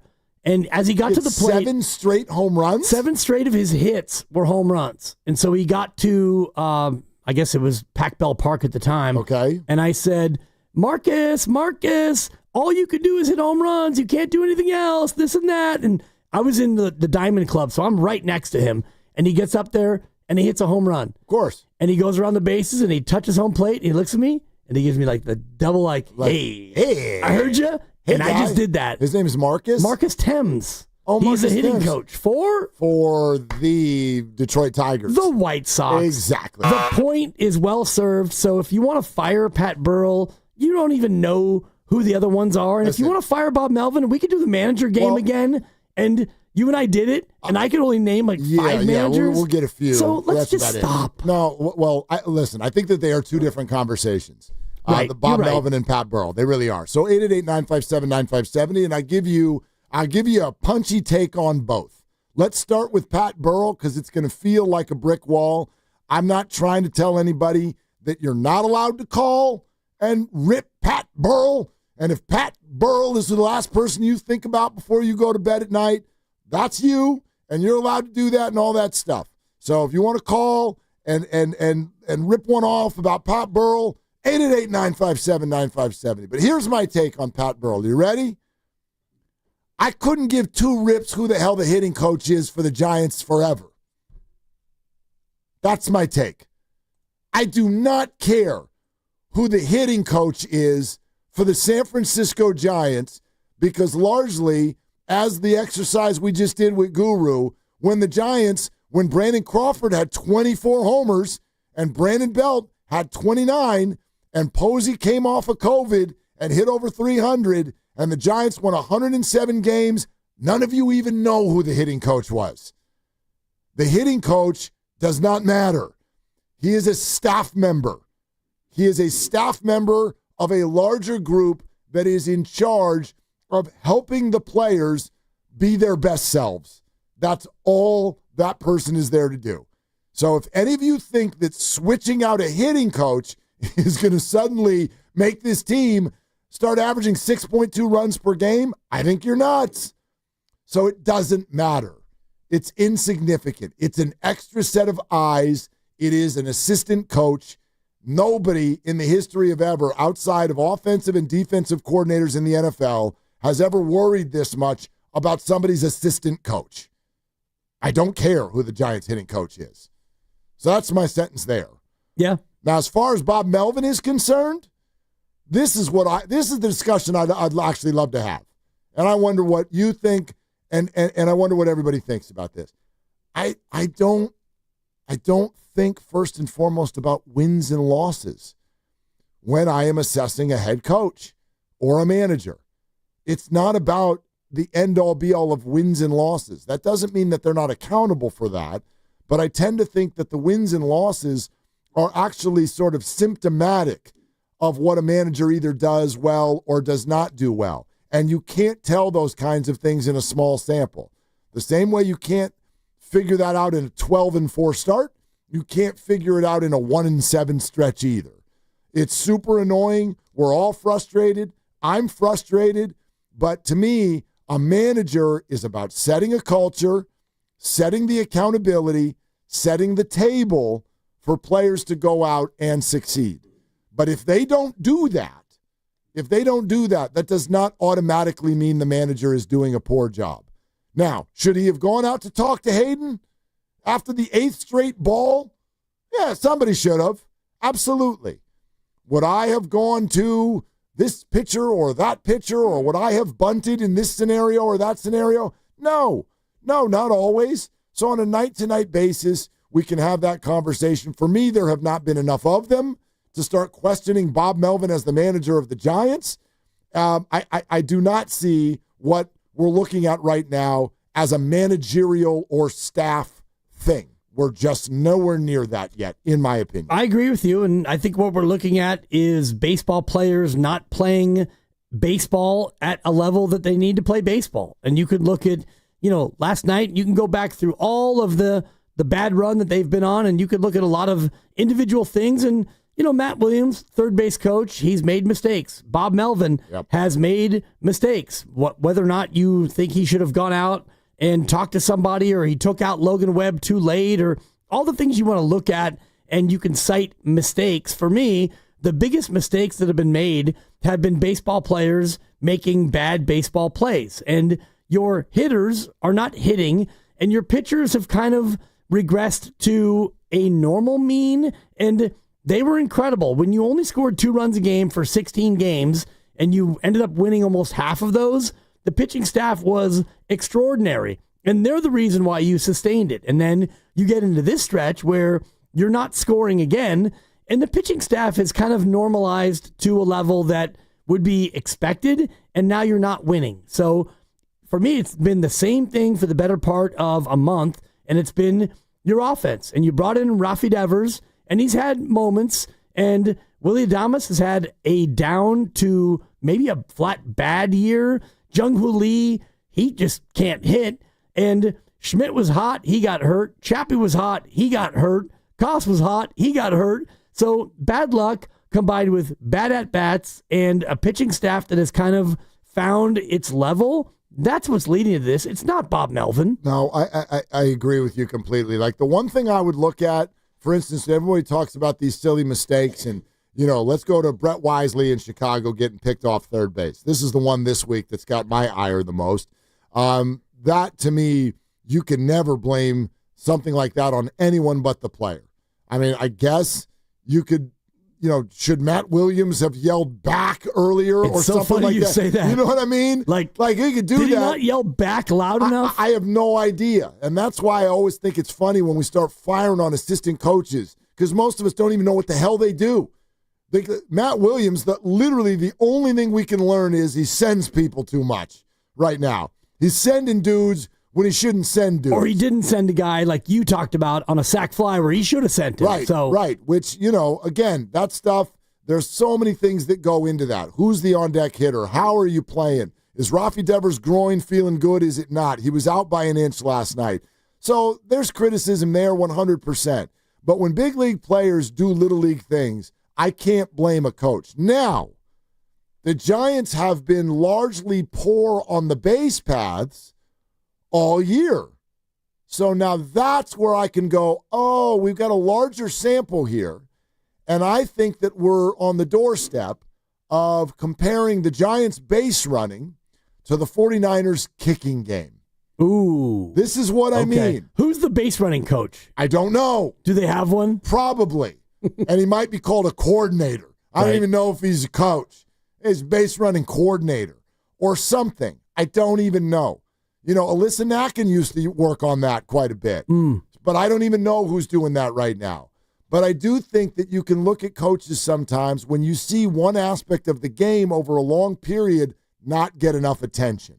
Wouldn't you argue that Kyle Shanahan, and we've said this, has not paid enough attention to special teams through the years? Yeah. That's fair, right? Yep. Doesn't make him a bad coach, but that's one area where I'm like, can we shine a light on the special teams because they kind of suck, and they do again.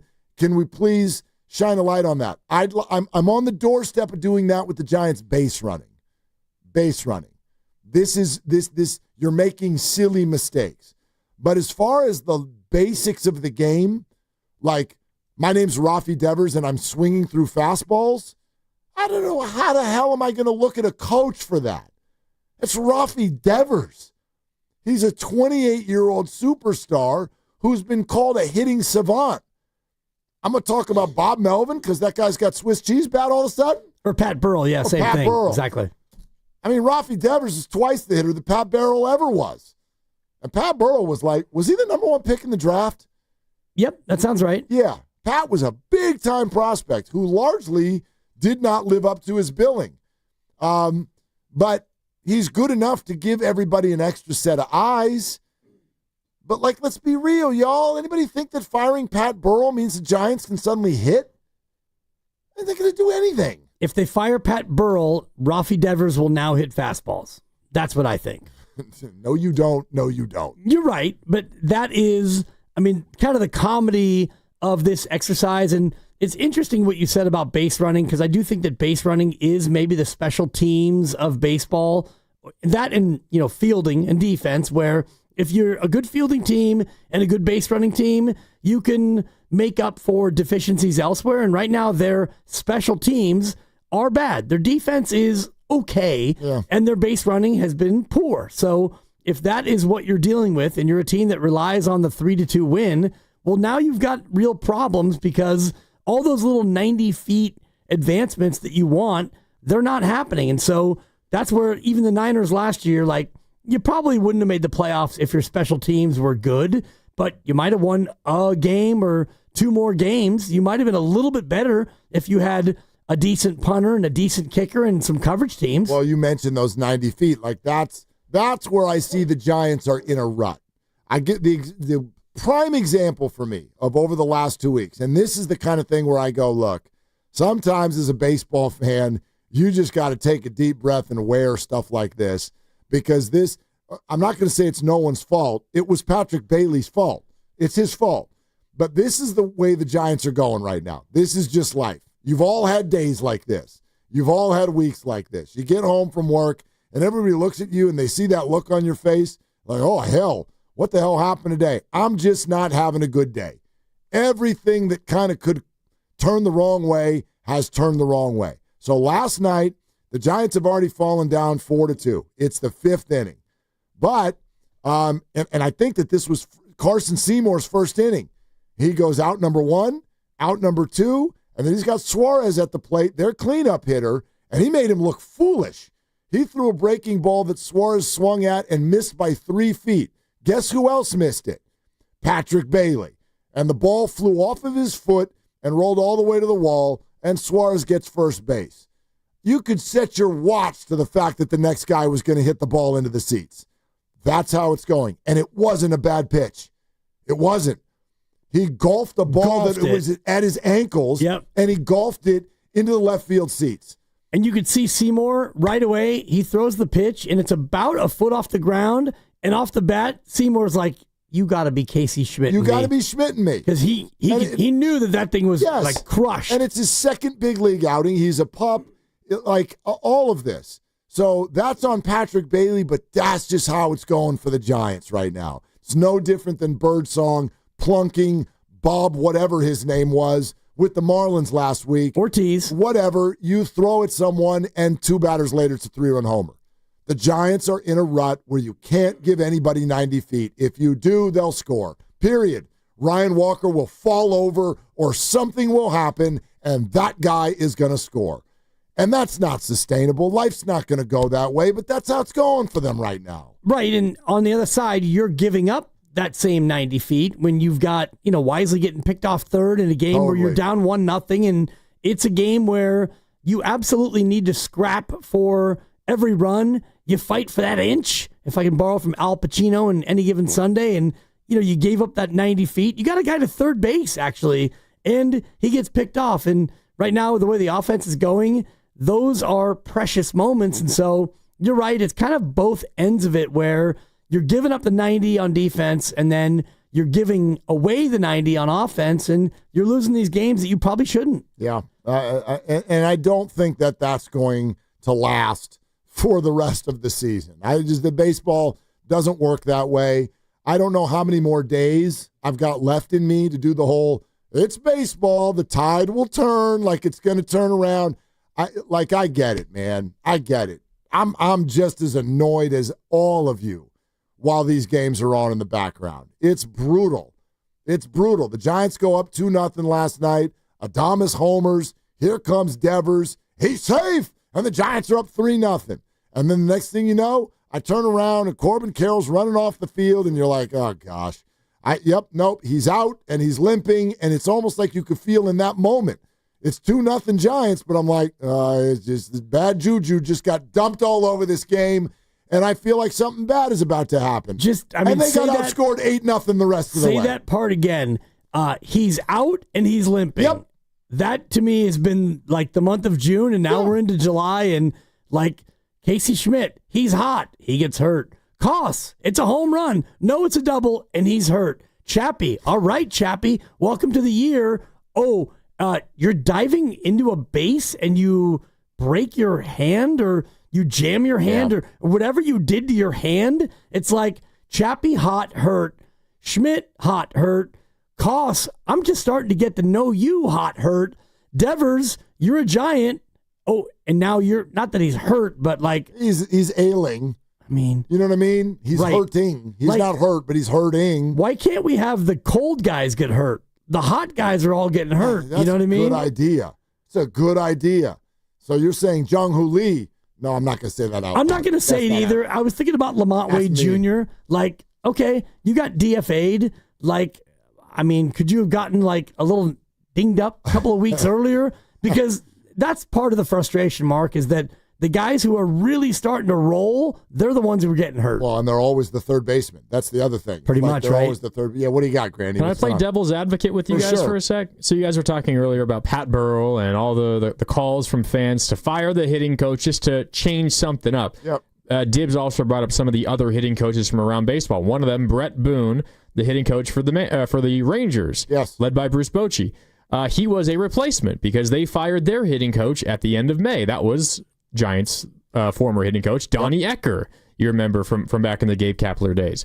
Donnie Ecker out at the end of May, and then in June, the Rangers put together their best offensive month of the season. They scored 25 more runs Actually, I think more than that. 25 more runs despite playing 2 fewer games in the month of June. That's just one example. Yeah. But I mean, do you credit Brett Boone for that, or has I'm not Bruce... plugged in enough. I'm just telling you, that's an example of a team firing their hitting coach and putting together their best offensive month of the year. Listen, if the Giants announced an hour from now that Pat Burrell was fired, I would shrug my shoulders and ask, what are we having for dinner? That's my point. I'm not even here to tell you all of you are wrong. I just don't care who the hitting coach is for the Giants. Like, one thing I think we forget when we're talking about, like, professional sports sometimes, so these are grown men with kids and families and all this stuff. Like, yes, you need an extra set of eyes, but everybody's got an extra set of eyes. I guess here's my other point. I have no idea if Pat Burrell is good at this or not. I have no idea. I don't know how the hell anybody has an idea. So my point is if you're yelling about Pat Burrell being fired, I think you're just mad. And I get it. We're all frustrated. But what in the hell do you actually have to say? Like, if you wanted to fire Bob Melvin, if somebody called in right now, they're like, fire Melvin. And we go, why? They'd have an answer. I didn't like when he brought in Joey Lucchese. He should have brought, like, you have an answer. If I ask you, why are you firing Pat Burrell? You have no idea. You're just mad at the hitting. And we've been mad at the hitting, quite frankly, for damn near 15 years on this team.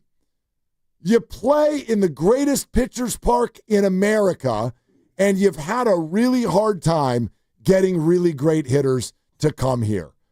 The first time San Francisco ever won a World Series, the damn thing was nicknamed Torture. And it was all because they couldn't hit. And in fact, they score the exact same amount of runs as this team does when they won it all. So go ahead. Fire Pat Burrell. I don't think, like, my answer to you, Grandy, my guess, I'm also not locked in on the Rangers, coincidence.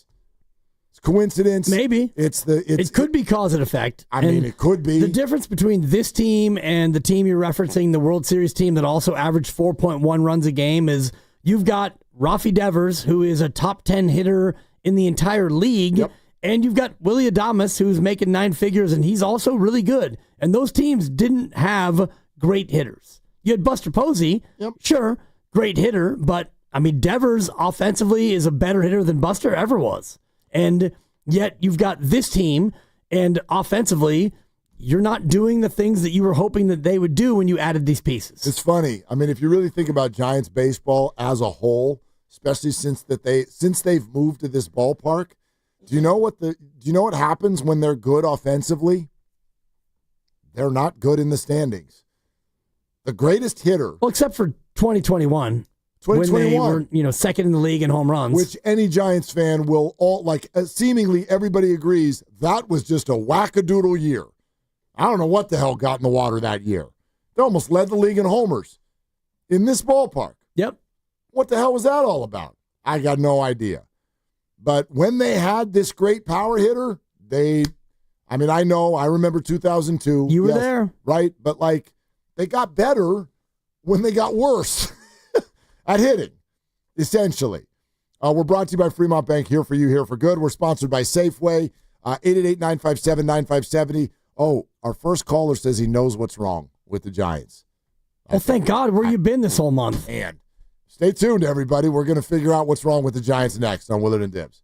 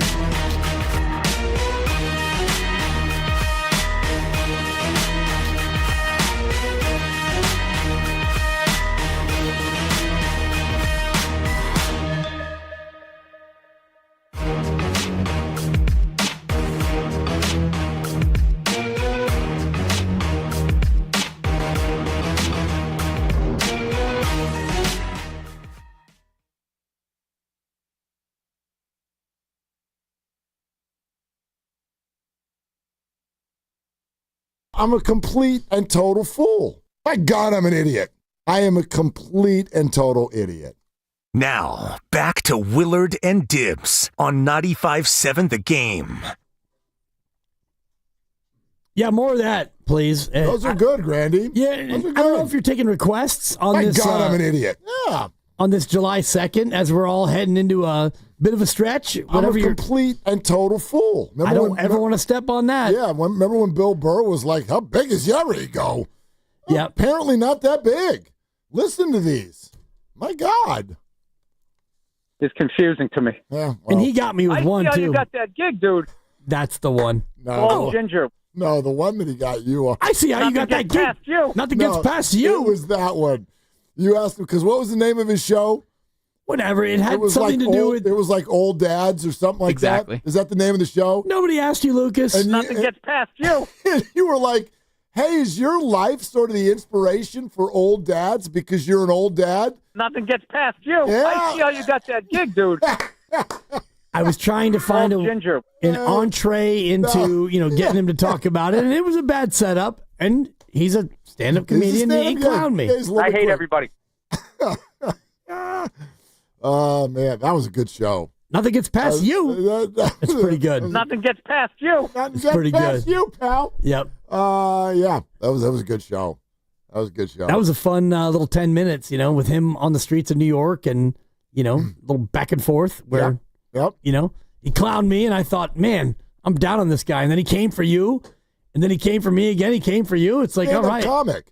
It's like going to the show and getting seats in the first row. You better expect they're going to come down your road. None of your business. That's what they do. You know what I mean? Yeah. Anyway, 888-957-9570. And where's the thingamabob?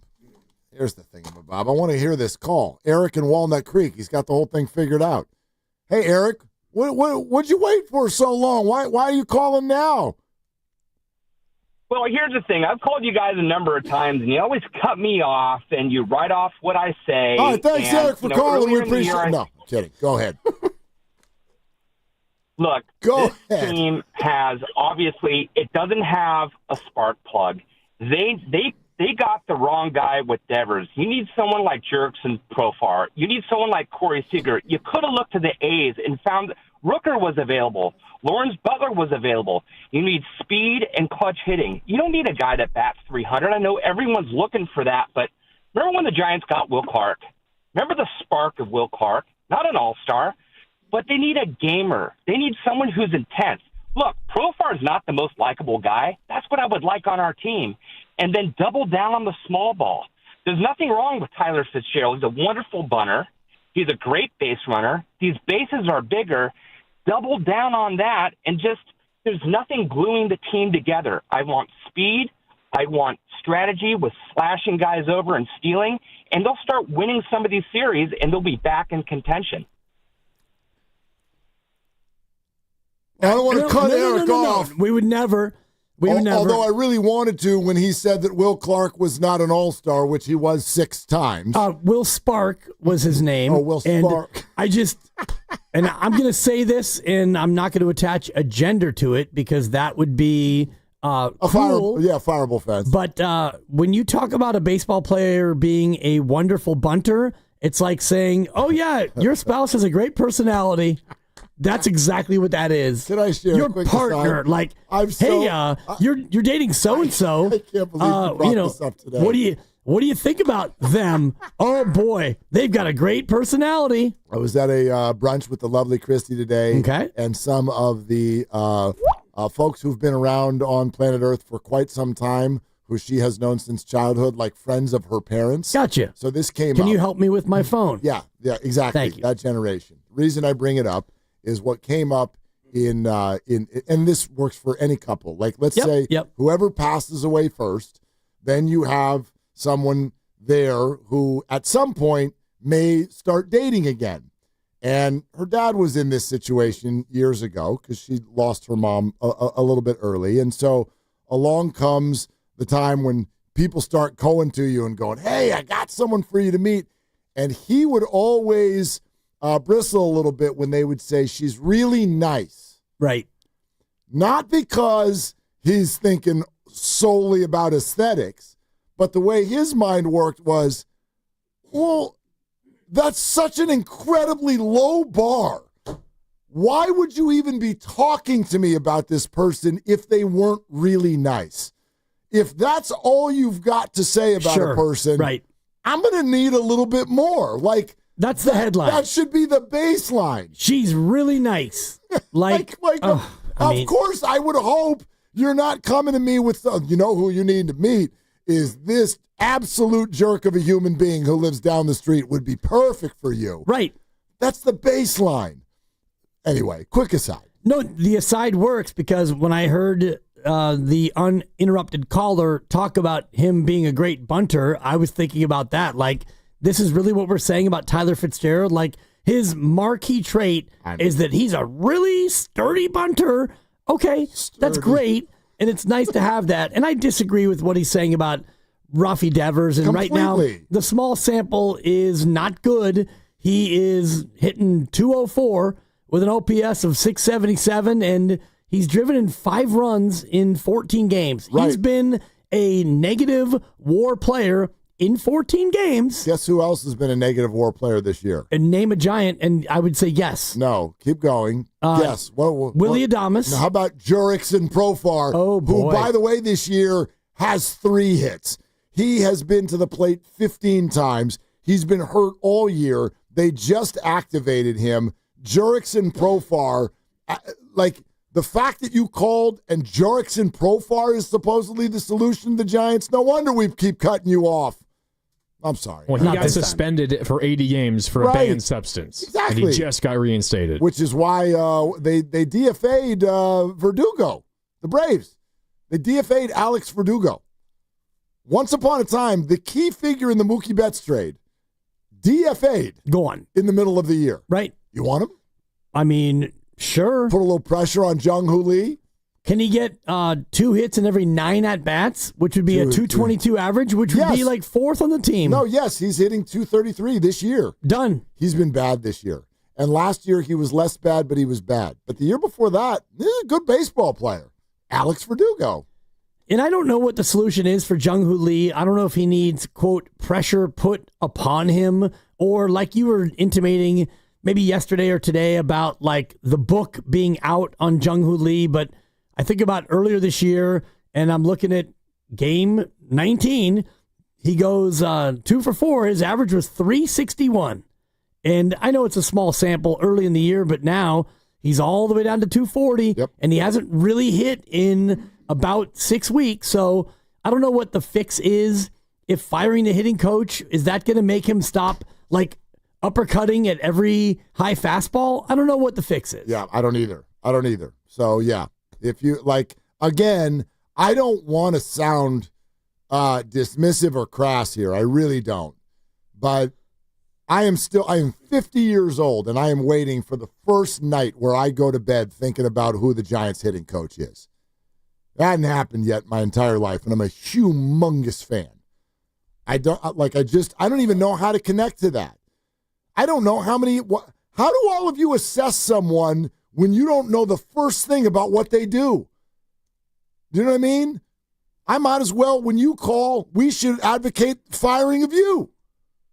Because I don't know what the hell you do for a living either. I don't watch anything you do. Bob Melvin makes decisions that we see, and he's in charge. The hitting coach, I'm not going to, I hope it doesn't sound this way. I'm not saying that, you don't even need a hitting coach or there's no value in a hitting coach. I'm just saying what a hitting coach does is all behind the scenes. And I don't know how big leaguers with $180 million contracts, when they're struggling, I can immediately go, it's the hitting coach's fault. I just can't do it. So that's where, the premise of all of this today, I don't even know how the hell we can assess what Pat Burrell is doing, because I actually firmly believe that Pat Burrell, a hitting coach, could be doing a good job and the hitters are still struggling, and vice versa. The hitting coach could be poor at his job, yet the hitters are finding a hole with a ground ball with eyes. You know what I mean? This is baseball. The Giants have sucked out loud for at least 2 weeks, maybe a little bit more. But but that doesn't suddenly make all the coaches bad. And the premise with regard to Bob Melvin, there are plenty of moves that I haven't loved. I'm with Shasky. He was all over this morning. And even Hunter Pence was saying it on the broadcast. How does a guy throw 8 straight balls at age 23 and nobody goes out to visit? How? Why didn't anybody go out there? Go out there. Tell the kid to take a deep breath. He's a professional baseball player. He can throw a strike, but obviously his mind is racing. The game's getting away from him. It's a 2-1 ball game. Chill. Take a breath. Let's see if we can maneuver your thought process. Throw a good pitch. Instead, no one talked to him, and somebody golfed the ball into the swimming pool, and now it's 4-2. So that's a mistake, but that's not a fireable offense. Bob Melvin has come in and largely, I think, changed the culture of how that clubhouse feels about itself. And that's his number one job. And I think he's done a very good job of that. And if you're feeling like the chemistry of the team is not good, Buster's right. You should look at him, not Bob. Buster's the one who came in and changed the ingredients. He changed the ingredients, but when the ingredients are mostly good and you could look at the baseball cards and the stats of these players, then they should be doing better. And so if they're not doing better and if the ingredients are good and then the meal is not tasty, you do have to look at the chef. And right now the chef is Bob Melvin. So it's up to him to figure out new ways to combine the chicken and paprika and the kale and whatever else you think that they have in the pantry. It's up to him to come up with a new recipe when things aren't going well. No doubt. But at the same time, like that kind of thing for me is decided over a long haul. Agreed. That's why I cannot think about a manager when a team goes on a losing streak. I can't even think about it. They're still sitting here with more wins than losses. For now, yeah. Yeah, for now. I can't think, well, you go 1-7 and now we're firing the manager. Like, that's not how baseball works. You're not firing the manager, but maybe you look at changing the menu. And I don't know if that means like taking, Carson out of the rotation or changing up, you had Jung-Hoo Lee sit. I don't know what it is, but the way you're going right now, heading into Philadelphia and L.A., you got to change up something. He doesn't have a lot of options right now. That's part of the problem, too. Farm system is not deep. Injuries are here. Infield is totally at bare bones. From the ballpark to wine country, summer's better when your car is ready to roll. Valvoline Instant Oil Change gets you in and out in about 15 minutes, no appointment needed. For locations and coupons, visit BayAreaOilChange.com. Alex Pavlovich is going to join us in about a half hour. We'll get a little vibe for what's going on with the Giants in Arizona. Your phone call's still welcome. 888-957-9570. Is Jurickson Profar truly the fix to the Giants? 888-957-9570 on Willard and Dibs.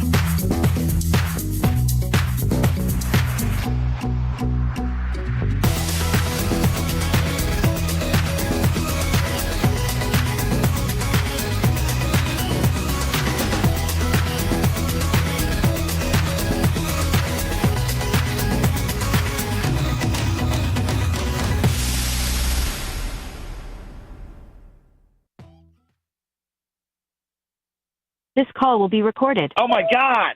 Now, back to Will and Dibby. on 95.7 The Game.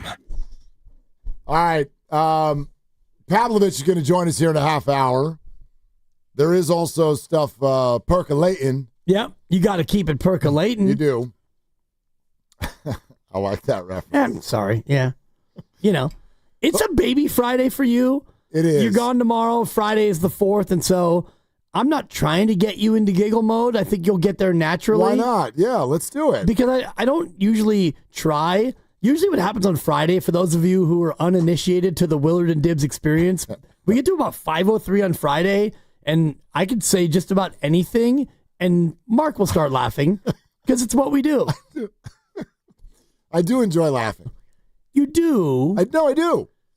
Just straight, I do. No, you do. You love stand-up comedy. I love to laugh. That's partly why I really enjoy doing radio with you, because I'm not as funny as I think I am in general, but when I do a show with you, especially on Friday, it's like, damn. Well, you're one funny dude. I wonder if you've been able. You are funny, dude. Yeah, Thank you. That's my grandpa daddy. I wonder if you've been able to sort of ascertain the difference between my real laugh and my radio laugh. A little bit. And Friday, it's all like, it kind of blends because you'll laugh at anything. That's true. And there's other times where, like yesterday, I said something, I made an analogy that was actually patently hilarious, and you didn't react to it. I didn't do anything? No, you were doing something else. Sometimes I'm not listening. Exactly. Because you're either like, talking to Granny and Lucas, or you're looking at the text line or the YouTube. And so. Yeah, I'm never not listening to you because I don't find you interesting. I know that. There's a lot to do over here. There's a lot to do over here. I treat you the same way that I do treat my kids, and they get mad at me sometimes when I'm texting you guys because I have very, very limited hours in the house with them. And my little one especially has got a lot to say. He wants to tell you things you've never even thought of or even have ever wanted to hear. But he wants to tell you all of them. And sometimes it just goes on so long that I'm like, look, I love you and I want to hear you, but like, we've got a show tomorrow. I need to know what these people are saying to me. And if I glance down at that, but Dad, stop looking at your phone. I'm like, well, then stop talking for a second. Right. I've got my family thinking that I go to the bathroom every 8 minutes. They think I've got something wrong with me. I just need to check my phone. Dude. In private. Can I breathe for a second? Can you just let up for a moment? Can you help me fix my phone? Like, I got to pee again. Yeah. And yeah. That's how we do it. Well, and unfortunately, and I do the same thing, but I'm in a spot where my almost 3-year-old wants to be a spectator because she's interested in, like, what are you doing? Yeah, what are you doing? Like, what are you doing? I always ask that question. That's right. What are you doing? What are you doing? And so, yeah, that's the other thing is she'll ask me, what are you doing? And I say, you know what I'm doing. Like, I'm literally doing this. Like, what are you doing? I'm doing the dishes. Why are you asking me what I'm doing when you actually can see that I'm doing the dishes? Yeah, but what are you doing is also a catch-all. It also can mean like, yo, what's up? Hey, what are you doing? Even though I'm looking at you. Hey, what are you doing? Dude, she came home from daycare last week with what's up. And so she isn't quite to that level yet, but I can't wait to teach her. Dude, the other day she's like, what's up? I was like, what'd you say to me? What's up? What's up, Daddy Dad? What's up? She'd not call you Daddy Sometimes Dad. she calls me Daddy Dad. Or she'll say, my friend Dad, my friend Daddy Dad. What's up, Dad? When does she turn 3? August. Has anybody done that stupid thing that people do when someone else has a kid? Where they're like, oh, I know they call it the terrible 2s, but 3 is worse.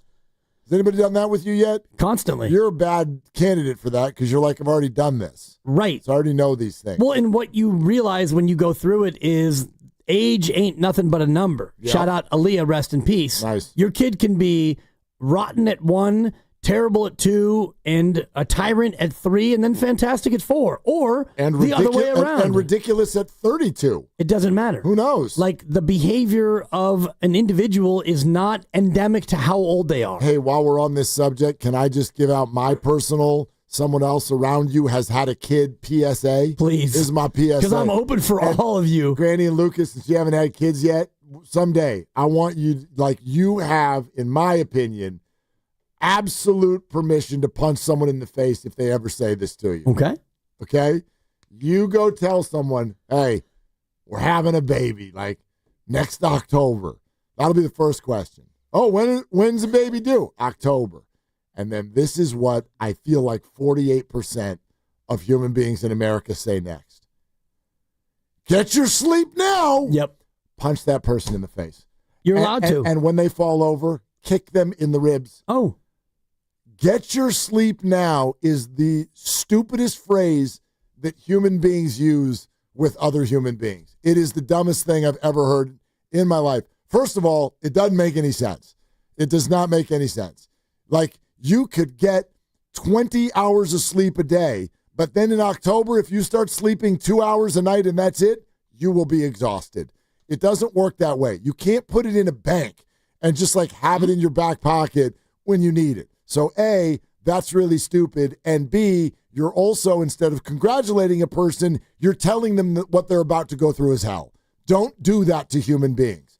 They're happy. Something wonderful has happened in their life. Stop scaring them about what's going to happen next. Yes, it's hard. Hopefully they already know that. Just congratulate them and go buy them a bottle of something. That's right. For crying out loud. Or, maybe buy some crib sheets or whatever. And just honestly, little burp cloth. Even the get your sleep now take is so erroneous, because if you have had kids, and you've had 3 and I have now had 3, like one of my kids was a great sleeper and one of them was not a great sleeper. So the second kid came along and you couldn't wake the kid up. So yeah, get your sleep now. How about I wait till he's born and I sleep when he does, which is 19 hours a day. I can't stand it. So every kid is different. Every experience is different. But yes. I would like to push back on one thing. Oh, boy. Sleep banking is a real thing.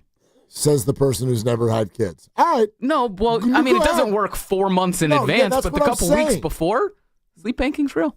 But, and might last you what? 2 days? Yeah, a couple. Okay. The kid's still going to be there on the third day. When I first learned about sleep banking a while ago, blew my mind. Yeah, let me tell you something. I want to let you know. Put you on. Kids are going to be there for 18 years if you do it right, and they're not going to do a damn thing. Not going to do a damn thing. So anyway, but the larger point for me is the second one. Stop scaring people that are about to have kids. Don't like. I hate it when people. Oh, your life's about to change, Buster. Yeah, that's the point. We're having a kid. Like, don't sit here and start telling me all the negative things that are about to happen. Boy, enjoy the first year because the second one sucks. Right. Like, just don't. Again, just high five. Move on with your day. Congratulate people. Thank you. And the whole idea of the terrible twos, it's not like when she turned 2, she woke up that day and thought, you know what?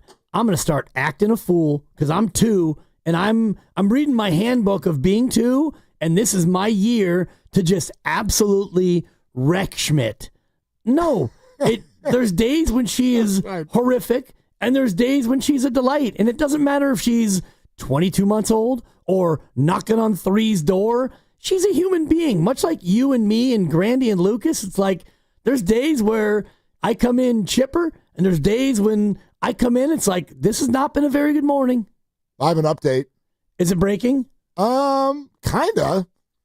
But it's not like on Twitter, at least not yet. Okay, well, all roads lead back to Kaminga, so hopefully you can tie that in. Well, it's not about Kaminga, but boy, his name's going to come up. Okay. His name's going to come up. There's no doubt about it. Going to come up now. It's been a while since I did my Herm. Hey, we're going to come back to JK now. I can't wait for football season. I can't either. Oh, my God, I can't wait. Remember when we had him on the show and he put Jaden Daniels in the on-deck circle? He hung up on him. Yes. Now, Jaden, I got to go now.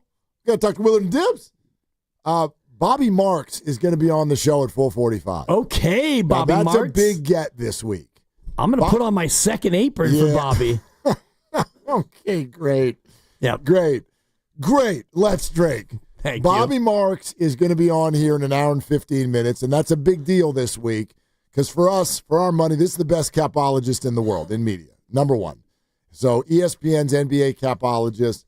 And also, has just a wonderful understanding of the specifics that might even be available to the Golden State Warriors. And the fact that nothing's happened yet, I love that Bobby's coming on. So Bobby's going to be here in about an hour and 15 minutes. So we look forward to that.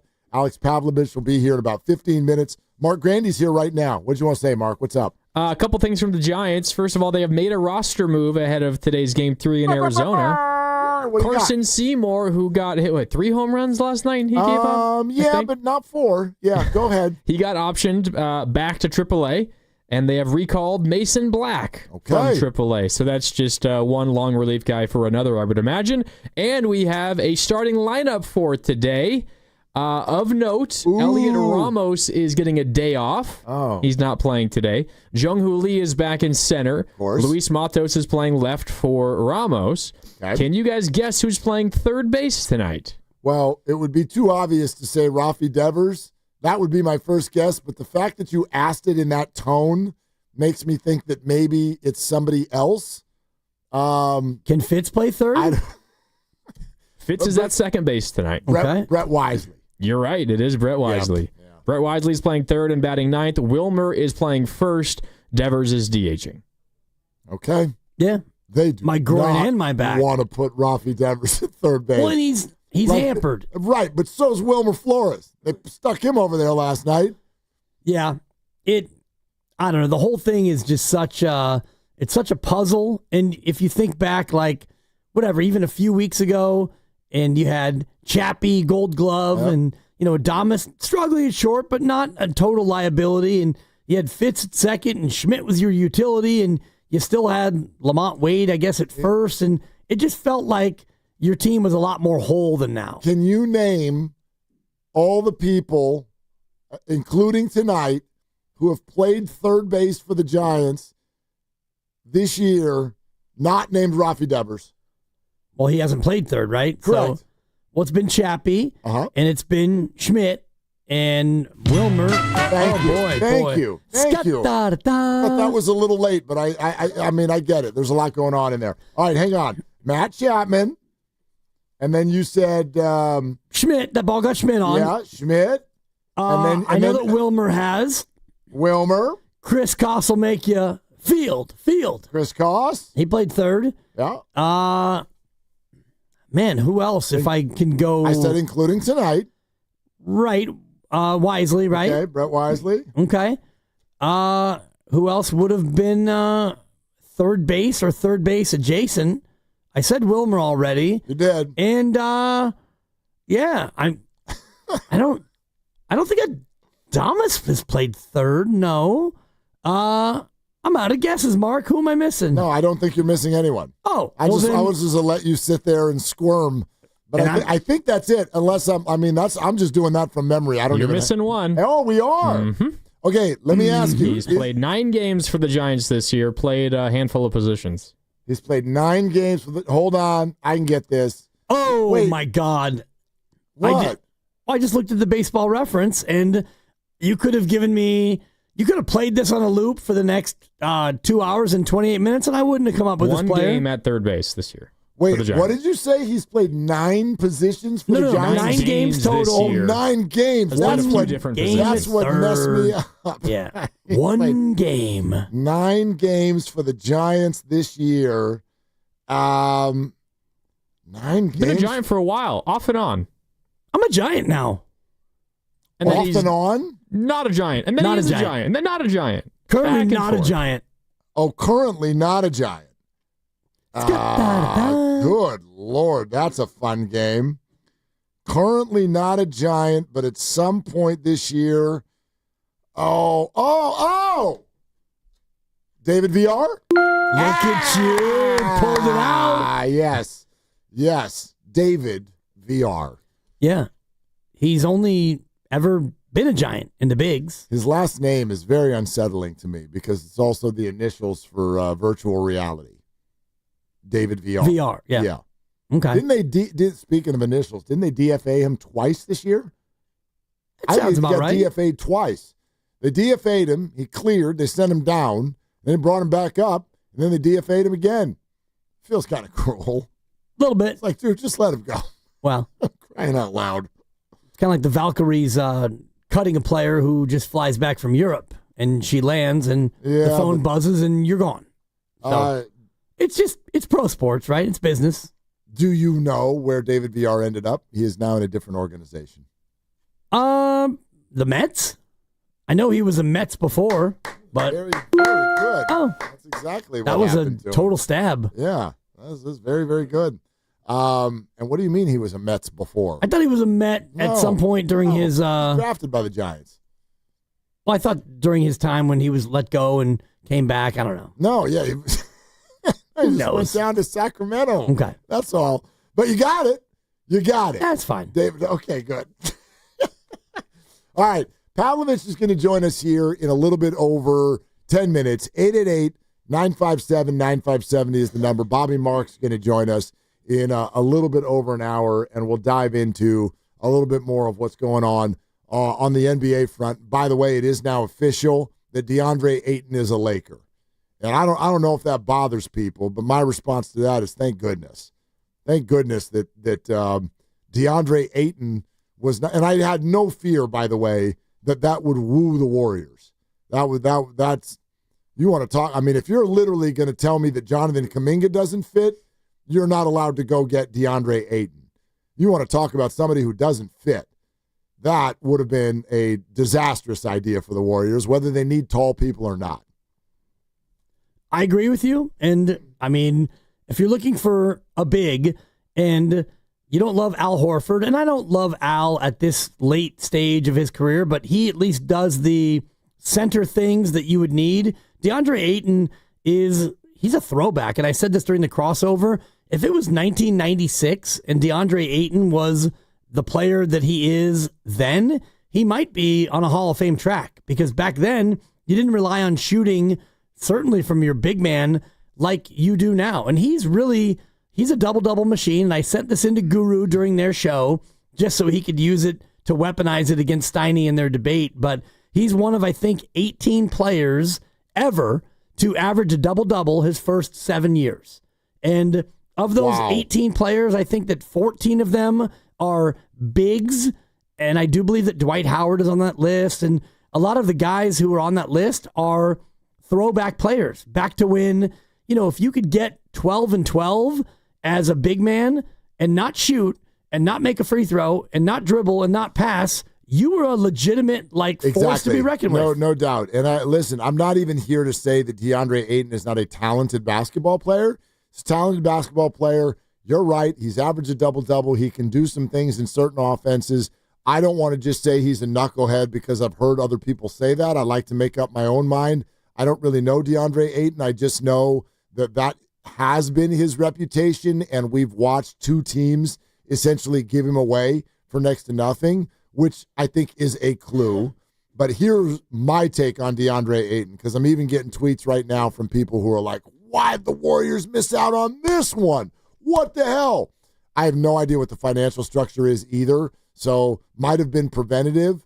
But if you asked me to name one NBA player in the entire league to not fit with DeAndre Ayton, that man's name is Draymond Green. Period. On every level, that would have been a disaster of an idea.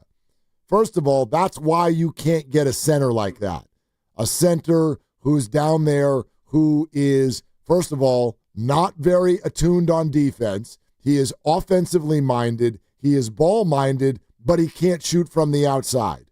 And his reputation as someone who, let's just say, doesn't really have his head fully screwed on straight, both on the court and off. When you then bring in a personality like Draymond Green, who's been doing it for a decade and a half and is the quarterback of the defense and all that, plus is not a floor spacer, I cannot think of anyone on planet Earth I would less like to pair with DeAndre Ayton than Draymond Green. That's a fair way to put it. And I think about even beyond that, like Steph Curry, and I said this during the crossover, you imagine a team of, if Steph's off the court and you've got Draymond and Butler and DeAndre Ayton all out there, where's the shooting? Because Draymond's not a shooter. Jimmy Butler, not great from three. And DeAndre Ayton is certainly not a three-point shooter. And this team is built on spacing and player movement and all the rest of it. And this is something to ask Bobby Marks about. And I'm looking at the Shams Charania tweet where he'll make $34 million this upcoming year, DeAndre Ayton will, and he's going to sign a 2-year deal with a player option. So Portland owed him $35 million. So the Lakers are able to take that money and offset it and spread it out over multiple years. How does it work when you get bought out? And it's a Damian Lillard question as well. Like, when Dame gets bought out by Portland, and he got waived. It wasn't really a buyout. He didn't get bought out. Whatever you want to use terminology-wise, how does that work for the new team who acquires him as far as an offset goes? I am not an expert, but to me, if you get bought out, that's the end of that. You got bought out. Now, there may be limits on what you're allowed to make, but whoever that team is that's bringing you in, I think it's kind of a brand spanking new thing. They probably use it as a little bit of a weapon against you. In other words, like, we're not going to just give you what you're worth and you get to double dip. We're not going to do that. But the Dame Lillard thing is different because he's been waived, but he will still be making a salary over the next 5 years from the 2 Milwaukee years, really, Bucks. yeah. Yeah, right. Well, but they're stretching it out over 5. Yeah, but he's only responsible, I think, from an offset standpoint for the 2 because he was only under contract for 2. That is correct. So, that is correct. As far as like what teams have to do and blah, blah, blah. And I'm looking at the list, and Ayton is actually one of 19 players to average a double-double. Okay. And the first one since Dwight Howard. And that goes back to 2005 when he was 7 years in. So in the last 20 years, Ayton's the only guy to average a double-double his first 7 years, and there's a reason. Nobody plays like that anymore. Exactly, except for DeAndre Ayton. Right. Exactly right.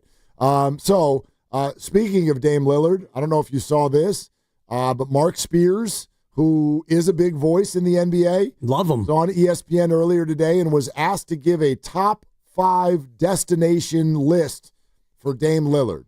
And again, not like Mark's opinion, top 5 places that could fit and might be of interest to Dame and might also be interested in Dame.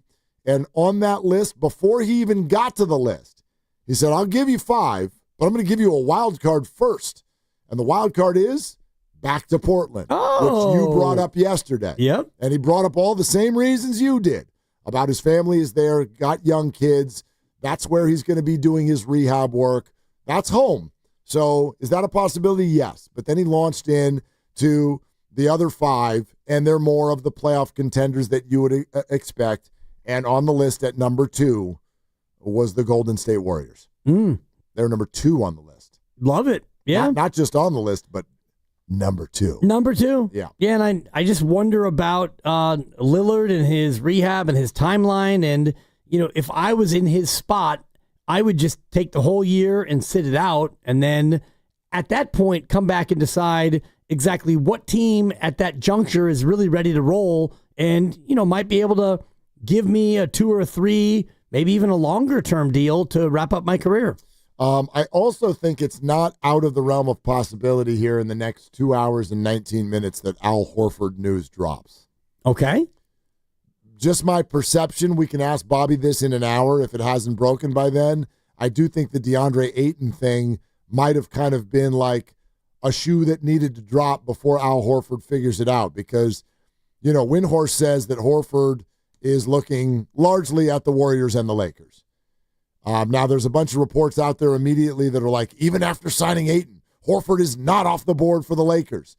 So apparently they're still in, supposedly, reportedly. We know reportedly that the Warriors are in. So more on that coming up later on. Again, Bobby Marks in an hour. But coming up next, Alex Pavlovich live from Arizona so that we can moan and groan and everything a little bit more about the Giant situation. But questions to ask for sure with Hayden Birdsong, another roster move. Is the pinch being felt in the clubhouse? Rafi Devers, all of that with Alex Pavlovich. Coming up next, we're brought to you by Fremont Bank, here for you, here for good Willard and Dibs.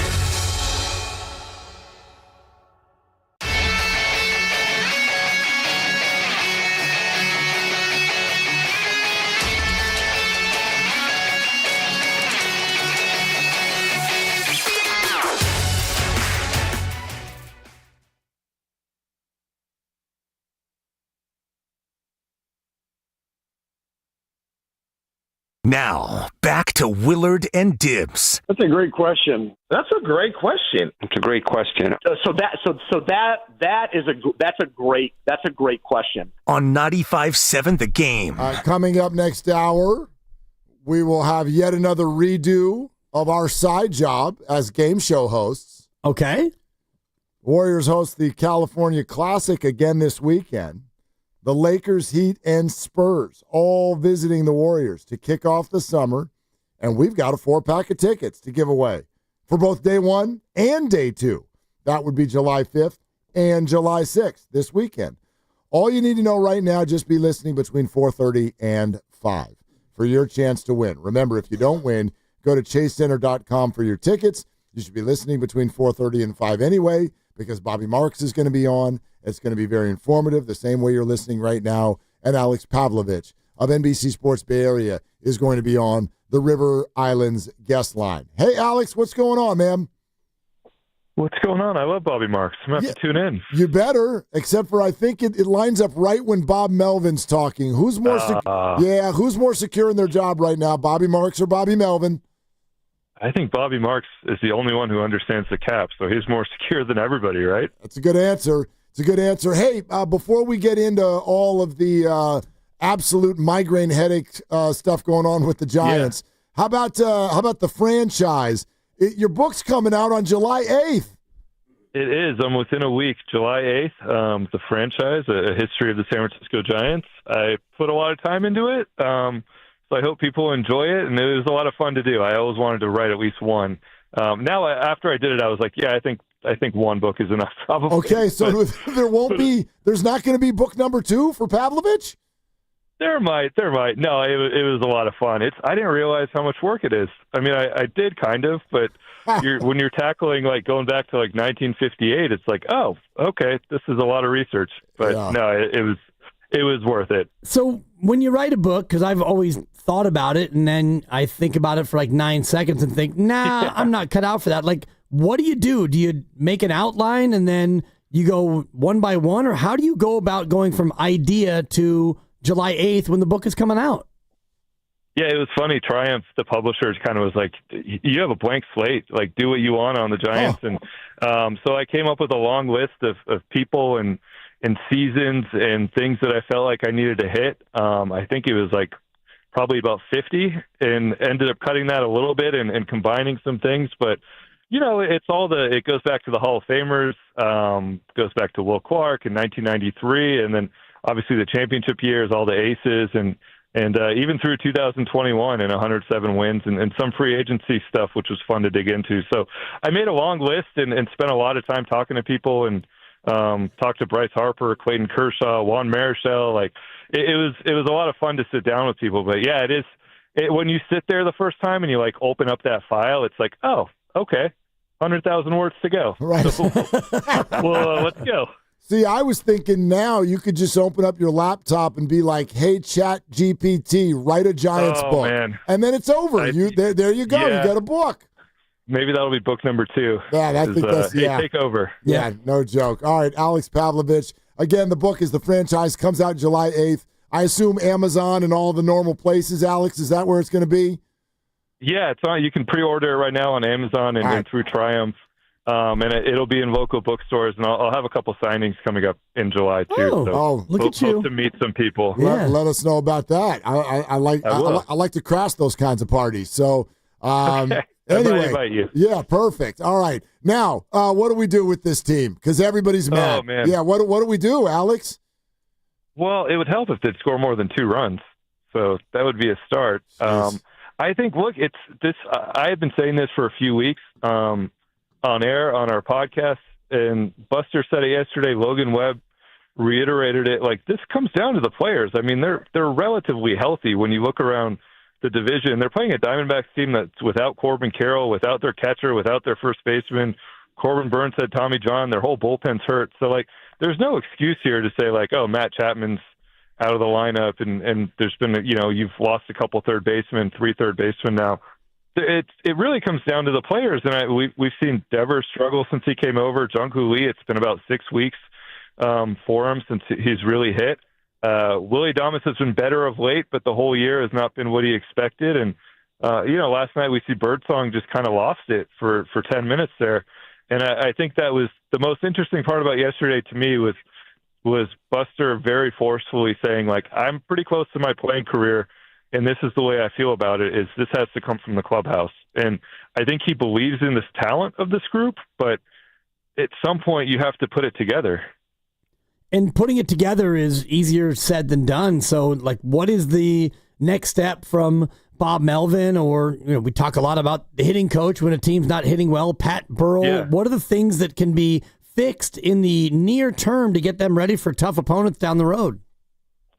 I think one thing they're trying to do a little bit right now is just back off a little bit and maybe, spend less time in the cage. It's a tendency to overdo it in times like this and try to hit your way out of it. But they did, have a lighter BP yesterday. I think the plan's to do that tomorrow as well. And look, it's a tough stretch in a lot of ways, and you're not helped by being in Arizona where it's 110 degrees and then going to SAC for 3 days where you have to play night games because it's going to be so hot there. So I think they're trying to get guys to just maybe back off a little bit and go out there. And it's going back to your roots a little bit. Just see ball, hit ball, go out there, play defense, go out there and attack when you're pitching. But it is easier said than done. And it's hard to tell guys too. If you go 0 for 4, it's hard to tell someone like, hey, don't spend an hour in the cage tomorrow. Like, go and relax, go and try to go up and just see the ball.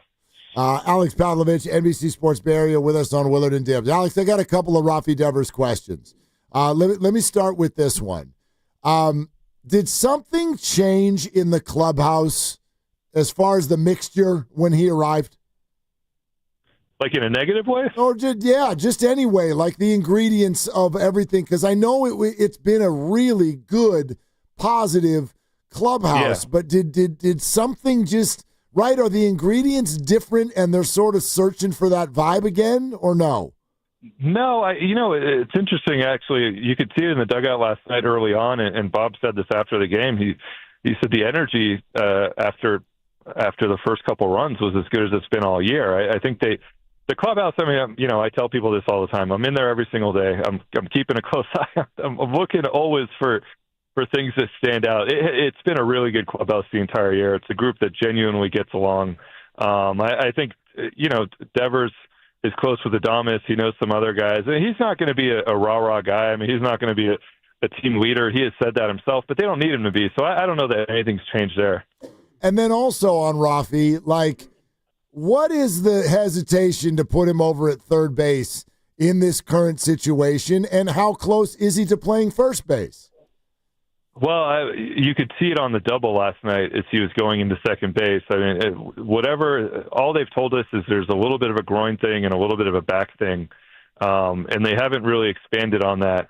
And obviously, he hit a ball 110 last night, so physically he's not too compromised, but you can see him when he's running, it doesn't look right, and sometimes we'll watch him after he gets thrown out last night, and you watch him go back to the dugout. He just doesn't look comfortable. So I think physically they don't feel great about him even playing first base right now. I was shocked that the Diamondbacks last night didn't try to bunt on Wilmer 4 times. Yep. And I think if they find out that Rafi Devers has a groin issue and is playing third, I think Alec Thomas is going to put 3 bunts down. So that's physically, I think there's some limitations right now.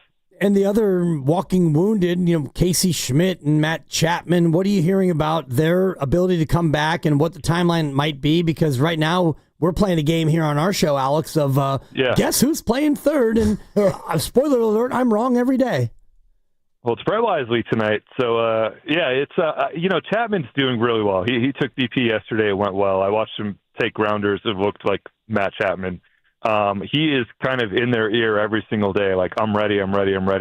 I keep taking, I don't know if it's the over or the under, whatever. I keep taking the side of he is going to be back before people expect. And they originally said that Dodgers series. Now they're kind of like, oh, he might be back for the Phillies next, at some point Monday, Tuesday, or Wednesday. I wouldn't be shocked, especially if it keeps going like this the next couple of days, if they get to Sacramento and he goes, no, I'm ready.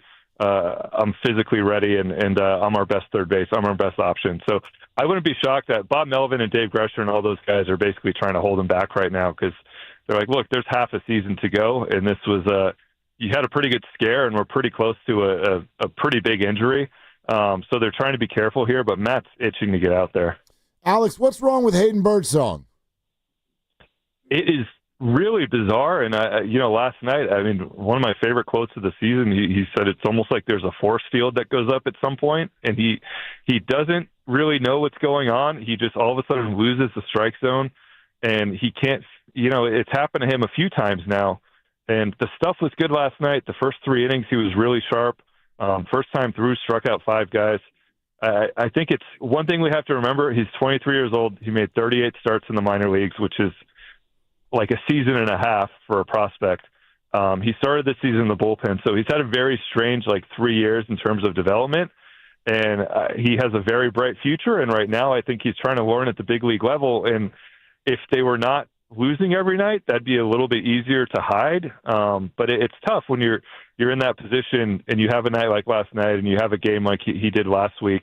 It really stands out. So for me, the main thing is it's just a really young guy who's trying to learn how to be a big league starter against big league teams. Do we read anything into calling up Mason Black, who is a starter? Like, he's been starting in Sacramento. Is there a possibility he's taking Hayden's outing the next time out?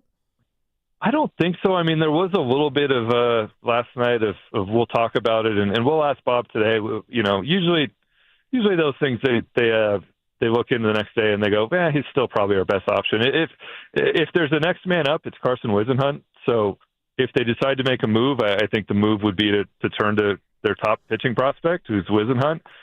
Black for me is like Carson Seymour had to throw 3 innings last night, and someone, might have to soak it up today or tomorrow or this weekend. So I think that's a little bit of bullpen depth. But it is certainly a conversation they'll have today and tomorrow about, if Hayden needs a breather or what's the best path through this.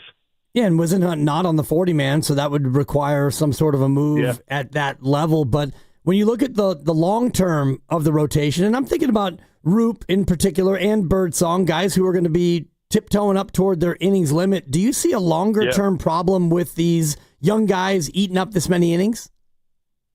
I do. I'll tease tomorrow's Giants Talk podcast.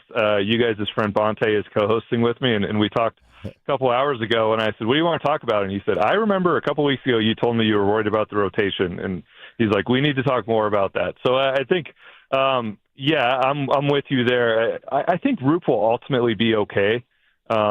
He's a big, strong kid, and he's kind of built like a Matt Cain, like a Logan Webb.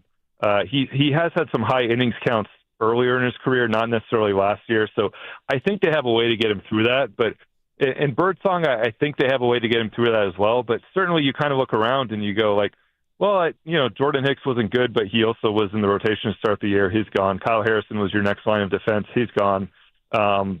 We saw Seymour. I mean, he's someone they're excited about, but also you saw last night, there's some things for him to work on. You saw with Hayden, there's some things. So the rotation depth is not what they had a few weeks ago, and it's not what they had coming out of camp. And I think that is probably, I know that's at all times what keeps team executives up at night, but that is probably something that worries them a little bit about the second half is just, can you get through it? Because a lot's been put on this rotation, a lot's been put on this bullpen, and do they have enough arms to get through this if they're going to be playing one-run games every night? You're listening to 95.7 The Game, KGMZ FM and HD1 San Francisco, and Odyssey Sports Station in the home of the Golden State Warriors and Valkyries.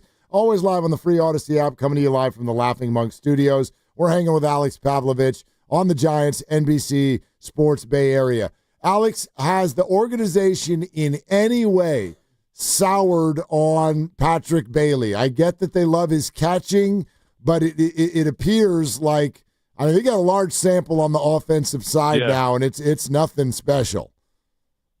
It's interesting you asked that. Last night was kind of you've seen Bob Melvin's post games. I mean, he is from the Bruce Bochy school of I'm very rarely going to say anything negative about any of my players, any of my coaches. And last night he did, and he said that he's the 2 pass balls. He said they can't happen in that situation. Directly led to 3 runs, and it really is. It's the result of trying to do what Patrick is maybe the best in the world at, which is framing pitches, but trying to do it every single time. And there are times where you don't need to frame a pitch, and it's cost him. I mean, it's been something I get asked about a lot from Giants fans because he does do it pretty regularly. You'll see balls just drop out of his glove. It's just trying to frame them. And I think that was interesting to me, just the frustration of, there's maybe some buildup there of it can't be, there can't be defensive mistakes if the hitting's going to be this way. I think they're really happy with the way he leads the pitching staff. I'm watching him right now. He's out there with the bullpen right now talking to guys, and he does a really good job behind the scenes. He does a really good job defensively. You can kind of put up with the hitting to some extent from a catcher. I mean, I know people don't want to hear that, but look around the league. Just look at most of the catchers. Like, this is where a lot of them are, and Patrick's better than all of them defensively. But I think there can't be the little mistakes too. And last night, I think we saw some frustration from Bob Melvin. Is there a sense defensively with this team, Alex, that they are underperforming as to where you thought that they would be? I think they're about where I thought they would be. I mean, Jung-Hoo's been really good in center. Willie's been better the last month at short. The Elliot Ramos in left, it's been up and down with him. I think that's maybe a little disappointing just because he's been a center fielder in the past, and the metrics there don't love him in left field. Overall, I mean, it's not a good defensive team. It's about an average defensive team, I think. And so it is like if you're going to be scoring 2 runs a game, you need to be a good defensive team. So maybe that's disappointment. But overall, I think if you go position by position, most guys I think have done okay or above that. Alex, is this a moment in time or is it something bigger than that? You still see it as a playoff team? Well, I do. I see him as a potential playoff team because I think, there are some really good things here. The bullpen, there are some really good pieces there. You do have the 2 guys at the top of your rotation who are probably going to be all-stars. You look at the lineup, and once they get healthy, I mean, there's too much talent in that lineup for them to score 2 runs a game. So at some point, you figure those guys will figure it out. Now, having said that, they've basically given away the advantage they had from that really hot first 2 weeks of the season, and they've let all these other teams in other divisions catch them, and they've let a team like the Diamondbacks go out there and some of the quotes last night coming out of their clubhouse and their post-game show was interesting. They're like, don't forget about us. I think the Diamondbacks are like, we're about to chase one down, and there's, the Padres are right in front of them. And so it's not great. I also think that when you said moment of time, the first thing I thought was that we haven't seen Buster go through a trade deadline. And Buster, to me, is we've seen he's very decisive when he feels one way or another about this group. And right now he believes in them, but this is the easiest 2 weeks of their season, and it's been a train wreck so far. And if it keeps going like this and, they come home to the Phillies and the Dodgers, if you look up at the All-Star break in a week and a half and you're 500 or you're below 500, I'm fascinated to see how Buster reacts to that, because I don't think Buster is going to do what we've seen the last 3 or 4 years, which was kind of middling. We'll kind of keep guys around and see if we go on a run in August. And, I don't think he's going to do that. I think he's going to choose a path one way or the other. So for me, this next week and a half is a moment to kind of watch where they end up at the end of next Sunday after they play the Dodgers. Oof. Very, very interesting. 2 more with the D-backs, then the A's, then the Phillies, then the Dodgers before the break. Alex, great stuff, man. We'll keep helping you throw that book out there, get the info out. I appreciate it. Yeah, I appreciate it. Good luck with everything, man. Thank you for coming on. All right, guys. Anytime. Okay, there it is. Alex Pavlovich, NBC Sports Bay Area. And if you are a very loyal listener to Willard and Dibs, I wonder if any of you heard what both of us just heard. Yeah, my eyebrows shot up through my forehead and into my brain. All right, so side by side, sure. Let's start. And by the way, you got to remind me, Grandy, what was the exact question to Steve Kerr? I wasn't here that day, so okay. I don't know. It was something along the lines of, do you still see Jonathan Kaminga as like a future productive piece of the team? And do you remember what Steve Kerr said? I do, But, yeah, okay. I do. And Alex, do you see the Giants as a playoff team? Well, I do. It's pretty much the exact same answer. And instead of Steve Kerr going with the butt, Alex with the Well, I do. Yeah, he went Shanahan on it. I do, but what are you asking exactly? Yeah, well, a lot of questions, Kyle. Right. Well, and I remember what I said to you that day when Steve Kerr did it, and now it's hitting way too close to home because this wedding is 2 weeks from tomorrow. That's what I said to you immediately. Yeah, I'm really like, if Christy were to respond this way, I'm jumping in the water. I won't tell you where we're getting married, but it's somewhere near the water. And pond or a pool? Yeah, like neither. But anyway, like if that's the way that goes, you know what I mean? Do you accept this man to be your husband? Oh, I do. I do. I do. I mean, and that was my immediate take to you after the Steve Kerr. Like, imagine if you had that at your nuptials and you go through this whole thing and the courtship, and man, the amount of love you two have for each other. Quite frankly, it's sickening. I know. And I've told you both this on the radio and in person. But if you got to that spot and she hit you with a straight up Kerr, I do. But I mean, the whole thing is so conditional. Yeah. You know, like that's the one thing I do. You love to tell your kids this all the time, right? I love you unconditionally. That's right. These answers are not unconditional. That's what I hear. Well, I do.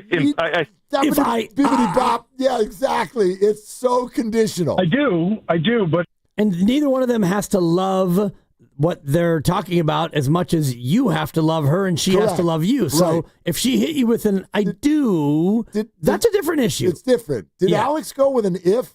Because I think that there's that and then he goes with an if and no ifs, ands, or buts. I want the knife. Steve went with a but, right? Steve went with I do, but right? Is that what can I hear Steve again? Steve went with a but. I do, but yeah, he went with a but. Alex, did Alex go with an if? Well, I do. We never got there. It sounded like he was about to say in theory or something, but then he goes, In theory is like an if, and it's kind of like a but I remember the old cartoon, and I'm going to date myself, and you probably remember this, and you wish you weren't that old, but the old conjunction junction, what's your function? Oh, like Schoolhouse Rock. I remember. I never watched it. I remember the name. A little bit ahead of your time. Yeah, They had a big thing about and, but, nor can get you very far, because it was conjunction junction, what's your function? And the conjunctions are and, but, nor. And so Steve uses the but. Steve uses his but. The but. Right. And did because conjunction junction rhymes. Do they know that the word or and the word far do not rhyme? No, it wasn't about rhyming with that. Okay. The whole thing was conjunction junction, what's your function? What's your function, right. And then but then you sang a song where and it was but nor can get you very far. Close enough. The whole point was when you use a conjunction in a sentence, it can help your sentence elongate. Right. And it becomes an elongation sensation. Thank you. I was going to set you up. And so that was the thing about and, but, nor. And so when we listen to these I do's, Steve his I do is followed quickly by a but. And Alex, I think, was followed by an if. Or and he, for the sake of making it tight, I cut off the rest of his answer, but he eventually went on to say, I view them as a potential playoff team. Conditions. There it is. Everything is conditional. Right. Yeah. You see Jonathan Kaminga as a future piece of this team? I do, but... Geez. But Giants going to the playoffs? Well, I do. These are uncomfortable answers to what we would hope to be comfortable subjects. Well, and Grandy and I think during that spot where you were gone, maybe for a promotion or a graduation, we talked about my own feelings of expectation versus hope, and I had gotten into camp expectation. No doubt. Well, that was 2 weeks ago, and you were doing fifth grade or high school. You were gone, I was gone, whatever, Yeah. But here I am now 2 weeks later, and I mean, I might be back into Hope City, Utah. Well, do you know that Devers was acquired 17 days ago? It feels like it was a lot longer than that. 17 days. Do you remember how everybody felt for at least 5 days after that? That means that the Giant optimism, the Giant party, the Giant expectation, the Giant jubilation sensation. Thank you. It dissipated in 12 days. Cha-ching! 12 days. Because I'm going to say that the jubilation went for 5 days. And from that point to how you feel now, 12 days. Do you also know that the Marlins have still not lost a baseball game? They haven't. No, they've not lost. Man. Since they came here. Good little team. Yeah, 8 in a row. 8 in a row. All right. Planning a road trip? Tahoe, Napa, down the coast, wherever. Make your first stop, Valvoline Instant Oil Change. Drive in, stay in your car, and be done in about 15 minutes. Your ride will be ready before you even pack the snacks. Visit BayAreaOilChange.com for coupons. More on the California Classic. We're giving away tickets. We'll tell you more about that in just a second. You're going to want to be listening at minimum starting at 4:30 for your chance to win that. Bobby Marks is a half hour away. And coming up next, what Brian Windhorst just said today about Al Horford. That's all coming up here on Willard and Dibs.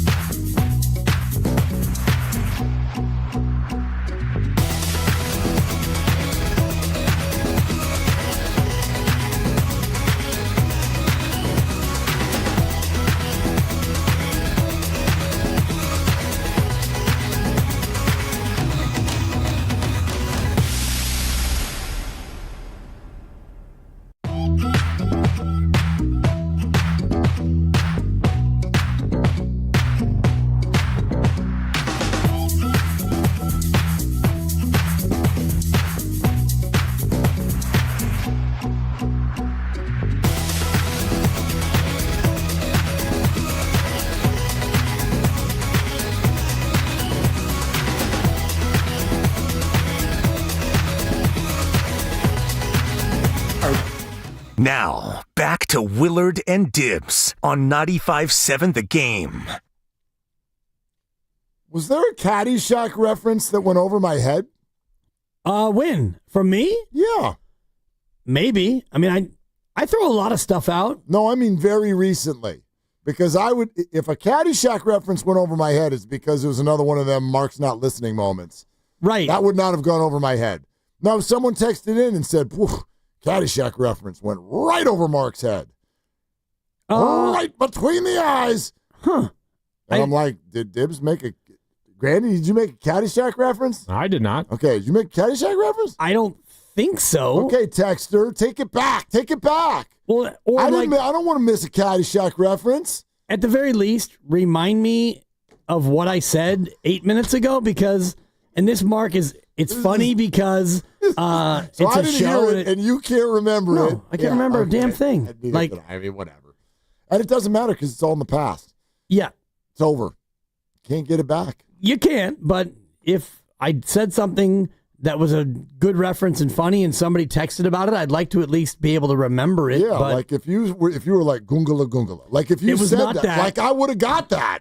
Right. I would have had that. And I didn't say big hit of the llama, even though, I mean, all that. I could throw out 87 different lines, you know. I wish that you would. It's a little, unfortunately, it's a little dated now. The Shack has to be 43 years old. I think that's 82. Is it? Might even be earlier than 82. 1980. Damn. 45-year-old movie. Star Wars only beat Caddyshack by like 3 years. Right. And I mean. Amazing. Why the hell? Like that? It came out when I was 5? Wow. That's classic. That's actually, yeah, that says a lot about its staying power because, like, I love that movie. But that movie was probably over a decade old before I even became aware of it. Or before you should have been able to see it. Yeah, exactly. There's some stuff in there. Yeah, a couple things. Like Lacey Underall with her braless appearance. Right. Yeah, I wasn't going to get too graphic. No, I could just see you. I wasn't going to point it out. Your eyes were heading up high to the left, and I'm like, oh, he's starting to imagine it. Well, I mean... her gravity-defying anatomy was omnipresent in the film. The Warriors are hosting the California Classic again this weekend. The Lakers, Heat, and Spurs are all going to be visiting the Warriors, and they will kick off the summer. And we got a 4-pack of tickets to give away both for day 1 and day 2, July 5, July 6. Both giveaways will happen between 4:30 and 5. Dibs, that's not far from now. It's only 9 minutes away. The next time you hear this sounder, don't call now, don't call now, don't call now, don't call now, don't call now, don't call now. How about now? No. But the next time you hear it, be caller number 5 to the contest line at 415-523-4652. And remember, if you don't win, go to chasecenter.com for your tickets. All right, so that will all start in as little as 8 minutes and 12 seconds. Okay? It's exciting. Yeah, 2 different 4-packs, July 5, July 6. Okay? Hope everybody has great plans. Damn it, somebody called. I had a dream in that moment. It was all a dream. Yeah. Well, no, not a real dream. You know I barely ever remember my dreams. Although, what was that dream I remembered a couple weeks ago that somebody was in? I can't remember the Caddyshack reference I may or may not have made last segment. It was Logan Webb, wasn't it? Logan Webb was in my dream a couple weeks ago. Had something to do with a car? Yeah. Logan Webb. Oh, that's stole right. your car or something? Logan Webb put a woman up to stealing my car. I gave her a ride somewhere, and then she drugged me, and I woke up in an abandoned apartment, and the car was gone. And it was Logan's fault. What is going on here? Yeah, that happened. Yeah. That was like 2 weeks ago. It's the only dream I've remembered in the last 20 years. Last night I had a dream that I wish I couldn't remember, but now that you're recounting your dream, and I'm not going to say it on the air, but it was a nightmare. Why do the nightmares stay with you? But like the really fun, cool dreams, I can't remember. I can answer that. I actually can't scientifically, but I can give you why I think it is. Dude. I think it's wonderful that you remember a nightmare because you're so thankful when you wake up. You're so, like, I liken that feeling. I've told you this before because I suffer migraines sometimes. The feeling when the headache goes away is one of the most euphoric feelings that I feel. I don't get them a lot, and I don't get them as bad as I used to, but when the headache goes away, that is a euphoric feeling. So is waking up from a nightmare. Don't you think? So that's why you remember it a little bit, because you're just like, yeah, it's so great that that's not real. And then you remember it because that makes it vivid because of that emotion that comes out. Maybe. I'm just making that up, but that's why I think it is. Yeah, and I get that, but this was one of those ones where like something really bad happened to someone. I didn't even know the guy. And like I didn't know Logan Webb's girl either. Yeah, and whatever. I don't want to dwell on it because I would say 95% of my dreams are not nightmares, but I tend to remember the nightmares more than the dreams. Yeah, because the really good dreams, when you wake up, they're either like great and you're almost bummed that they're not real, or they're just abstract and weird. And you're like, what the hell is that all about? Super weird. Yeah, like mine. Like I was at a Giants game, and then Logan Webb put somebody up to stealing my car. Guy makes $90 million. What the hell you need my car for, Logan? Get off my car. Yeah. Anyway. The worst part about my dreams is that I would say a third of them involve golf, and none of my golf dreams involve me golfing great. You never birdie? No. Never birdie. It's either I can't get off the tee, or I'm late and forgot my clubs, or like I hit my ball and suddenly I lose my shoe. Like all my golf dreams are stupid. None of them involve me shooting like a 61 or winning the U.S. Open. My golf dreams are in fact nightmares. Yeah, they sound a little realistic. Well, no, they're stupidly beyond realistic. Like no, you said you couldn't get off the tee. That's realistic. I can always get off the tee, even at Cache Creek. The one time I didn't, I hit it like a 12-yard dribbler. I made a bogey. Great second, great third, 2-putt bogey. Beautiful. And, so these dreams are more like either I'm at the wrong course, or I'm late, or I didn't bring my clubs, or stuff like that. What if you slept tonight and in the middle of the night you had a dream that Al Horford signed with the Warriors? How would you feel when you woke up? I would feel a little bit like, nonplussed. Like it's not a nightmare. No. You wouldn't sit straight up in bed and oh my God. Oh, honey, I had a dream that Al Horford signed with the Warriors. He's 39 years old. If that really happens, if I dream about Al Horford at like the dais putting pen to paper, then I'm going to go seek therapy because that's a problem. But is the opposite true? Would you wake up and you're like, damn, I dreamt that Al Horford signed with the Warriors.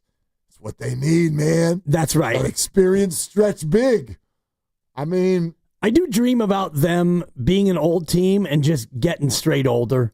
To me, that's just reality. Exactly. So if we're going to do this, then get Chris Paul, get Al Horford, get every single human being who can still lace them up over 35 and just add them to the team. What are we doing? Brian Windhorst, ESPN. He's valued by everybody in the league. He has lots of different options, including retirement. But if he decides to indeed continue his career, the Golden State Warriors have been very aggressive in trying to bring him in. He would fit well anywhere. Perfect. But obviously, the Lakers are badly in need of a center, so they have been involved with that too. So I would expect there's a decent chance if he continues his career, it's out here on the West Coast with either Golden State or LA. Okay. I would guess there's a decent chance that if he continues his career, it will either be in Golden State or LA. He is very valued around the league. He will fit in anywhere. Those are the words of Brian Windhorst. He also said the Lakers badly need a center. He said this prior to them signing DeAndre Ayton. Now, there are tweets everywhere. Oh, no, Lakers are still in on Horford. And I believe that. I believe that to a degree. I don't think Ayton takes Horford off the table, but I'm of the belief that especially in basketball, it's a little different in football. When you have suitors, you usually don't retire. So I'm going to pretend like this retirement option is some sort of leverage play for Horford to get another milli out of someone or something like that. I have no idea. But I'm going to predict that he's going to play. and it's either going to be the Warriors or the Lakers. And I think the Warriors just jumped to the forefront due to the fact that the Lakers just signed DeAndre Ayton. Yes, but I'm looking at various Twitter accounts and people who are probably not in the know, and most of the commentary is that the Ayton is not something that automatically disqualifies the Lakers from being interested, largely for what you're talking about. And yes, they are both technically centers, but DeAndre Ayton he's basically Dwight Howard. He's a lesser version of Dwight Howard in an era where Dwight Howard, if he came out right now at a high school, I know you can't, but if he was a 19-year-old Dwight Howard, he probably would go undrafted because he doesn't have the skills required to be. That might be a little too heavy-handed, but you get the point of, Al Horford at 39 is still a very viable threat in what basketball is in this day and age. Yeah, no, I hear what you're saying, and I think that's why you hear them speak about Al Horford the way they're speaking about Al Horford, which is you can be underwhelmed by it. You can believe that he's 39 years old. Are you kidding? Did we really need to get older? But by the same token, what he does is very valued around the NBA. It's very, very important. I'm not like, again, I said this yesterday, I don't think that this is a sex appeal type idea for the Warriors, but I think it's a good one. It's a good idea. And if what the Warriors are doing, again, I don't know where the Kaminga situation sits. Bobby Marks in 15 minutes, we're going to dive deep. Where does it sit? Are they going to sign him? Is there a sign and trade? The fact that it's taking this much time, to me, I don't know. That could mean, to me, I more lean in the direction of sign and trade the longer this goes. Yeah. But by the same token, that $5.7 million tax-paying exception is there. And if you wanted to use that on Al Horford, you could do a lot worse.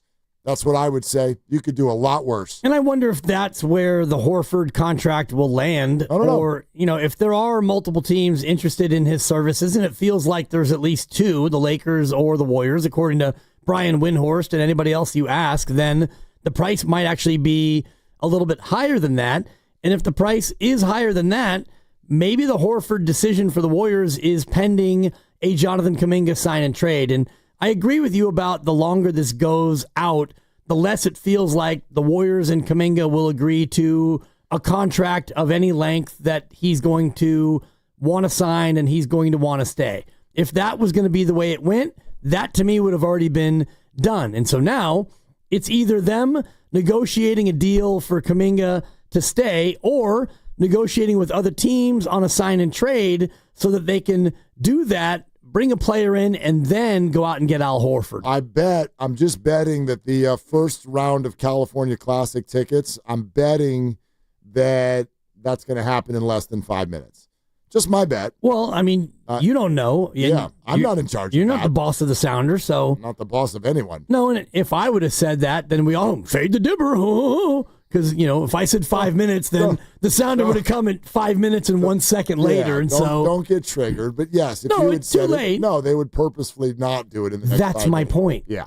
This whole thing, the whole lot of you is out to get me. So I'm fading, and I want y'all to fade with me. I can't wait for football season. Dude, coming up in, was it 9 weeks from tomorrow is the actual season opener? I think that's right.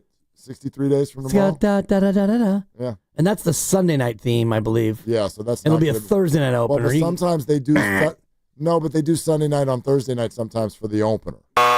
Sometimes. Yeah, and no matter the tune, no matter the jingle, when Grandy plays any of those 5 or 6 or 7 different themes, I mean, the reaction's the same. Yeah. Anyway, the nads get pumped no matter what it is. I can't wait. I can't either. Anyway, where were we? Oh yeah, less than 5 minutes. I think reading the room of the Kaminga situation. And again, it's only Wednesday. It's not like this has been like dragging on for months or something. But what could be holding it up, right? That's why I think I lean more towards sign and trade the longer this goes, because as you said, if there was an agreement that both sides wanted to reach, why wouldn't you have reached it by now? You know damn well that, as you've all said, this is the linchpin to the offseason. We can't do other things until we know about this. So if there was an agreement there, you'd have done it by now. Or this also could be coming from Kaminga and his agent stubbornness, which is to say they're kind of like playing the waiting game. Like, let's say the Warriors do have an offer on the table. Hey, Jonathan, we'll do 2 years and $32 million. And they're like, well, we don't want that. That's a bad deal. We don't want that. And the Warriors are like, okay, go ahead and shop. And they've obviously already shopped and not gotten what they wanted, but maybe they're waiting to see if teams don't hit their A target or B target and then circle back to Jonathan with a better offer to see if they can get more money out of the Warriors. That's definitely a possibility too. But you got to think that on some level, this time that is just dragging on right now, somewhere in it, there are some discussions about a sign and trade. Even if Jonathan is just waiting, if he's like, oh, we got an offer on the table and Jonathan doesn't want it. If you're the Warriors, wouldn't you use that time to start calling everybody again and again and again? What about this idea? What about that idea? Because it's like, obviously, the only thing we know is whatever ideas have been swapped have not been agreed upon, because Mike Dunleavy wanted this done quickly, and that has not happened. This is now day 3, and we are into day 3 officially of the free agency period, and he's restricted. And so, yeah, you're absolutely right. And I think about his management, his agent, Aaron Turner, and if the proposed offer that we've all heard about from last year is true, 5 years and 150, and they said, Ariana Grande, thank you, next. We don't want that. And here we sit now, another offseason later. I don't believe that a 5-year, $150 million offer is on the table. I think that the offer that the Warriors are giving him, offering him, so to speak, is substantially less than that. And so if I'm the player, Jonathan Kaminga, part of me's got to be frustrated at the whole way that this is played out, and some of that has to fall at the agent's doorstep. Well, you all know what that means. Who wants to win a 4-pack of tickets to day 1 of the California Classic, Saturday, July 5th? The matchups that day are the Heat versus the Spurs and the Warriors versus the Lakers. All you need to do to win is be caller 5 right now. The contest line is open, 415-523-4652, 415-523-4652 right now. Be caller 5 and you're a winner. Good luck. And remember, if you don't win, we're giving away another 4-pack of tickets to day 2 on Sunday morning, coming up in about 15 minutes or so. So just keep listening. And as always, tickets are available at chasecenter.com. Release the hounds. Good luck, all yeah. Those calls. Here Good they luck come. to everybody. Come Yeah. on in. Come on in. Get it done. Yeah. All right. So Bobby Marks is coming up in now less than 10 minutes. Bobby Marks will be on the show here in a little bit less than 10 minutes. And this is the conversation we've been waiting for. That's right, because not only, where are the Warriors as far as what they can do outside of Kaminga, but what does the market think of Kaminga? And we had Bobby on about 2 months ago, I think. I don't remember the exact date. I don't want to get buzzed, so I'm just going to ballpark it and say I'm not sure, but he was putting it at about 20 to 25 million per year for Jonathan Kaminga, and it feels to me like that ship is beyond the horizon, and that thing has done sailed. So, what are the options for the Warriors? What are the options for Kaminga? If they do not find a sign and trade, can they actually expect him to come in and play for the qualifying offer of 7.9? Is that unprecedented? Yeah. And also the Damian Lillard questions about... For sure we'll ask him about Dame. There's a lot there. And, if you love the league, and I know you do, and you like smart people, and I know you do out there, Bobby Marks is your guy. No doubt. And it's interesting, too. I wonder just his spin overall on what took place between the Pacers and the Bucks. Because I've heard a lot of people in NBA circles say that what the Bucks did here was borderline irresponsible, borderline reckless with regard to taking that amount of money for Dame Lillard, just spreading it out, and then firing away at Miles Turner, who is a really nice player, but it's Miles Turner. It's not like the league is like, whoa, you paired Miles Turner with Giannis? How are any of us going to solve that Rubik's Cube? That's not how it feels at all. It doesn't feel like the Bucks moved up in the standings or threatening anyone. So some have called that reckless, and then, quite frankly, at the same time, many have called the Indiana Pacers just woefully cheap. Like, I cannot believe that the Indiana Pacers would not dip it. They've never dipped into the tax, and they would not dip into the tax at all for Miles Turner. And we're told that the plan was for them to dip into the tax a little bit for Miles Turner, but they were dissuaded from doing so because Halliburton got hurt. As if he's not going to come back a year from now.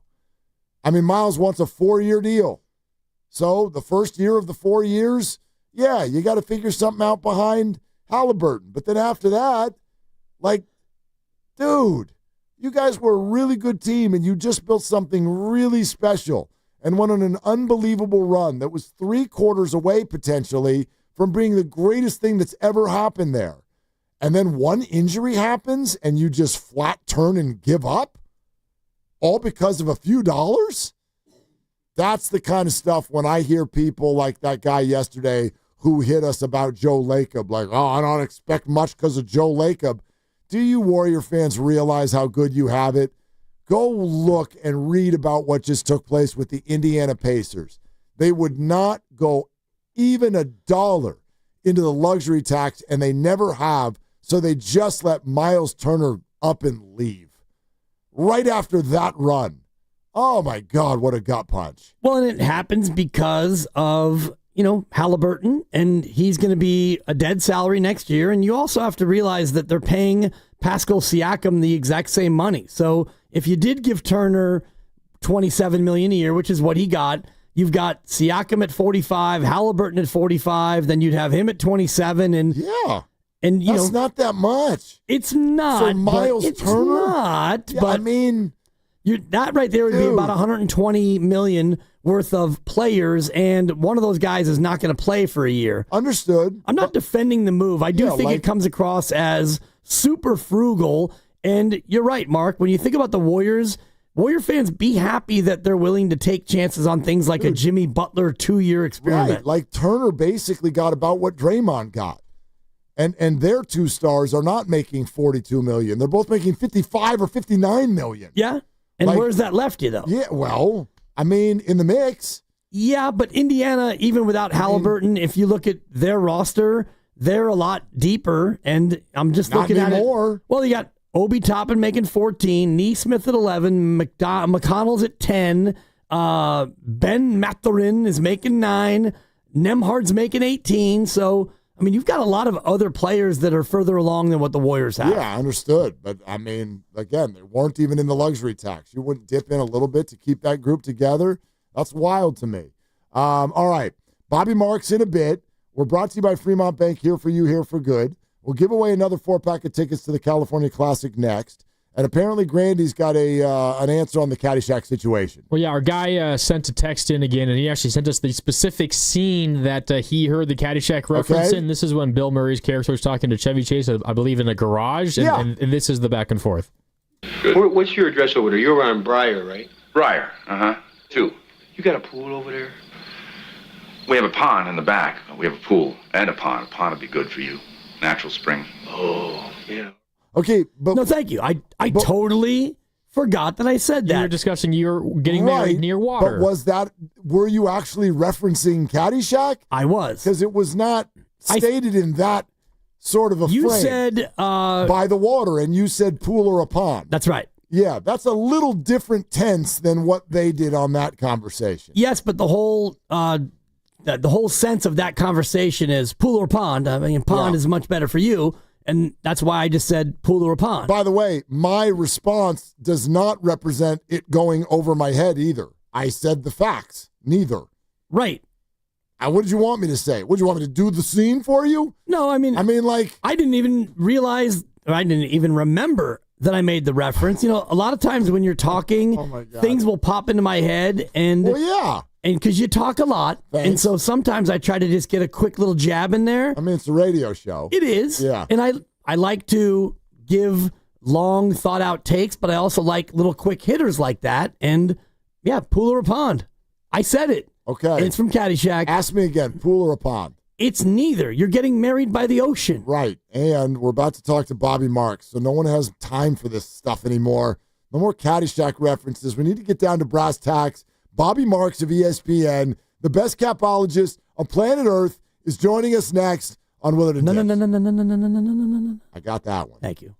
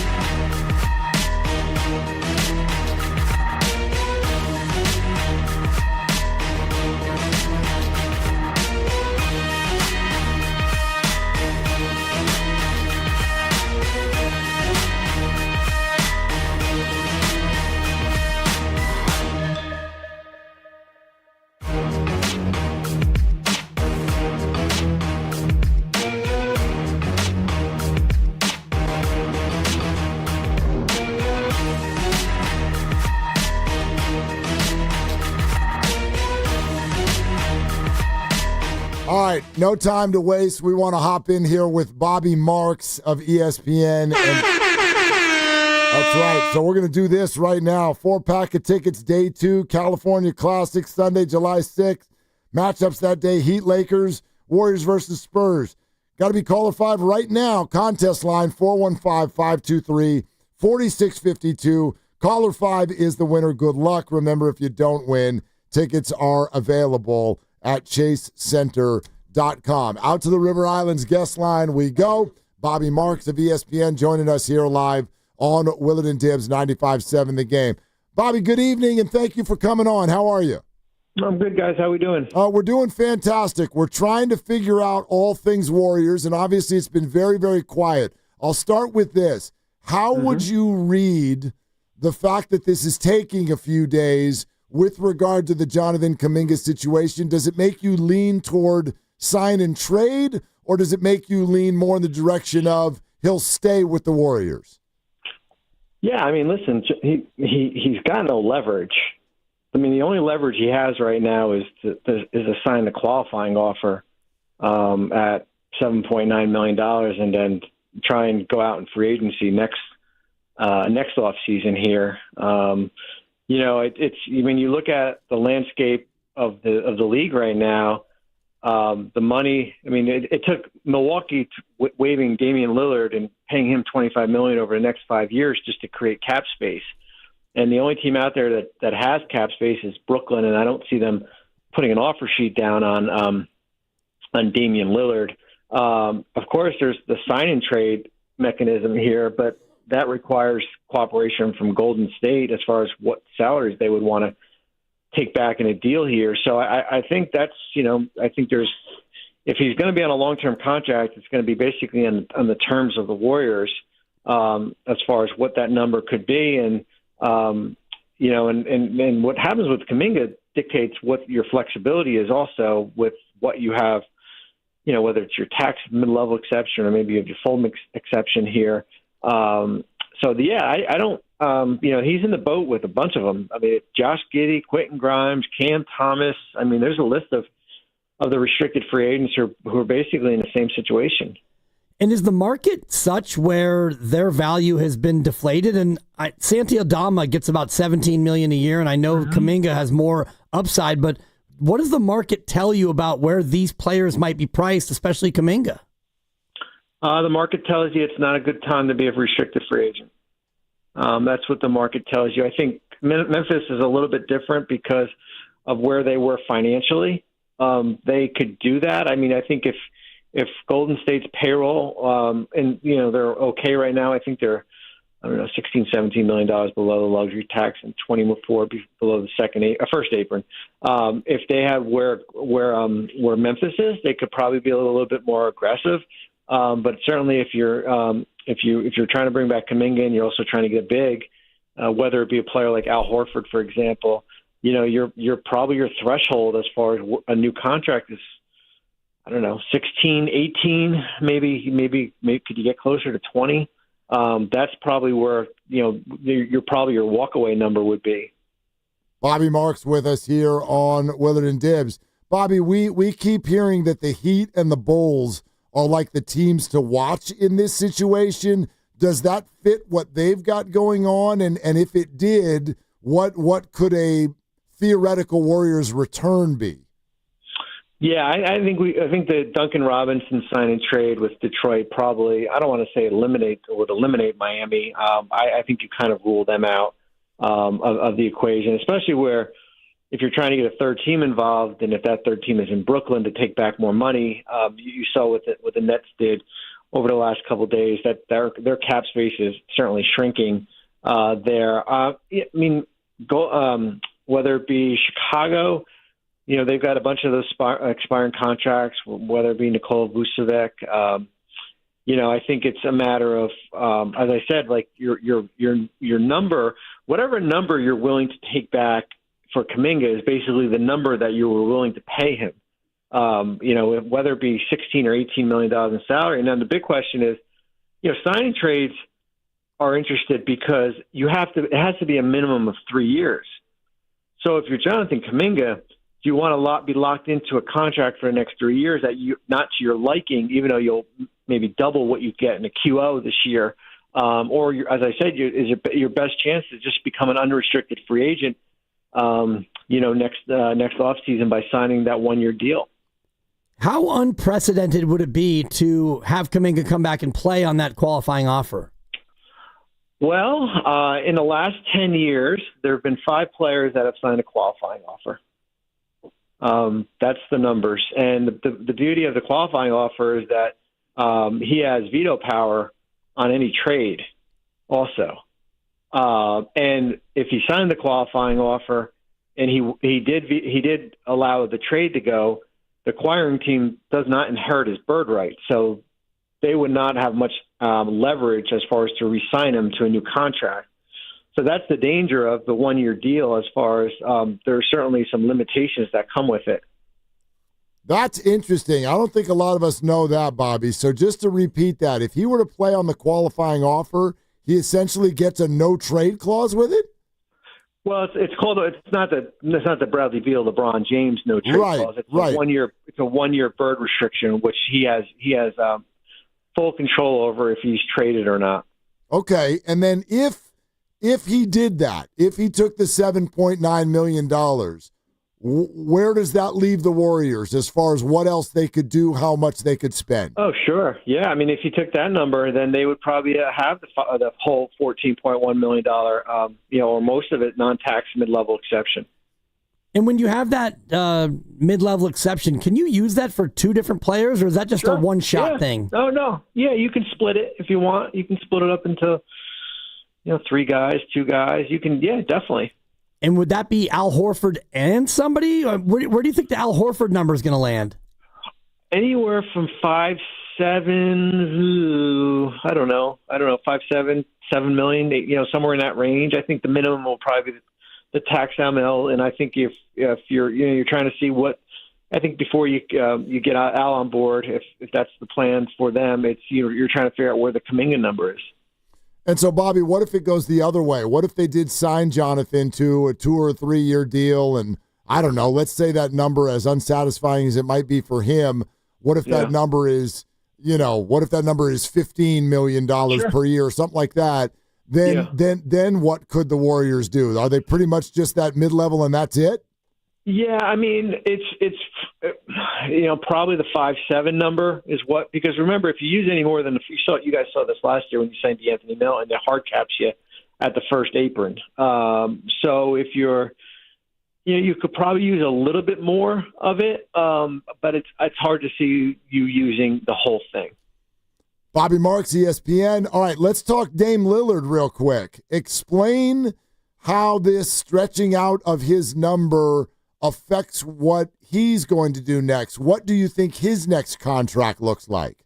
Yeah, I mean, listen, he's going to get the full $113 million, but it's going to be over 5 years. For his purposes, it's stretched. You're not getting it like if you were still on the roster. From a cap perspective, it's 5 years. For Lillard, it's I think he gets it in 2 years. For him, it's like, okay, I'm already getting my money. How much do finances play into it? Because whatever he earns, whatever his next team is, there's a set-off that Milwaukee will get some savings. So if you're Lillard and you want to sign for $10 million somewhere, it's great for you, but you're not getting the 10 from Golden State, for example, and the $22 million that's owed to him this year. So that number gets reduced. So I think if you're Dame, you're thinking, okay, why would I want to give money back to Milwaukee here where I'm already earning that amount? So we'll see what happens with him. It's a brutal injury for him. I don't see him being back. If anything, I mean, maybe the earliest in March, I would say. So I think any team that's is going to sign him, or if he wants to commit there, it's for the long game. Yeah, it's just interesting to see where that might go. I know, Bobby, we're getting close to being up against it, but what do you make of the LeBron James opt-in and then the conjecture about maybe he making a power play to do something else? Well, I would say this. If LeBron James wanted to play somewhere else, he would have been better off just opting out of his contract. And I know it's not my money to talk, and it's $53 million, but he would add his pick to go to any team out there. So we'll see how it plays out. And, I think for the Lakers, you're kind of operating on these two timelines with LeBron in the last year of his contract, and then certainly with the future with Luka building around him. Bobby, one more on Dame, just because it sounded like you were sort of insinuating that he's almost incentivized to not take money because that would help Milwaukee. In other words, like in theory, could a team like the Warriors sign him to a veteran minimum contract? Sure. Yeah. I mean, the offset is only about $900,000, so it's the more you make, the more that comes off what Milwaukee owes him. Okay. All right. We heard some voices in the background. We didn't just have news break or something, did we? Oh, Bobby? Oh, that's a phone thing. All right. Let's let Bobby go. Yeah. Thank you, Bobby. Appreciate it so much. Bobby. Yeah. Bobby Marks of ESPN. Well, he might be popping up on one of these screens we have in here. That might have been a hey, Bobby, 60 seconds to you. Because this time of year, and I'm really, really happy, and great job, Lucas, making it happen. But you get a person like that this time of year. It's very, very rare and difficult and challenging. And he gave us 11 minutes of high quality information. Yeah, he's got the ha-ha. He's got the skeet as well. There's no question. All right, let me first, because there's a lot to sort of receive and massage and talk about there.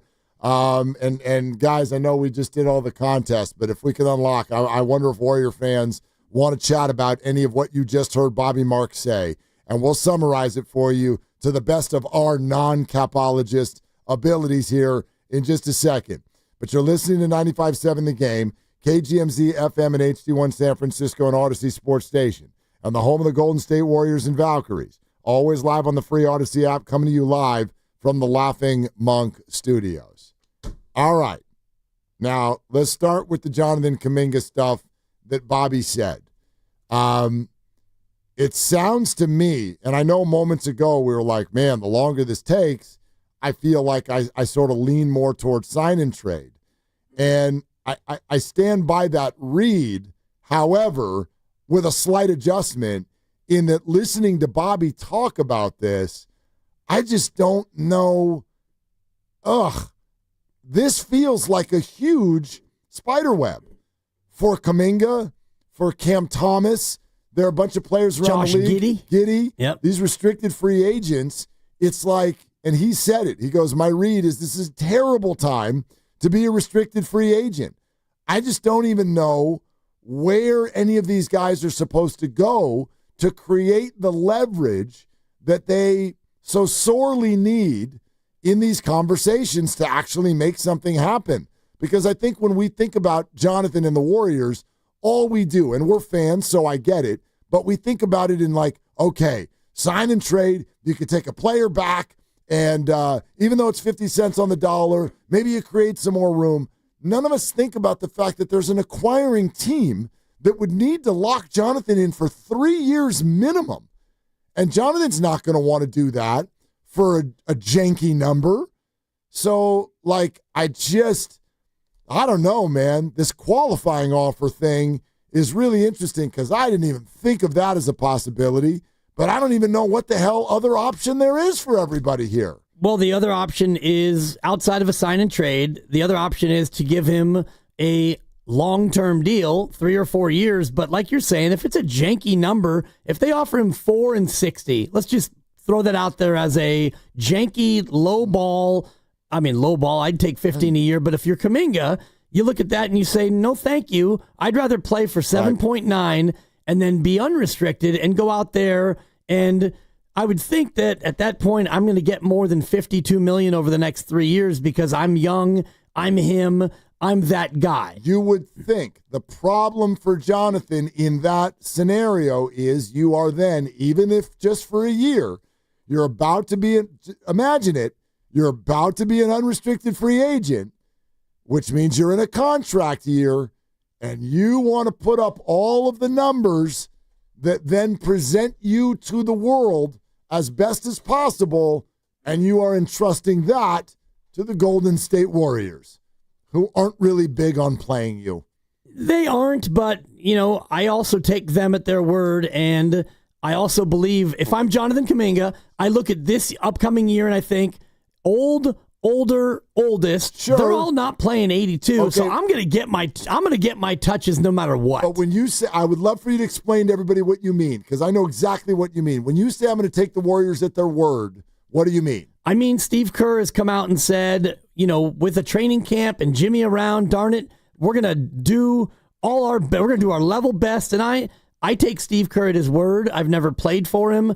I've only interviewed him 74 different times, and I do think that he does what he says and he says what he does. And I also believe that Jonathan Kaminga is a good enough player to where you're going to want to play him. You're not going to give him 82 DNPs. You're going to play him. No, of course not. Maybe you won't get the kind of touches you want and the piece in the athletic. He wants to be a one. He wants to be an all-star, and he wants all these things. I believe that as well. So I don't think that Jonathan would take a look at a contract 4 years and $60 million and say, yeah, let's do that. I think that he'd be like, nah, I'm just going to play on my QO, my qualifying offer, and, I'll suck it up for one more year, and then we'll go out there, and then I'm going to make you pay. Here's what I'm going to say about what Steve Kerr told us. I'm not taking him at his word, but I'm telling you I don't think that will work. Flatly, period, unequivocally, firmly, that will not work. This whole idea of I'm going to go into training camp and we're going to figure out how to play together as if it's something that's solely because y'all need more time together. It's not just that. It's not just time. You would all need a different skill set and a different mental approach to the game. That's what you would need for this to work. So, I flatly reject this idea that if the Warriors just had a training camp with all of their guys that they had last year, then it would have been different. Never forget that when Jonathan Kaminga got healthy, they did insert him into the lineup. And after watching that for a number of weeks, they decided, how about no? We're out. We don't even want to play him at all. This is not just a matter of let's all get together in the sandbox and figure out a mathematical equation. The bottom line is a very big piece of this is not X's and O's of basketball. It's X's and O's of their own opinions. Jonathan wants the ball. You can't have it here. And they ran into one another. They butted heads on this. There's no question. There's no question. This is not just we didn't have the time and he was hurt. No, they butted heads. This is in print already by now. We know this. There were times where Jonathan decided, I'm going to take the ball and I'm going to the hole outside of what the Warriors wanted him to do offensively. And I would argue that it's only going to get worse if you stick him in a scenario where it's we'll give you $8 million and a whole year to prove to the world what you're worth. And Jonathan's now suddenly just going to pass? And Steve's just going to put him out there for 30 minutes? I don't buy it. Well, you may not have a choice. And so when you start to go... a choice. Well, yeah, I mean, what is your choice? Because you... Do it exactly the same way you did it last year. Right, and you can have him be a distraction, and you can go to him when you have another player who's injured and all the rest of it, and it's not ideal. And ultimately, Kaminga is a guy who can help you win. He's a player who, when he's right and when he's doing the things that make him a great player, he can help you be a good team and he can help you win. And I look at the scenario that you're in right now. It's July 2nd, and the market is not great. Bobby Marks just said that, and he also named other restricted free agents who are in his same boat. And he mentioned Cam Thomas, who averaged 24 a game last year for Brooklyn, and he's unsigned. Josh Giddey got traded to Chicago. His off-court troubles are behind him. He's unsigned. Played really well, too. Right. He's a better player than Kaminga, and he's not getting... Well, they've proven more. They've got... Fine. Yes, I think that he's fine. Whatever you think Kaminga's going to be, it's conjecture. I think Kaminga has a higher ceiling than Josh Giddey, but right now, Josh Giddey has been better. Cam Thomas has been better. These restricted free agents have not gotten contracts because what Bobby Marks told us is true. Teams don't have money, and even the teams that are looking to re-sign their own, like Josh Giddey in Chicago, they haven't done it. And so Kaminga's in a spot where the offer that he wants is not out there. And the offer that the Warriors want to give him, he probably won't want to accept. So if those things are true and there's no sign and trade that materializes, then what are we even talking about? Yeah, well, I tell you what we're talking about. Like, I'm with all of your analysis right there, 100%. However, Jonathan just taking the qualifying offer, I understand it creates some leverage to a degree, right? He gets to say, no, you can't trade me. I didn't know that. I didn't either. That's a game changer. Yep. You sign the qualifying offer. He plays next year for $7.9 million. You can't trade him, essentially, unless he approves it just for that year. So there's some leverage there, which means he can automatically just ride that thing to free agency if he wants. But there's two problems with that. One, again, that's turning the keys to his career over to the Warriors, who I bet he at minimum sort of kind of doesn't trust with that, at minimum. And the other issue with that is you are, in effect, turning down millions of dollars as a 22, 23-year-old and risking injury in a free agent year. You just watched a bunch of people have major injuries in this league. And I know we're all like, well, none of them were 22. Actually, James Wiseman was. So, like, it happens. And that's a risk. Yep. Like, even if the Warriors are offering you a bum number that you don't like, hey, Jonathan, 3 years and $36 million. You could be like, that's offensive. That's going to be a no from me. Except you are turning down $28 million guaranteed dollars as a person who's never made humongous, I mean, obviously great money, but has not made big NBA money yet. That's a consideration. That's hard to do. It is hard to do, but when you are that young and you've already reportedly turned down a 5-year, $150 million contract, and I would love to. I don't buy that either. Well, do you think he was offered a contract last offseason? I think he was maybe offered maybe. Okay. But not that no. Fine. I don't buy that. Put aside the number. Do you think that the Warriors last year, when they had a chance to do what every other rookie in his class got, except for Giddy and a few others, do you think that the Warriors went to him with a rookie extension? I believe that they did. They did it to Moses. Moses got 3 years and 39, and I would imagine Kaminga got a bigger number than that offered to him, and they turned it down, and here we are a year later, and I don't believe that whatever the offer was, 5 and 150, that could be hooey. We don't really know, but whatever the offer was, what they're offering now is significantly lower. Less. Absolutely. And your Kaminga, they don't even have that number anymore. And you feel like you've been kind of held down, and he's right to think that. He hasn't gotten to play consistently a lot, and the ankle and the DNPs and all the rest of it, and so I can't see him going back and saying, yeah, 3 and 36, I like the guaranteed money, I'll do it. You guys get me for 3 more years to not play me. Look, this stuff happens. It happens in sports. You know what I mean? I know we love it when dudes bet on themselves. You know, I remember when Joe Flacco did that the year that the Ravens beat the Niners in the Super Bowl. He turned down a big deal, and then he went and won the Super Bowl, and he cashed the freak in. Yep. So we love those stories. Oh, man, he bet on himself. You know how many people have bet on themselves and left millions and millions of dollars on the table? And this appears to be one of them. Although I don't even know that Jonathan Kaminga, I know there's been a lot of talk about it. I know there's been reports. I've seen equal number of reports that were like the Warriors never even made him an official offer. I don't know what actually happened last season. I do know that the Warriors had a lot more money to play with then before they acquired Jimmy Butler. They don't even have that money now. So that's off the table. And quite frankly, the restricted free agency situation that these players are falling into was predictable. So I would argue, dude, I don't know this, but if he was offered 5 years and anything north of 100, forget 150. If he was offered the Jabari Smith contract last offseason and he turned it down, his agent should be fired. Knowing that everybody knew there wasn't a lot of cap space. Everybody knew that it was not going to be a major spending offseason because of the new CBA. So if he turned that down, it was a terrible decision.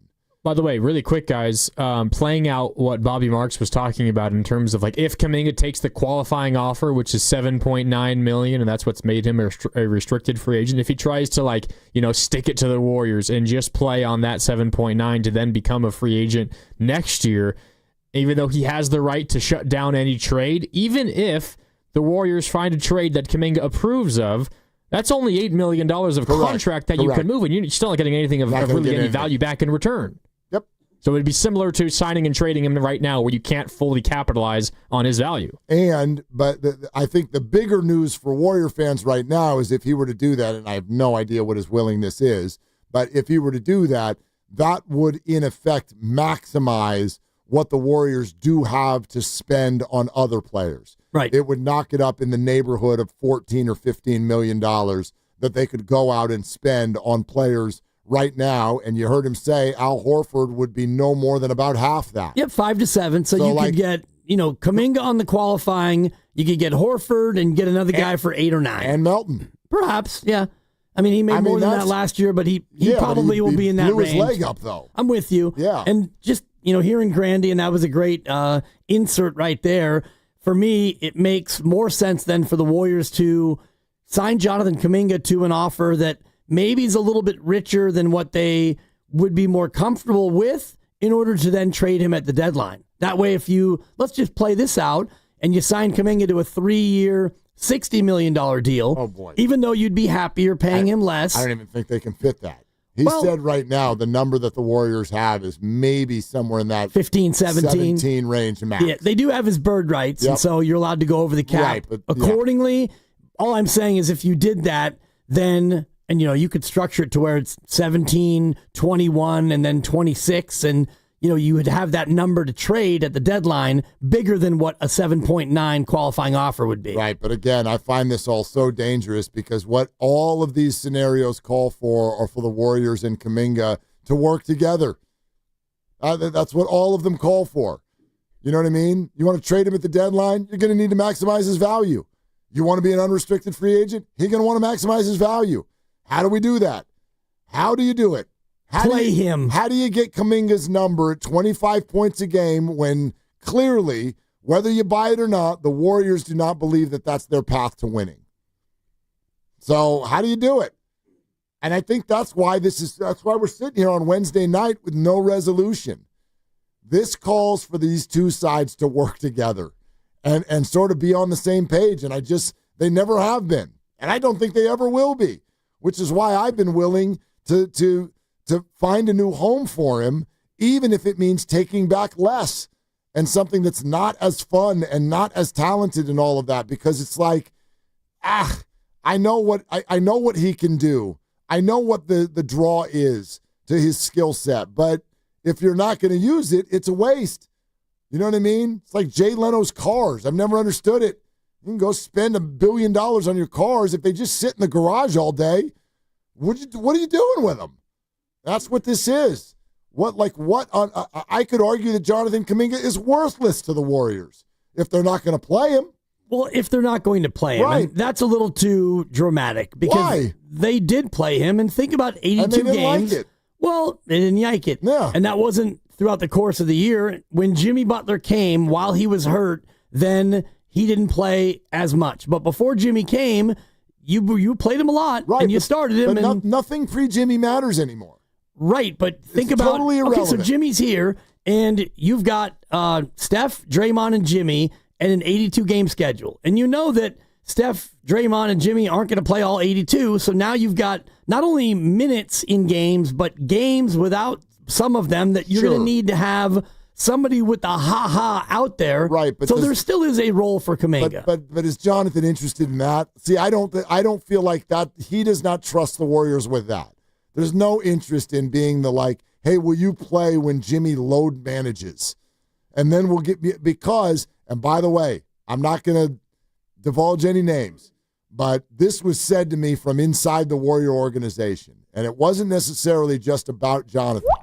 It's about young players who are heading toward free agency. I think that they hesitate. If you say to them, and I think this has happened, if you say to them, hey, we can, there is absolutely a role for you, Jonathan, and it's an important one. It is off the bench, and we will feature you when Jimmy is off the floor or Steph is off the floor, and so we want you to go hard for those 16 minutes a night, and you will get the ball for 16 minutes a night. The problem that a free agent has in doing that, the second they step on the floor, it affects their points per game.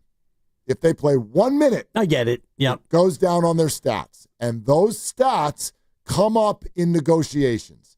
And so they literally don't want to do that. Jonathan is sitting here looking at unrestricted free agency next year, and what he literally wants is he wants 30 minutes a night. And if he doesn't get 30 minutes a night, the idea of getting 15 minutes a night is almost worse than getting 0 minutes, because 0 minutes doesn't affect your stats.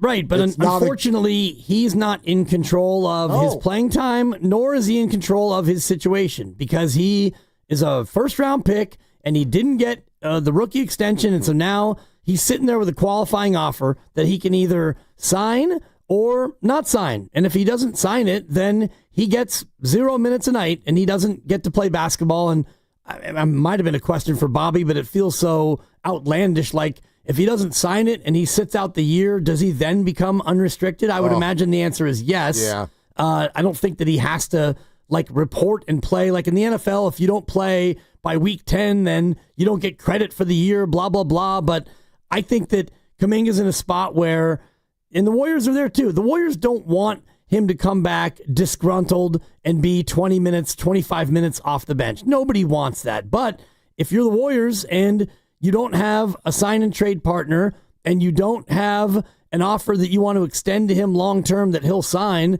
then you may just have to swallow hard, and both sides may just have to deal with it. Bobby Marks, ESPN, on Kaminga's leverage. He's got no leverage.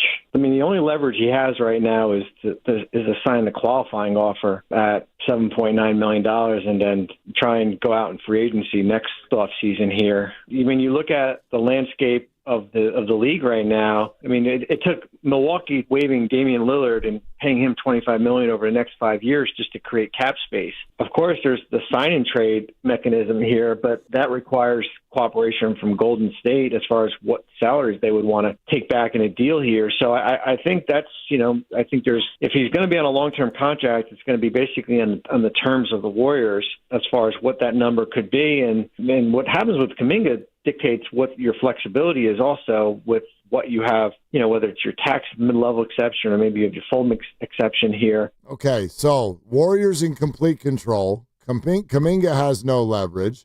Warriors, if there was a sign and trade, it's not based on Kaminga. It's based on the salary slot that would be coming back in return. An acquiring team would need to sign Kaminga to at least a 3-year deal. And you would think that would need to be at least at $15 or $20 million a year, or would Kaminga even be interested in it? That all leads Marks to say this. The market tells you it's not a good time to be a restricted free agent. That's what the market tells you. I think if you're trying to bring back Kaminga and you're also trying to get big, whether it be a player like Al Horford, for example, you're probably your threshold as far as a new contract is, I don't know, 16, 18, maybe could you get closer to 20? That's probably where, you're probably your walkaway number would be. Okay. So literally he almost had to grit his teeth to get out the idea that the Warriors would even consider $20 million a year. That would be close to the walkaway number. And I threw out Santi Aldama, who signed with Memphis, re-signed, and he's getting 17 and change million per year. And Kaminga's better with more upside and the rest of it. But that's why I asked him about the market, and he said the market's not good. This is not a good time to be a free agent, restricted or otherwise. So all of the things that line up in Jonathan Kaminga's purview, they're all against him. The only thing that is for him is that he's young and he's got tremendous upside. The market is down. The team has his rights. The sign and trade market is not great. All the things that you would want as a 22-year-old Kaminga, almost none of them are in play. Bobby also opened my eyes to something that I didn't realize. We kind of tossed it around again in our way yesterday when Duncan Robinson officially went to the Pistons. We didn't realize when that broke that was technically a sign and trade. Now, of course, not as much money comes back to Miami in that transaction, but Bobby said that transaction probably takes Miami out of this conversation. the Duncan Robinson sign and trade with Detroit probably, I don't want to say would eliminate Miami. I think you kind of rule them out of the equation, especially where if you're trying to get a third team involved, and if that third team is in Brooklyn to take back more money, you saw what the Nets did over the last couple of days, that their cap space is certainly shrinking. Okay, so we've all talked about the Nets. Their cap space is going away. We've all talked about the Heat. This deal probably eliminates them. Not for sure, but probably eliminates them. Now we're down to the Chicago Bulls. Yep. Or maybe not. Well, and Bobby talked about Chicago and their expirings, and I'm just looking at it here. You got Vucevic, Kevin Huerter, Zach Collins, and Kobe White, and also Dosunmu, all expiring at a various number. And Vucevic, we all were talking about him at the deadline and last offseason. He makes $21.5. There you go. So you want to sign and trade Kaminga and throw in Buttard or Moses to get 1 year of Vucevic? I mean, I'd rather sign Al Horford. Well, you'd bring in Horford too because he's also old. And so, well, I mean age-wise, this is what we're talking about. How many though. stretch bigs do you want? You already have Quentin Post on the team. I don't think you want Vucevic and Al Horford and Quentin Post. I don't think you want any of that. No. I'd rather have Al Horford at $5.7 million than this idea of going to get Vucevic and giving up multiple players. And that becomes, I think, the rat on the table brought to you by Atco Pest Control. Thank you, Goo, for allowing me to borrow your bit. But can the Kaminga back to Golden State prospect really work? Because if it can, and Bobby said this as well, and you and I just kind of sussed it out, if Kaminga comes back on the qualifying offer and you agree that, all right, Jonathan, let's give it one more shot. You're going to play for 7.9, and then you're free to move about the country. And then you also bring in Horford and you bring in DeAnthony Melton.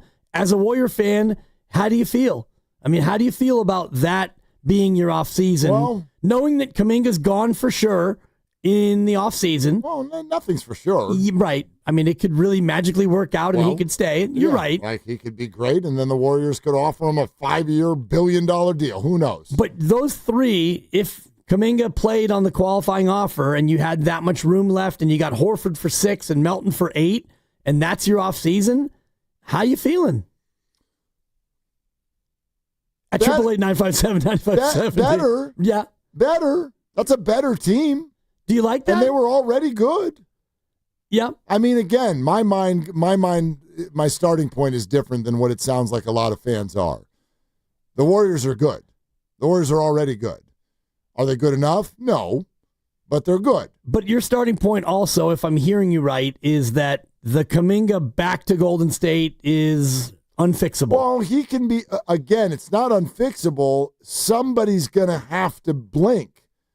It's unfixable if Jonathan is like, I am not happy unless I'm getting 30 minutes on the ball.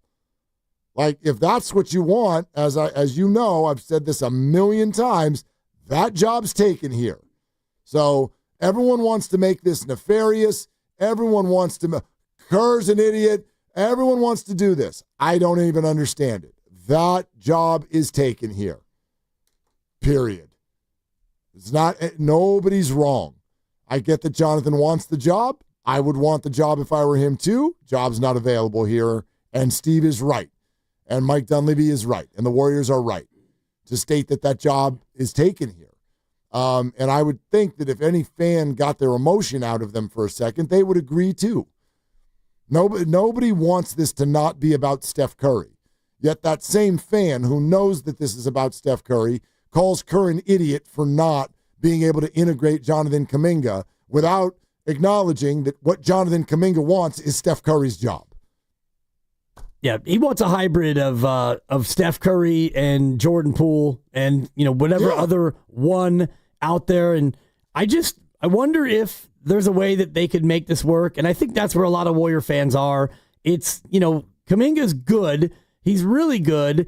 And why can't you make this work, Warriors? Like Steph and Draymond and Jimmy Butler and Steve Kerr and the coaching staff and everyone else. How come we can't just make this work where Kaminga can cook when you need him to cook? And for Kaminga, can you do all the little things that other players do so that when you're not cooking, you're still helping out? That's the part for me, and I'm putting maybe too much of my fan hat on, but I see the talent and the upside and the athleticism, and I think, guys, can't we all get along, both of you? Like, Kaminga, can you start to do some of the little things? And Steve, can you give him a little bit of a bigger role? Well, I'm not saying, like, Steph Curry, you go on the weak side while Jonathan gets the ha-ha. But for me, there's got to be a way that we can meet in the middle and make this work for 1 year. And I hear you, but I actually don't think there is. Like, that's the other side to this that I think it really gets kind of pushed to the side, which is that people want to make this about, like, well, Kaminga's talented, so the Warriors should be able to figure out a way to get him in there. The skill set is what the skill set is. This is who he is. And that skill set is not ideal for the other skill sets that the Warriors have and employ. And this is not, I think it used to be an elephant in the room. It's not anymore. Draymond Green is a tough pair because he is brilliant defensively and has the ball in his hands almost as a point guard a lot on offense, and sometimes hits threes, but is not someone that people need to guard at the three-point line. And add all of that uniqueness in, and what you get is someone that it can be difficult to pair with unless you're a really good three-point shooter. And Jonathan is not, at least not yet. He's an okay three-point shooter sometimes, but he's not a great one. He's not someone that people fear out there. And so I know what a lot of people will say then is, yeah, damn it, it's time to move on from Draymond Green. And you can feel that all that you want. The Warriors disagree. Right. Firmly. Well, that ship has sailed. And nobody can answer what the team would do defensively if he weren't on it. Oh, I can answer that. They'd be awful. Yeah, nothing. Yeah. The answer is nothing defensively. They would be awful. So It is a conundrum that I feel, and this is why my opinions are what they are on this matter. It is a conundrum that I think a lot of Warrior fans have not acknowledged. But it is real.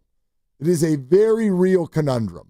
The triangle of Jonathan's skill set, Steph's skill set and standing, Draymond's skill set, and then Jonathan's desires for his future. All of these things are fair. Right. When you add in they're all fair. Jimmy Butler's skill set as well, that makes it even more complicated because he plays a lot and he automatically becomes your B option. When Steph is on the floor, when Steph's not on the floor, then Butler is, and Butler's your option. So the thing you've always said about that job is not available, it stays with me, and I use that in other contexts because I think it's important to look at that as it pertains to Jonathan Kaminga. And the jobs that are available are jobs that he's not shown a great ability to or desire to actually go out there and do. And this is the conversation I have with people who talking like pods. What pods? Why does he love pods? And well, the jobs that pods does, taking charges and being grimy and being out there and being feisty and being an okay ball handler and not making mistakes. Those are things that you can tolerate, even though he's not a great defender and he's not an absolute great finisher and all the rest of it. But the things he is good at, a lot of the other players, including Steph, they don't do. Right. No, like he rebounds more than Kaminga. He takes charges more than Kaminga and rebounds more than almost anybody on the team. Pretty much. Yeah. And so, as far as like what jobs aren't taken, I don't know if Jonathan Kaminga, I know that he hasn't shown the desire or the ability to do those jobs. Also, I know a lot of us are under the assumption that Jonathan wants to be on a different team this year, but I thought this was interesting from Bobby Marks, who sort of said, hold on, like, a sign and trade may not be great for Jonathan. Sign and trades are interested because it has to be a minimum of 3 years. So if you're Jonathan Kaminga, you want to be locked into a contract for the next 3 years that not to your liking, even though you'll maybe double what you get in a QO this year. Or as I said, your best chance to just become an unrestricted free agent, next offseason by signing that 1 year deal. Okay. And I hope everybody gets that. When he says QO, he's talking about a qualifying offer that's $7.9 million. A sign and trade has to be at least 3 years. So you're locking up age 23, 24, 25 seasons. And you're locking it up at a number that, quite frankly, I bet Jonathan thinks is too low. And I want to point this out. Did you hear what Bobby said in here? if you were to do a sign and trade, he says Jonathan might be able to double your QO. Might get $16 million a year. Right. Like we have spent, and Warrior fans, you know this. You've spent the entire season talking about Jonathan at 30 or 35, or maybe they could slum it down to 25. That's what Bobby said to us 2 months ago. Bobby, exactly. And now Bobby's telling you that if this guy goes, he might, and this is true for the Warriors too, he might be able to get 16 a year. Yeah. That right now sounds like that's the max. Well, let's just say that he's able to get 16 a year. So it's 3 years and 48, and it's a sign and trade. So now you're getting $8 million in player coming back the other way. And if you look at who makes $8 million in the association, they're not a lot of terrific, impactful, rotational players. So, no, but it does open up that taxpayer mid-level to go. It more than doubles that money, so you have more money to spend on other guys. But I do think you as a Warrior team would be better off just having Kaminga play on the QO, qualifying offer 7.9, and then adding 2 other players, and then, dealing with the Kaminga thing down the road. Oof. I mean, for me, it's like... honestly, it sounds to me like Bobby was trying to trend us toward the idea of everybody's just going to eventually give up and Jonathan plays for $7.9 million. Right. But if that's going to happen, hey, chop, chop. Like, that's the problem. The problem is that would be great for at least one thing with the Warriors, is it would give them a bunch of space to go get a couple other players that they could add to this. But how long does everybody wait?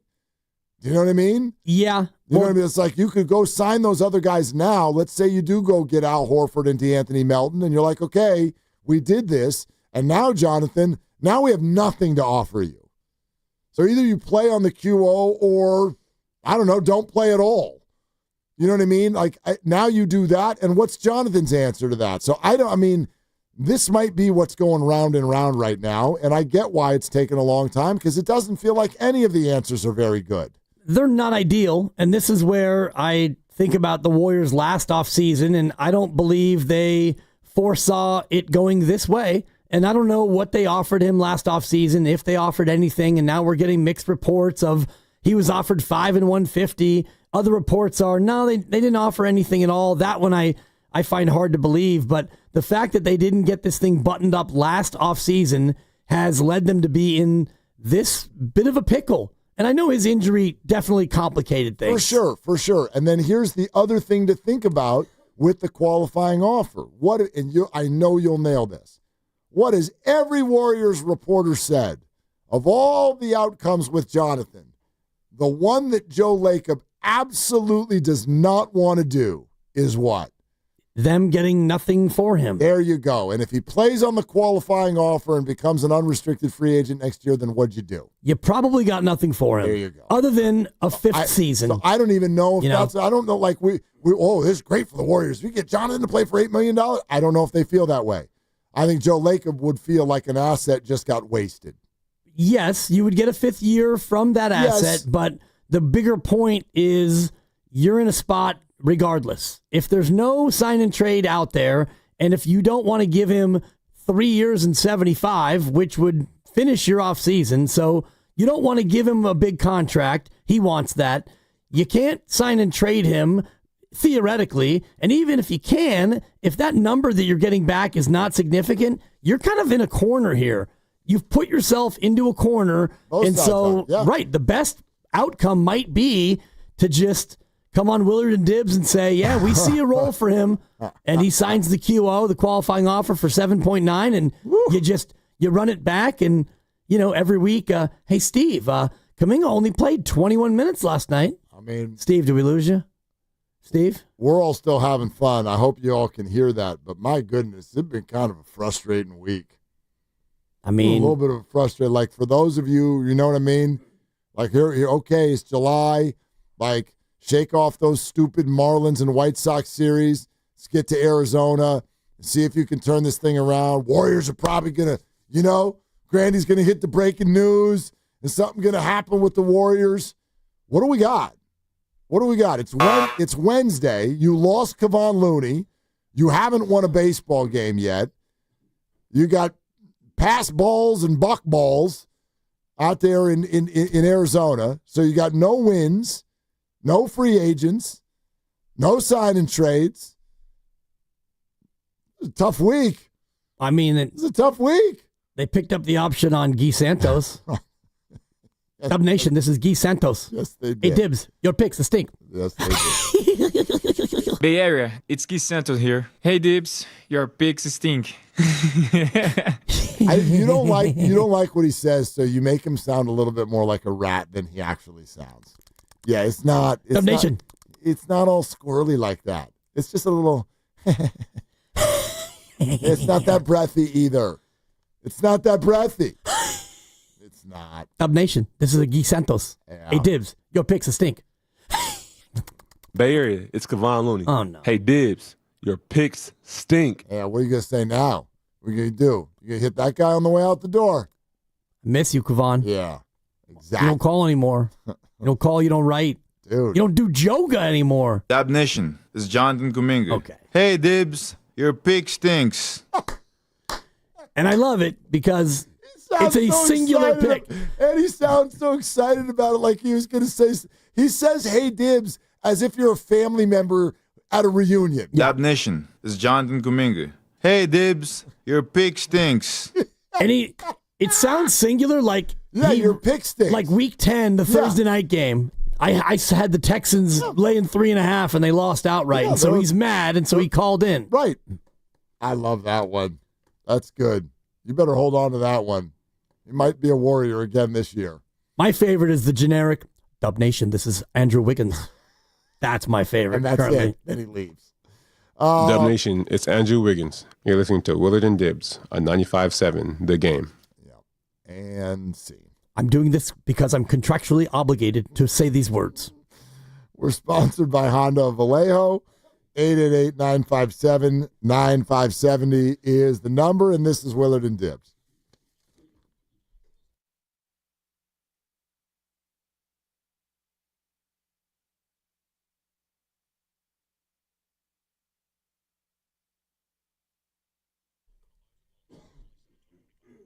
Hey, y'all, it's Willard for New Vodka. And you know what? We got July 4th coming up here in a couple of days. We got a weekend where people are going to be partying.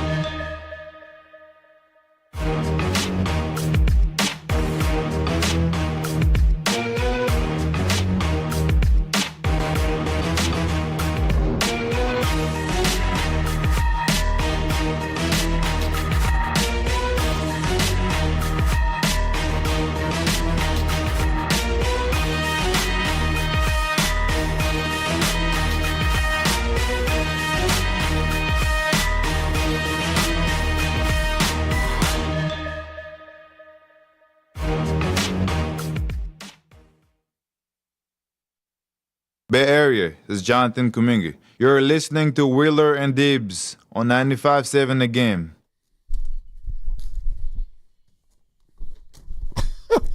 Hey, Dibs. I'm going to miss you. But on my way out the door, your pick stinks. How the hell is this all going to end up? You know what I mean? And by the way, I don't know. Sometimes I feel this way at baseball games when the Giants get a lead, which would be nice if they did that again tonight. Try it again, guys. Who knows? Maybe who's pitching tonight? Roop? Yeah, Atlanta Roop. Okay. Against Merrill Kelly. Merrill Kelly. Oh, great. Anyway, Giants get a lead at a baseball game, or let's say a movie that you're watching, and you're like, this is not the greatest movie I've ever seen. You ever get that feeling sometimes with a book? If you're reading a book, you're just like, can we hurry up and get to the end? I'd like to skip ahead and let me know how this one ends. And I very, very much feel that way about the Warriors offseason. I would like to skip a few chapters.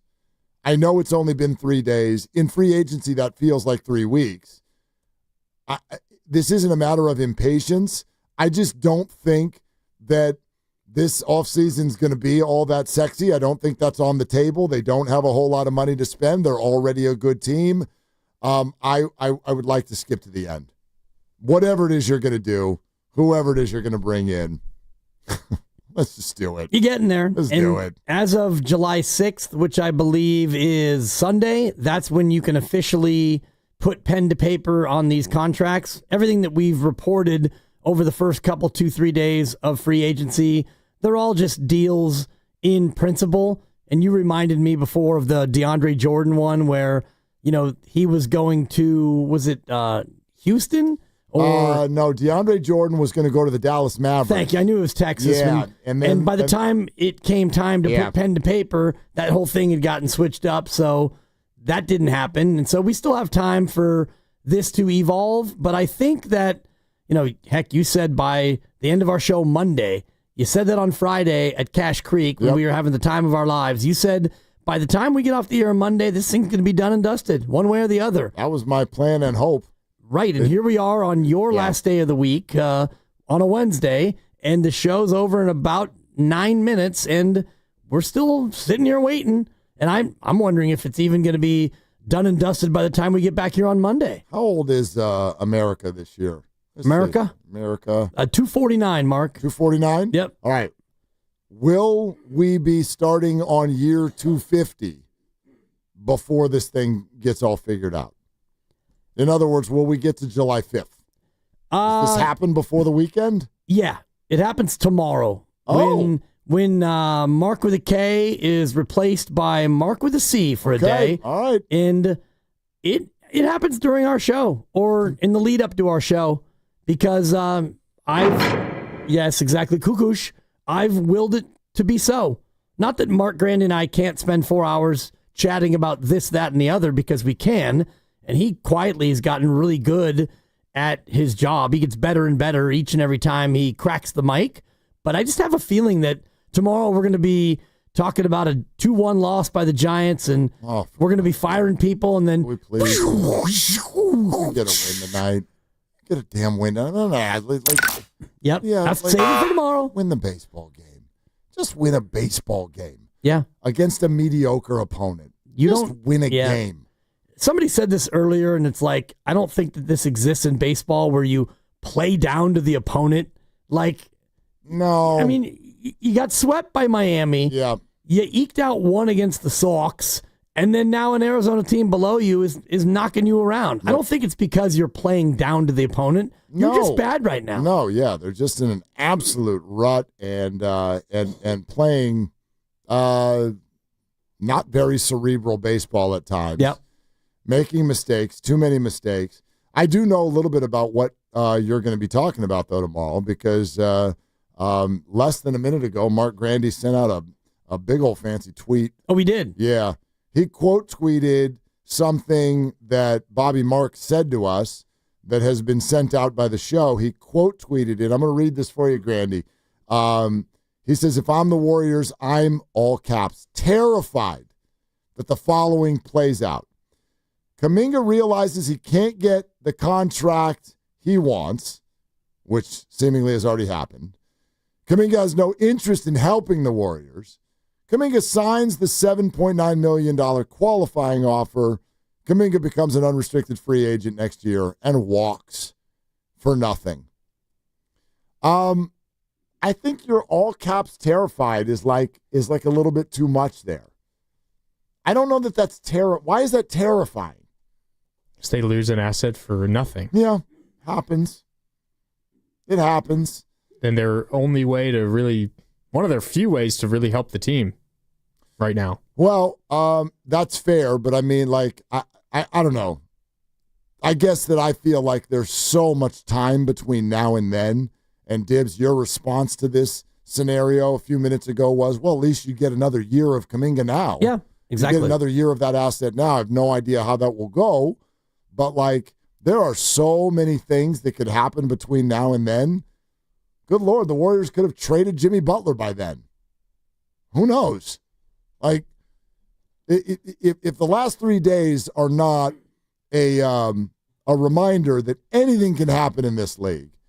Oh, and by the way, can we check in on the Shams comment that this is going to be the wildest, the craziest, the most unbelievable offseason of all time?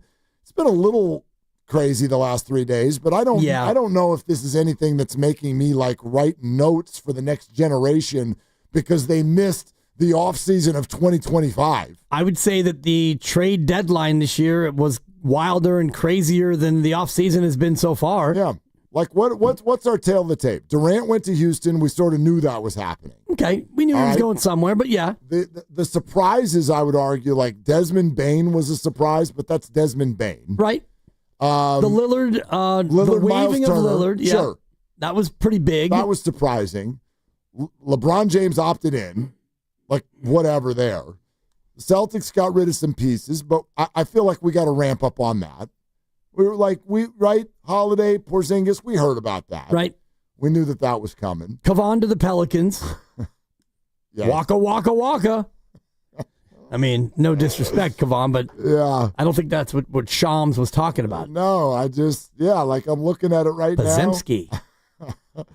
And, I mean, the next biggest move, I'd argue, was that Porter Jr. Cam Johnson trade. Yeah, good call. And I wouldn't say that we saw that coming, but I'd also say it's not that we didn't see it coming. Like Porter Jr. and Cam Johnson have been mentioned in trade rumors a lot over the last year. You and Mark did a whole show at the deadline about Cam Johnson. And so I don't think that's been that wild and crazy either. When I heard Shams say that, I was thinking, oh, that's Giannis who gets dealt. Or, twice. Right. Multiple big guys, that would be wild and crazy. So he overpromised, and so far it has under-delivered, and there's still some stuff that could happen. And again, July 6th is when it all becomes permanent and real. Yeah. So, tomorrow and July 4th and whatnot, we could actually still see some big stuff happening. Why does it, I get it, the schedule is what the schedule is. I don't love that a lot of this stuff breaks on July 4th.